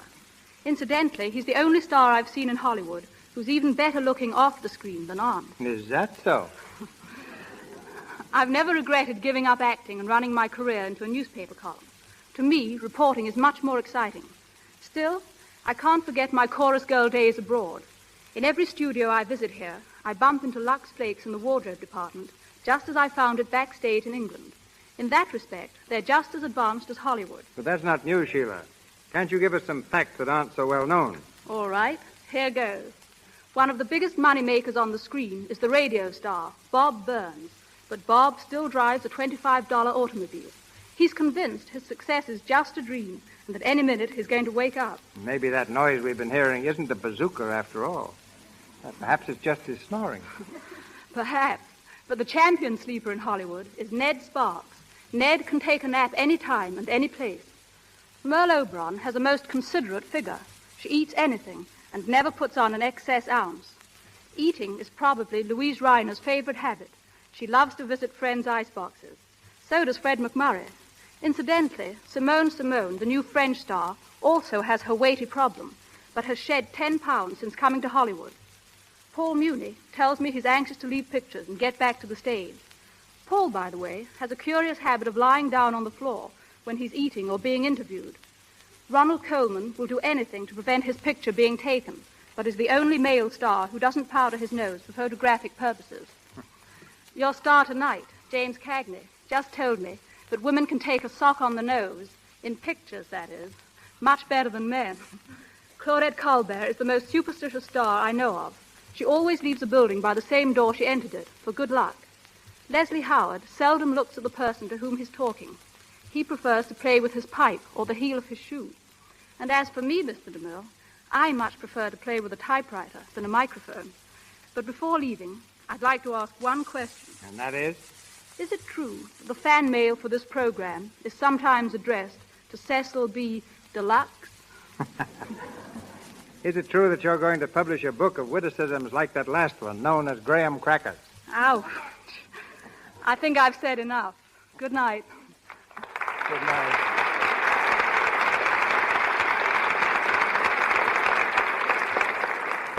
We raise the curtain on the final round of Is That So?, starring Jimmy Cagney as the unhappy Hap Hurley and featuring Robert Armstrong and Boots Mallory.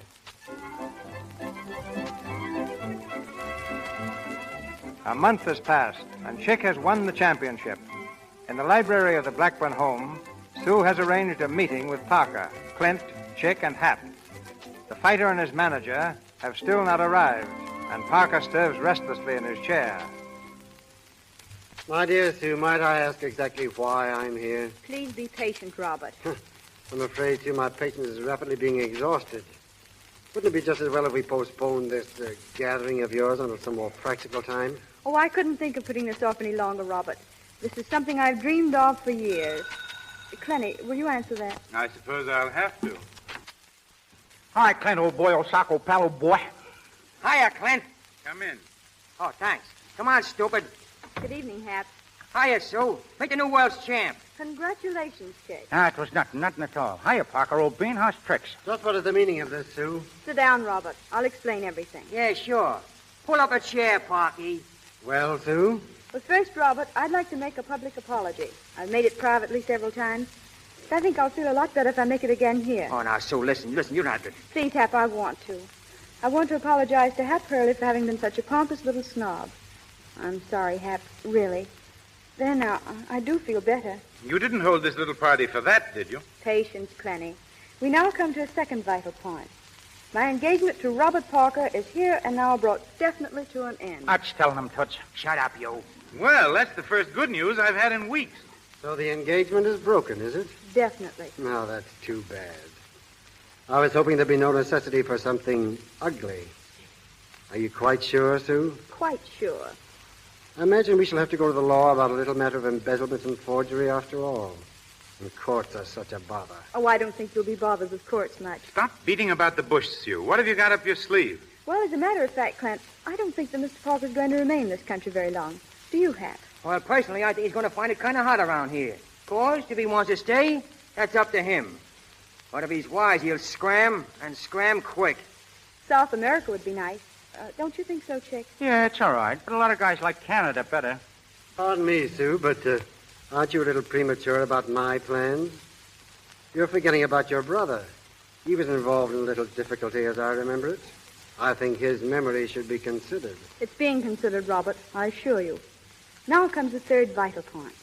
Robert Parker, it gives me the greatest pleasure possible to inform you that we know you to be a liar and a thief. What? And a double-faced water rat in a bargain. Why, you... Sit down before I slap you to sleep. We got the goods on you, Parker.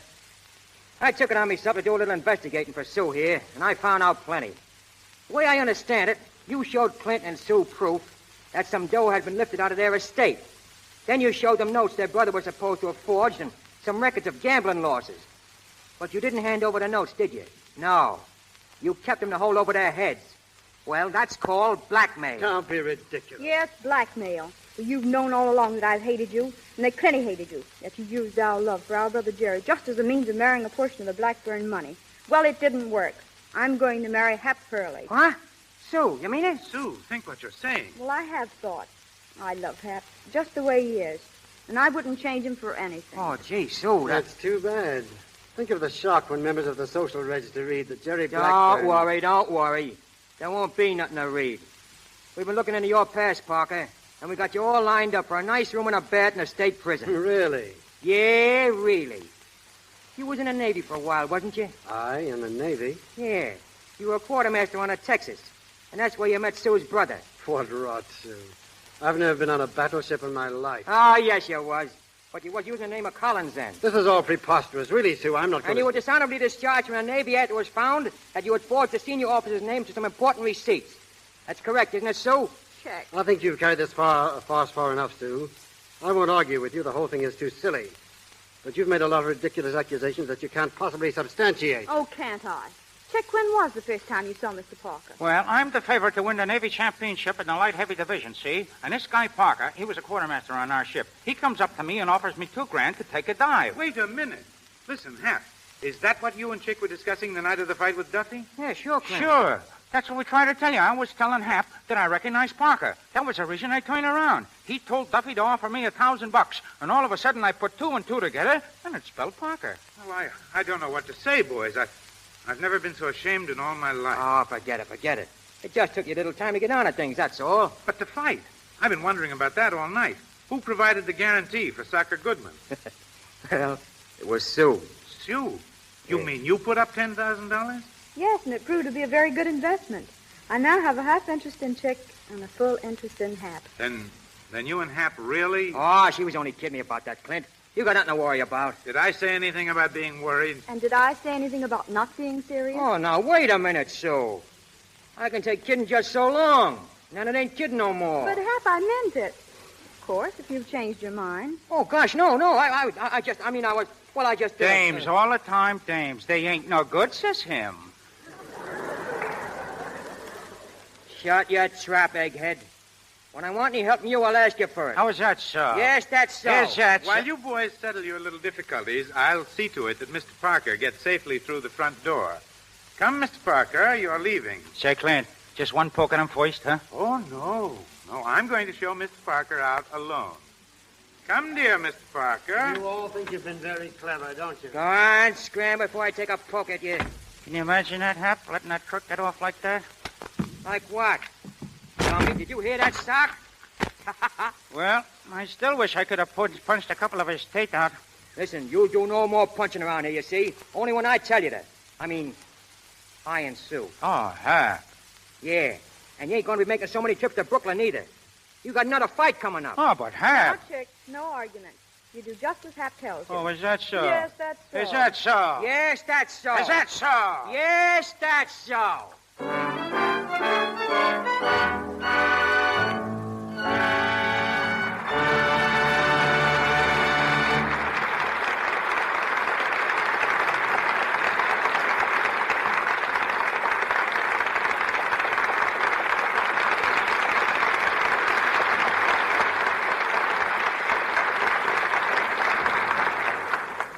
Tonight's star, James Cagney, returns to the microphone shortly. Though you have never seen him on the screen, though he is never credited with a single film, no man exercises more significant influence in Hollywood than Dr. A.H. Giannini, banker to the motion picture industry. Son of Italian immigrants and subject as a boy to all the struggles besetting people in straitened circumstances, this man who loans millions of dollars yearly to the picture studios began his professional life in medicine. As an intern, he once volunteered to treat a man dying of typhus. The victim lay in a pest house in San Francisco, confined with lepers. Dr. Giannini and a nurse went to his side, but it was too late. The patient died. 48 hours later, the nurse was dead. Dr. Giannini himself stricken. Another doctor came to treat him. That doctor died. But the young intern survived. During the Spanish-American War, he again volunteered to administer to 1,200 Negroes, desperately ill with smallpox. For this service, San Francisco publicly honored him. Dr. Giannini left his practice to follow his father and brother in a small banking business. Today, practically every major studio in Hollywood owes its start to him. He is now directly connected with films as president and chairman of United Artists Corporation and trustee of both Columbia Pictures Corporation and Universal Pictures Corporation. His presence is distinctly an honor to the Lux Radio Theater. Ladies and gentlemen, Dr. A.H. Giannini.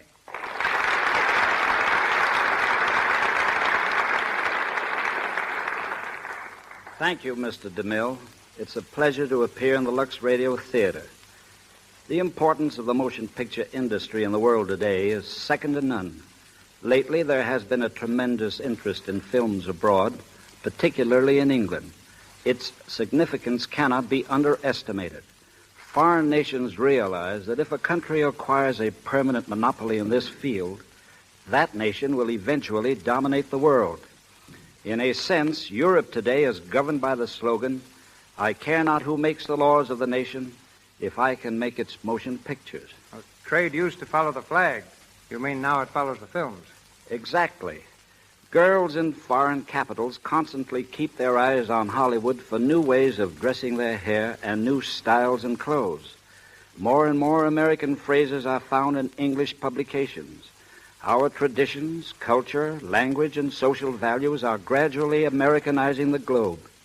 The end result is that the profit element in pictures abroad has become a secondary consideration. Their prime consideration right now is to maintain their own tradition and history. 25 years ago, Doctor, banks not only refused to loan a penny to motion pictures, but I know of one bank that said they preferred not to have the account of any motion picture company. You ended all that. But what prompted your participation in pictures? First, I realized that the motion picture was the only commodity in the world for which people were willing to pay sight unseen. Any merchandise that can influence people to that extent must, I concluded, be worthwhile.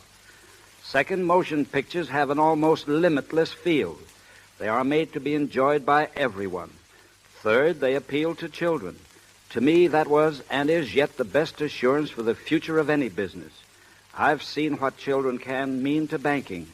Many years ago, I started the first school savings system in California, and later in states all over the nation. These accounts, which began with pennies, have since increased into the millions. Yet when I entered the motion picture field, I was not entirely alone.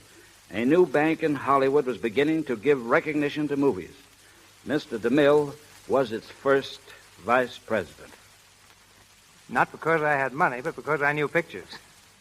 But to you, Doctor, goes the distinction of being the first man who definitely made art a respected security for a loan.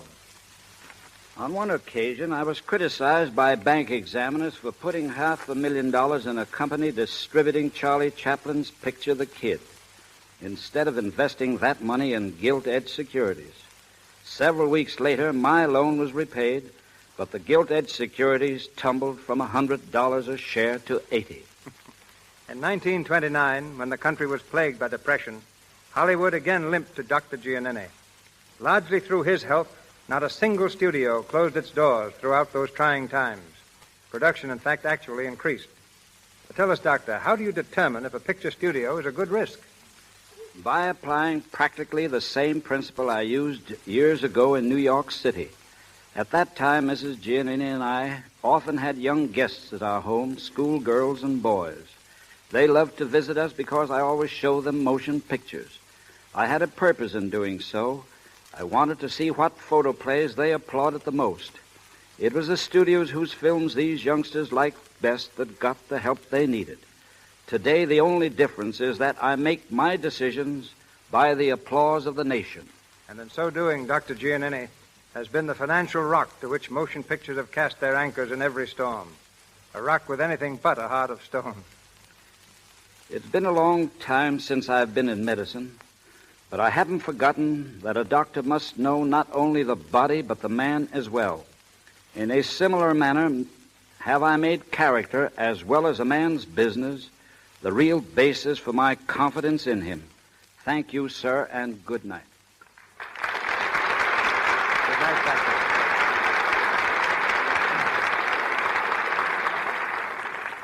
This fall, you will see James Cagney in a new film released by a new studio.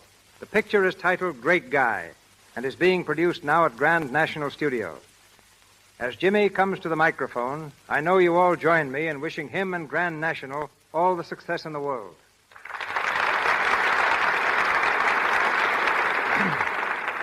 Thank you, Mr. DeMille. Great Guy is the tentative title of a story of a civil service employee who reforms the city government by exposing political corruption. What I like about it chiefly is that the lead is a grand, honest character. To me, the all-important need in pictures today is for better stories. Stories whose characters are real, honest people. And the same applies to the air. And it's your careful choice of stories for the Lux Radio Theater that keeps me one of your most constant listeners. Congratulations to you, and good night. Good night, Jimmy. Thank you, Mr. Cagney. The Lux Radio Theater has arranged a particularly fine program for next week. Mr. DeMille tells you about it in a moment. Assisting Mr. Cagney, Mr. Armstrong, and Miss Mallory in our cast tonight were Kenneth Thompson, Lionel Pape, Frank Rowan, Lou Merrill, Frank Nelson, James Eagles, and Ross Forrester. Mr. Cagney appeared tonight through courtesy of Grand National Studios, Mr. DeMille, Paramount, and Mr. Silvers, our musical director, 20th Century Fox. Robert Armstrong will be seen shortly in the new MGM picture, All-American Chump. And here's Mr. DeMille.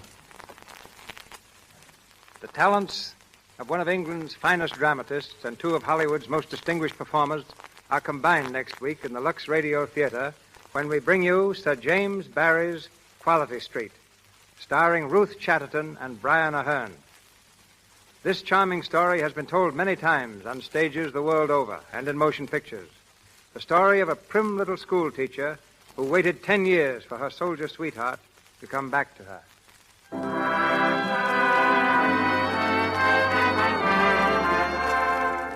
Our sponsors, the makers of Lux Flakes, together with Miss Chatterton and Mr. Aherne, join me in inviting you to be with us next Monday night in the Lux Radio Theater presentation of Quality Street.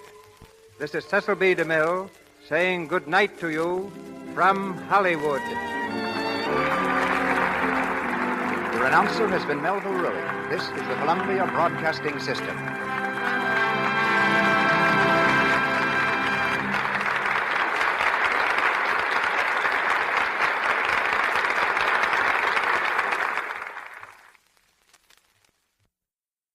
Hollywood, California, Monday, September 28th.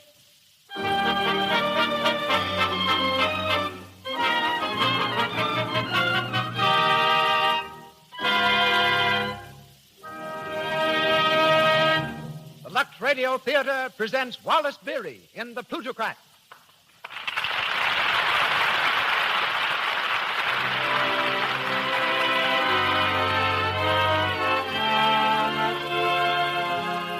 Lux presents Hollywood. Our stars, Wallace Beery, Clara Kimball Young, Marjorie Rambeau, Cecilia Parker, and Eric Linden. Our guests, Victor Young, Walt Disney, Mickey Mouse, Donald Duck, and Carol Ann Beery. Our musical director, Louis Silvers. All brought to you under the direction of Hollywood's renowned producer, Mr. Cecil B. DeMille. Tonight, we celebrate the 100th broadcast of the Lux Radio Theater, and many of Hollywood's notables are here to observe the occasion with us. Among those in our audience, I see Madame Schumann-Heink, Carmel Myers, Sari Maritza, and Benny Baker. And to all our listeners, a hearty welcome from Lux.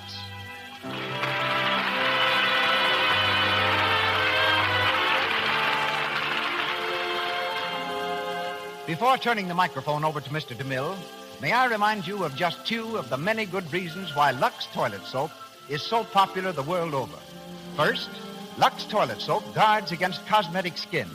The active lather of this pure, delicately perfumed soap removes stale rouge and powder, frees the pores of all foreign matter, and keeps the skin soft, smooth, and clear. Second, Lux toilet soap is within everybody's budget. It costs so little, and all the family can use it. It's fine for baby's tender skin. Men prefer it for its full, rich lather. With your next order, remember to add 6 cakes of Lux toilet soap. And now the man who has given us some of our greatest motion pictures and many of our most glamorous stars. Ladies and gentlemen, the producer of the Lux Radio Theater, Mr. Cecil B. DeMille.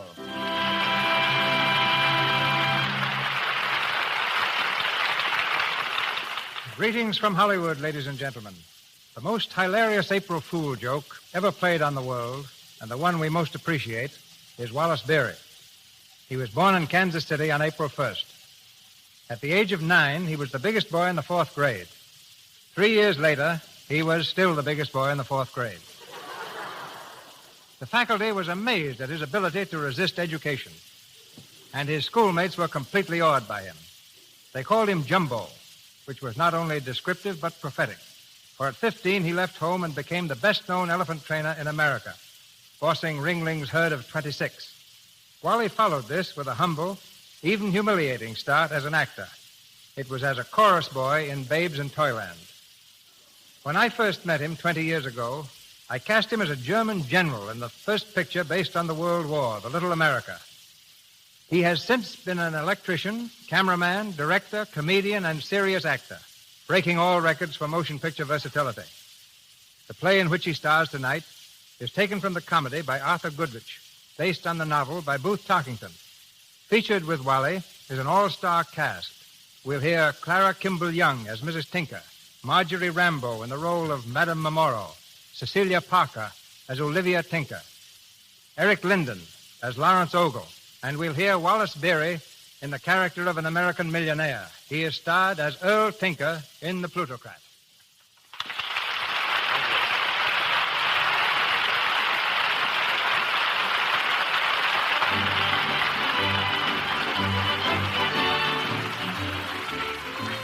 We're in a stateroom on board the steamship Doomveer. It's evening of the first day out, and already Mrs. Tinker has succumbed to the rolling sea. She lies in her berth, an ice bag on her head, a hapless, hopeless, helpless expression in her eyes. Earl, her husband, sits at her side, filled with concern.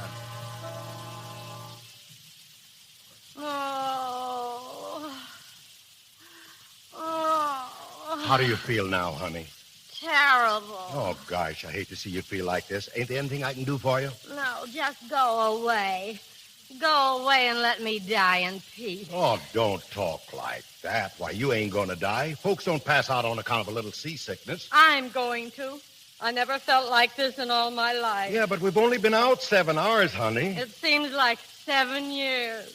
Oh, I wish I was back in Omaha. Oh, you'll feel better just as soon as we hit port. We'll be in Algiers in about 8 days. 8 days? Oh. You'll never even know that you were sick. Mm. You know, I was speaking to the captain just after dinner. He said all this talk about seasickness is just imagination. Not with me, it isn't. Well, you probably ain't seasick at all. You just feel bad on account of that lemon meringue pie that you had for dinner. Oh, I'm sorry. I'm sorry, honey. Don't. I didn't mean to, darling. Go away. Go away. Oh, honey, listen, please. Oh, it's your ma. I think she's a little upset. All right, I'll take care of I her. tried to do something for her, but she keeps on telling me to go away. Maybe you'd better. Well, if you say so, baby. Seems a shame, though. Here we are, the first real vacation in 10 years, and your ma has to go get seasick. Please, Pa, I think it would be a lot better if you left her alone. Huh? What's the matter with you? Nothing, I just... You look all green around the gills. Oh, don't. Say, you ain't got it, too. Olivia. Oh, my. Oh. Well, for Pete's sake. You get into bed there with your ma, Olivia. I'll fix you up. You leave her alone, Earl Tinker. Yeah, but, honey, listen. I'll take care of You her. can't even take care of yourself. If you just let me alone, I can. Go on now. Go away. All right, all day. This is going to be a swell trip for me. I can see that. I'll be up in the lounge if you want me.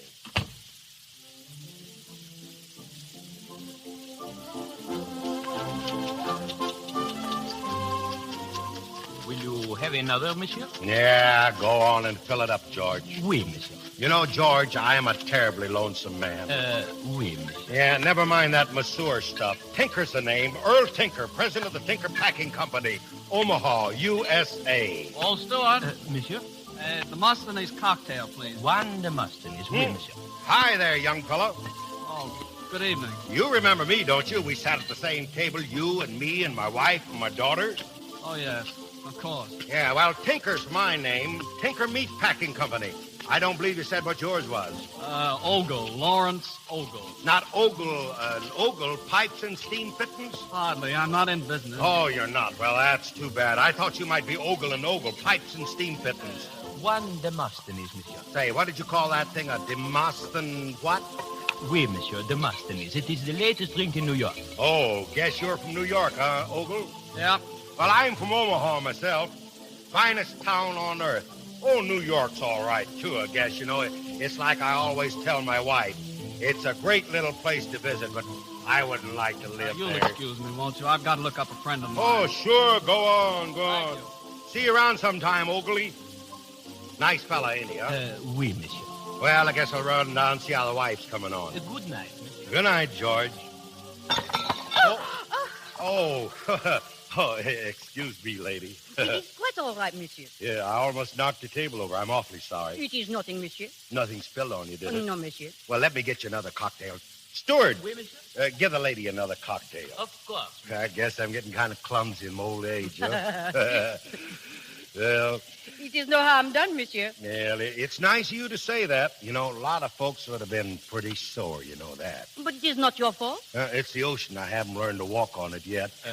Madame's cocktail. Merci. Yeah, guess I'll be going. Oh, please don't. Hmm? No, sit down and keep me company. Say, I kind of like that, right down to my shoe tops. You know, my name's Tinker. Tinker, president of the Tinker Packing Company, Omaha, USA. I am Madame Memoro. I am not president of anything, and I live in Paris. Well, I'm sure glad to know you, Madame Mumsrow. I was thinking I'd have to spend this trip in solitary. You're a widower, I guess. Is it so evident? Yes, monsieur. You are a widower, Mr. Tinker? Me, a widower? Say, you wouldn't think so if you knew what would happen to me if my wife caught me talking to as good-looking woman as you are, Mrs. Gumsrow. You are very flattering, monsieur. Oh, Mr. Tinker. Oh, hello there, Ogley. I thought you went to look up a friend. Well, I did, but... Come on, sit down, sit down. This is Mr. Ogley. He sits at my table. He's from New York. I'm not holding it again, him, though. How you doing, Mrs. Monroe? How do you do? It must be quite thrilling to feel yourself a real New Yorker, Monsieur Ogle. Well, in a way. Such a wonderful city. Say, what's New York got that Omaha ain't got? That's what I'd like to know. All the arts, Mr. Tinker, music, the theater, painting. Don't talk to me about the theaters. I saw one of them plays in New York just before I caught this boat. Never again. You did not like it, monsieur? Like it, you couldn't tell what it was all about. What play was it, Mr. Tinker? Oh, I don't know. It was some crazy thing called the pasturage scene or something like that. The pastoral scene? Yeah, that was it. Yeah, that was it. Believe me, it was certainly rotten. Well, I'm sorry you feel that way, Mr. Tinker. You see, I wrote the pastoral scene. Oh, you did. Well, imagine that, huh? Monsieur Tinker. Yeah. Madame Tinker would like to see you, monsieur. Oh, thanks. Excuse me, folks. I be back later, Mrs. Mumsrow, if I can break out of jail. Oh, thank heaven he's gone. But Mr. Ogle, he is very amusing. He is so native, so typical American. Oh, he's far from typical. I mean, of your ruling class. He is a leader, Monsieur Ogle, a plutocrat. Oh, he's that all right, a provincial Western plutocrat. Monsieur, you speak so harshly. He is your friend, no? Hardly. But you came to him, you spoke with him. Shall I tell you why? Please. Because he happened to be sitting with you. Monsieur? I've been wanting to meet you ever since we left New York, Madame Amaro. But why? Must I answer that? No, it would be better perhaps if you did not. We shall all be, how do you say, shipmates for 8 whole days. There is plenty of time and we shall meet often, I hope. Well, it can't be too often. You are very polite, monsieur. Oh, so here you are. I've been looking all over the boat for you. Hyacinth, this is Monsieur Ogle. Monsieur Ogle, Monsieur Hyacinth Momoro. How do you do? Hyacinth? Oui, Momoro? It is late, Mama. I think maybe we had best to scram, no? Well, excuse me, but... Do not mind him, monsieur. My son, he makes a study of American slang, eh? Son? Did you say your son? But yes, you think that's so strange? Well, it's incredible. You're so young. Oh, 2 times you are polite, monsieur. I am glad that I look so young to you. Come, Hyacinth. Good night, Monsieur Ogle. Good night. So long, Mr. Ogle. See you in the funny papers, eh bien?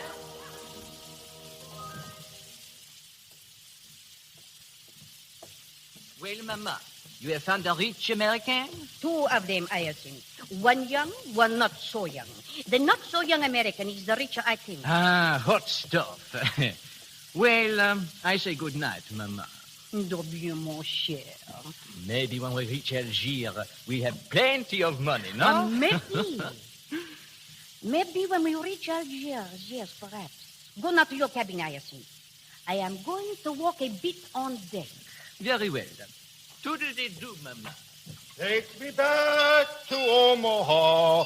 Take me back. Oh, hello, Miss Bumsrow. Monsieur Tinker. Say, you ain't turned in for the night, are you? In a little while, monsieur. Oh, don't do that. I was just back on the way to the lounge looking for company. It is too bad. But there is always tomorrow and the next day and the next, is it not so? Well, My chair is out on the promenade deck. If tomorrow morning after 10 you should be lonely... Yeah, well, I might be at that. You know, my wife and daughter ain't very good company right now. Then I will look for you tomorrow. Say, that'll be fine, Mrs. Maria.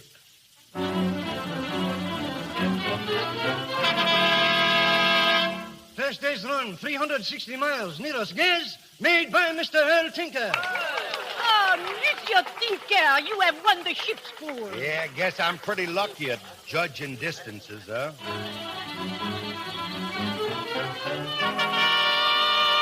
Fourth day's run, ship's pool, won by Mr. Earl Tinker.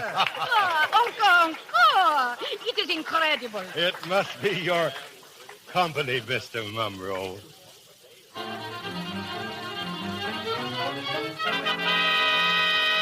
Seventh day's run, ship's pool, won by Mr. Earl Tinker. Oh, Monsieur Tinker, so much money you have won. Marvelous. I haven't had as good a time as this in 20 years. Champagne, steward. Champagne for everybody.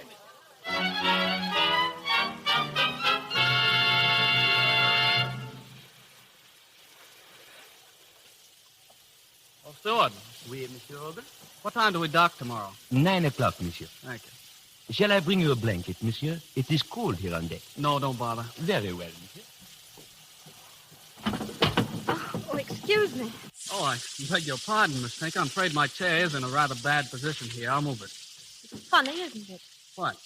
I told Mama when she asked me to come up here that I'd probably bump into you. I see that I did. I'm sorry. Sorry to meet me? Yes, you always made that perfectly clear. Oh, you know I didn't mean it that way. It doesn't matter. I was looking for Papa. Well, I haven't seen him. You know where he is? No, not the faintest idea. That's not true. You know perfectly well. He's on the upper deck with Madame Amora. Oh, is he? And you know it and I know it, but Mama doesn't. If she did... Yes, I can imagine. No, you can't. Not possibly. There's one thing I want to say to you, Mr. Ogle.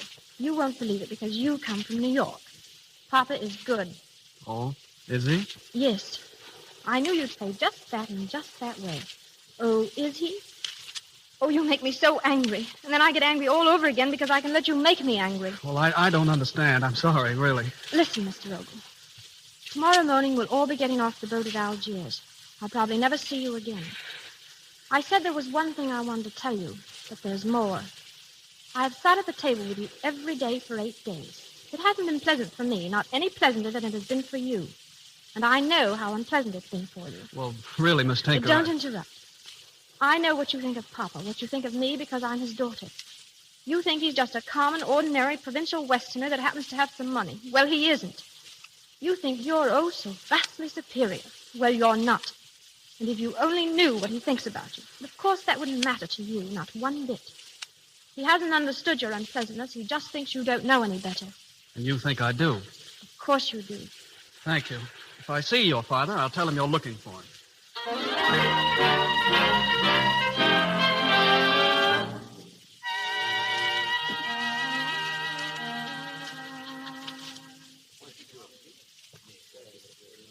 Well, Mama, you have no luck yet? Not yet, my son.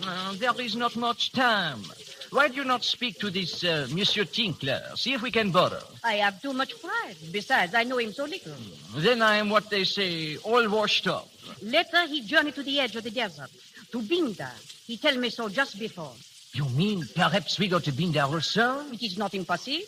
Life, it is just an adventure, is it not so? Eh bien. Perhaps at Binda, I feel much different. I do not know. Only one thing I know. Somehow you must have everything. Oh, baby, you wish to be an impresario, a great manager of the opera. Is it not so? It is the one thing you wish. Okay, a great impresario. It will take much money. And how? It shall come. If I can but see you started for success and happiness, there is nothing I will not do. Mama. Madame Amoro. Mr. Oakley, come and sit down. Thank you. I think perhaps you should finish your packing. Oui, Mama. I will be finished in 2 shakes. Well, my friend? Orally, I'm angry with you. Oh, but why? I've been waiting an hour. Where have you been? On the deck. Oh, it was lovely there. With that creature Tinker, I suppose. Yes, he was there, too. He is the most extraordinary man. Oh, I'm not interested. Sometimes I almost think you do not like him. Like him? Orally, you know he infuriates me, just being what he is. Besides, I hate him because you seem to like him. Ah, jealousy? Well, call it that if you like. Perhaps, my dear, that is what I wish. Orally. Listen to me. We are almost at Algiers. You promised me that you will take that trip by automobile through the mountains to Binda. Yes. Once, years ago, I took it. Oh, I wish I could do it again. Well, why don't you? Africa. It is a place of magic, a place of strange enchantment. It changes people. For that, I could wish not to go back to Paris, but to stay. Just to see Africa bewitch you. Well, I'm bewitched already. Orally, come with me to Bindar. I can take a motor and we can drive through the wilderness, over the mountains, lost, away from the world, together. It would not do. You see, I am very conventional. But with your son. He goes too? Of course. Perhaps. I wish very much to go to Binda. Well, here I am again, Mrs. Numero. Good evening, all you here, Oakley. Yes, I was, but I'm leaving now. You won't forget, Mrs. Oh, no. Of course not. Bonsoir, monsieur. I don't think the young fella cares about me, huh? Well, our last night out, Mrs. Numero. All packed? My son, Hyacinth, has just gone to finish. Yeah, say, what did you say his name was? Hyacinth. Hyacinth. That's right. I can never remember which flower he is. Monsieur Tinker, you are sure you are going to Binda? Yes, sir. Mama's got her heart set on Bindar. Where are you going? Well, I am still not certain. Well, I guess this is the last we'll see of each other, huh? Oui, perhaps. But I have a feeling, a very strange feeling, that we shall meet again, Monsieur Tinker. No. Oh, yes. Oh. Perhaps even at Binda. That'll suit me. You are sweet, Mr. Tinker. Oh, go on, Tinker? Yeah. Hello there, honey. How you feeling? I thought you was down in the cabin. I'm feeling much better. I thought a little walk on deck would be good for me. Sure. Perhaps you will excuse me now. Yeah, sure. Good night. Good night. Well, honey? Earl Tinker, was that Frenchy woman tapping your shoulder? Who, me? My shoulder? Yes, your shoulder. No. You must be seeing things, Sonny. Maybe. Good guy, Sonny. You, what's the matter with you? You know, I haven't done anything. No? How do I know, Earl Tinker, what you've been doing while I've been seasick? I guess no married woman ought to take a sea trip with her husband unless she's a good sailor. No, honey. You know, every day on this trip I've been so lonesome. Oh, you've never been lonesome in your life. Well, listen, Mama, will you... Keep your hands off me, Earl Tinker, and listen to this. If you ever go chasing off after any other woman, Well, I'm just warning you, that's all. Oh, say, I don't need any warnings. I'm going back to the cabin, and I think you'd better come, too. Yeah, I'll be right with you, honey. Gosh. Monsieur Tinker? Mm-hmm. Here is the Daily Bulletin, monsieur. You did not ask for it this afternoon. No. Thanks, George. You know, George... Oui, monsieur? Suppose there's a place that's just loaded with danger, and suppose a man's wife is just set on his going there. What can he do? Do? He must do nothing. He must go like a man or be a coward. Yeah? Well, I'm pretty much of a coward, but Mama insists on going to Bindar.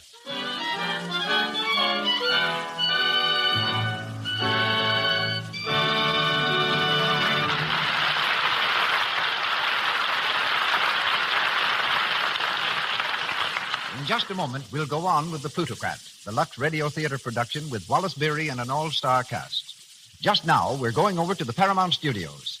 Two girls have met on the lot. Let's listen to what they say. Hello, Judy. Going my way? Say, what's the matter with you anyway? Oh, thought I was going to make the grade for that taxi dancing scene in the New Orleans Cafe.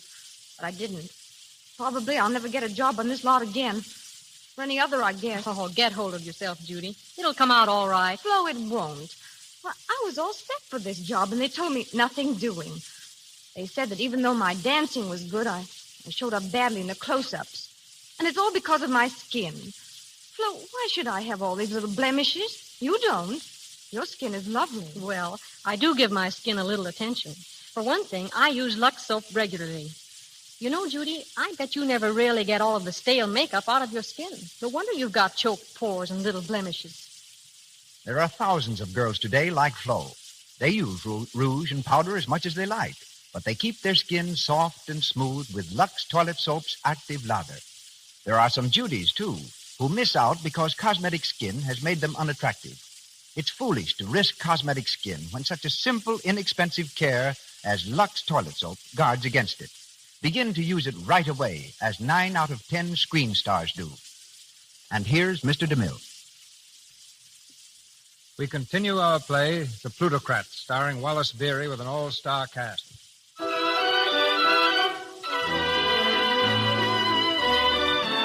Several days have passed, and our friends from the boat are now stopping at a tourist hotel in Bindar on the edge of the desert.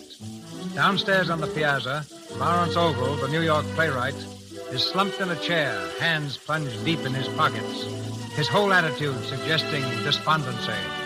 From the courtyard comes Tinker. He greets the playwright effusively. Well, look who's here. Little old New York himself. How are you, Mr. Tinker? When did you arrive? This afternoon. That's so. I've been out on a little trip across the desert all day. Well, how you standing it? Standing what? Why, this place here, you know, the heat, flies, bottled water, and all that. Everybody jabbering around in foreign languages. Say, have you had any fleas yet? No. That's good. Neither have I, but Mommy. Well, we won't go into that, you know. Thanks. You know, what they need here is a good, live, snappy board of health. Now, you take all these smells around here, for instance.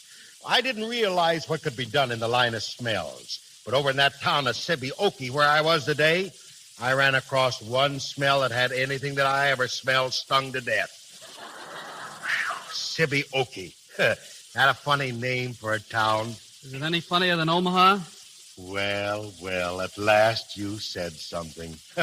Up to now has been like talking to you has been like coming out on a train east from Chicago. I was listening to you, the sort of thing one gets on trains west of Chicago? Sure, free and friendly. Well, that's one reason a lot of us stay east. Well, it would improve you to go west, you know. No, thanks. I prefer civilization. Now, what are you doing out here? That's what I'd like to know. Well, suppose you ask Madame Memorial about that. Madam, is she here? You don't expect me to believe you didn't know she was coming. Well, what in thunder are you talking about? Papa, Yes, Olivia.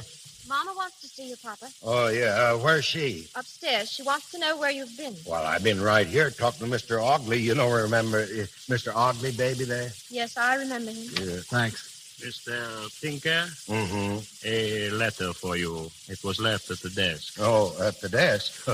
I see. Thank you, Georgie. No trouble at all. Left at the desk? That's funny. Yeah, ain't it? Must be a bill. In a lavender envelope? Well... And perfume, too. A perfume bill? Yeah, yeah. You can't tell anything about these foreigners. You know, they do funny things sometimes. I guess I better run on upstairs and see them all. So long, Mr. Ogley. Of course, Mr. Ogle, that bill is really a note from your French lady. She isn't my French lady. I saw you arrive with all those bags. You didn't look very happy. I wasn't. You don't look happy even now. I'm not. Goodbye. Aren't you going to stop and have tea with me? Tea with you? Why not? Besides, I want to talk to you about yourself. Oh, what again? I was rotten to you on the boat, wasn't I? Tell me, was it you who suggested this trip to Bindar, or was it your French lady? I tell you, she isn't my French lady. Which? She suggested it. Then she is after Papa, isn't she? Yes. She as much as told me so right after we arrived here. And that's why you're looking so miserable. Of course, she's nearly old enough to be your mother. No, don't rub it in. It's all over with now. I just made a fool of myself. That isn't the worst. I'm a failure. A failure, the great Mr. Ogle? I had a play on in New York, the pastoral scene. Yes, I know. I saw it. Did you like it? Not much. No, you were right. It's a flop. I thought it'd be such a surefire hit that I took this trip on the strength of it. And here I am on the edge of the desert, flat, stony, broke. Not really. Isn't it a laugh? When you remember how cocky I was on the boat. I've sort of shrunk a bit, haven't I? Think of you being humble. You don't know how becoming it is. Well, you'll just have to sit down and write another play, a better one. I have written a better one. Producer has it now, but he'll never put it on, not after this washout. Well, what are you going to do? I haven't the remotest idea. I haven't even got a return ticket. Of course, Papa will advance you some money. Oh, no. You wouldn't take it? Not from him. Oh, you are a darling. What? You see, I changed, too. Well, I should think you had. I hated you on the boat. Partly because you were so aloof and patronizing in New York.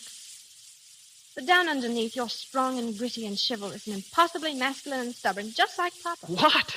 Olivia. Yes, Mama? Your father, where is he? Where is he? Why, he said he was going upstairs to see you. Didn't he see you? He did not. He sent me a note. A note. Listen. Dear Mama. He always calls me Mama when he's up to something. Go on.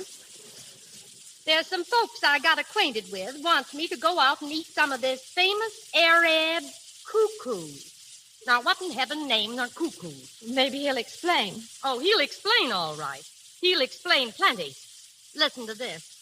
You and Baby go right ahead and have your dinner. I'll be back early. At least, pretty early. Lovingly, Earl.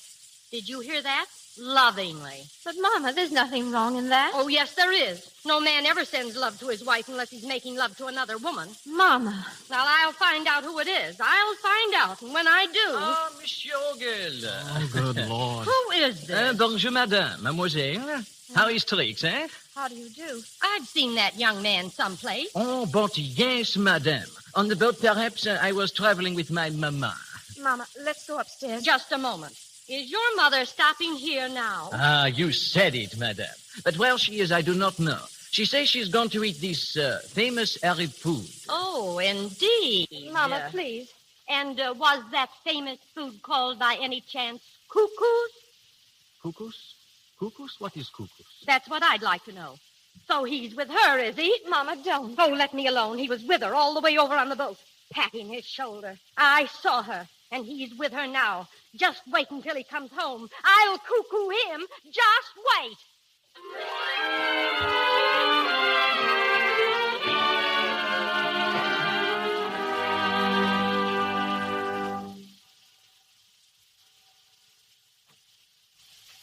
Come on into the card room, Mrs. Munro. There is no one here. No, not at 2 o'clock in the morning. 2 o'clock. Gee, this is a terrible time to be coming home. My wife will be worried sick. It is late. If that guide had not lost his way. Yeah, a swell guide he was. But it was beautiful. Moonlight on the desert. Sure, moonlight's great anywhere. You ought to see it out in Omaha. You never forget, do you? I should say not. As a matter of fact, I'm getting kind of homesick for the old place right now. I ought to be getting started back there pretty soon. You will go, and I will stay. But tonight we are here together. Yes, ma'am. I'm not so sure it's a safe place to be, though. You turn on the lights? Must we have lights? Well, I guess it's more according to Hoyle. Besides, I got to shoot upstairs in a minute. Oh, no, not yet. See, I sit down just to make you sit down. Well, I'll stay just a couple of minutes, that's all. Have you never wondered about me? Who I am, where I come from? Well, maybe I have, in a way, but I wouldn't have thought about asking you. I want you to know. Listen, 20 years ago, I am at Budapest. I am dancing. It is a masquerade. I bet you was a stunner then. One man there thinks so. I meet him at 9 o'clock. I dance with him, with no one else, until 1. Then we run away together. Now, that's what I call snappy work. All night we drive. At daybreak we are married. Too late I find out that he is the crown prince of...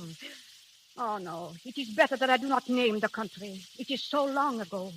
He is the father of my son. Honeysuckle? I think. Oh, yeah, that's right. Oh, darn it. I'm always getting those flowers mixed up. Yeah, but say, then that kid's a king. But no.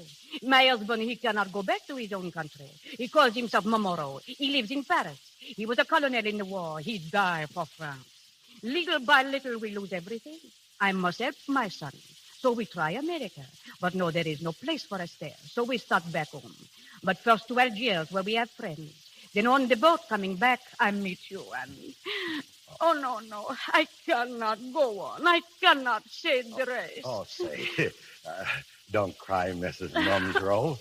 You are so big, so kind. If I can but rest here for just a moment against your shoulder. Well, I'm not so sure my wife would like that.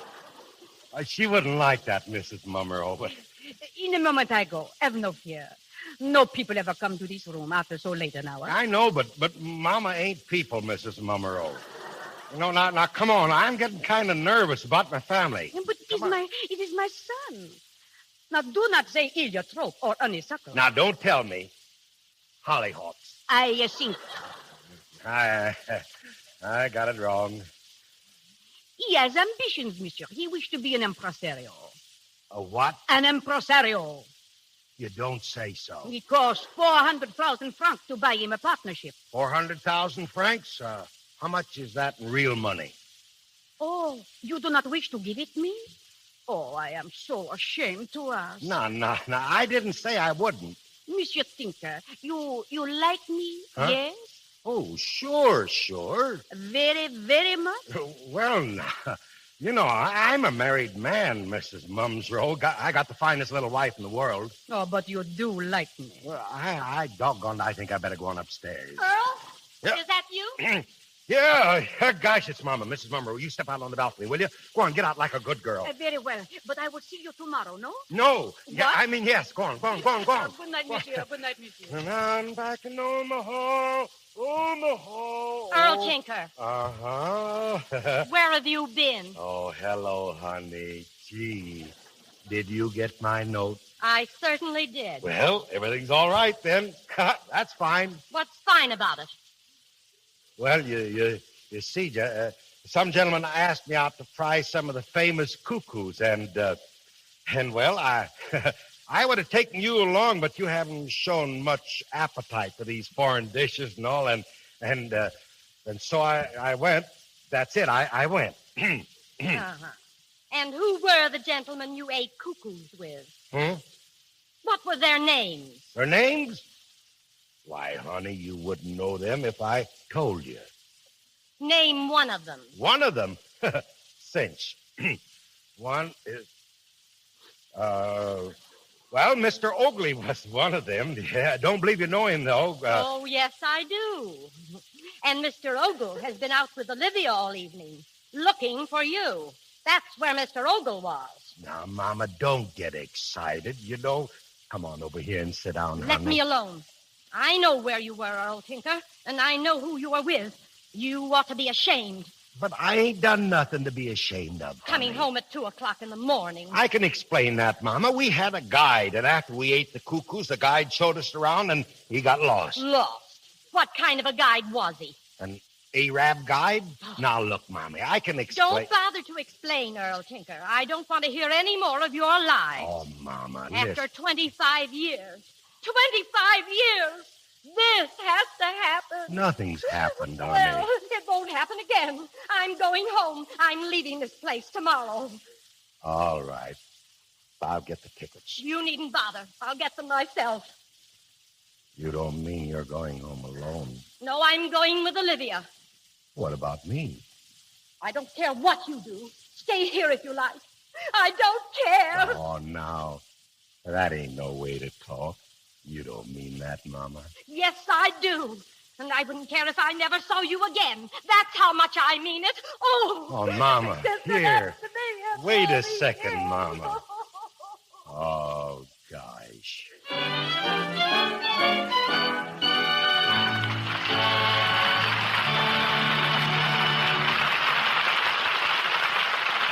We pause for station identification. This is the Columbia Broadcasting System.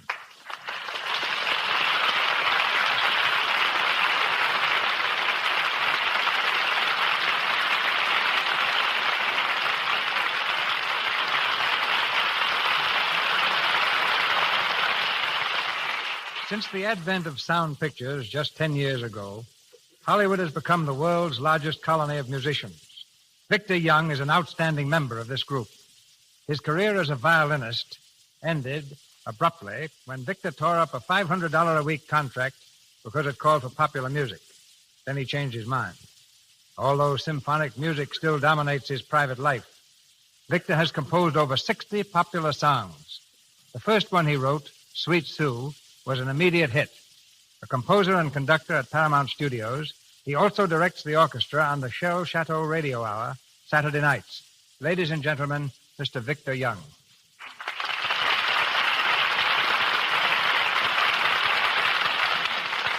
Thank you, Mr. DeMille. I've had many surprises since coming to Hollywood, but none as great as discovering how enthusiastic the picture stars are about good music.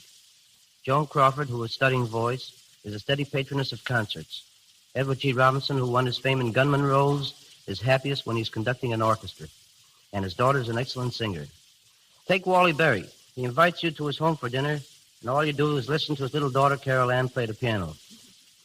Lisa Landy is a pianist and composer. So is Lionel Barrymore. Loretta Young seldom misses a concert, while Myrna Loy, Gloria Swanson, and Herbert Marshall are all great music lovers. And most of our stars were present a few weeks ago at Leopold Stokowski's concert in the Hollywood Bowl, when Victor conducted the first rendition of his remarkable musical Pictures of the Desert known as Arizona Sketches. I've got a confession to make about that composition. I've never been near Arizona. Bizet had never been to Spain when he wrote Carmen. Do you rely solely on imagination, Victor, when composing?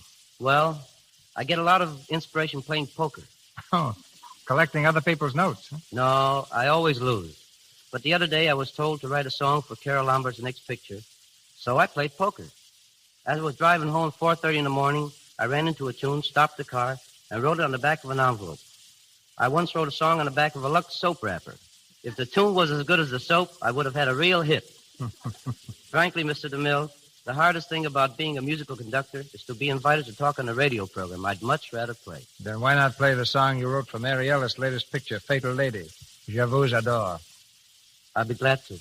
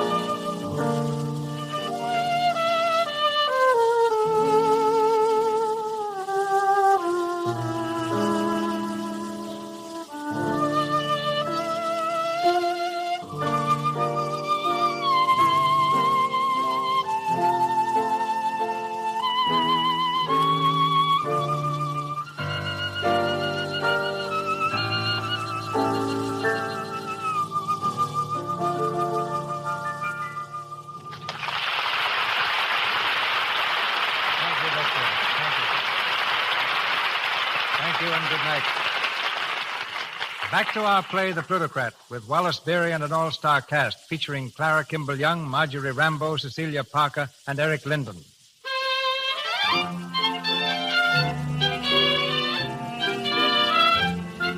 It's early the next morning. In the sunny dining room, Olivia sits at a small table, waiting for her breakfast.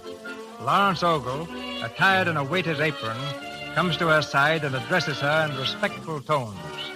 Good morning, miss. Do you care for your breakfast now? Yes, I'd like some. Lawrence Ogle, Yes, miss. what are you doing in that apron? Well, I'm the waiter, miss.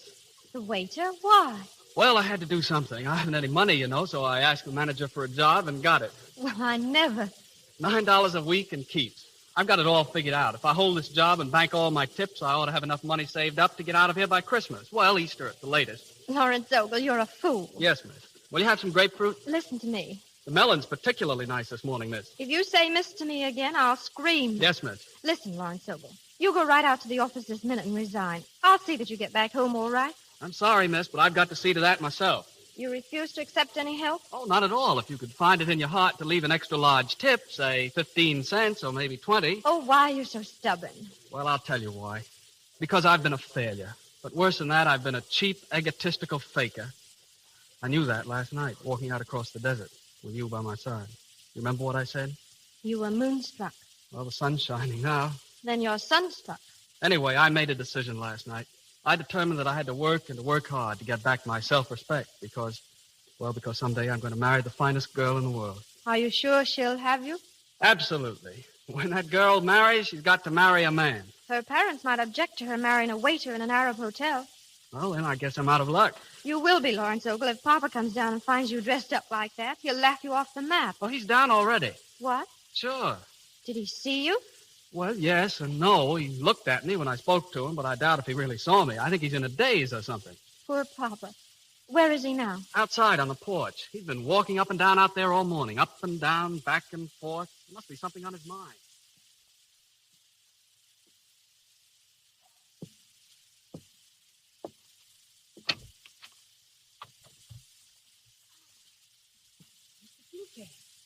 Oh, good morning, Miss Bummerow. I have been looking for you. Yeah? Monsieur Dinka, I heard last night what you said to your wife. Yeah. I guess the whole hotel heard it. I am sorry, terribly sorry. Oh, that's all right. It wasn't your fault, Mrs. Gummerow. My wife, well, she just don't understand, that's all. She won't give me a chance to explain anything. She is going away? Yeah, I guess so. I am leaving, too. You? When? This morning. Now, I could not stay after causing so much trouble for you. Oh, listen. No. It was my fault, everything. But I will try to make it right again, Mr. Tinker. I will go to your wife. I will say, take him back, Mrs. Tinker. He is the nicest man I have ever known. No.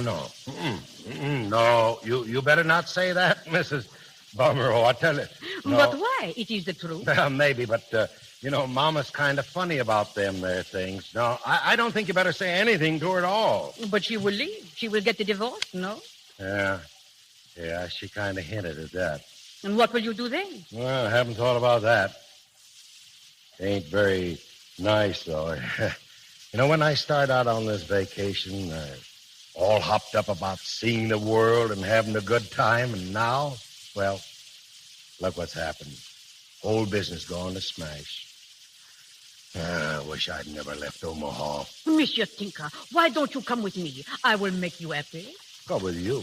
Oui, my son and I are leaving now. Come with us. Oh, no, I couldn't do that. Why, what would I be doing traipsing around with you and hollyhawks? Mama, you are ready, yes? The car is waiting. In 1 moment, I think. Monsieur Tinker. Oh, say before I forget it, I got something for you here. But what is this? A check? And for so much money? Well, you said you needed 400,000 francs to make that son of yours, what was you were going to make him? Grand impresario. Impresario. Yeah, that's right. So I made out a little check. Mama. No. We cannot take it. Oh, sure you can. No, please. Oh, come on. Give me your purse and I'll put it in there. Come on. Hand it over, Mrs. Momero. There. Now, what do you think of that? Oh, what do I think? I think you are the biggest, the most generous. The most magnifique. Never mind that. You run along with your ma. You'll be late.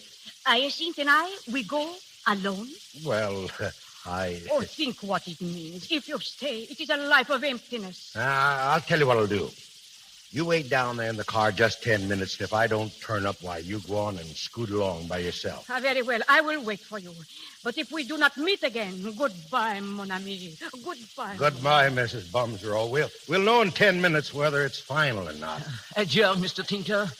Goodbye, Heliotrope. Oh, thank you for your kindness. You are the cat's bow wow.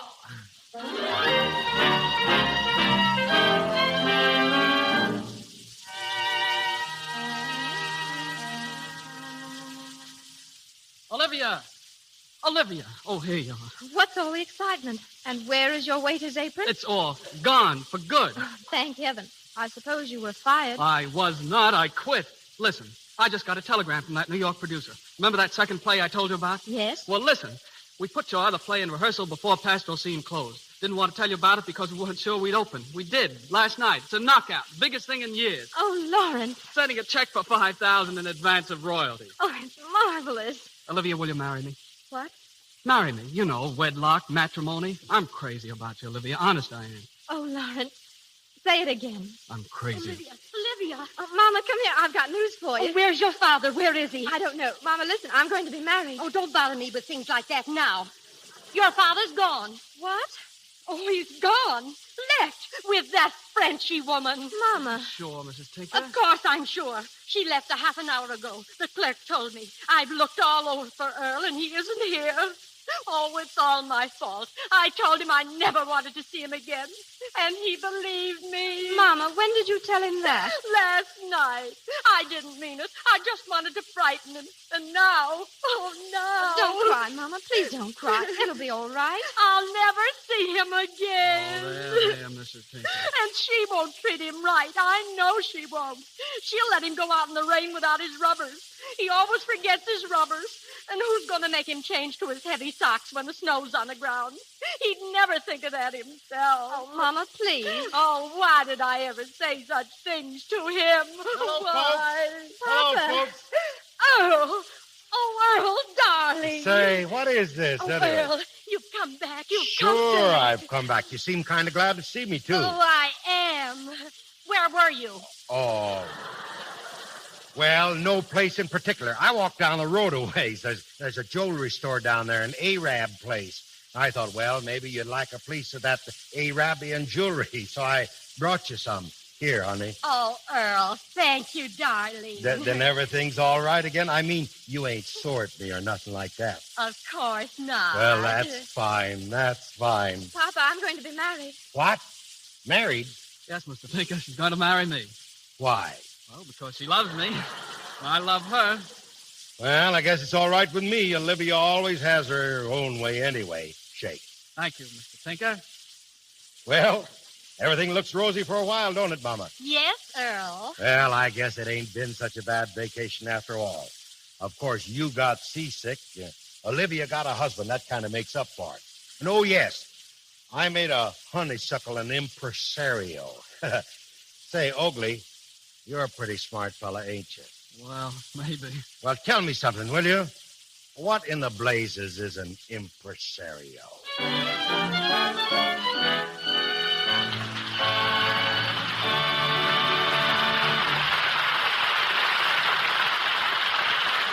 He leaves the plutocrat on the eve of his return to Omaha, but will call Wallace Beery and Cecilia Parker back to the microphone shortly. Today, the world's most popular screen personality is celebrating the 8th anniversary of his debut in films. He has awards from 9 different nations. President Roosevelt, Queen Mary, and Benito Mussolini are among his most ardent admirers. In Alaska, he's warmly received by the Eskimos, while in Ethiopia, even the war failed to stop the showing of his pictures. In France, where he won membership in the Legion of Honor, he's known as Michel Souris. The Japanese call him Mikikuchi. The Spanish, Miguel Ratoncito. His name, as you may have surmised, is Mickey Mouse. To Mickey, the world owes an immense debt of gratitude. But a still greater debt is due the man standing beside me now. Ladies and gentlemen, the creator of Mickey Mouse and the Silly Symphony cartoons, Mr. Walt Disney.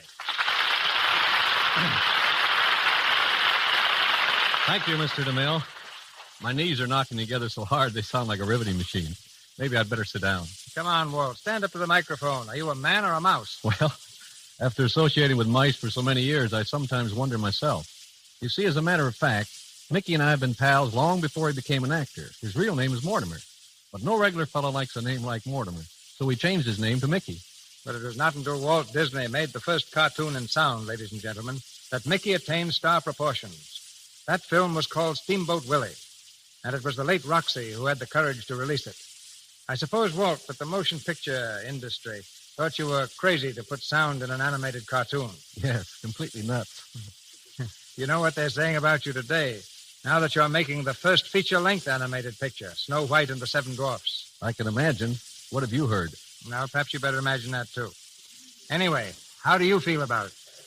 Well, Mr. DeMille, any picture's a gamble. But we're betting $750,000 that Snow White will be good entertainment. My bet's on you.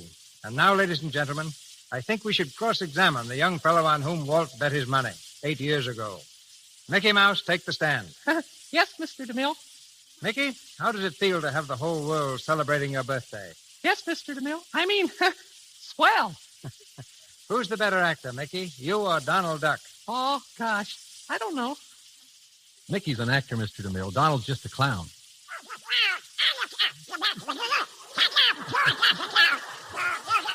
Mickey, is it true that you're jealous of Donald Duck's meteoric rise to fame? Oh, absolutely not, Mr. DeMille. Donald was starving to death singing in radio when Mickey found him. I remember on the airwaves, he was like a duck out of water. Yeah, just a wisecracker. Donald, get off Mr. DeMille's neck. Let go. There now. That's more like it. Remember, you're a star now. Yeah, and he's got a valet who washes his face with Lux soap.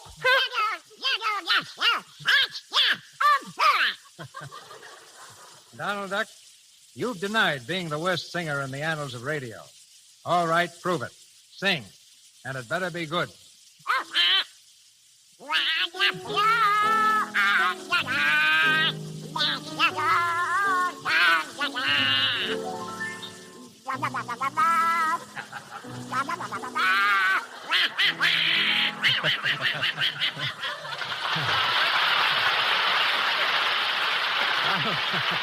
Donald, I apologize.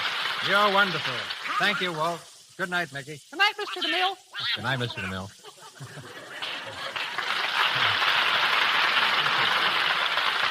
In As You Like It, Shakespeare says that each man in his time plays many parts. But surely few have played so many parts so well as Wallace Beery.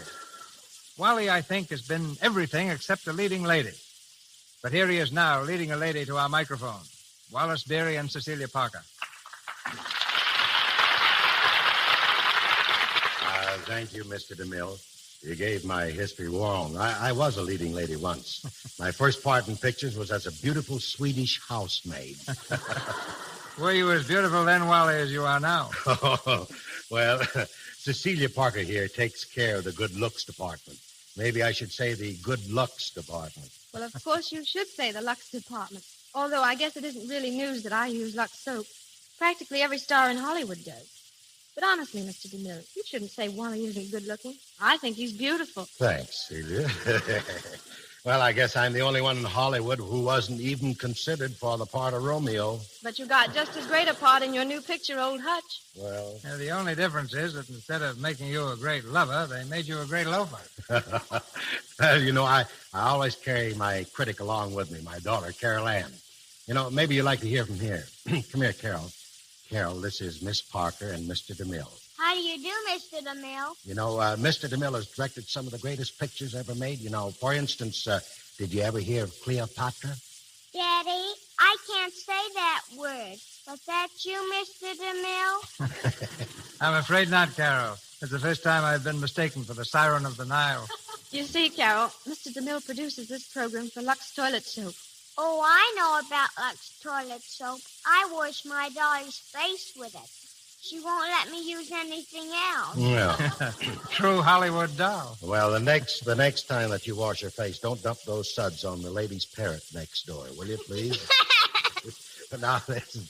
Now, we forgot to ask you, how Howell, you were sitting out there. How did you like the show? The show was all right, but why didn't you do something? I can always tell when you're tired and sleepy and time to go home. Well, Mr. DeMille, I think we better say good night. Good night, Raleigh. Good night, Mr. DeMille. Good night, Miss Parker. Good night, Carol. Hey, just a minute, Carol Ann. There's something more important than going to bed. How would you like to meet Mickey Mouse? Oh, I would love to meet Mickey Well, Mouse. here he is. Hello, Carol Ann. Happy birthday, Mickey. Thanks. Same to you, Carol Ann. What's that noise, Mickey? Oh, that's Donald Duck. Would you like to meet him? Oh, I don't care.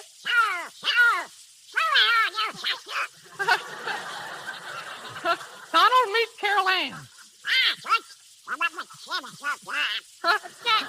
I guess you've heard all about Donald. He's an actor. You want to hear him recite Little Boy Blue? Oh, I don't care.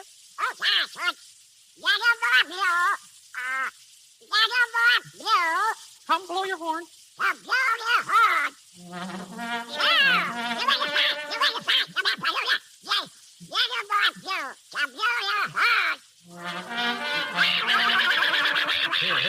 Here, Donald. Don't make so much noise. Control yourself. Come on away here. Good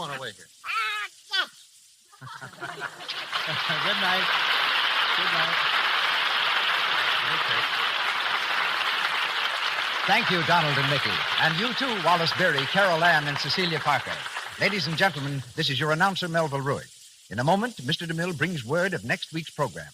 Tonight's star, Wallace Beery, appeared through courtesy of Metro-Goldwyn-Mayer, Mr. Young and Mr. DeMille, Paramount, and Louis Silvers, 20th Century Fox, where he wrote the musical arrangements for Shirley Temple's latest picture, Dimples. And now, Mr. DeMille. This coming week, the biggest event in baseball commences, the World Series. In observance of this, we bring you next Monday a story that will delight baseball enthusiasts and will equally delight those who think a baseball pitcher is something the water boy carries around. Next week, we give you a splendid comedy with one of the world's greatest comedians when the Lux Radio Theater presents Elma the Great, starring Joe E. Brown with June Travis.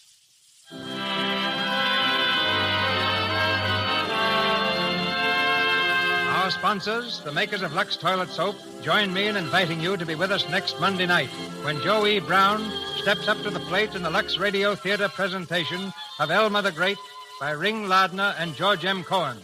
This is Cecil B. DeMille saying good night to you from Hollywood.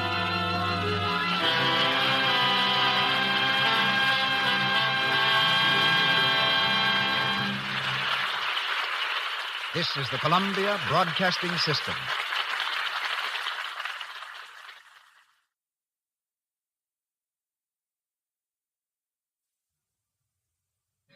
Hollywood, California, Monday, October 5th.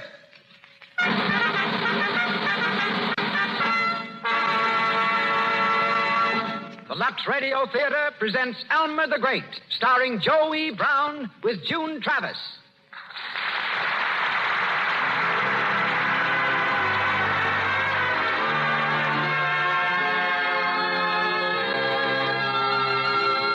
Lux presents Hollywood.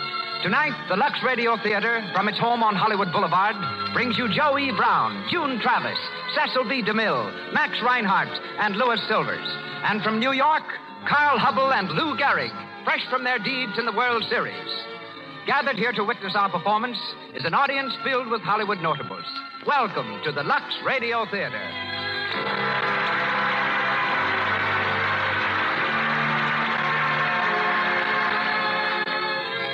We can think of no higher recommendation for Lux Flakes than the fact that these sheer, marvelously effective flakes are used by all the leading picture studios here in Hollywood for wardrobe protection. And now the producer of the Lux Radio Theater takes his place at the microphone. Motion Picture's most eminent director, ladies and gentlemen, Mr. Cecil B. DeMille.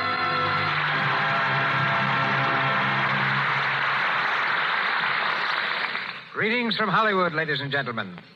Among the things for which Joe E. Brown is distinguished is the singular void between his upper and lower lips and his ability to play baseball.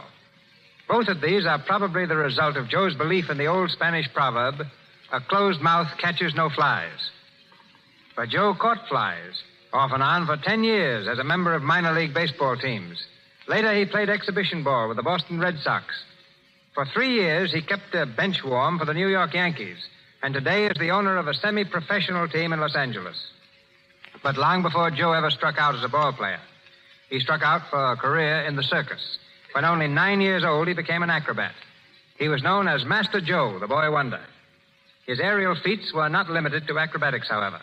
In 1907, at Montreal, he was persuaded to make a flight in an airplane glider. He sailed 50 feet in this pioneer venture, landed on his head, and broke a finger. But no records. Joe was earning $300 a week as the daring young man on the flying trapeze when he decided to turn comedian. For 1/4 the salary. It was the wisest move in his career. A series of hit plays soon brought him stardom. Among them, the baseball comedy in which we hear Joe tonight, Elmer the Great. Hollywood was quick to sign him when he appeared on the West Coast. And after 9 years in pictures, Joseph Evan Brown remains among our top-flight comedians. June Travis is also appropriately cast as the leading lady in a baseball story. For she's the daughter of Harry Grabiner, vice president of the Chicago White Sox, and while at college, played first base in an all-girls team. In pictures, June has played leads in Ceiling Zero and with Joe E. Brown in Earthworm Tractors. Tonight, we hear her in the role of Nellie Poole, owner of a small-town grocery store.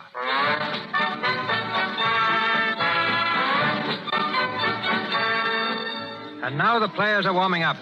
A hush falls as 30 million fans from Boston to Los Angeles await the first inning.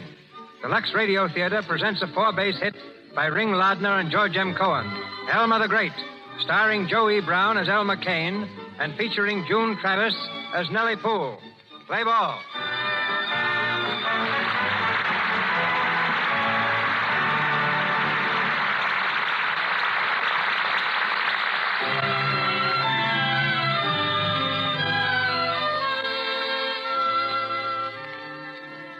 Our scene is Elmer Kane's home in the village of Gentryville, Indiana.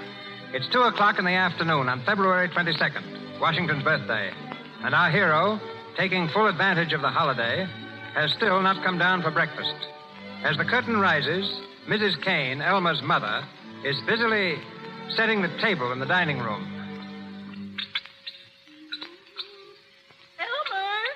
Oh, Elmer!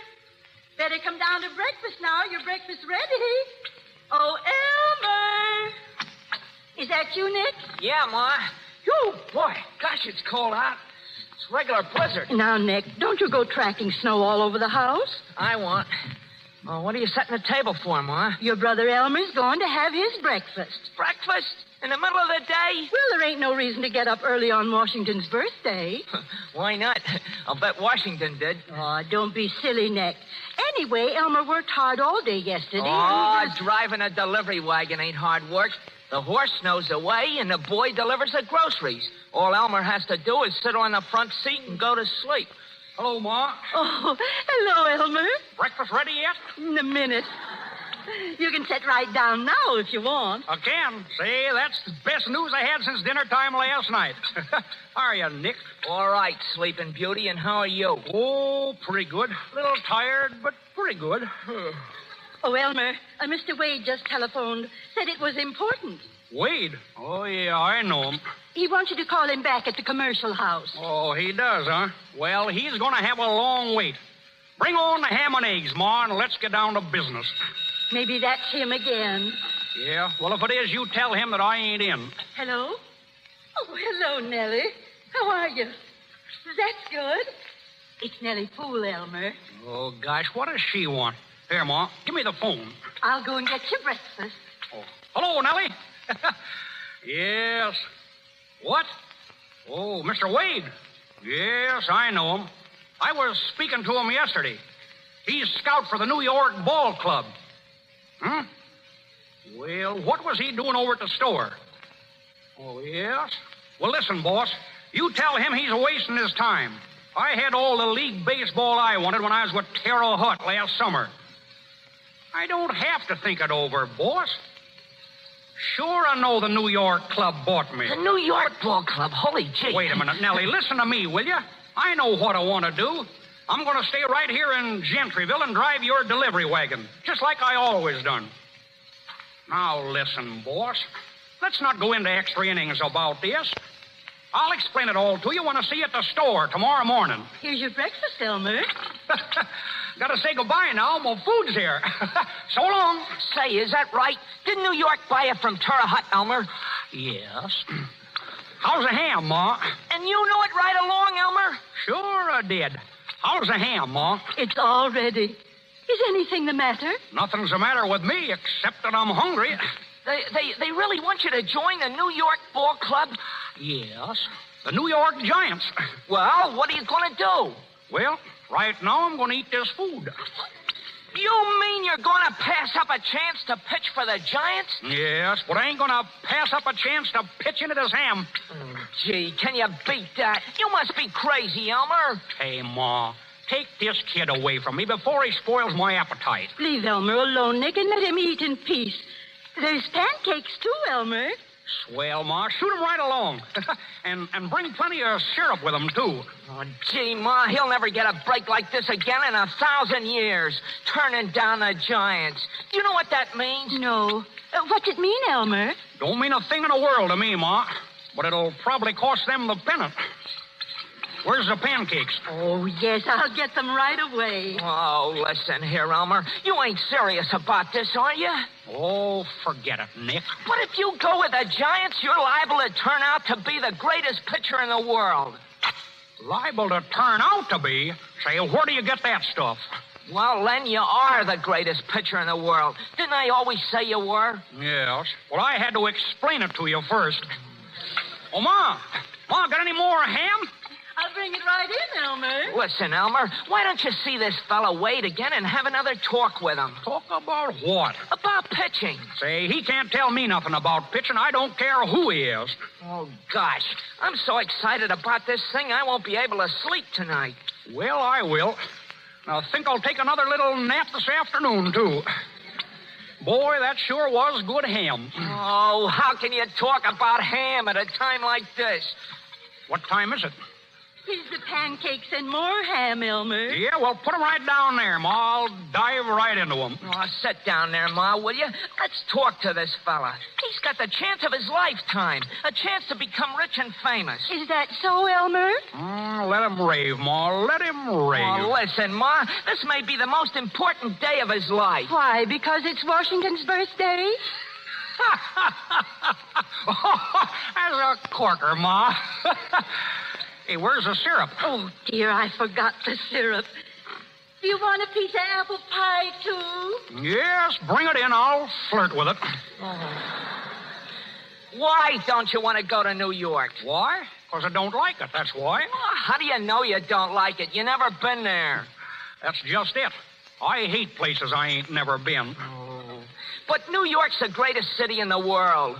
How do you know? You ain't never been there. Well, I can read, can't I? Well, that ain't nothing to brag about.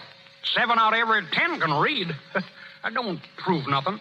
See if you like this syrup, Elmer. It's a new kind. And here's the pie. Say, Ma, that sure looks scrumptious. Oh, gee, Ma. Can't you even try and talk some sense into him? He's passing up a fortune, I tell you. Gosh, I only wish I could pitch like him. Yes. So does Dizzy Dean. Say, if you were only as good as you think you are, you're not as good as Dizzy Dean, I'll tell you that right now. Who's Dizzy Dean? There you are. That's how good Dizzy is. Well, who is he? Who is he? He's the greatest pitcher in the world. Is he, Elmer? Well, I ain't saying a word, Ma. Got any donuts? Oh, donuts. Say, are you going to eat donuts on top of all that? Sure, why not? Fella's got to eat something to keep up his strength. And, Ma, better give me a glass of milk and a couple of bananas, too. Oh, ye gods. How many donuts do you want, Elmer? Oh, only 5 or 6. Don't want to spoil my supper. Hey, listen, somebody's driving up. See who it is, Nick. Oh, it looks like Nellie Poole's sleigh. Yeah, that's who it is. It's Nellie. Nellie. Oh, gosh. Why, Elmer, ain't you always glad to see Nellie? Well, sure I am, but not just when I'm starting my breakfast, I ain't. It's all right. You can begin all over again after she leaves. Answer the door, Nick. All right, Ma. Hello, Nick. Hiya, Nellie. Come on in. Thanks. Good afternoon, Nellie. Hello, Mrs. Kane. Hello, Elmer. Hiya, boss. Just having a bite to eat? Oh, don't let me disturb you. Oh, it's all right. I ain't very hungry anyhow. Well, it's some day, ain't it? I'll say it is. Sit down and make yourself at home. Thank you. How's things at the store, Nellie? Oh, pretty well. People are still buying groceries. Everyone says it's wonderful the way you took over that store after your pa died and put it on a good paying basis. Yeah, with Elmer in town, any grocery store could make a big profit. Hey, that'll be just about enough out of you, young fella. Well, if you'll excuse me, Nellie. Of course, Mrs. Kane. I'd better get after those dishes. I'll see you before you go. Elmer. Yes? What's on your mind, boss? Well, I went over to the commercial house after I spoke to you, and I saw Mr. Wade again. Yes, I thought that was it. Well, I ain't going to go to New York, and you might as well not... Now, wait a minute. Now, listen to reason, Elmer. Wade is going to leave town in a few minutes. Yeah? I ain't holding them back. Oh, but you're passing up a wonderful opportunity. Why, Wade says you're the greatest pitching possibility of the season. He predicts you'll be a second Dizzy Dean. Boy, what a boost. Yeah, for Dizzy. Nick, will you run upstairs for a few minutes? I want to speak to Elmer alone. Oh, all right. But it ain't going to do no good. I can see that. You'll never be able to get anything through that swell head. He's a great kid, ain't he? Elmer, what's the matter? Why are you throwing this chance away? Oh, I got more reasons. Is it because you're afraid to go to New York? Afraid to go to New York? I wouldn't be afraid to go to Chicago. Oh, no. I mean because it's the big leagues. Is that what scares you? Scares me? Say, listen. I could take the whole 16 clubs in both leagues and make them look as though they never had a bat in their hands. Scared. Say, is that what that fellow Wade thinks? That I'm scared? Well, he's got to think something. Yeah? Well, I'd knock his block off if he said it to me. Elmer, they paid Terrell Hart $10,000 for you. Did you know that? I didn't get any of it. Oh. Oh, so that's the reason you won't go. I wouldn't go if they paid $1 million. Elmer, look at this. What is it? Your contract. I asked Mr. Wade to let me have it. It's all ready for you to sign. Yeah? Well, I ain't ready to sign it. Well, then you're out of baseball if you know anything about the game. I know all about the game. Well, here it is on the table in case you change your mind. Oh, Elmer, what's the reason for your acting this way? Why do you want to stay in a one-horse town like this when you've got a chance to get out and be somebody? There's no future for you here driving my delivery wagon. Oh, what is it? Tell me. You really want to know? Yes, Elmer. Well, here, take a look at this watch. Your watch? Well? Well, open the back of the case. Oh. There. Now you see. My picture. You carry my picture in your watch case. Yes. I never thought I'd get up courage enough to show it to you. That's the first time anyone's ever seen it outside of myself. But I don't understand. Gee, boss. Don't you know what I mean? Gosh, I'm miserable. I dream about you when I go to sleep at night. Even when I'm eating, I think about you. And sometimes when I'm driving a delivery wagon during the day, I make believe you're sitting beside me and I talk to you. Just like you was there. No matter what I do, I can't get my mind off you. Oh, I know I got an awful crust for even having such thoughts. But this has been going on for years and getting worse every day. Had to come out sometime, I suppose. Well, now I guess you know why I've been acting like I was half off my nut. I'm sorry, boss. Please forgive me. It's all right, Elmer. Here's your watch. Yeah. Do you mind if I keep the picture in it? No. I don't mind.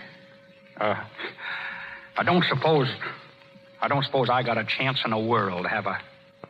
I mean, with you. I'm sorry, Elmer. You ain't gonna hate me, are you? No. You don't know how sorry I am.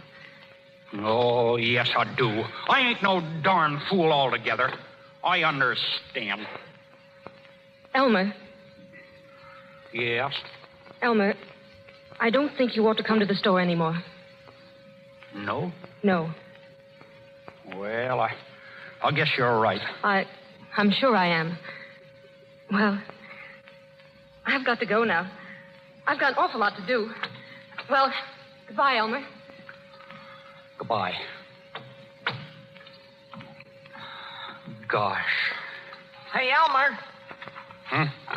Oh, what do you want? Did Nellie go? Yeah, she went. Well, what's the matter with you? Nothing. Why? Oh, you look kind of funny. Well, what are you going to do about that offer?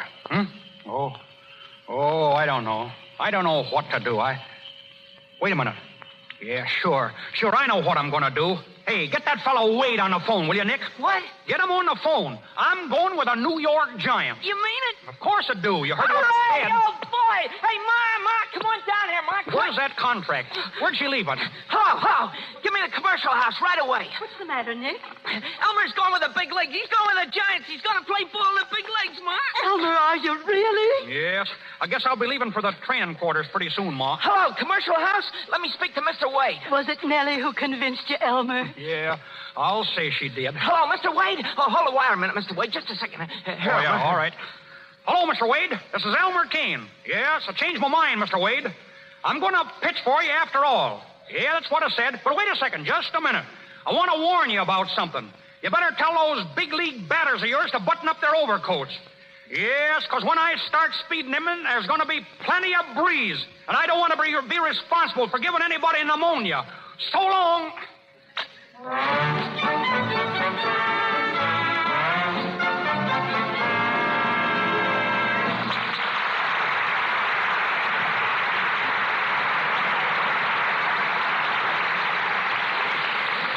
Here in Hollywood, working hours are often irregular, frequently very long. Wives often spend the evenings with each other for company. So here you have Mabel sharing the evening and Jim's radio with Mrs. Jim. Suddenly they hear...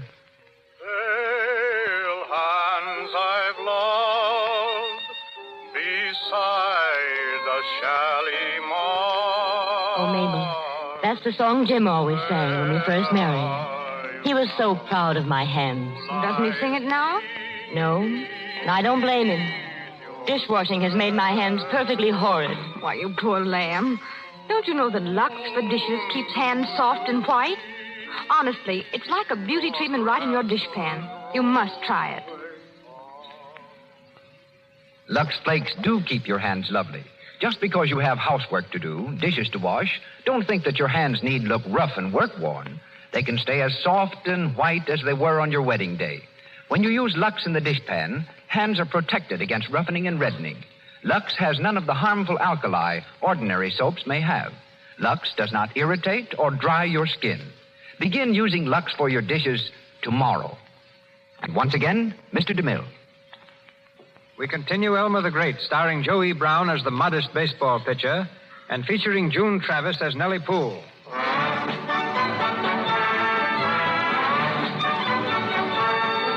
Several weeks have passed, and Elmer has been training with the Giants in Florida.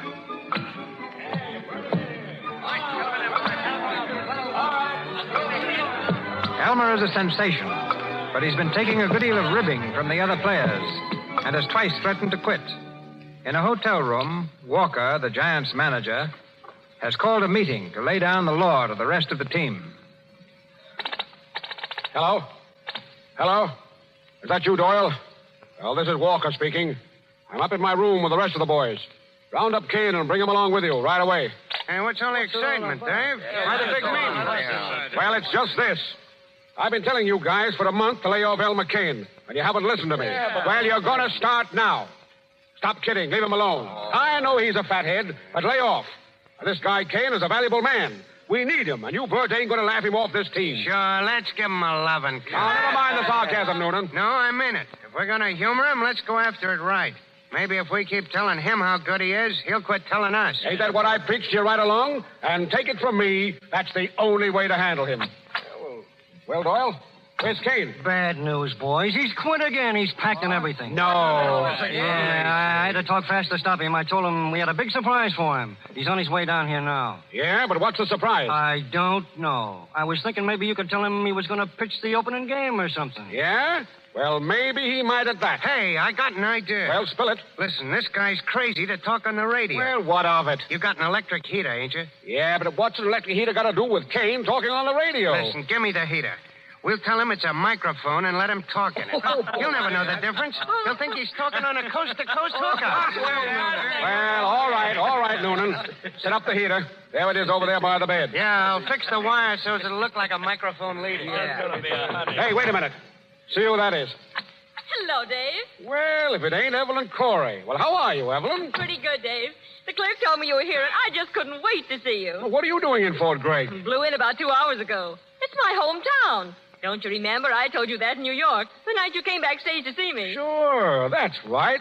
Oh, say, fellas, meet Miss Evelyn Corey. A good kid and a great pal of mine. How are you, boys? Say, Dave, here's your surprise. If she'll go... I got your thought, Doyle. I beat you to it. Listen, Evelyn, there's a guy coming in this room in a few minutes. He's a kind of a nut.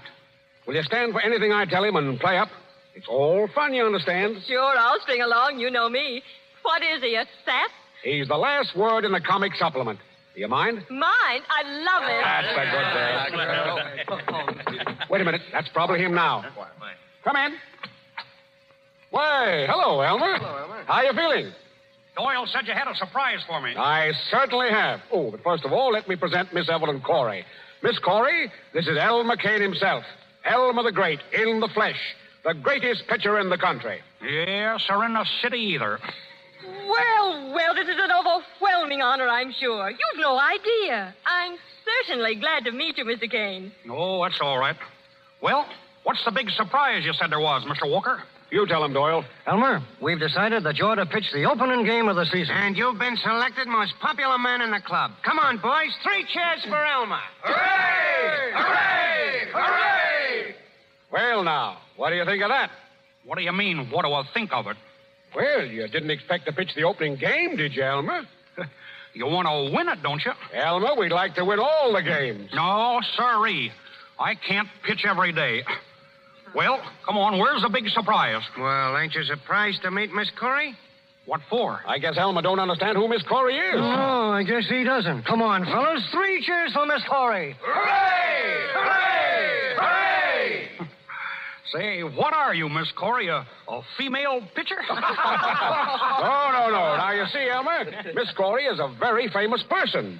She's field scout for the International Broadcast Association of the World. Yeah? Well, what's so wonderful about that? Miss Corey has come all the way from California to have you say a few words over the radio about joining the Giants and about yourself and about what a wonderful little fella you are. Yeah? You mean you want me to talk over the radio? Oh, yes, please do. Here's a microphone all set up and waiting for you. All ready to shoot, ain't it, Miss Corey? All prepared. Yeah? What do you do? Just talk right smack dab into it? That's right. Go on, Elmer. Say a few words. No, I feel like a fool. Oh, go ahead, Elmer. Talk up. All right. All right. Good evening, ladies and gentlemen. This is Elmer Kane speaking. Louder. They can't hear you. Oh, they can't? No. Okay. Good evening, ladies and gentlemen. This is Elmer Kane speaking. I wish all the little boys in America the best of good luck in baseball. The same as I, Lou Gehrig, and many others. I'm glad New York's has got me, and I guess New York's will be glad to get back into the World Series. In the World Series, I ain't going to use nothing. Only my fast and my downer. And I guess that'll be plenty. And how? Say a few words to President Roosevelt. What? Say a few words to President Roosevelt. He's listening in. Yeah? Yes. Good evening, President Roosevelt. This is Elmer Kane speaking. Guess you're going to be at the World Series to see the 4 straight games won by I and the New Yorks. Well, good evening, ladies and gentlemen, and heaven bless all the little children, especially the baseball fans. Yours truly, Elmer Kane. Wait just a minute. Hello, Ma. How's the pancakes? Excuse me, ladies and gentlemen. I was just saying a few kind words to my mother. Always remember, a boy's best friend is his mother. For when she's gone, you'll never have another. Yours for clean sport, Elmer Kane. Now you can clap if you want to. Mighty good. Mighty smart. You were wonderful, Mr. Kane. You The bet. president will be more than pleased, I'm sure. Yeah, I guess it did look pretty good up there at that. I've got to give you a little kiss for that. A kiss? Mm-hmm. Well, all right. Oh, wait a minute. What was that? The dinner bell. The dinner bell? Excuse me, folks. I got a very important date in the dining room.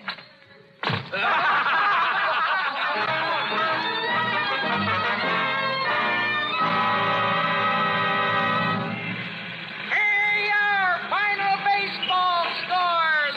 Elmer Kane wins opener for Giants. Shuts out Phillies. Here you are. Elmer Kane wins opener.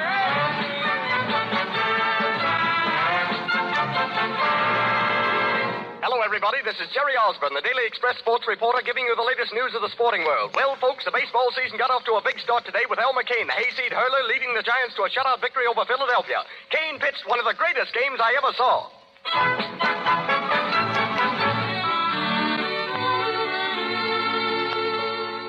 Hey, Nellie, Elmer won the opener. I know, isn't it wonderful? Oh, you ain't seen nothing yet. He'll win them all.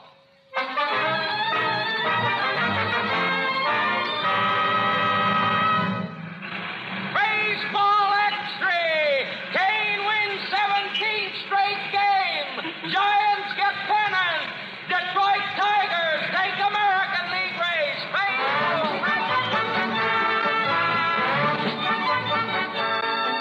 Good evening, everybody. Jerry Osborne speaking. Well, it came true, folks, just as I predicted on this program 3 months ago. The Giants cinched the National League pennant today, and Elmer Kane, the ace pitcher from Gentryville, is the boy who did it. The World Series opens next week between the Giants and the Tigers. And when Kane is in there pitching for New York, it's going to be a cinch to pick the winner.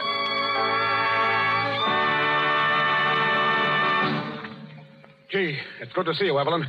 Sit down. Thanks, Dave. You had my telegram, huh? Yes, now let the show flat in Pittsburgh. What's the excitement? Oh, it's Kane again. He's walking around in a daze. He didn't sleep a wink on the train last night. Never closed his eyes on the whole jump to Detroit. What do you suppose it is? Oh, I don't know. But there's one thing certain. The World Series starts Thursday. He's got to work 2 out of the first 4 games or we're sunk. And I'm depending on you to get him right. I'll do my best, Dave. Atta girl. Listen, he's on his way up here right now. Okay. Say, Dave, you know this is the 3rd time this season you've sent for me. You might as well put me under salary and I'll travel with the club as Kane's keeper. I wish you could. But find out what's on his mind, will you? You can make him talk.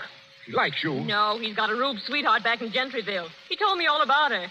But he's got an idea I'm crazy about it. Hello? Want to see me, Walker? Well, if it isn't Elmer. Oh, hello. How are you, Elmer? Oh, pretty good. Bet you're surprised to see Evelyn here, eh, Elmer? No, not much. I couldn't stay away. I want to see New York win the series. We'll win all right. There's nothing going to stop this ball club now, is there, Elmer? Yeah? How do you know I won't drop dead? Oh, Elmer, you wouldn't pull a trick like that. Well, I might if I don't get some sleep. I ain't had no sleep for 2 nights. Excuse me for butting in, but I gotta see you, Dave. What's the matter, Doyle? Oh, plenty. Noonan is off again. Again? Yeah, he's lit to the skies. I got him up in his room now. Can you beat that fella? I'll tell him his right name. See you later, Evelyn. Come on, Doyle. Okay. Guess Mr. Noonan's got it coming to him, evidently. Yeah. I told that guy to lay off the liquor. He was drinking all night on the train. He's that left-handed pitcher, ain't he? Yeah, but he drinks with both hands. Gee, I hate that fella. Wish I'd have never met him. I told him when I told his friend Crabtree what I thought of both of them. Crabtree? Yeah, friend of Noonan's in Chicago. You don't mean Walter Crabtree, the gambler? Yes. Do you know him? Well, I've met him. We had a roulette party at his place one night. No. Did you shoot craps? No. Did you? Well, I never did, only them 2 nights that I went out with Noonan. I wish I'd have stayed at home. I wouldn't have nothing to worry about now if I did. What are you worried about, Elmer? Oh, nothing. Say, listen, don't you say nothing about me shooting craps, will you? And don't say nothing about me knowing this fellow Crabtree either. It's against the rules for league players to mix it with professional gamblers, isn't it? Yes. And I don't want to be brought up before Judge Landis again. I was up before him just 2 weeks ago. Is that so? What about? About eating. Eating? Yeah. The umpires claimed that I didn't have no right to eat while I was in the pitcher's box. You don't mean to say you eat while you're pitching? Well, why not? I get hungry sometimes in a game. You know, when they start fouling them off. I always carry a couple of donuts in my back pocket. Donuts? What did Judge Landis say about it? Oh, he said the umpires thought that I was putting lard on the ball. So he asked me to show him one of the donuts, and I did. What did he do? He ate it. No, really? Yeah. He said there wasn't no rule against donuts, but I'd have to eliminate them. Well, I guess he'd rather see a ball player eat than drink at that. Yeah. Look at Noonan. He and Crabtree was drinking all the time we was in Chicago. Say, Elmer, did Noonan introduce you to Crabtree? Yeah, that's how it all happened. We got to playing dice, and I didn't even know we was playing for keeps. But now I owe him a lot of money. What do you owe him? You know how much money is $5,000? $5,000? Yeah, well, it's 500 more than that. You don't mean to say you owe Walter Crabtree $5,500? Yes, I think that's it. Can't you pay him off? Pay him off? Gosh, I only got $3 right now, and I got to have dinner. What are you going to do? Oh, I don't know. Crabtree wants to see me tomorrow. But look, you won't say nothing about this to anyone, will you? I know, of course not. Oh, please don't, because I've been playing pretty good ball this year, and it'd be kind of tough to be pitched off the team.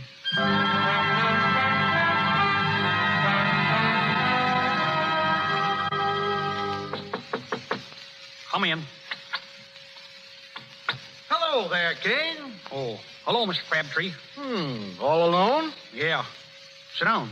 Thanks. Well, I suppose you know why I'm here, Kane. Yes. But I ain't got it, Mr. Crabtree. I ain't got but only a few dollars. Look, you'll have to give me more time. I'll dig it up someplace. Honest, I will. Oh, that's all right. Now, don't get excited. I'm not going to rush you, son. Oh, no? Why, of course not. After all, what's $5,500? Chicken feed. Chicken? You don't say. Sure. That's all it is to me. Chicken feed. You know, as a matter of fact, I came here tonight for the express purpose of telling you not to bother about it. Yes? You mean I don't have to pay you? That's the idea. Well, say, that's swell. But I owe it to you, don't I? Well, I'll tell you. You see, Kane, you know, you're in a position to do me a little favor. And maybe make a little something for yourself on the side. Say, what are you getting at, mister? Well, I'm plain spoken, Kane, so here it is in a nutshell. Now, I'm willing to forget that little debt and cut you in on a percentage of all I win betting on the series. Oh, you mean you're betting on the Giants to win? Say, you understand. You weren't born yesterday. I'm betting on the Giants to lose. Oh, see. You want me to throw a game, and then you'll call everything square. Is that it? Yes, that's it. Get out of here. What? Get out of here before I bust you one in the nose. Now, just a minute. You heard what I said, didn't you? I ain't throwing no ball game for anybody. Now, listen, Rube. Get out of here, I tell you. All right. But get this. You'll either play ball my way, or you won't play ball at all. No, how are you going to stop me? Well, there's more than one way to skin a cat. Yes, and there's more than one way to skin a set of knuckles, too. You get out of here before I lose my temper. Go on. Now, keep your hands to yourself. I'm going. You bet your life you are. But don't forget this. I've got plenty of dough on this series, and I'm not going to lose it. I've been up against suckers like you before, and I know just how to handle you. So long, Rube. Dirty, four-flushing crook.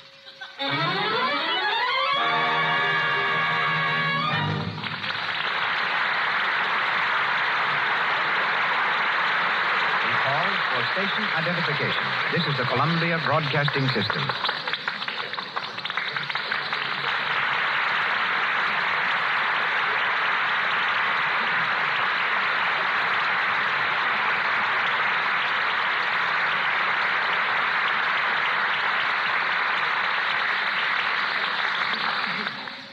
Our play, Elmer the Great, starring Joe E. Brown with June Travis, continues shortly. While we are in the middle of the greatest baseball comedy of the season out here in Hollywood, the greatest baseball drama of the year is being enacted in New York. There, the World Series between the Giants and the Yankees is at its peak. This week, the star of the Giants, Carl Hubble, and the Yankee slugger, Lou Gehrig, have their pictures on the cover of the magazine Time. an honor reserved for the outstanding personalities of the week. The Lux Radio Theater is proud to present both these stars direct from New York. All right, New York, batter up. You know, Lou, I seem to remember you saying that the Yankees would win the World Series by Monday night. Well, Carl, can I help it if it rained last Thursday? It didn't rain today. No, and it didn't rain Thursday either. I kind of wish it had, Lou. You Yankees sure gave it to me Sunday, and your homer cinched it. Well, I was lucky, Carl. It was the biggest curveball in the world, but it was about time. I'd batted against you for quite a while without even getting a loud foul. And that Schumacher, was he tough today? He sure pitched a ball game.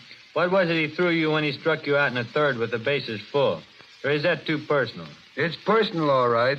He threw me everything, and then he came through for the third strike with his Sunday pitch. It was a curveball, and I missed it a mile. I'll have to get him to teach it to me. You've got enough right now. What do you say we forget about today and talk about tomorrow? What's going to happen, anyhow?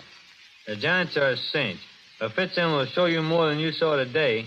Oh, sure, the Giants are a cinch. Just like they were in that 18-4 game. It's a good thing for you fellas we let up in that game yesterday.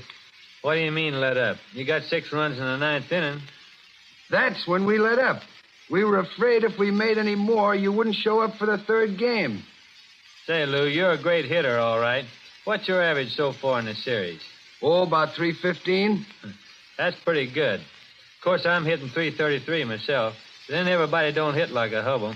Watch us tomorrow, slugger. Lou, we've been doing a lot of ribbon here tonight.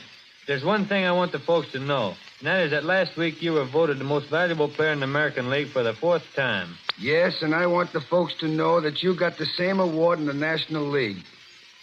Yes, but that was before they heard Joey Brown in Elmer the Great. Speaking of Joe, I bet it's tough on him missing the series. You know how crazy he is about baseball. I don't know. It seemed like he's pitching a pretty good game out in Hollywood tonight. By the way, Lou, who's going to pitch for the Yankees tomorrow? Looks like Gomez. And then we all go home for the rest of the winter. Why don't you have dinner with me tomorrow night, Carl? We're going to have Yankee bean soup, Yankee pot roast. Wait till after Wednesday and eat with me. I'll treat you to some of the best giant raspberries you ever saw. Sort of a celebration, you know. And then I'm going back to Meeker, Oklahoma, and get in some hunting and fishing. What are you going to do after the series, Lou? Well, tomorrow night, I'm going to sleep about 2 days. And then I'll figure out some way of spending the big end of the series money. That'll be my toughest problem. No, Lou, your toughest problem will be to get the big end of the World Series. Well, Carl, we'll see about that tomorrow. So long. See you at the ballpark. Good night, Hollywood. Good night, Joey Brown. Keep pitching in there.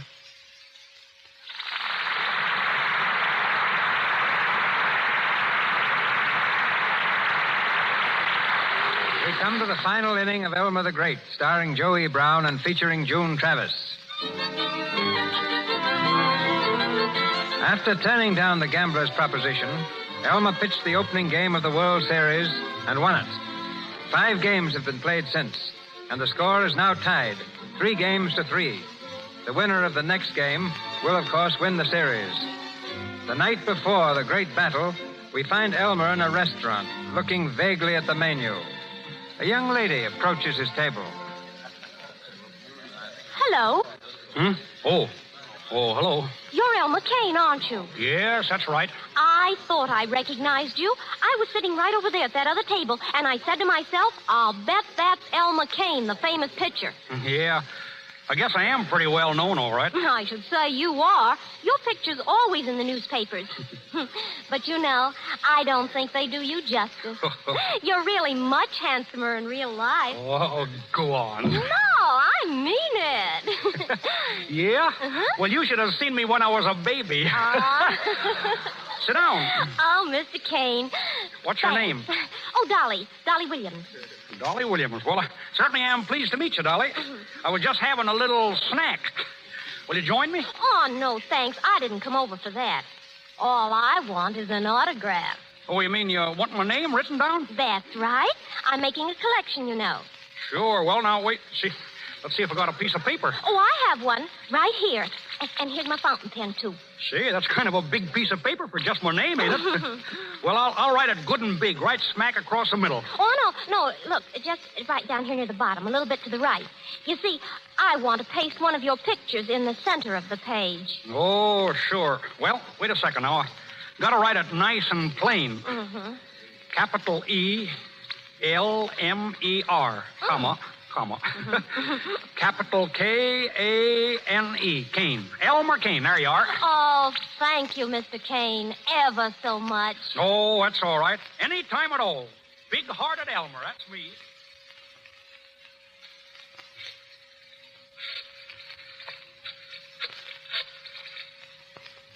Hello? Hello, is this Crabtree? Oh, this is Dolly Williams. Yeah, I got the sap signature all right. Sure, right where you wanted it, on the lower right-hand corner of the paper. You can write anything you want above it, and it'll look just like a signature to a letter.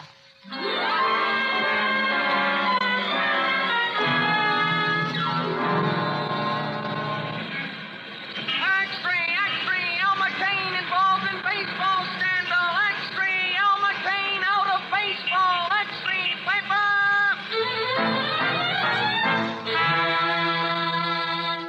Good evening, ladies and gentlemen. Here's a bit of hot news that'll knock you right off your chairs. 20 minutes before I came on the air, Elmer Kane, the Giant star pitcher, was thrown out of baseball. The trouble started early this evening when an unidentified man delivered to manager Walker a letter signed by Elmer Kane which definitely established that Kane was involved in a plot to throw the final game of the World Series. Upon questioning, Kane denied all knowledge of the letter and swore he never signed it. But it's all against him, and he's out of the World Series. It's a tough break for the Giants.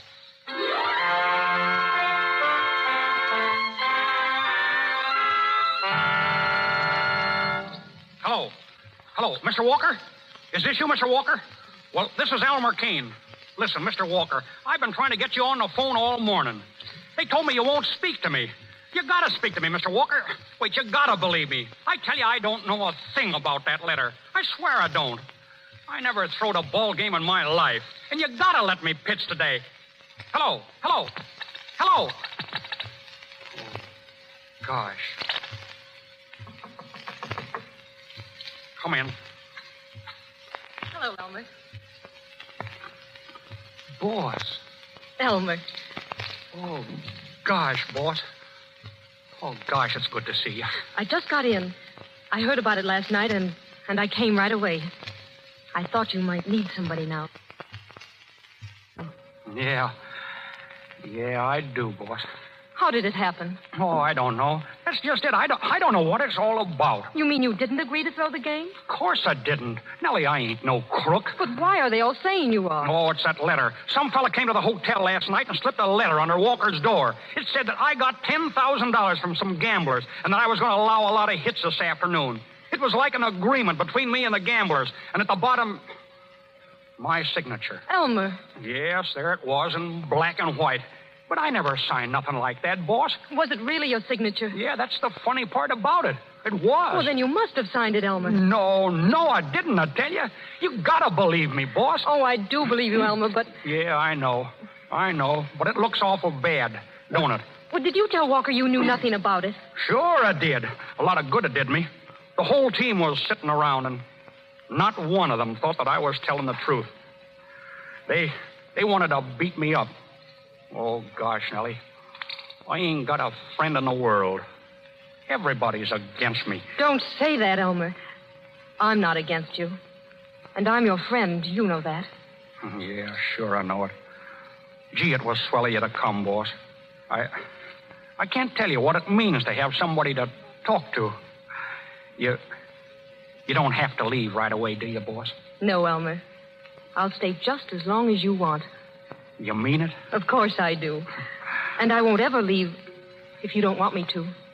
I don't get you, boss. That's just it, Elmer.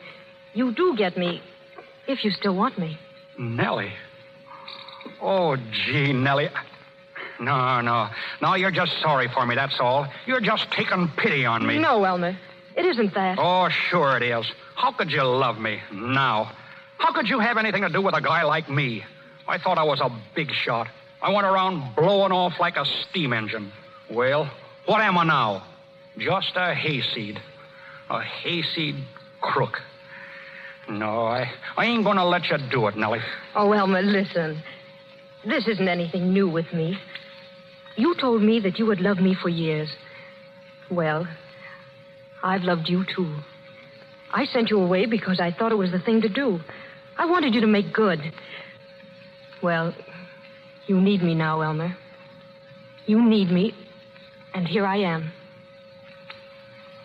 Gosh, Nellie. Gosh. I ain't dreaming, am I? No, Elmer. Then could I kiss you? Of course you can. Oh, gee. Well, now, what are you going to do? Oh, I don't know. I guess I'll just pack my bags and go back home. Oh, no, not yet. Why not? But don't you see? It'll look like you're running away. You've got to stay and fight this thing out. Oh, what's the use?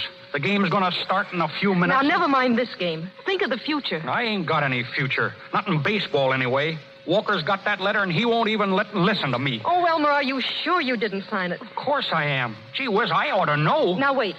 It isn't a forgery, is it? Well, it don't look like it. All right, if it's genuine, you must have signed something, Elmer. But I tell you, I didn't. I ain't signed a thing. I ain't even... Wait a minute. An autograph. What? I signed an autograph. Elmer, where? In a restaurant. Oh, no, I mean on what? On a piece of paper. A big piece of paper. Elmer, was there anything else written on it? No, it was all blank. That's just what it is. Somebody got hold of that paper, and then they wrote the letter so it looked like that I signed it. Oh, Elmer, that's it. I'm sure that's it. Yeah, that's it. But how am I going to prove it? Well, go to Mr. Walker and tell him the whole story. Oh, he wouldn't believe it. He might. No, not a chance. Well, see him anyway. Where is he? Over at the ballpark. Quick, jump in a cab and get over there right away. Okay, I'll do her. Where's my hat? Oh, never mind your hat. Oh, all right. I'll see you later, Nellie. So long, boss.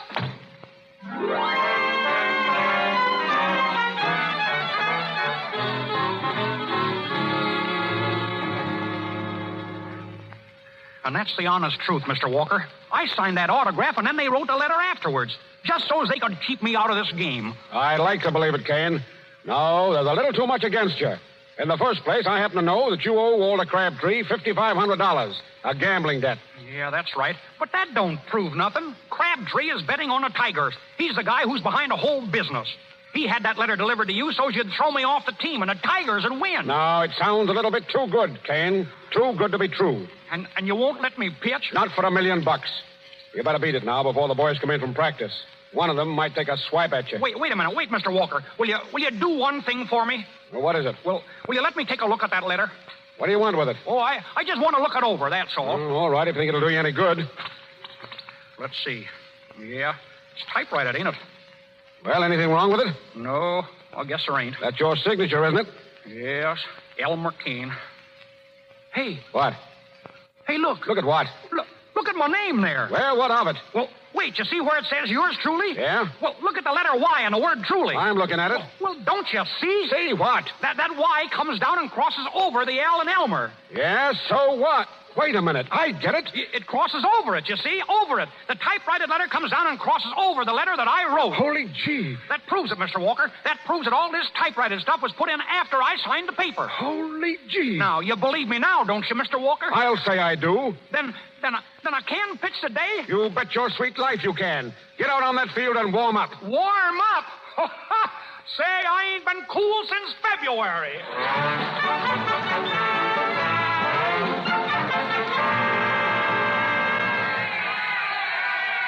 Oh, boy, is this a ball game. Is this a ball game? It's the last half of the ninth inning, folks, with the score 3-2 in the Giants' favor. The Tigers are up at bat, 2 men on base, and a hit means a ball game. But there's 2 down, folks, and don't you forget it. Kane lines up. Here it comes. Strike 2. It's 3-2 now. 3 balls, 2 strikes, 2 men on base, and 2 down, and the crowd is going mad. Kane's got the ball now. He's looking toward the catcher for instructions. This may be the last pitch ball of the season, folks, and little Elmer isn't taking any chances. He wipes his hands on his shirt. Now he's winding up, and here it comes. Strike 3, and the batter's out. It's all over, folks. It's all over. The Giants win, and the fans are going wild. They've surrounded Elmer Kane down there on the field, and they won't let him go. I'm going down to see if I can get him to say a few words over the air. Stand by a minute, folks. Hey, wait a second. Wait a second, folks. One at a time. One at a time, folks. Elmer. Oh, Nellie. Oh, Elmer, you were wonderful. Yes, I guess I was pretty good at that. Mr. Kane, will you say a few words to the radio audience? Radio, huh? Yes. Hey, wait a second. The last time I spoke over the radio, I was talking into an electric heater. This ain't no fake, is it? Of course not, Mr. Kane. There's a million people listening. Go ahead, Elmer. All right. Howdy, radio and baseball fans. Now that the World Series is over and I won the game for the Giants, I want to let you in on a little secret. Wasn't no surprise to me at all. The trouble is, I knew how it was all going to turn out right from the start. Trouble is that a bashful fella like I has got to make it look difficult. Otherwise, people wouldn't believe you. I could go on for hours talking about myself and telling you how I done it. Only I always say that a fella should not brag about himself. And I've always made it a rule never to talk about myself. And in closing, I want to tell the followers of the New York Giants that you don't have to worry none about the pennant again next year, as your old friend Elmer Kane and myself will be out on the field in a Giants uniform. So long, folks. Oh, yes, and don't forget to read the story that's running the serially in all the newspapers next week. And before I forget it, hello, Ma. You better start the cook stove going. Me and Nellie are on our way.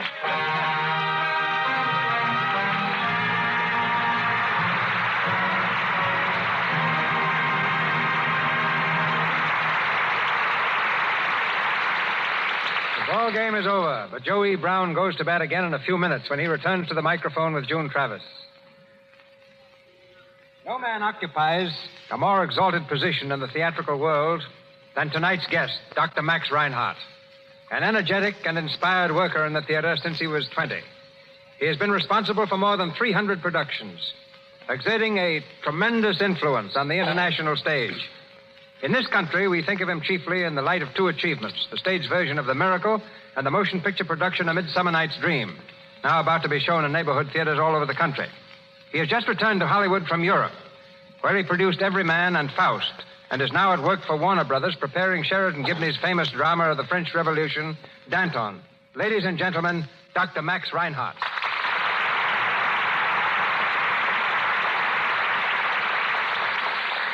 Thank you, Mr. DeMille. There is one point, ladies and gentlemen, that our host neglects to mention. The fact that he was the first to acquaint me with Hollywood motion picture methods. That was several years ago when I was his guest at the making of The King of Kings. I had a reason for not referring to that episode. As I recall it, Doctor, motion pictures at that time impressed you very slightly. Quite true. I thought silent films far too limited to become a real drama. But with the coming of sound, the screen jumped further ahead in a few years than the stage had been able to crawl in centuries. And now you have the satisfaction of realizing that your production of Midsummer Night's Dream started a cycle of Shakespearean pictures. Romeo and Juliet has just been released here, while As You Like It is running in England. Shakespeare, I think, has been greatly misrepresented. Scholars have tried to make him an artist who wrote only for the poetic and the intellectuals. Nothing could be further from the truth. Shakespeare wrote for the entertainment of the average person. He is responsible for some of the greatest melodrama, the most delightful comedy, and the loveliest romances in all literature. And surely his humor is not above the head of anyone. When Joey Brown played the part of Flute in the Midsummer Night's Dream, I felt he was exactly the comedian Shakespeare had in mind. And now that Shakespeare has come into his own in pictures, I am convinced he offers an equally great contribution to the radio. In his time, there was no elaborate stage scenery, no beautiful costumes, no stage technique. Hence, he wrote for the ear. His magic phrases fired the imagination and, to my mind, contain a treasury of values for the radio. Perhaps someday we will hear them. And I know of no other man, no other program capable of giving them a finer, truer presentation than the man and the program responsible for so many entertaining hours in the past, Cecil B. DeMille and the Lux Radio Theater. To all of you, my thanks and good night. Good night, Dr. Leonhardt.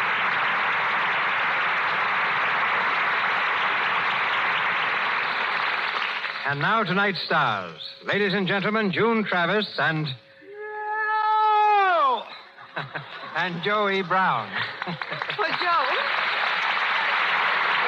what's the trouble? It's okay now, but for a minute I thought this microphone was another one of those electric heaters. Well, Mr. DeMille, I want to thank you for making me a ball player once again. Playing Elmer was quite different from playing flute in A Midsummer Night's Dream. In that picture, I had to wear long yellow curls and murmur sweet nothings to Jimmy Cagney. After your performance tonight, Joe, you can play ball for Lux Flakes anytime. And I don't mean on the scrub team. Thank you. I used to be pretty good as a cleanup man. And before our side is retired, Mr. DeMille, may I say that since coming to Hollywood, there's been nothing I've enjoyed more than this appearance on the Lux Radio Theater. Good night. Good night, Mr. DeMille. I'm heading for the showers. Good night, Joe. Good night, Joe. Thank you, Joey Brown and June Travis. Ladies and gentlemen, this is your announcer, Melville Ruick. Word of next week's play comes to us shortly from Mr. DeMille. Dr. Max Reinhardt and June Travis appeared through courtesy of Warner Brothers, Mr. DeMille, Paramount, and Louis Silvers, 20th Century Fox, whose new film, Ladies in Love, was musically arranged by Mr. Silvers. And here's Mr. DeMille. Next Monday night, the Lux Radio Theater stars Ginger Rogers in The Curtain Rises. Ginger came to Hollywood as a singer and is now a dancing star. And next week adds a dramatic triumph to her repertoire in Benjamin Kay's story of a girl who thought romance had passed her by.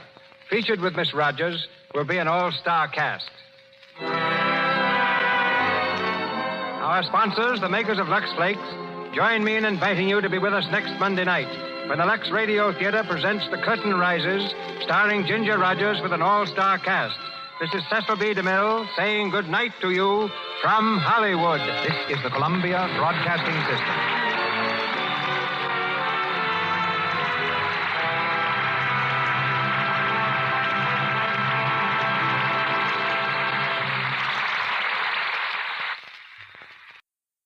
Hollywood, California, Monday, October 12th.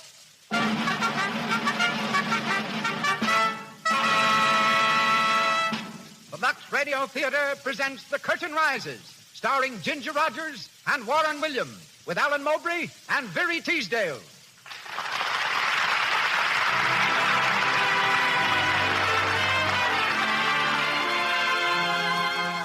Lux presents Hollywood. Our stars, Ginger Rogers, Warren Williams, Alan Mowbray, and Very Teasdale. Our play, The Curtain Rises. Our guests, Doris Kenyon and Mrs. Leela Rogers, dramatic coach and mother of tonight's leading lady. Our producer, Cecil B. DeMille, and our director of music, Louis Silvers. To you who crowd our theater tonight, and to you millions whose theater is your home, greetings from Lux.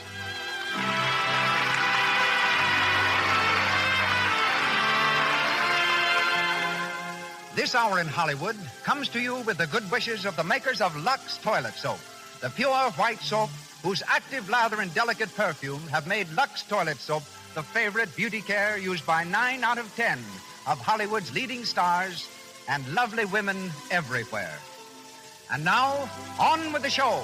Ladies and gentlemen, that distinguished producer of screen and radio, Mr. Cecil B. DeMille.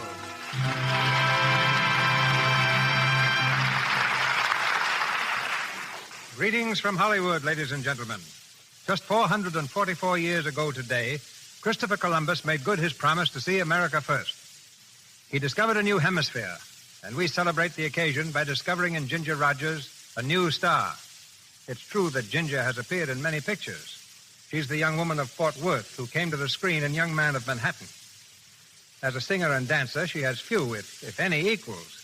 Yet every time she asks a producer for a dramatic role, our young star is in the position of Christopher Columbus, who, as a young tar, was thrown off a ship because the captain swore he'd never be a sailor.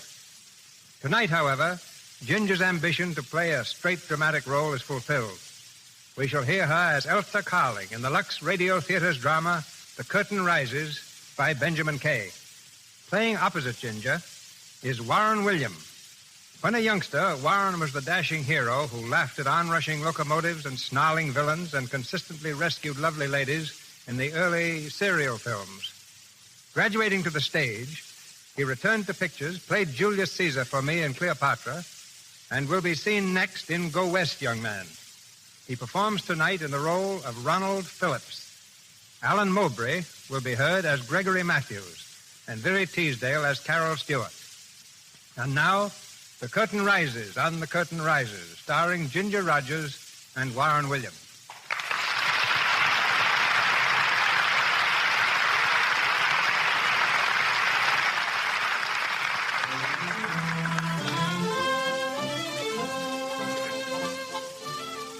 There's a gay party in progress at Carol Stewart's New York penthouse. The radio is turned on full blast, and the living room overflows with a noisy, good-natured crowd of merrymakers. Everyone seems to be having a grand time. Everyone except Elsa Carling. Elsa, a plain, awkward-appearing young lady in horn-rimmed glasses, stands in the foyer straightening her hat. There's the suggestion of a tear in her eyes. As she turns to leave, Carol Stewart comes from the living room. Elsa, what's the matter? Nothing's the matter. You've got your hat on. I'm going home, Carol. Home, but the party's just begun. I know, but... Wait a minute.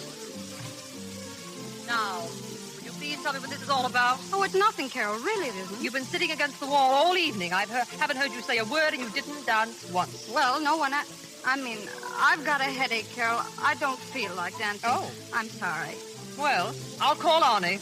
Oh, no, don't bother. I can go home alone. Don't be silly, Arnie brought you here. I know, but he only did it because you asked him to, and I don't want to spoil his evening. And... Oh, Elsa, stop it. Hey, Carol, what goes on? Stephen, come here. Elsa's going to leave. Oh, that's too bad. You want me to call a cab? No, we don't. I want you to find Arnie. Tell him to take Elsa home. Really, Carol? Go on, Stephen. Oh, sure. Right back. I could have gone home alone. Of course, but why should you? Now, that's the trouble with you, Elsa. You always let men think they're doing you a favor. Well, it was awfully nice of him to call for me. I suppose you told him that. Of course. Oh, Lord. Well, it was nice of him. He didn't want to bring me. How do you know? Did he say so? No, he didn't say anything. Well, Stephen, where's Arnie? Oh, he's coming. He's talking to a couple of people, and, look, Elsa, can't you stay a little longer? Oh, he doesn't want to take me home? Oh, no, I wouldn't say that. Oh, that's all right. I don't mind. I'll speak to that low-down newspaper reporter. Where is he? No, please, Carol. I'll go alone. Good night. Elsa, wait. Good night. Say, was she crying? If she wasn't, it's not your fault. Well, here I am. Just a wee bit late, Arnie. The press is never late. Where's our little wallflower? She's gone home. Oh. Yeah? Well, you needn't look so pleased. What's the matter with her? She said she had a headache. The real reason is that she sat in that room for almost 2 hours and not one of you even so much as looked at her. Oh, now, Carol. My dear hostess, I brought the lady to your charming party. My responsibility ended there. You might have spoken to her. I tried that in the cab. Result? Terrible. Arnie's right, Carol. The girl can't talk without blushing. Oh, keep quiet. Elsa's one of the nicest girls I know. Granted, but she's a prim little old maid. Elsa isn't an old maid. She's younger than I am. Being an old maid hasn't anything to do with age, Carol. Some girls are old maids at 18. Oh, poor Elsa. There you are. When you think of her, you say, poor Elsa. You're sorry for her. Yes, I am. She's missing so much in life. Inside, she's so sweet and sympathetic and clever. Well, she is clever. Only somehow she doesn't know how to let it out. Well, I suggest she learn how. Gather ye rosebuds while you may. Right. But first, she'd better take off those glasses.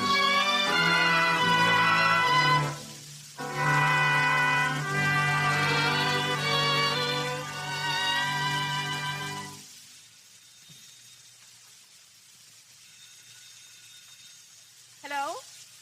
Elsa, darling. Where have you been hiding? I haven't seen you for ages.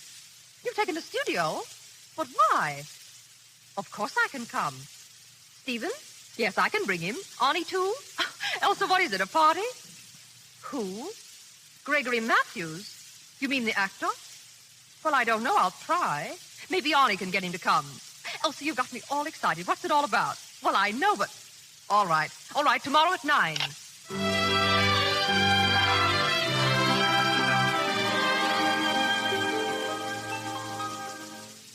Carol, I'm awfully glad you came before the others. What did you do with Stephen and Arnie? They stopped by for Gregory Matthews.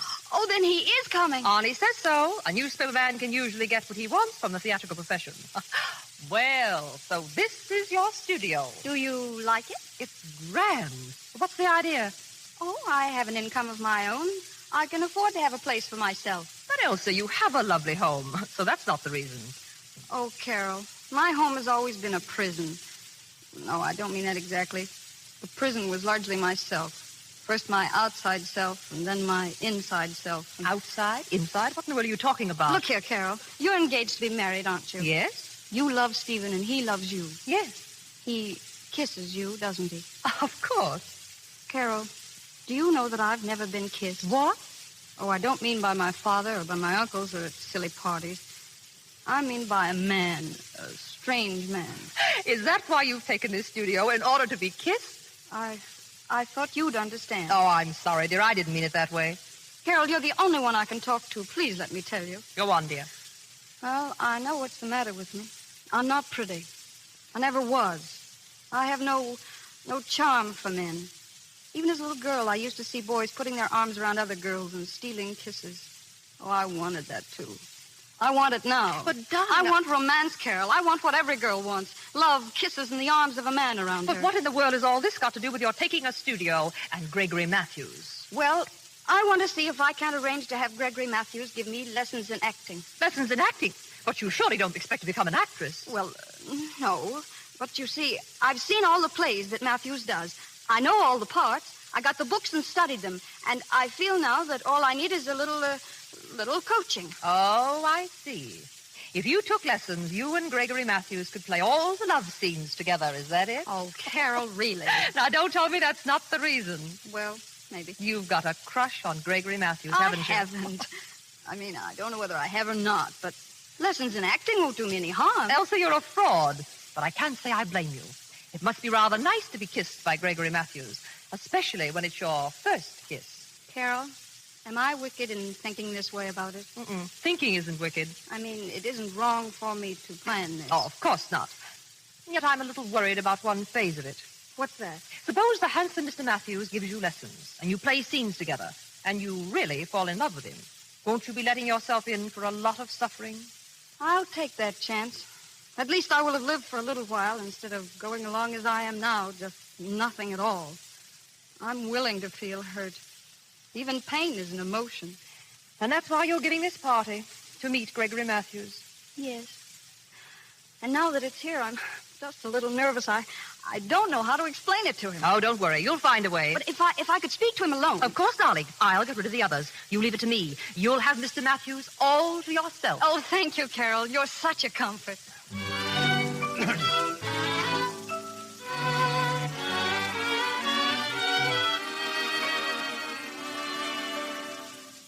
Won't you sit down, Mr. Matthews? Thank you. But don't you think we'd better join the others? Oh, no. I was telling Carol of something I particularly wanted to ask you, and she was good enough to arrange this. Oh, indeed. Yes. An actor's life must be such an interesting one, Mr. Matthews. Yes, it is interesting, but it means work, more than you have any idea. Now, we actors have very little time to ourselves. I think I've seen you in everything you've played. So? I like the play Late Blossoming best. That love scene in the orchard. After the soldiers have gone. Oh, it's so lovely. Yes, it was a beautiful scene. You liked it, eh? Oh, you play it magnificently. Thank you. Now, a difficult scene with so many undercurrents of emotion, so many nuances, needs the most perfect timing. Later this season, I'm going to put on Romeo. And, of course, Juliet. I have always believed Romeo a splendid part for me. Oh, yes, a lover. You play love scenes with such fire, such passion. Why, in Late Blossoming, when you kissed Dorina... Yes, of course. Now, Miss Carling, you said there was something you wanted to ask me. Oh, well, I hardly know how to ask it, but... Mr. Matthews, I'd like to have you give me lessons in acting. Lessons? Oh, it wouldn't be difficult. You see, I've studied all your plays. I know all the parts by heart. I got the books and studied them. But, Miss Carling, this is impossible. Oh, I realize how busy you must be, Mr. Matthews, and, of course, the fee. I hate to talk about such matters to Miss you, but... Carling, please, this is very distressing. Don't you understand that I'm not to be hired? Oh, of course. That's what makes it so difficult to talk of a fee. But I wouldn't care what the fee is. I'd consider it a great favor. It's not a matter of a fee or a favor, Miss Carling. I simply cannot entertain your suggestion, not for a moment. Me, Gregory Matthews, give lessons? It's preposterous. Please consider this final. Final? I said final. Oh, I'm sorry. Forgive me for taking up your time. My dear girl, here, stop it. Stop it. I can't. But you must. I don't like to see a woman cry. I can't help it, but I don't feel like being a teacher. I can't help it if I feel like crying. Well, there's something to that, of course. Tell me, does it really mean so much to you, this learning to be an actress? Oh, yes, yes. Well, I have a suggestion to make. Yes? Yes. Remember, it's only a suggestion. I'm not sure that could be done. Well, what is it? Well, at the theater, we have what is called an understudy. You know, an actor who learns all the parts. Now, this understudy, what's his name? Phillips. Yes, Ronald Phillips. He's a very capable fellow. Of course, he hasn't my appearance or my ability. But he knows his business, and he's quite poor. Understudies, you know, get little pay. I'm sure he'd be glad to give you some lessons and be very grateful for the fee. Well, what do you say, Miss Carling? Well, do you think he'll come? I will tell him that you are a very dear friend of mine, that I'm very much interested in you. Oh, don't worry, I will arrange it. Then, if he teaches me, and if I learn awfully well, then will you play one scene with me? Yes. When he tells me that you've learned how to act, I will play one scene with you. Now, shall we join the others? Yes, Mr. Matthews. Thank you so much. Oh, come along, and for heaven's sake, put some powder on your nose.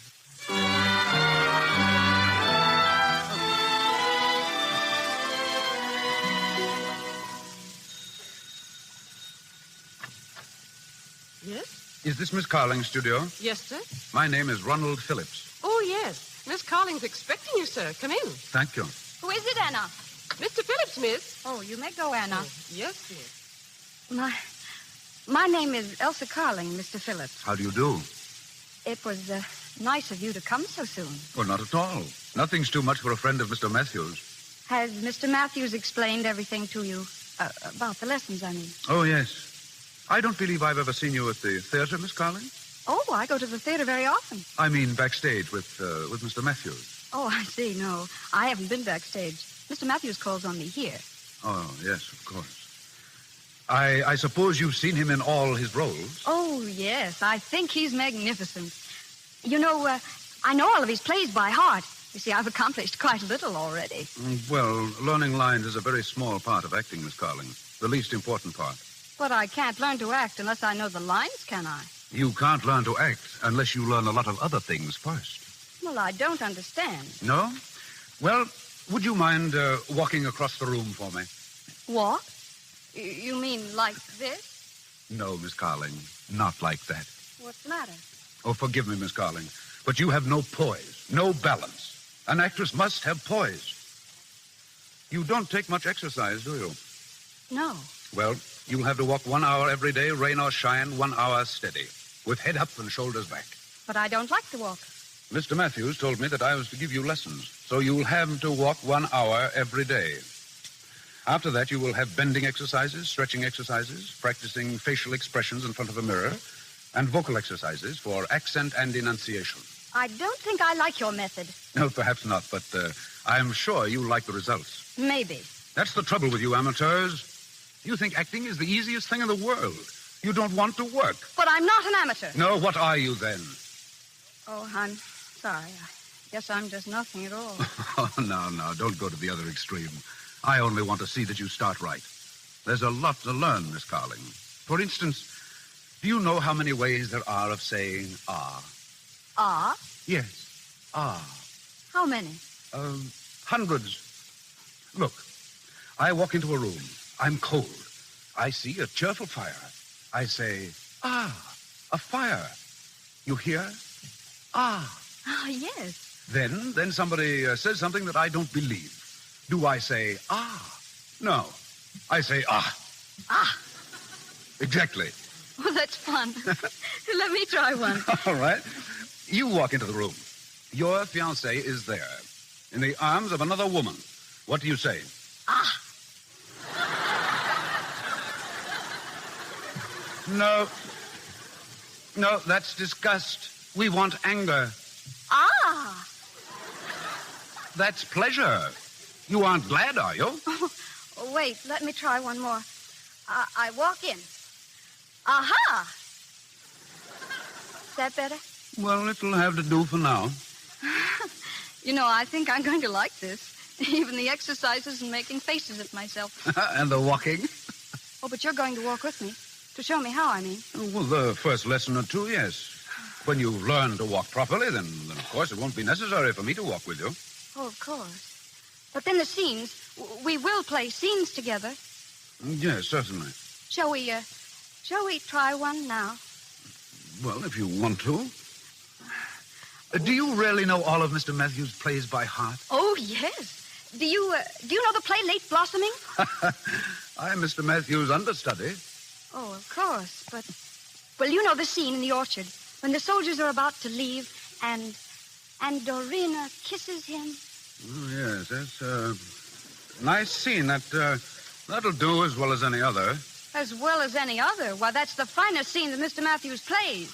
Well, of course, the way he plays it with scenery and opposites Helena Dale, of course. It's beautiful. But here is a scene to run through without scenery and costumes. Do you see what I mean? Oh, I'm sorry, Mr. Phillips. I didn't mean to be so in earnest about it. Would you rather play some other scene? Oh, no. That'll do very well. We'll just take the end of the act. Are you ready? Oh, yes, I'm ready. Dorina is by the fence, looking in the direction the soldiers have gone. Albert enters from the left. I see you. Dorina. Albert, my darling. Yes,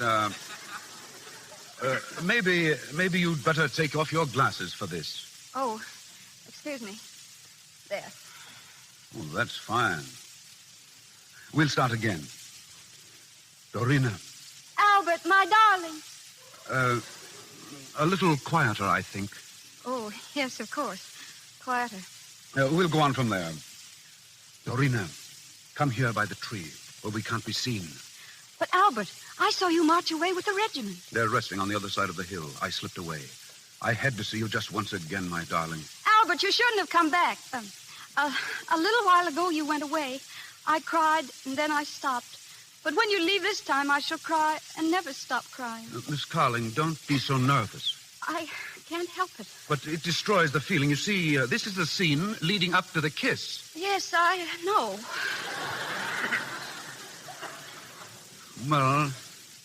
Well, let's go on. If there be tears for every kiss you gave, and yet more tears, for every kiss that I'll be bringing you, you'll not have tears enough. Meanwhile, there will be tears. Oh, why did you return in that 1 hour I should lose you twice? Courage, my love. Yes, I know the line. Well, courage, my love. What if you lose me twice? What if we lose each other 20 times? A cloud may hide the sun, erase the moon, but they return in glory like our love. Was that a trumpet call? Don't go. Don't go. I must.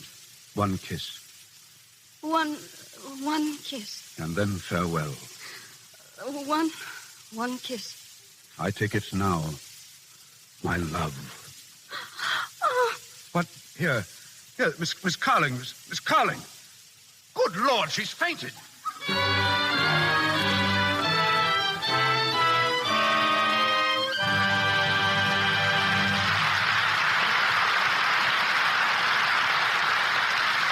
In just a moment, we continue with The Curtain Riser, starring Ginger Rogers and Warren Williams. Right now, let's go down to the colorful Mexican Quarter between Hollywood and Los Angeles, an after-hours mecca for all who work in moving pictures. Here, two extra girls meet. Where's Bill, Sally? And didn't Jack and Loretta come with you? Oh, Bill's over there buying me a Mexican lollipop. Jack's around here somewhere, but he's alone. Oh, that's funny. You know, it seems to me Jack hasn't been giving Loretta much time lately. No, he hasn't. Loretta's in the dumps about it, too. And you know, it's really her own fault. Somebody ought to give her a tip about her complexion, that's what. Anybody that ever worked in pictures would tell her what to do. Just a simple thing like the right complexion care can mean the difference between popularity and loneliness. Any girl who has a really lovely complexion is attractive. But unfortunately today, there are all too many girls who have cosmetic skin, enlarging pores, dullness, tiny blemishes, simply because they don't remove stale cosmetics, dust, and dirt thoroughly. Lux Toilet Soap guards against this danger. You can use powder and rouge as much as you like if you depend on the active lather of this fine soap to remove them thoroughly. Why don't you try Lux Toilet Soap, the beauty care of 9 out of 10 lovely screen stars? And once again, Mr. DeMille. We continue the curtain rises with Ginger Rogers, Warren William, and an all-star cast.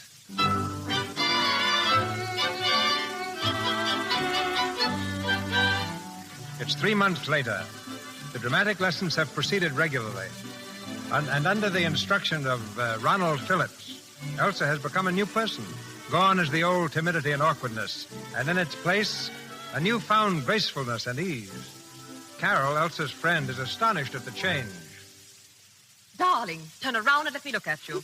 Am I really so different? Different, Elsa? It's miraculous. You mean the dress? Yes, even the dress. I've never seen you look so chic, but it's everything about you. You're so fresh, so vital, so youthful. Arnie Saunders says I even walk and talk differently. Arnie Saunders? Has he been here? Oh, he drops in once in a while. I see. By the way, what happened to your glasses? I never wear them anymore. Since I've been taking lessons from Ronald Phillips, I discovered I can really see quite well without them.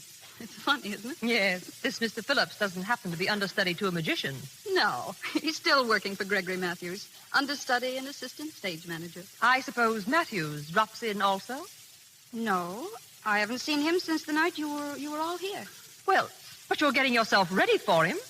Am I? Aren't you? Honest, Carol, I haven't even thought of Gregory Matthews lately. You haven't? Then what are you going on taking lessons for? Well, they've done me a lot of good, haven't they? Yes, but that wasn't the purpose when you started. It was all to lead up to a kiss. Tell me, Elsa, this understudy, does he ever kiss you? Oh, yes, whenever the scene calls for it. Who selects the scene? Well, you see, we go through our exercises, and then we just pick some scene and run through it. And he kisses you? Yes. Well? Well, it's very nice. Such enthusiasm about a kiss. What did you expect me to do? Faint? I did. What? I did the first time he kissed me. Now, wait a minute. I think I'm beginning to understand. The way you look, the way your eyes shine. So that's it. And I thought it was all from the lessons. It is. How you must look forward to them. I do. Carol, every lesson is like going to a play. It's an adventure. Before Ronald arrives, it's just as if I were sitting in the audience before the play begins. And then he rings the doorbell, and the curtain rises. Elsa, you're in love with him. Is it love to be on pins and needles until he arrives? Yes, that's love. And is it love to feel all empty when he's gone? Yes, that's love, too. Well, I seem to have all the symptoms, don't I? Not all of them, but it's a good start. Funny, I had the idea all along that it was Gregory Matthews. But I've told you I haven't seen Gregory Matthews. That's just it. You've been playing all these love scenes with Ronald. Perhaps if you saw Matthews again, you'd find that it was he after all. Do you really think so? I don't know. You started with a crush on Matthews. Tell me, Elsa, has Ronald told you that he loves you? Well, that's it. That's what? I haven't the slightest idea whether he loves me or not. He kisses you, doesn't he? Yes, but it's all in the acting scenes. Well, you kiss him, don't you? Yes, but he probably thinks that's acting, too. Doesn't he say anything? Yes, but it's always about lessons. Oh, that's bad. But sometimes I've noticed he just stands and looks at me. Ah, that's good. Do you still pay for your lessons? Yes. That's bad. But he never asks me for it. Ah, that's good. You know what I think, Elsa? No, what? Over at the theater, they all look up to Matthews as a sort of god. Well? That includes Ronald Phillips. And don't forget that it was Matthews who sent him here to give you lessons. Maybe he thinks you're Matthews' fiancée. Oh, Carol! Well, you look pleased. Oh, what a thrill that anyone should think that I was Gregory Matthews' fiancée. Well, please make up your mind whose fiancée you want to be, Matthews or Phillips. Oh, Carol, I thought you'd know. No, I don't know, and I don't think you do either. Now, look here, Elsa. If your Ronald thinks you're engaged to Matthews, naturally he wouldn't dream of making love to you. How loyal he is. Loyalty fiddlesticks. We've got to get that idea out of his head. But how? That's up to you. Is he coming here this afternoon? Oh, yes, he comes every afternoon. Uh-huh. Well, get him talking about Matthews. Try to find out what's in his mind. And then? And then show him what's in your mind, if you know what's in your mind. Yes. Only... Only what? I was just thinking, Isn't it a shame that I never got to play a scene with Gregory Matthews?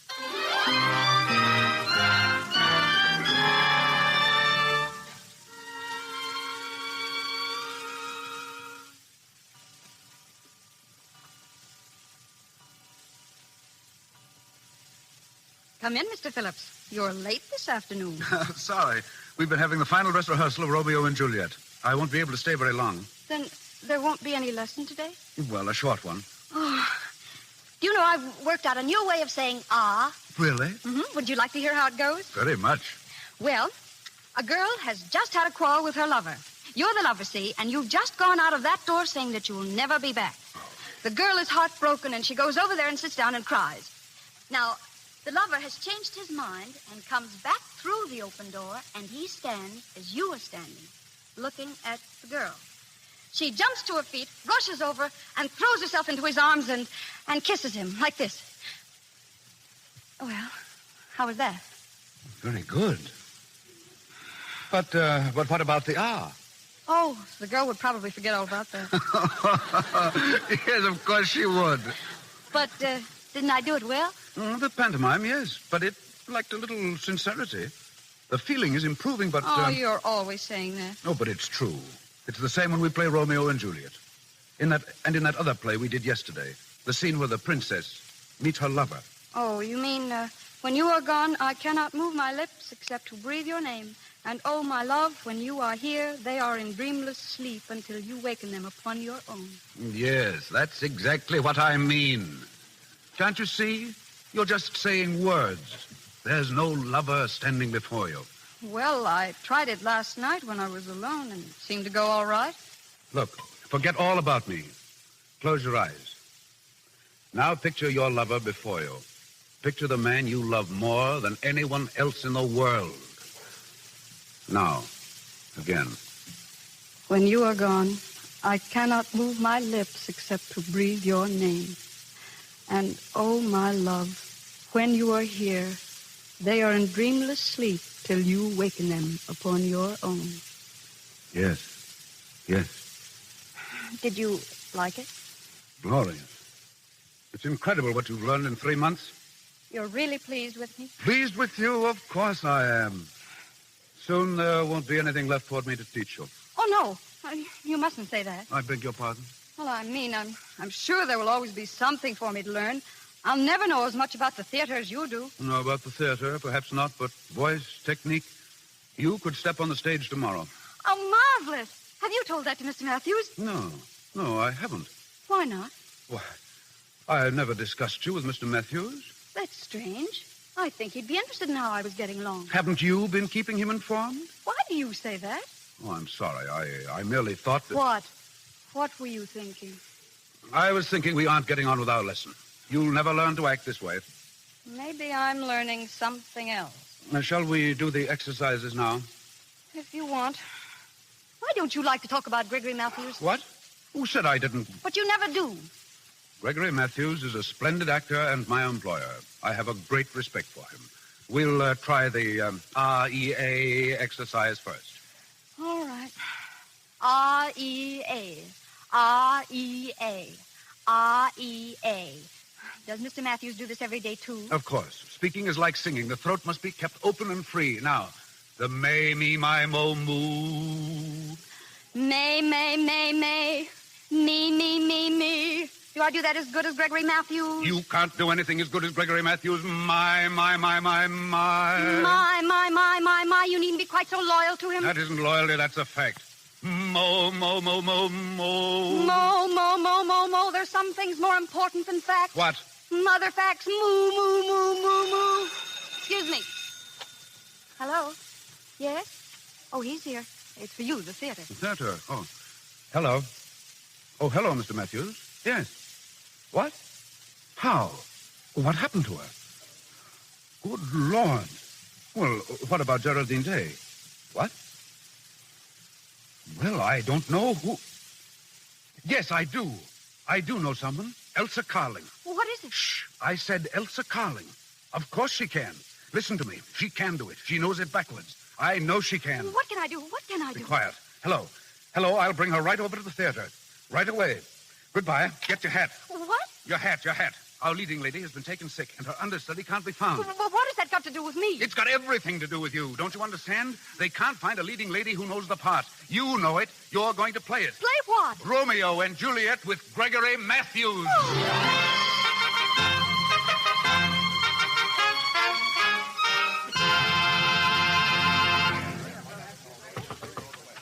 3 minutes. Curtain going up in 3 minutes. Carol, this is awful. I can't play Juliet. I can't. Stand still. Now, Elsa, listen to me. You've got the chance of a lifetime. I won't do it. You've got to. You can't let Gregory Matthews down. Oh, yes, I can. All right, but what about yourself? What do you mean? Don't forget the purpose of your lessons. Matthews will hold you in his arms and tell you that he loves you. He'll kiss you. He won't. I won't let him. What? Not in front of all those people. But it's in the play. I don't care. Miss Carling, are you ready? No. Mr. Matthews, she said she won't go on. Well, go on, but she must. Curtain going up. Curtain going up. Hold it. Miss Carling, you've got to help us. Come out in the wing. I won't.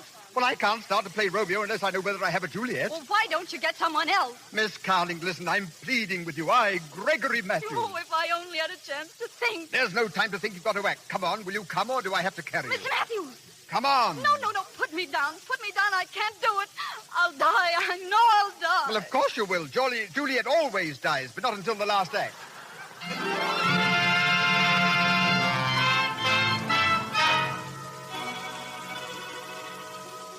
Oh, Romeo, Romeo, wherefore art thou Romeo? Deny thy father and refuse thy name, or if thou wilt not.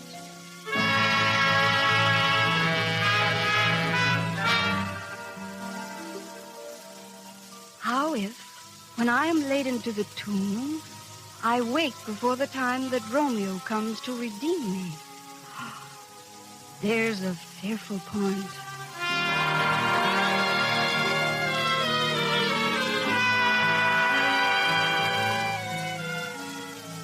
Then I'll be brief. Oh, happy dagger, this is thy sheath. There rust, and let me die.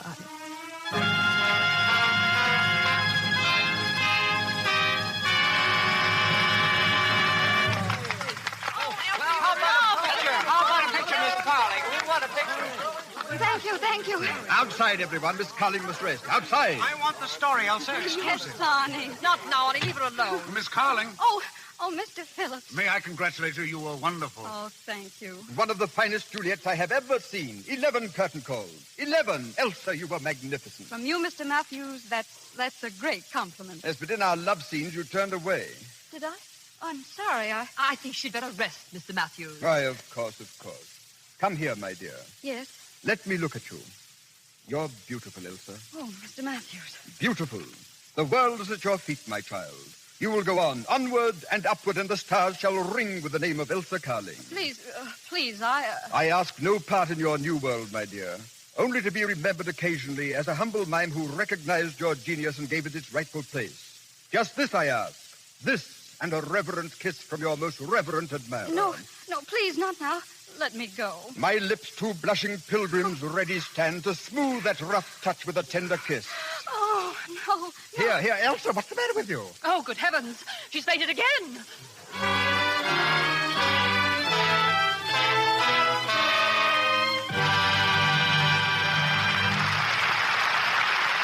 pause for station identification. This is the Columbia Broadcasting System.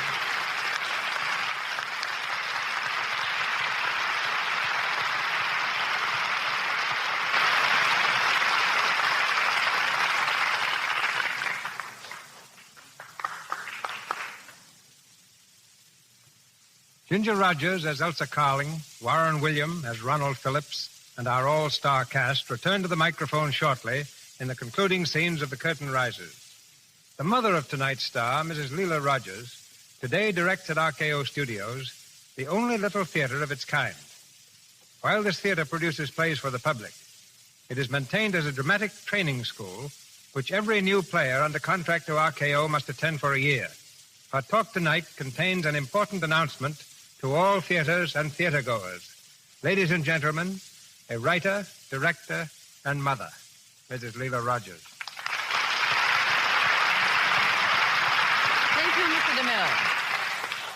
We have a little theater on the lot at the RKO Studios where we produce plays with our young contract players because we feel that it is in the theater the inexperienced player will get the experience they need for their motion picture work. Here we forget film technique and produce a drama exactly as in a legitimate theater, right down to the grease paint. And by the way, when the performance is over, that grease paint is removed with Lux toilet soap. Oh, yes, Lux is the official toilet soap of our little theater, just as it is in the Stars dressing room on the lot. And now for the announcement Mr. DeMille referred to. Mr. S.J. Briskin, production chief of RKO Studios, has selected the Lux Radio Theater over which to announce to the little theaters, stock companies, and legitimate theaters throughout the United States that he will lend to them for their productions any of our young contract players, when available, as guest stars to appear for 1 or 2 week engagements without charge. Mr. Briskin makes this offer because it is from the theaters that motion pictures have secured so much material and talent in the past. The motion picture industry has even been accused of destroying the legitimate theater, robbing it of its talent. This need no longer be a problem. In your theater, our player will get the training he needs, and the legitimate theaters will receive an impetus of new life by being able to announce an engagement of a Hollywood actor or actress. So Mr. Briskin asks you to file your application for one of our players at his office in Hollywood, addressing him Mr. S.J. Briskin, B-R-I-S-K-I-N, Production Chief, RKO Studios, Hollywood, California. Thank you, and good night. Good night, Mrs. Arthur. I congratulate RKO on the splendid effort to aid the stage. The Curtain Rises, starring Ginger Rogers and Warren William, with Alan Mowbray and Virry Teasdale.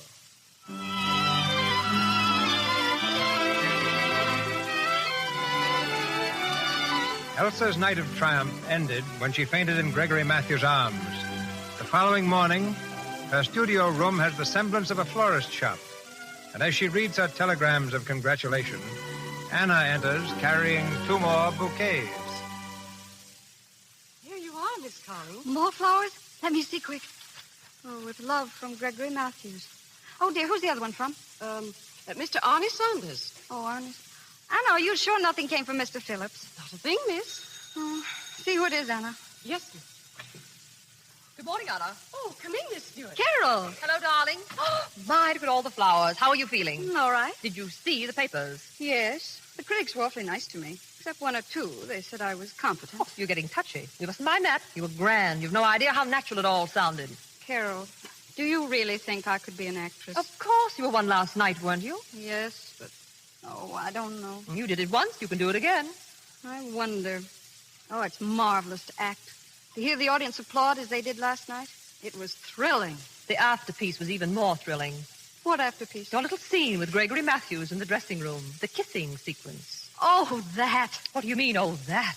When he kissed you, you fainted dead away. Oh, I was excited. I should say you were. Oh, not because he kissed me. It was a general excitement. I was nervous and tired and wrought up, that's all. Then his kiss didn't mean anything to you. Not that. So it's Mr. Phillips again. Again? What do you mean?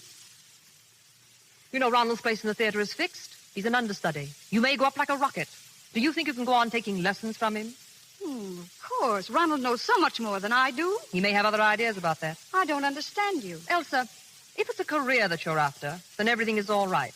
But if what you want is love, then I'm sorry you made such a success last night. I don't agree with you at all. I'm sure Ronald is very proud of me, and we can go right on with our lessons just like before. For how long? Oh, I don't know. I feel much more confident now. Oh, good morning. Good morning, Win. It's Arnie and Stephen. Hello, Elsa. I tried to keep this news hawk out, but he's too persistent. That's all right. It better be. You know the power of the press, my girl. Now, what about that story? Oh, not now. I can't concentrate yet. All right, then. What about having dinner with me? I can't. Oh, let her alone, Arnie. Now, don't give me that, my girl. This is the greatest story of the year. Unknown girl makes good. Please don't, Arnie. That was only a freak performance. I'm only taking lessons. You mean to say you're going to go on taking lessons? Of course. Well, I'll say that little professor of yours knows how to teach. Let me print this story, and all the girls in New York will be crazy to take lessons from him. No, Arnie, you mustn't. Why not? Because it would give her a lot of publicity which she doesn't want. But I thought publicity is just what an actress needs. But I'm not an actress. At least, not yet. I'm not even sure that I want to be. Well, that makes a good story, too. May I print that? No. Good morning, good morning. Oh, come in, Mr. Matthews. Thank you. I had to drop by and see how you were feeling, Miss Carling. Oh, I'm fine this morning. You know everyone here, don't you? Of course. How do you do, Miss Stewart? Well, my Juliet. Wasn't she perfect, Mr. Sanders? Swell. Everyone is talking about her. And what did you think of me? Okay. I thought you were a superb Romeo, Mr. Matthews. Thank you, thank you. It's my favorite role, you know. All romance and fire. Ah, those magnificent lines. That man, Shakespeare. How well he understood what we actors need. Don't you think Elsa was marvelous in the balcony scene? Charming, yeah. How was my voice in that scene, Mr. Sanders? Yeah. What did you say? Yes. Yeah. It's a difficult scene, that. You see, I am talking up. The head is thrown back and the throat muscles are constricted. That is where technique comes in. And you really think I came through all right? Yes, marvelous. Really, I couldn't believe it. I told you I was going to work hard. Yes, but it's almost a miracle that you performed in so short a time. Oh, Elsa loves to study. Miss Carling, do you remember what I said the first time you spoke to me about this? What do you mean? Well, I told you I would not give lessons to anyone, regardless of what they offered me. Well, I have changed my mind. From now on, I will be your teacher. Oh, that's great. But what about Mr. Phillips? Oh, that's all right. After all, it was I who sent him to you to teach you the first principles. But you are past that now. But he's worked so hard, it doesn't seem fair to suddenly cut off the lessons he's been giving. Well, don't let that worry you. I can get him other pupils, and after I finish teaching you, we will play many plays together. Someday we will play Late Blossoming. Do you remember that exquisite scene of the orchard under the apples at the end of Act One? Oh, yes, but I don't think I'd like to play that scene, Mr. Matthews. Do you know, the very first day I met Miss Carling, I knew she had talent. So when I spoke to Phillips, I said, Phillips, I have a little friend I want you to give lessons to.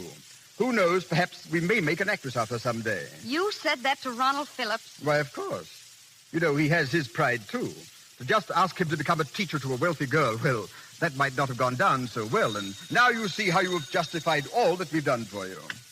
Oh, come in, Mr. Phillips. Mr. Phillips. Oh, excuse me. I didn't know you were entertaining. Oh, that's all right. Really it is. Why, of course, Phillips. Come in. We're glad to see you. Good morning. How are you? Well, are you proud of your pupil, Mr. Phillips? I said so last night. You gave an astonishing performance. Phillips, I congratulate you as much as I have Miss Carling. You have justified everything that I've said about you. Thank you, Mr. Matthews. That's high praise. Let me add my congratulations, too. And mine. You teach well, Mr. Phillips. Just to think of our Elsa becoming a star overnight, thanks entirely to you. No, that's very kind of you, but I think you're giving me entirely too much credit. And if you'll permit me to say so, to Miss Carling, too. She isn't a great actress yet. Oh, I thought Elsa gave a beautiful performance. So did I. Oh, now, don't take Phillips too seriously. You know, a little professional jealousy. No, Mr. Matthews, there's no professional jealousy. I'm trying to be completely honest with Miss Carling. You wouldn't have me do otherwise, would you? No, of course not. But Mr. Matthews thinks I did very well. I certainly do. And you know what I've promised her, Phillips? That from now on, I will take her lessons myself. Yes, I expected that. No. If there are to be more lessons, Mr. Phillips will give them. I'm afraid that'll be impossible. You see, I'm leaving this morning for Chicago. What? Chicago? Yes. I'm opening there in a new play. I've got a very good part, and I couldn't pass it up. May I ask when you made this decision? Well, the part was offered to me several weeks ago, but I preferred to stay in New York. However, I've changed my mind. Well, of course, that is very unexpected. But that is the life of the theater. But have no fear, my dear fellow. After all the training you've had with me, you will make good there. I know you will. You don't have to be patronizing, Mr. Matthews. I am no longer a member of your company. But, my dear Phillips. And I'm not your dear Phillips. But what in the world has got into the fellow? You'd think we were mortal enemies. Just because you're leaving the company, there's no reason why you should act like an angry schoolboy. No, I'm sorry. Will you excuse me, Miss Carling? I haven't much time. You're going now? I'll have to. I'm catching the 11:20 for Chicago. Then our lessons are over? Well, for the present. Perhaps someday. Goodbye, Miss Carling. Goodbye. What an extraordinary young fellow. He's gone. Yes, well, I shall have to get myself a new understudy. Elsa, come and sit down. He's gone, and I still don't know. Don't know what? I don't know. My dear girl. But I'm going to find out. Anna! Elsa, what are you going to do? Don't stop me now. Where is that girl? Anna! Did you call me? Anna, pack my bags, all of them, in my trunk. Elsa! Did you hear me, Anna? Hurry, I've got to leave right away. Elsa, where are you going? To Chicago on the 11:20.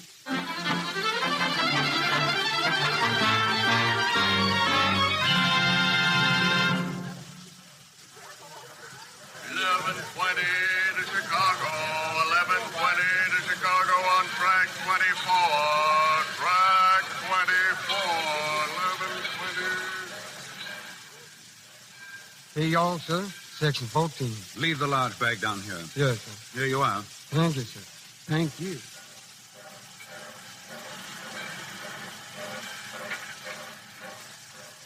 Hello. Why, Miss Carling, what are you doing here? I came down to say goodbye. Well, that's awfully nice of you. Won't you sit down? Thank you. It makes me sad to see you going. It makes me sad, too. I'll miss the lessons. They were fun, weren't they, Ronald? They were more than fun.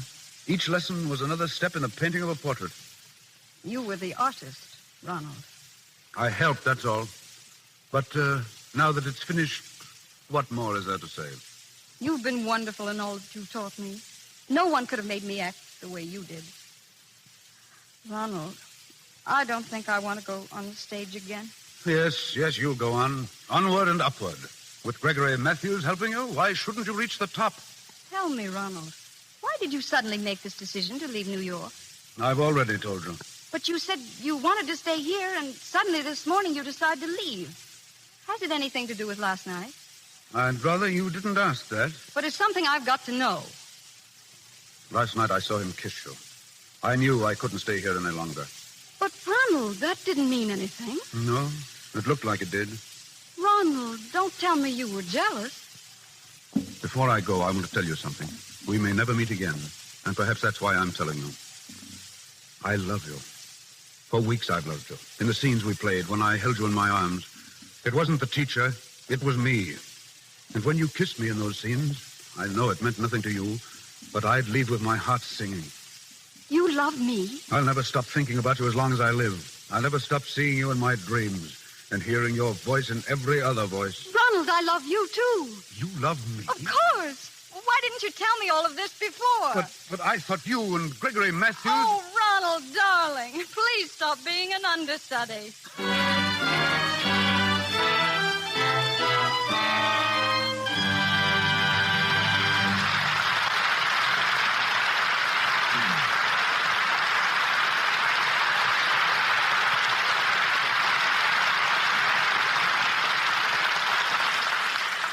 The curtain falls and the curtain rises. But Ginger Rogers will be heard again in just a moment. One of the few who have twin careers, both of them successful, is Doris Kenyon. Her work in motion pictures is only an interlude in a busy career as a singer. Given her first stage role by Victor Herbert, Miss Kenyon in films has played opposite John Barrymore, Rudolph Valentino, and George Arliss. Since the passing of her husband, Milton Sills, she's divided her activities between the screen and the concert stage. You'll see her next in Paramount's new picture, Along Came Love. And now, just 1 hour before her departure on another concert tour, she sings for us. Ladies and gentlemen, Miss Doris Kenyon.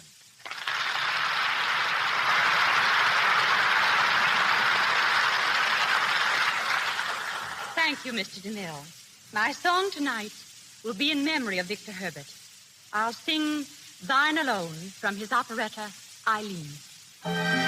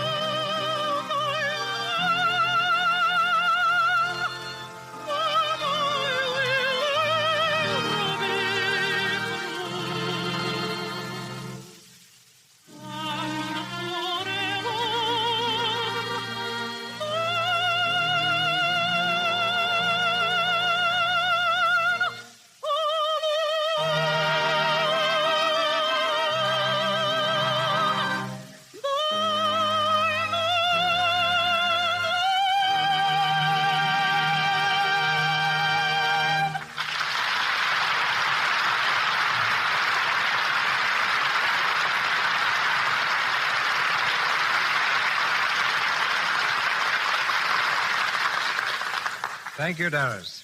Just one question before you go. Since your return from abroad, have you noticed any change in Hollywood? Yes.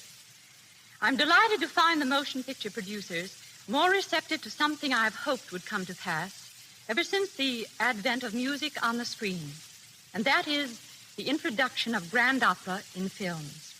Perhaps when I return from my trip, the first opera will have been chosen. I'm leaving now, and you can be assured my trunk contains plenty of Lux toilet soap. I've found that a lovely complexion is just as important before a concert audience as it is before a camera. To you, Mr. DeMille, to Lux, and to its radio theater, my thanks, congratulations, and good night. Good night, Doris. Perhaps we'll meet in Grand Opera.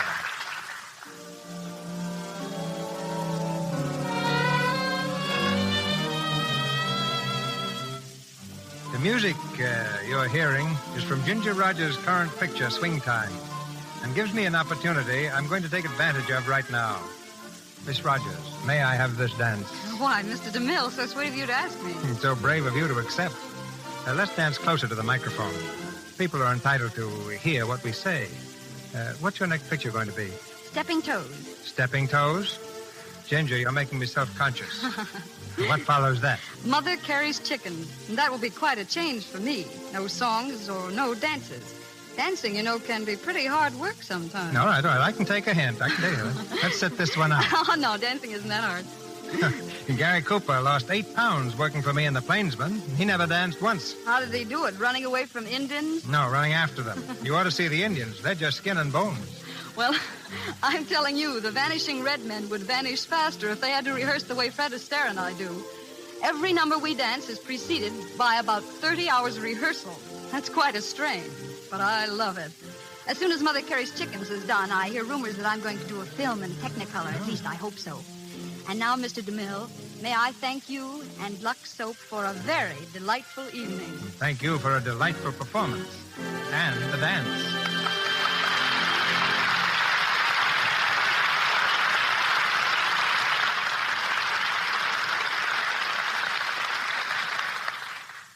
Thank you, Miss Rogers. Ladies and gentlemen, this is your announcer, Melville Ruick. In a moment, Mr. DeMille tells us of next week's play and stars.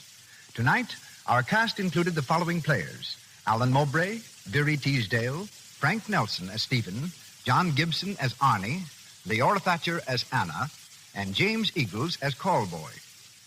Ginger Rogers and Mrs. Leela Rogers appeared through courtesy of RKO Studios. Warren William through courtesy of Emmanuel Cohen. Alan Mowbray, RKO Pathé, Mr. DeMille, Paramount, and Louis Silvers, 20th Century Fox, where he wrote the musical score for the new film Ladies in Love. May I refer you now to Mr. DeMille. In the Casper Milquetoast School of Comedy, Frank Morgan is without peer. Next week in the Lux Radio Theater, you will hear Mr. Morgan playing the role of timid, mild-mannered Ambrose Applejohn. And what happens after Ambrose dreams that he's his pirate ancestor come to life again, the swaggering buccaneer, Captain Applejack.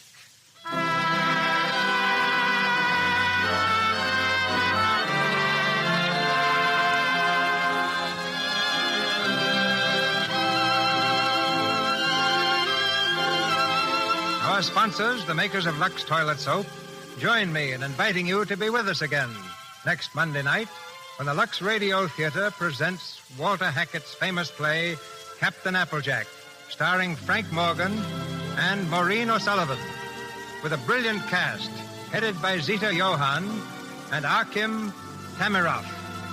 This is Cecil B. DeMille saying good night to you from Hollywood.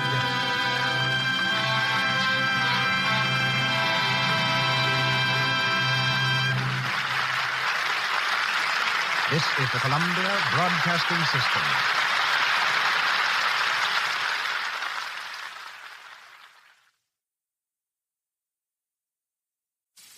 Hollywood, California, Monday, October 26th.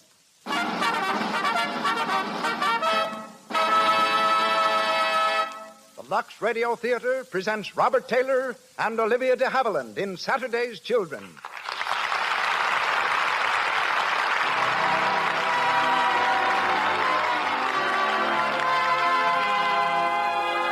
Lux presents Hollywood.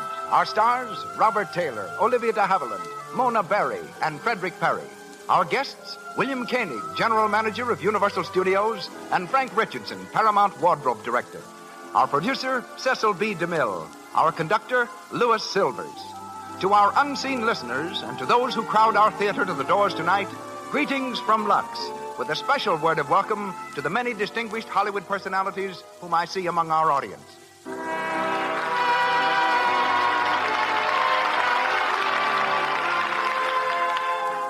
Here's a tip to every woman listening in.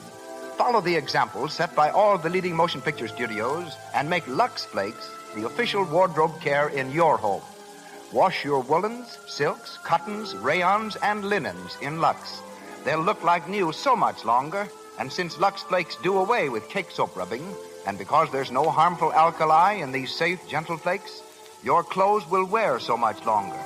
For appearance, for economy, always use Lux Flakes. And now, Hollywood's leading citizen comes to the microphone. Our producer, ladies and gentlemen, Mr. Cecil B. DeMille.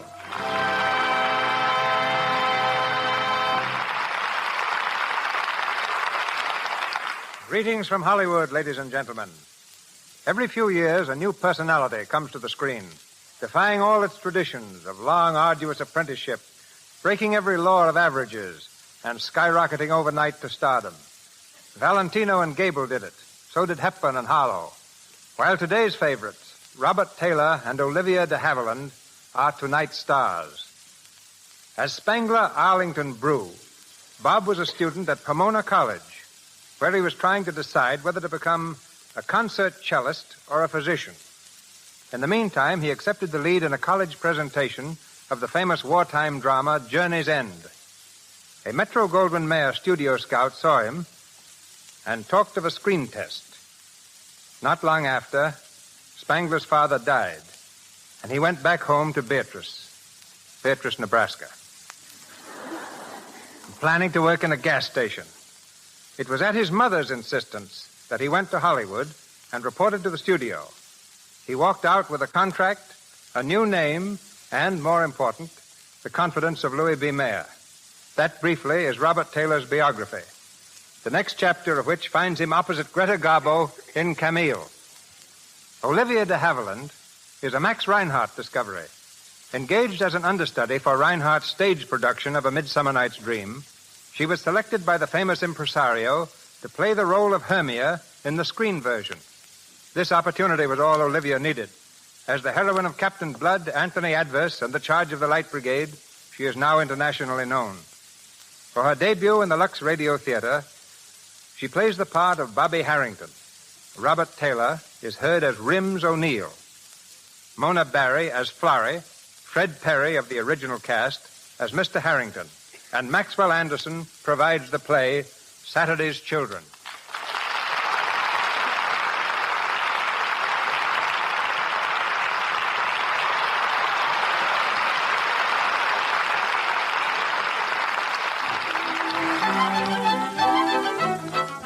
The title of our play comes from an old proverb which says Saturday's child works hard for a living. New York City. The offices of the Mengel Importing Company. Franz Mengel, president. In one of the outer rooms, a buzzer is sounding, and Bobby Harrington, Mengel's attractive young secretary, answers his call.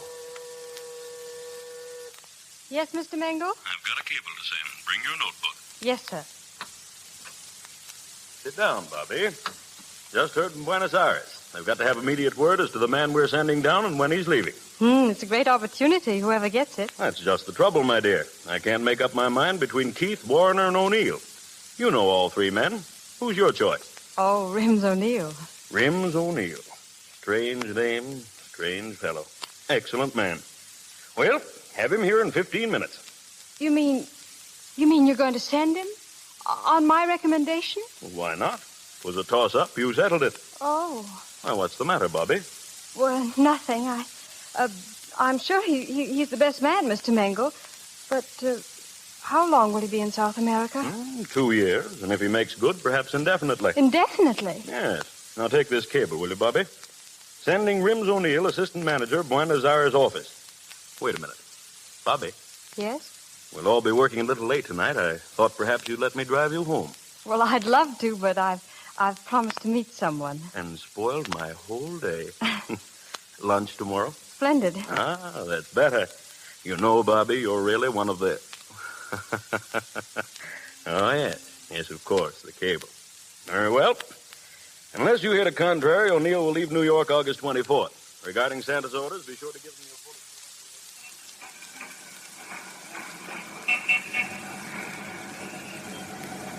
First, please. No, lady, number 5 bus. Number 5. Yes, You know, Bobby, I'm sort of glad we both had to work late tonight after all. What changed your mind, Rims? Riding home like this on top of a bus? Why not? It's kind of nice. Hey, you sure you're not in a hurry to get home? We can grab a cab, you know. Oh, I could ride like this for hours. Look up there, Rims. Yeah. Right over our heads. Moon, stars. Looks as if they're on our side tonight. You're beginning to sound like a songwriter. Oh, that reminds me. I told you I had good news, Bobby. Good news? The best possible. Now, hold on tight. It's coming. Mangle is sending me to Buenos Aires. Oh. There's a boat going in 2 weeks, and I'm on it. Assistant Manager O'Neill. That's me. Oh, Rims, I'm so happy for you. Thanks. It's the best break I got since I met you. I'll miss you, Bobby. You'll be there a long time, Rims. It's so easy to forget. Well, it will be for you. Well, that's the way it should be. Forget me. Nah, I'm talking too much. I guess it's the motion of the bus. Don't stop. Why should I forget you? Well, the best reason in the world. Mangle, the boss. Why not? He's worth plenty and not a bad guy. A little old, maybe. He asked me to marry him. Marry him? Mm-hmm. Well, when's it coming off? Never. Oh, now, wait a minute. You can do an awful lot with a bankroll like Mangle's. You better think it over. Ah, haven't I, though? Look at me, Bobby. I won't be seeing you for a long time. Maybe never. It's like you always say, anything can happen. I don't know how to put it. I think I'm pretty quick on the trigger, and yet when it comes to... forget it. Say it, Rims. Please say it. Okay, here it is. It's 81st Street and our stop. Hang on, here's where we get off.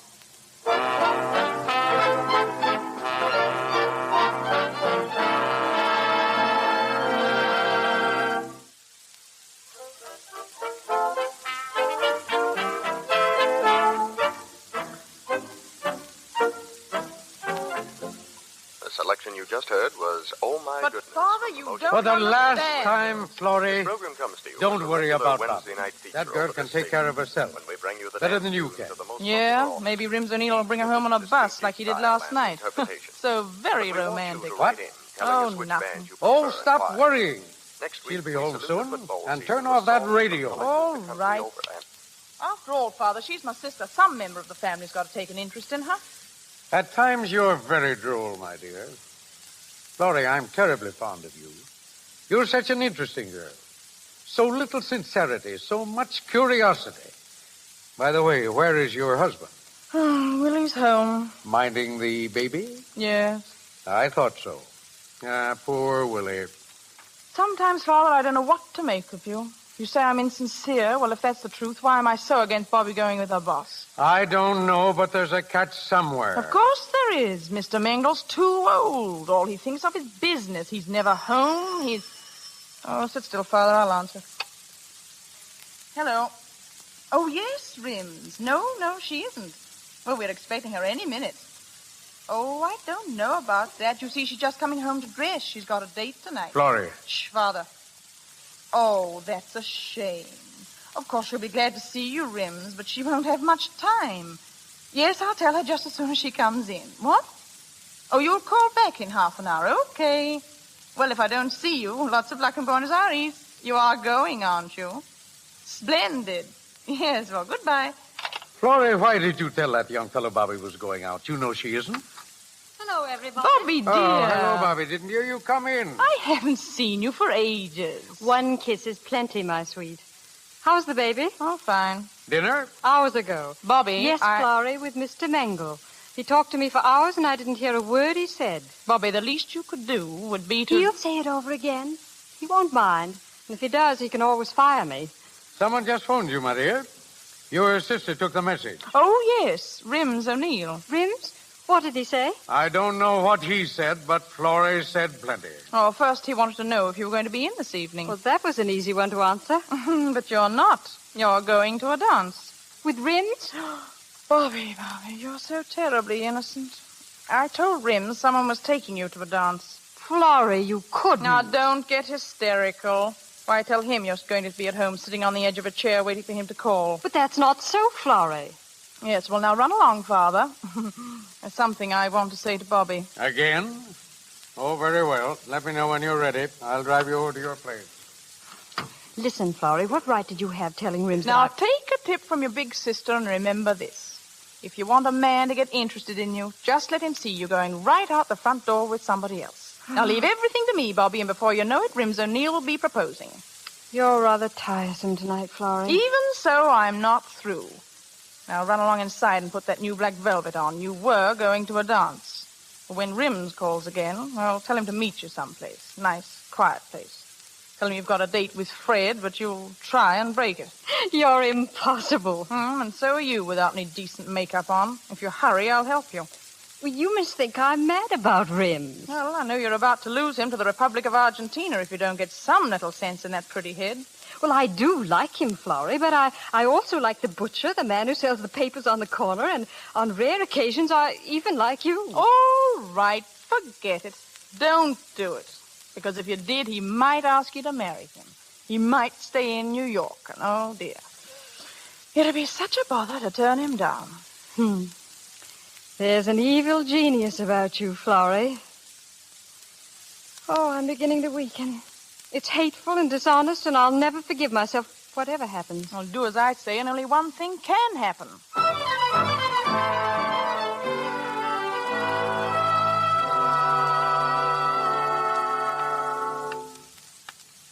Hurry up, Bobby. You've been dressing for hours. All right, but you insisted on the black velvet. Florrie, stay away from that phone. Hello? Oh, hello, Rims. Well, I was, but... Yes, 10 o'clock? Oh, I'm quite sure I'll be able to break away. Oh, no, don't bother. I'll take a cab. Where? Sancho's? Splendid. Goodbye, Rims. Well, you heard, Florrie. Sancho's at 10. I'd better leave now. Well, let me look at you. Yes, you're really a beautiful girl in velvet. I'll say goodbye to Father. Oh, just a minute. Darling, if the dress should fail, and if you knew just half a dozen sentences that would make Rims propose, would you say them? Of course I wouldn't. But, Florrie, he's sailing Saturday. Well, it's so easy. Look, dear, I'm writing it down. Can you read my shorthand? I, too, was once a struggling young secretary. Yes, I can read it. Then you're going to take this little card and put it in your purse. And when you're in some nice, secluded corner in Sancho's, you're going to open your purse for a handkerchief. And then you're going to leave the purse open so you can see the card. Oh, Flora, you're priceless. I'm beginning to enjoy you. Well, now for the bylaws. Rule number 1. Remember to cry. Well, I can't cry on order. Oh, yes, you can, my dear. He'll ask you what's the matter, and then you'll say these words written in my fine Italian shorthand. Oh, I'm so tired of everything, Rims, and I'm afraid I'm not very good company. And he'll say, oh, yes, you are, at which point his arms will go round you. Nothing to it, is there? No, it gets easier all the time. You just turn your face away and say, Rims, dear, sometimes you're the only person in the world I can talk to, and sometimes I can't bear to talk to anyone else. I'll do nothing of the sort. Then you continue, Bobby, watch me while I write this, won't you? You say, Rims, don't you ever get tired of poor me? Ever? And then he'll say, never. Very simple. Of course. You're such a darling, Rims, and it's going to be so awfully hard. What is? That's just what he'll say. What is? And you'll reply, well, marrying somebody else. Now, that'll shock him for a few seconds. Bobby, are you getting married? Oh, Rims, a girl has to get married sometimes, you know, while she's got a chance. Florrie, when you die, I'm going to have you mounted for the museum. Well, I'm not through yet. Listen, Rims will ask you how many proposals you get in a week. Or some variation on the theme. Yes, and your response is, I've had 2 proposals every other week for 2 weeks or something, And he'll look at you soulfully and whisper, "Now, kid, you don't mean you're set to marry somebody," and you'll say... Oh, no, I won't. Oh, yes, you will. And you'll say, Fred or Bill or Johnny wants me to marry him, and he's awfully in love with me, and I don't want to go on working forever. Whereupon Rims comes through with the closing lines, "Well, Bobby, if you're getting married this season, why not marry me?" And there you are. He'll never say it. Why not? Because he isn't a sap, for one thing. And for another, it isn't fair, and I wouldn't do it. My darling, how do people get married? I don't know. I'll say you don't. Here's the card, and don't forget to cry, Mrs. Rims O'Neill.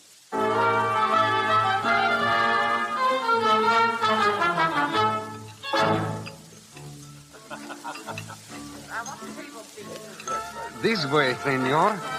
Will this table be all right? Sure, Sancho. Swell. May I take the lady's cake? Thank you. Bobby. Hey, you're a dream in that dress. Here, stand still. Let me look at you. You like it? Do I? Why haven't I seen you in that before? Well, I just made it. You made it?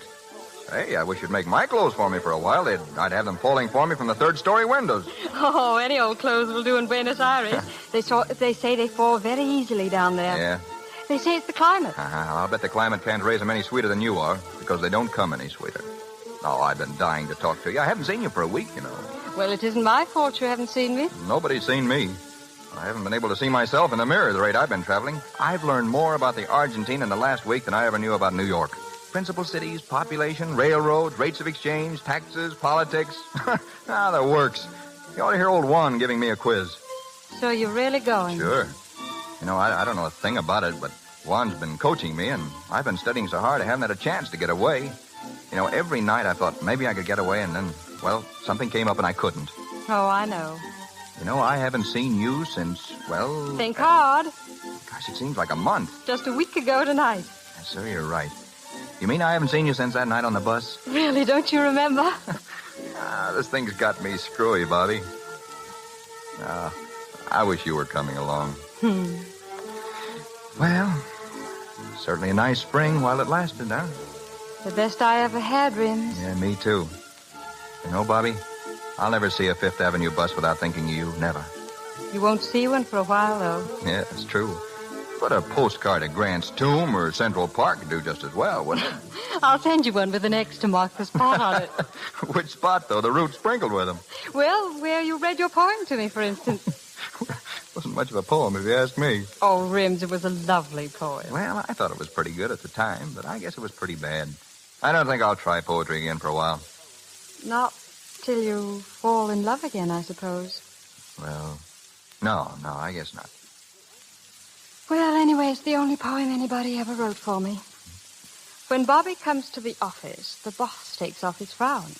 She wears a coat of powder blue and a powder blue gown. She sits upon her office chair. You always make me think it's good the way you say it. Oh, you've been swell, Bobby. To break a date for me like this, why? But you'll be leaving so soon, Rims. Yeah, that's why I had to see you, to talk with you. About what? Do you think it's a good thing, me going to South America? Well, it's a wonderful opportunity. Yeah, what I mean is, don't you think it's a good thing for a young fellow to see the world a little when he gets a chance so he can kind of make up his mind what he wants to do? Well, of course. Yeah, well, that's why I'm going, really. I'm not so sure it's any great shakes of an opening, but I've never been much of anywhere, and it's a chance well, it's a kind of an adventure, don't you see? Yes, I see. Yeah.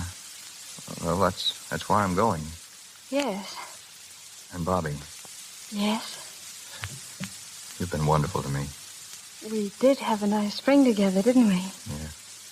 You've been marvelous. Well, it's summer now. Uh-huh. Bobby, could I kiss you just once? Oh, well, if you wish. Perhaps we better run along. Where's my purse? Oh, well, here it is. But it's so early, Bobby. Well, What? Bobby, you're crying. Oh, Rims, I'm so tired of everything, Rims.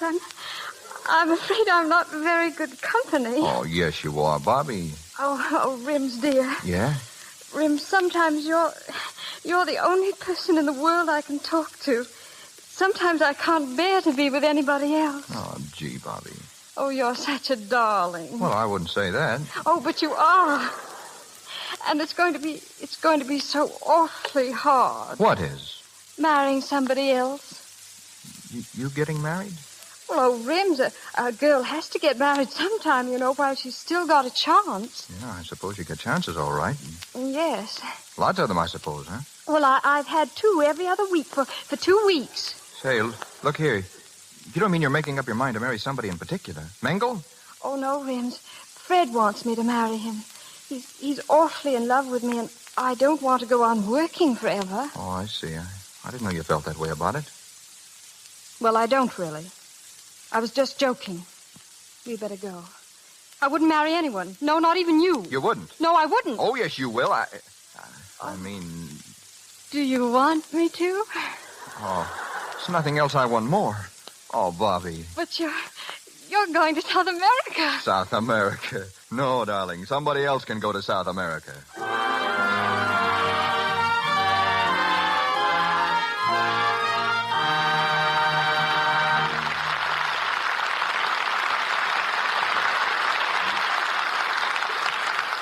In a minute, we'll go on with the story of Saturday's Children. But first, let's look in on a bridge party in Pasadena given for Helen's birthday. A big cake with candles is being brought in. Jane and Alida are watching from the doorway. Say, Alida, do you suppose those candles are meant to fool us? Helen's 36 or she's a day. Meow. She's only 29. Oh, she must be older. No, she's not. What made you think she was? Well, her face doesn't look so old, but I always judge by hands. And Helen's hands look as if she's at least 35. Well, they're dishpan hands. It's a shame Helen doesn't use Lux. It would keep her hands soft and young-looking. Well, let's both tell her to switch to Lux. Don't let anybody you know get old-looking hands from washing dishes. They needn't if they use Lux for dishes. Tell them it's a regular beauty treatment right in the dishpan. Soaps containing harmful alkali leave hands rough, red, and work-worn. Lux has no harmful alkali to dry out the natural oils of the skin. It leaves hands soft and smooth and well-groomed. And it's a very inexpensive beauty secret. A big box will do all the dishes for over a month. That means for considerably less than a cent a day, you can use Lux for dishes. Remember to start tomorrow.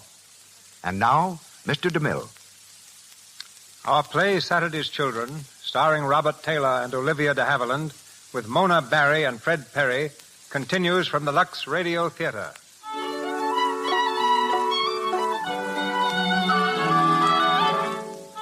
Four months have passed since Bobby put Florrie's scheme to its test, made Rims forget all thoughts of South America, and led the willing groom to the altar. We find the couple in their little apartment in mid-Manhattan. Supper is over, and while Bobby washes the dishes, Rims searches for a cigarette.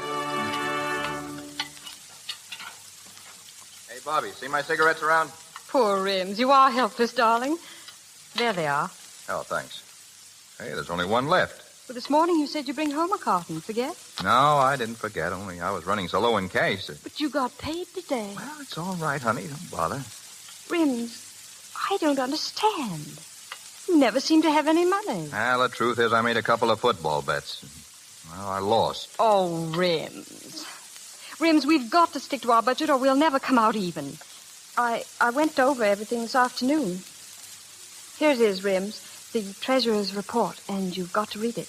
You see, we get $260 a month. Here, let me see that thing a minute. 60 for rent, 35 groceries, 45 on the furniture, 20 my allowance, 14 insurance, and like gas, ice. Leaving exactly $66 a month. 66?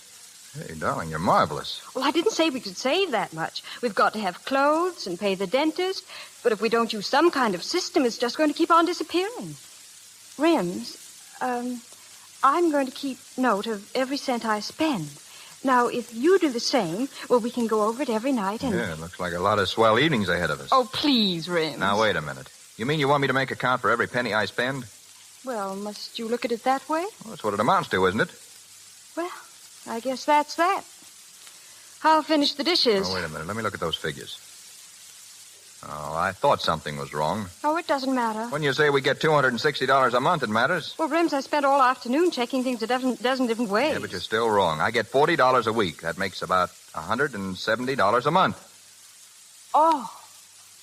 Oh, what a fool. Where did you get $260? Well, Rims, I must be crazy. I put down 60 a week. 60? Well, you told me Mr. Mengele had spoken about a raise. Well, sure, he spoke about it all right. Well, I kept on thinking about the new salary. I figured everything on 60 a week. Yeah, some difference. Oh, there's just no use, Bobby. Every month we take in $170 and spend $183. Oh, Rims, I wish I hadn't quit my job. Well, we both couldn't work in the same office after we got married. Well, other people do. It wouldn't have mattered. Nothing doing. You'd say I wasn't man enough to support my wife, and they'd be right. But it would double our income, Rims. Don't you see how easy it would be if I took my job back? Double our income. I know that. I know you were making as much as I am. What do you want me to do about it? Rims. Now, get this straight. I won't have you sitting in Mengele's private office all day. It was bad enough before we got married. Don't talk to me like that, Rims. Don't talk to me like that. You're my wife, and you'll do as I say, or... How I loathe that word. What word? Wife. I won't be a wife. It sounds fat and stupid. I wish we hadn't gotten married. Oh, so that's it. I wish you'd gone to South America. Not half as much as I do. Rims. Oh, you don't like to hear the truth, do you? Well, I've had enough of this. I'm going, see? I'm going out alone. Let me have a package of cigarettes. Yes, sir. Right away. I'll get them for you. Hello, Rims. Oh, hello, Willie. How's my little brother-in-law? Where's Bobby? Home, I guess. Well, what's the matter, old man? Something wrong? Anything wrong for a man to go for a walk and stop in at the corner stationery store to play a game of pinball? Well, is there? I'm sorry. I just stopped in at the cigar counter. I thought I'd say hello. All right, hello. Well, if there's anything I can do... Yeah, there's plenty you can do. You and that wife of yours. Keep away from my home. Keep away from Bobby.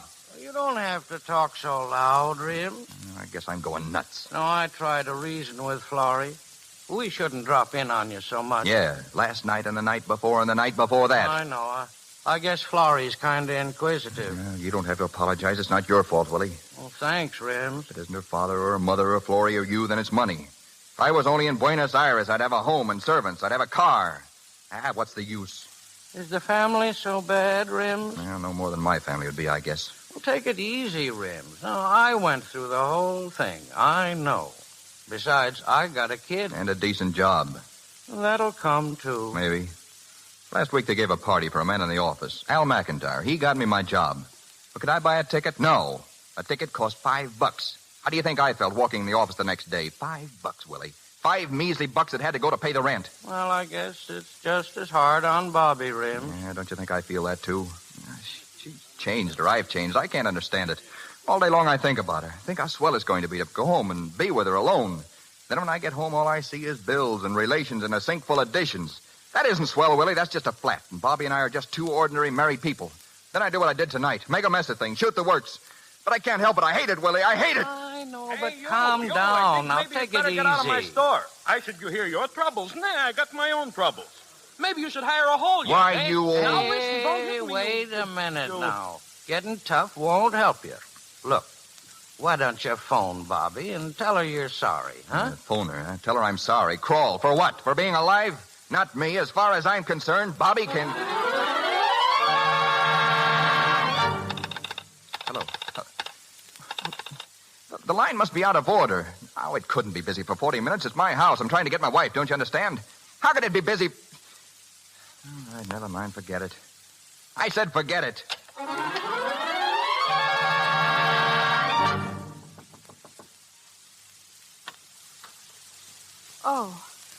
Oh, come in, Florrie. Well, why the long face? Rims and I. Another battle. I thought perhaps it was he coming home. Oh, who won this time? Well, I'm afraid we both lost. Don't smile, Florrie. It's not funny. You child, it is funny. You're just going through a period of adjustment. Willie and I are nearing the end of our period of adjustment. Willie still struggles faintly. Well, if that's marriage, Florrie, I don't want to be married. This bickering, it just about kills me to quarrel with Rims. Oh, Florrie, I don't know what to do. He's the one you wanted. Now he's yours, so why worry about it? But it can't go on like this. He'll leave me or I'll leave him. Then there's only one answer left. I wish I thought there was. One answer left. There is. A child. But if we can't get along now... Well, it'll make you so much more important, don't you see? Oh, I don't want to be important. Not to Rims? Only to Rims. And as long as Rims has only you, well, he's really free. But just you tie him down with a family and he'll stay. Willie used to have all the answers, but not anymore. Not since the baby. But to keep a man that way, it's terrible. Oh, it's been going on for a long, long time, my dear, and it works. He'll be humble and happy. It's another scheme, like the questions you wrote down on a piece of paper. It worked out, didn't it? Yes, only I wish I'd never done it. Well, it was the only way you could get Rims to marry you, and you know it. Now, I tell you, the only way you can hold him is Don't get up. It's just the old man. Door's open. I came in. Oh, hello, Dad. Where's Mother? Too tired. Went to bed. Well, Grandpa, aren't you going to sit down? Yes, and leave off that grandpa stuff. Why, you precious old dear, ashamed of being Grandpa? Wait till you're a grandma and see how it feels. Well, Bobby, I must run along. Not so soon, Florrie. Yes, I really must. Well, good night, Bobby, and don't forget. Good night. Bobby, there's something wrong. I saw it last night when I was here and the night before. What is it? Then it's as plain as all that. Well? It's Rims. It's us, Dad. It's money and dishpans and bills, and somewhere under the heap of Rims and I, and pretty soon we'll never be able to find each other again. Bobby, if you and I had only talked that night, the night before you two decided to get married. What would you have said? That you're too young to get married. You haven't had any fun yet. He hasn't money enough to support you. Why should he support you? You're his economic equal. Perhaps I should have gone on working. But if I had, I might have lost him. Not as surely as you're losing him now. It used to be a love affair, didn't it? Yes. Now, what is it? Grocery bills, mostly. I'm sorry. Father, if a woman has a husband and she wants to keep him all her life, then isn't a child the best thing, isn't it? Bobby. It's true, isn't it? Oh, yes. It will hold him. And you, too. You don't understand me, Father. Bobby, what's happening to your honesty? Oh, I'm young and foolish, and Rims is everything in the world to me, and I'm afraid I'll lose him. Think it over, Bobby. Think hard.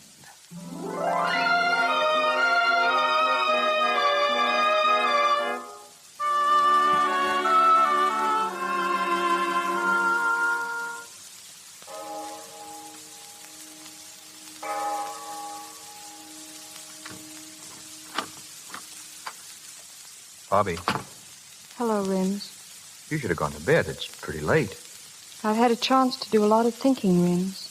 Here alone in the dark. Bobby, please, I tried to get you on the telephone to say how rotten I felt about what had happened. They said the line was busy. I guess that's pretty hard to believe, isn't it? The line was busy, Rims. I was speaking with Mr. Mangle. Mangle? Yes, he offered me my old job back. Yeah, well, no wife of mine is going to work. I know you've said that before. But I've been thinking about what he told me and what Florrie told me. Oh, so she was here again. Well, I'm glad I kept walking. And what Dad told me. Bobby, hadn't we better turn in tomorrow, maybe? It's got to be now, Rims. Yeah, okay. I'm being honest with you, Rims. More honest than I've been since we were married. I tricked you once. I almost tricked you a second time. Tricked me? Yes, I tricked you into marrying me. Think back, Rims. It's all so obvious. And I almost tricked you into being with me forever, whether you wanted to or not. Thank heaven that is not my conscience, too. Now, listen, Bobby. I don't know just what you're talking about, but I do know this.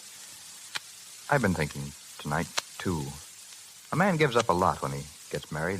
As long as he's single, he owns the earth. But when he's married, his time's not his own. His money's not his own.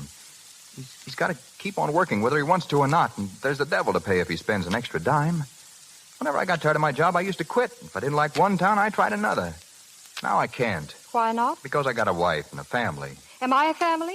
I won't be a wife. I won't be a family. It's me, Rims, me. All right, be yourself. Yes, you gave up a lot, and I gave up a lot to cook your meals, keep this house, and wash your dishes. And every time I get $1 for myself, I have to ask for it. It's degrading. It's your home. It's not mine. It's all yours. You earn the money, so it's all yours. That's right. Rub it in. I don't earn enough. Well, you don't. And I know what I can do. Well, you won't work for Mangle. I won't have it. I gave up a lot to keep this place going, and it's going to be the way I want it from now on. That's all I wanted to hear, Rims. I'm going. Bobby. Take care of it. It's all yours. and the dishes are still not washed. The hot water's in the right-hand tap. I'm running along, Rims, and I'm not coming back. All right, but if you work for Mengel, I quit. I don't care where you go, Rims. It's a free country. Goodbye. Bobby, don't go. Bobby. We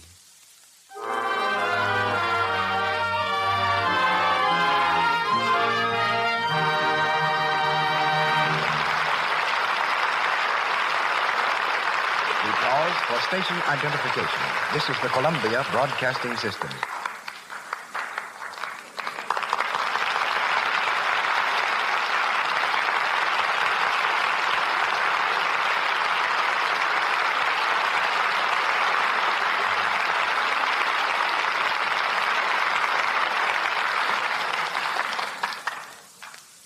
Saturday's Children, starring Robert Taylor and Olivia de Havilland, continues shortly. The population of Hollywood is only 165,000. Yet there is more clothing here than any place, except the garment center of New York. The reason is that every studio must keep a tremendous wardrobe on hand.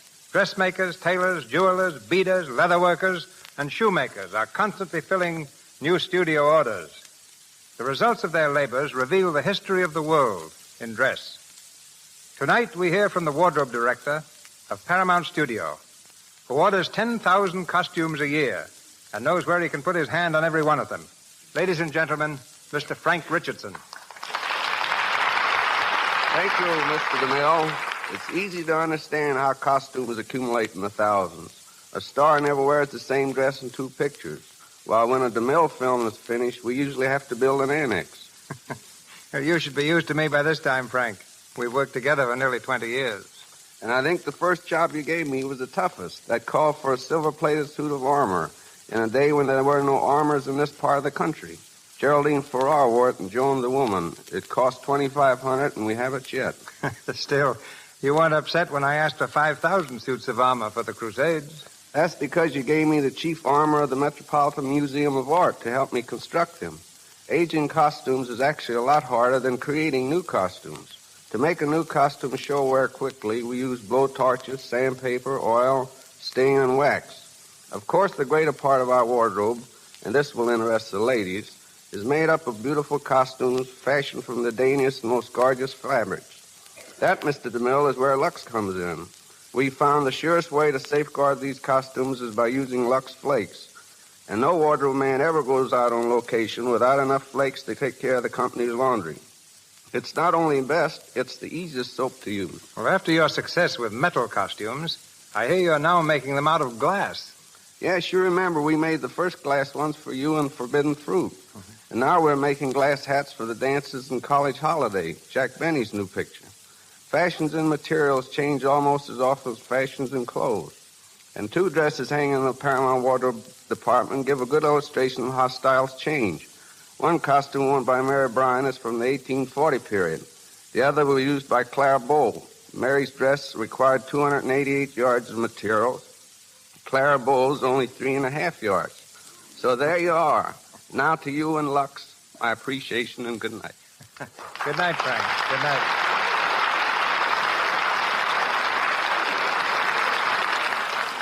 Robert Taylor as Rims O'Neill and Olivia de Havilland as Bobby Harrington continue now in the Lux Radio Theater presentation of Saturday's Children.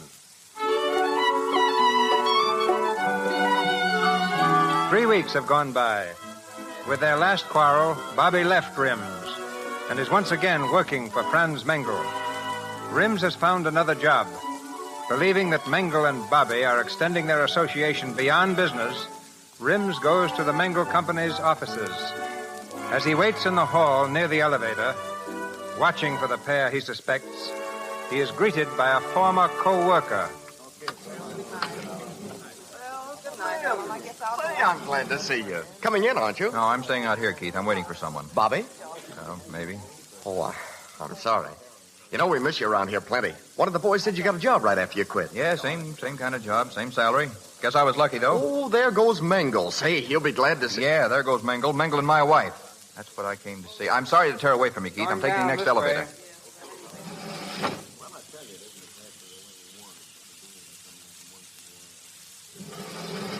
Get your paper. Johnny, give me a paper, will you? Oh, Mr. O'Neill. Sure. Like old times, having you for my customer again. Johnny, did you see Mr. Mengel come out of the building? Yeah, sure. There's his car over there, just pulling it out. I guess you just missed it. Thanks, Johnny. No, I haven't missed him. Hey, taxi. Cab, sir? Yeah, that gray sedan with the chauffeur. Follow it. Yes, sir.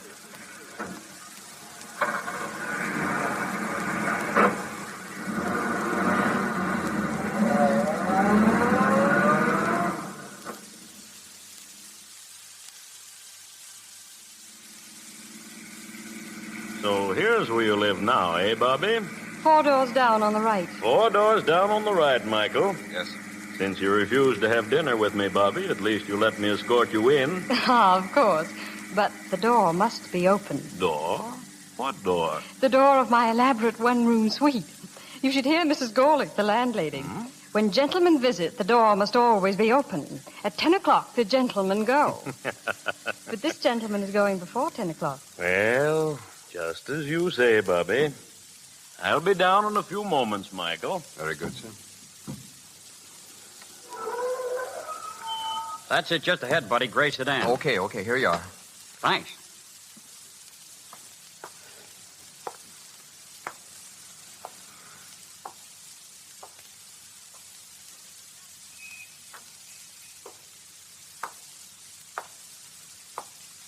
Well, Rims.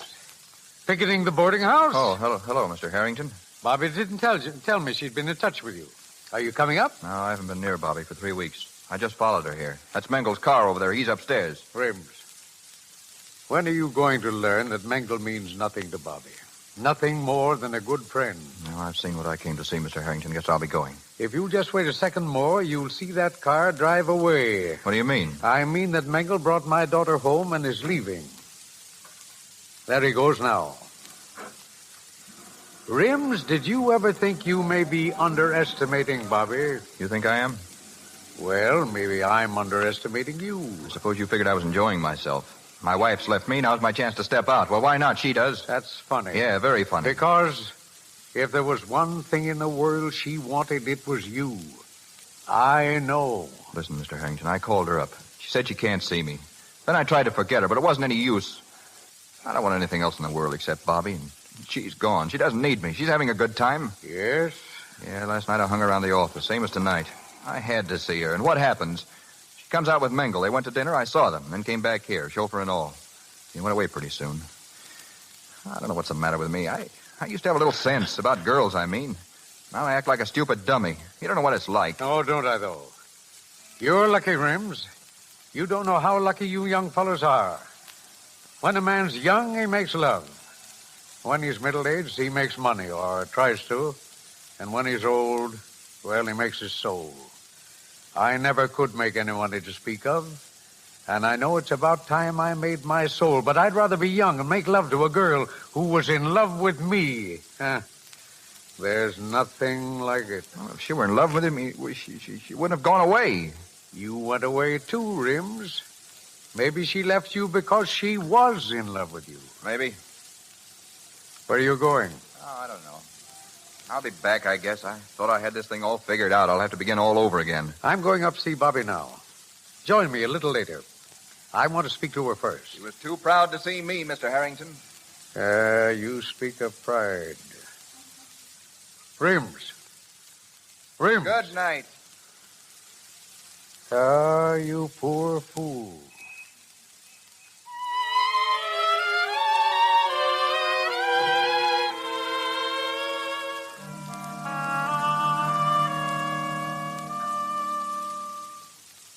It's only a room, Dad. Not like the other house. But it's not too bad. Of course not. I lived in a lot of these places before I was married, and they haven't changed the carpet on the stairs of any one of them. Well, it's a good place to be alone in. That's what I wanted. Well, almost 10 o'clock. Well, Bobby, your old room at home is waiting for you anytime you're ready. Oh, I can't go back, Dad. I'll be right where I started, all over again. At least you could close your door there. The landlady insists I keep this open. She still doubts I'm your father. Yes, upstairs, where the door's open. Thank you. Dad, did you hear? Rims. It sounded like Rims. Hello, Bobby. Hello, Rims. Well, my boy, I'd like you to meet a nice girl. My daughter, Mr. O'Neill, a working girl. But she has class. Well, now, if you'll excuse me, Dad. Good night. Good night, Father. I guess you wondered how I found you. No, he didn't tell me. I followed you here, you and Mingle. Oh. Is that why you're here now? No. Then what is it? Oh, I don't know, Bobby. I guess it doesn't matter. That's just what does matter. Yeah? You might at least sit down. Thanks. I hear you have a new job. Yes. How's it going? Okay. Jobs are all pretty much alike. Yeah, sure they are. What business is it? Automatic mooring winches. Oh, yes. Are many of them used? What? These, automatic... Oh, yes, sure, you'd be surprised. Same salary. Really? Yeah. Oh, that's wonderful. I have to apologize for this place. It's not very... Well, you're in it, aren't you? Thanks, Rims. Bobby. Yes? I came here all set to say something, but I can't seem to find the words. What is it, Rims? Well, I came to ask if you hadn't had enough of all this, and maybe you'd come back home now. No, Rims. What are you going to do? I don't know. Only I'm on my own now, and I'm going to use my own judgment. Such as it is. Exactly. You use yours, such as it is, and you haven't any guardian. Well, I'm sorry. You don't care about me anymore. Yes, I do. You still won't try again. No, Rims. What we wanted was a love affair, wasn't it? Just to be together and let the rest go hang. What we got was a house and bills and arguments. Do you know what I think a love affair is? It's when the whole world is trying to keep two people apart and they insist on being together. That about lets me out, doesn't it? Does it? Oh, but what is time, miss? Gentlemen callers mean open doors, and I mean business. Another thing, it's 2 minutes after 10, and I've got to lock the front door. I forgot to tell you, Rims. Thank you, Mrs. Gorlick. Mr. O'Neill was just going. Yes, I know. The gentlemen are always just going. Well, I guess that's that. Good night. When do I see you? Whenever you like. And how do I see you? By appointment? Well, I'm not very busy. If we never had been married and I was just a girl you wanted to see sometime, how would you manage it? Well, I could call you up tomorrow and take you for a bus ride, I suppose, and then dinner at Child's. That'd be pretty nice, wouldn't it? I'd like it. Why don't you? Well, I don't want to go bus riding. Oh, Bobby, won't you come back? We could... You never really wanted to get married, did you? Tell me the truth. I wanted you. Oh, of course you did, but you didn't want a house. I wanted you, but I didn't want a house, and I don't now. How do I know you won't fall for somebody else sometime if you leave here? You don't. Oh. How do I know you won't fall for somebody else? I don't. I don't want to. Rims, you want to see me unless you just can't keep away. You used to know me so well you didn't like me. You used to know where I was and what I was doing all the time, and it was all wrong, and we won't have any more of it. All right. So now we're really free. I said all right. I don't give a hoop about that. Well, what do you give a hoop about? How about you, darling? Can't you see it? Don't you see I can't get along without you? I can't stand being away from you all the time. I keep waking up at night thinking of you. So do I. Bobby, the house is standing there, waiting for us. No, I'm sorry. It'll just have to wait. I got you into it in the first place, and you didn't like it. And now we're out of it. But listen, that isn't a bad little house as houses go. Any house is bad enough. You have a house and you get bills and dishpans and quarrels. Is that all you got? Just about. Well, I don't know what you want. Oh, I don't either. I only know what I don't want. All right, I get it. Rims. Oh, never even said goodbye.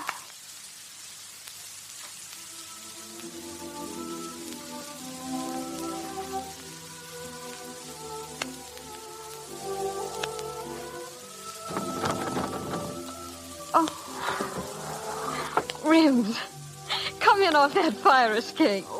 Okay. You know, I was just thinking, it's pretty early, and if you wanted to, we could take a bus ride. We used to take bus rides a long time ago. I'd love to, Rims. Bobby, What's going to happen to us? Are we going to get a divorce? If you like. Will you marry me again if we do? Oh, Rims. Oh, Rims, darling. Would you try it all over again? With you, Bobby? Sure. We don't want a house, Rims. We don't want anything, only ourselves. That's about all we have left, Bobby. Only ourselves. Oh, Bobby, darling. There's one thing more that may be left if we hurry. What more could there be? A seat on top of a bus for two.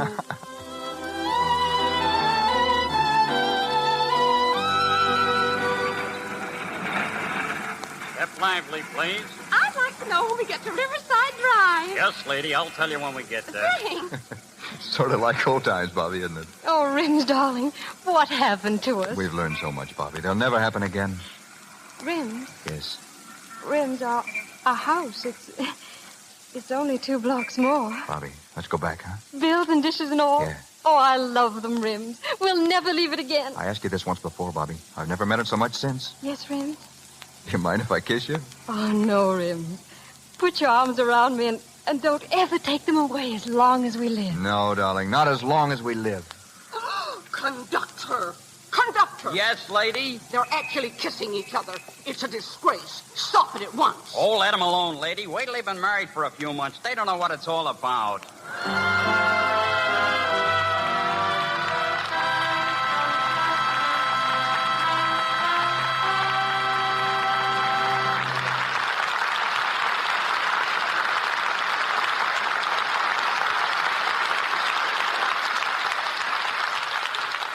We say good night to Saturday's children, but Robert Taylor and Olivia de Havilland will be back in a moment to say good night to us. Writers, like painters, often live for their art, but have trouble making a living at it. Prior to 1913, motion pictures were all visual narrative, constructed by actors, cameramen, and directors. Stories and dramatic situations were alien to them, and writers wrote only for print or stage. Today, writers are among the highest paid of studio personnel. William Koenig is an expert on their wares.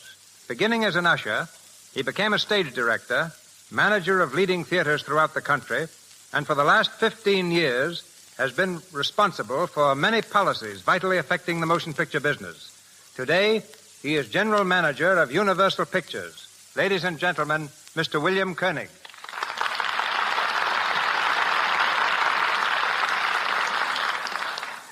With motion picture producers paying anywhere from $1,000 to $100,000 for a single story, it's no wonder that every writer tries to point his pen toward Hollywood. But the very fact that these tremendous prices are paid is the best indication of the urgent need for good material. To find it, picture studios have story representatives in every major city throughout the world in addition to their Hollywood staff. An interesting sidelight is that during the past 25 years, I know of only 2 suits for plagiarism the studios have had from established authors. Which is why more than 90% of all film material is bought from well-known writers. Once a story is purchased, it is assigned to a producer. He then turns it over to a studio writer for what is known as a treatment. Revisions are begun. Other writers called in, and the final scenario may be the work of from 3 to 10 writers. The author of a book or play seldom works on the screen version. An exception is Eric Hatch, who wrote the original story of My Man Godfrey. Mr. Hatch collaborated with Maury Riskin on the screenplay directed by Gregory LaCava.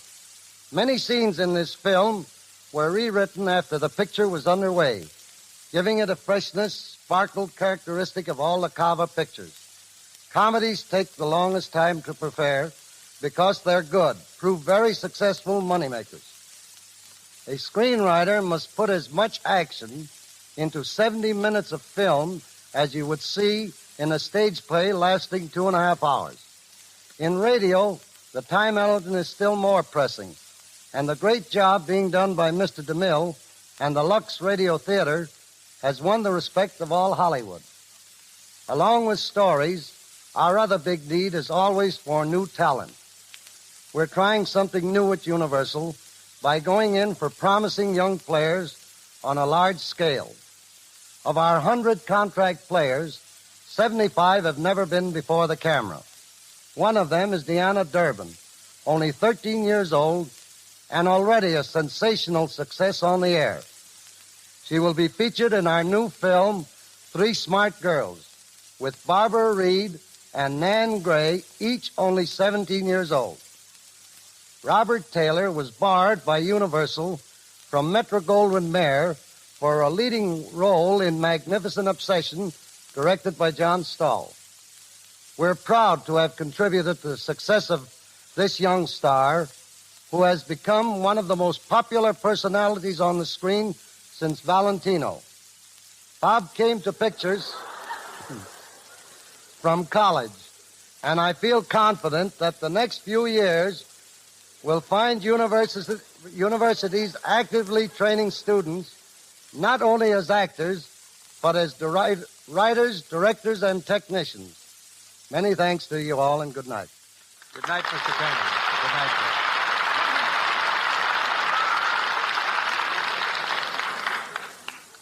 Over 30,000 people paid admissions this summer when Robert Taylor made a personal appearance in the Cotton Bowl at Dallas, Texas. So our audience tonight must reach a staggering figure, with the admirers of Olivia de Havilland swelling the total. Once again, they step before the curtain. Bob Taylor, Olivia de Havilland.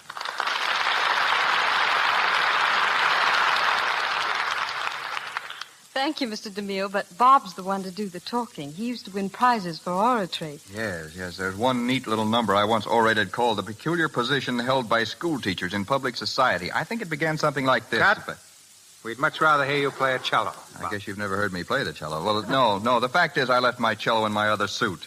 Well, then tell us how it feels to be a big romantic hero. What is this? Looks like a conspiracy to embarrass Taylor. Oh, not at all, Bob. Not at all. I hear you get more fan mail than anyone in Hollywood. You've had to hire 4 secretaries to handle it. Oh, please, come now. I'm just a small-town boy. I know, from Philly. I'd call Philadelphia a big town. Besides, Bob's from Nebraska. Well, I was born in Philly with an F. Philly, like a little mare. Oh, yeah. One-horse town, huh? Yes. Well, we did things on the radio, though, and two other chaps and myself formed a trio, which we called the Harmony Boys. We sang songs for a company selling harvesting machines. Critics call us the curse of the kilocycles. But those broadcasts with the Harmony Boys gave me the confidence to appear on the top show of the air, the Lux Radio Theater. Well, after that tribute to Lux in Nebraska, you ought to say, "Oh, Yasumi Nasai."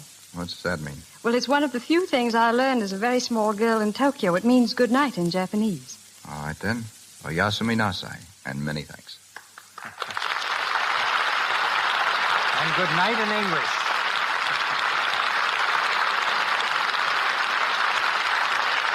Thank you, Mr. Haviland and Mr. Taylor. Ladies and gentlemen, this is your announcer, Melville Ruick.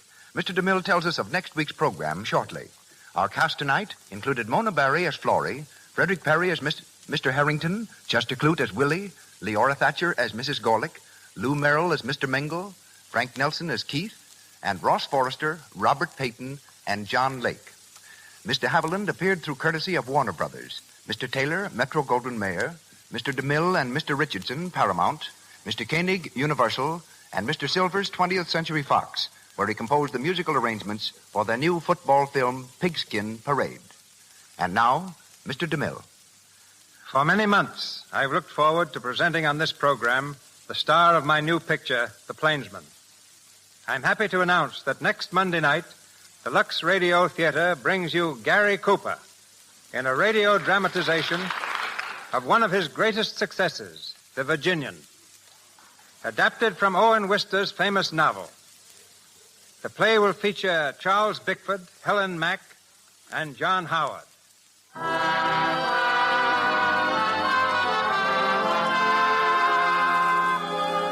Our sponsors, the makers of Lux Flakes, join me in inviting you to be with us again next Monday night when the Lux Radio Theater presents The Virginian with Gary Cooper and an all-star cast.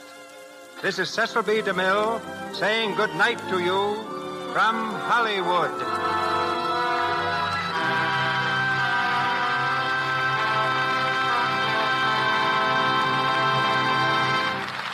This is the Columbia Broadcasting System.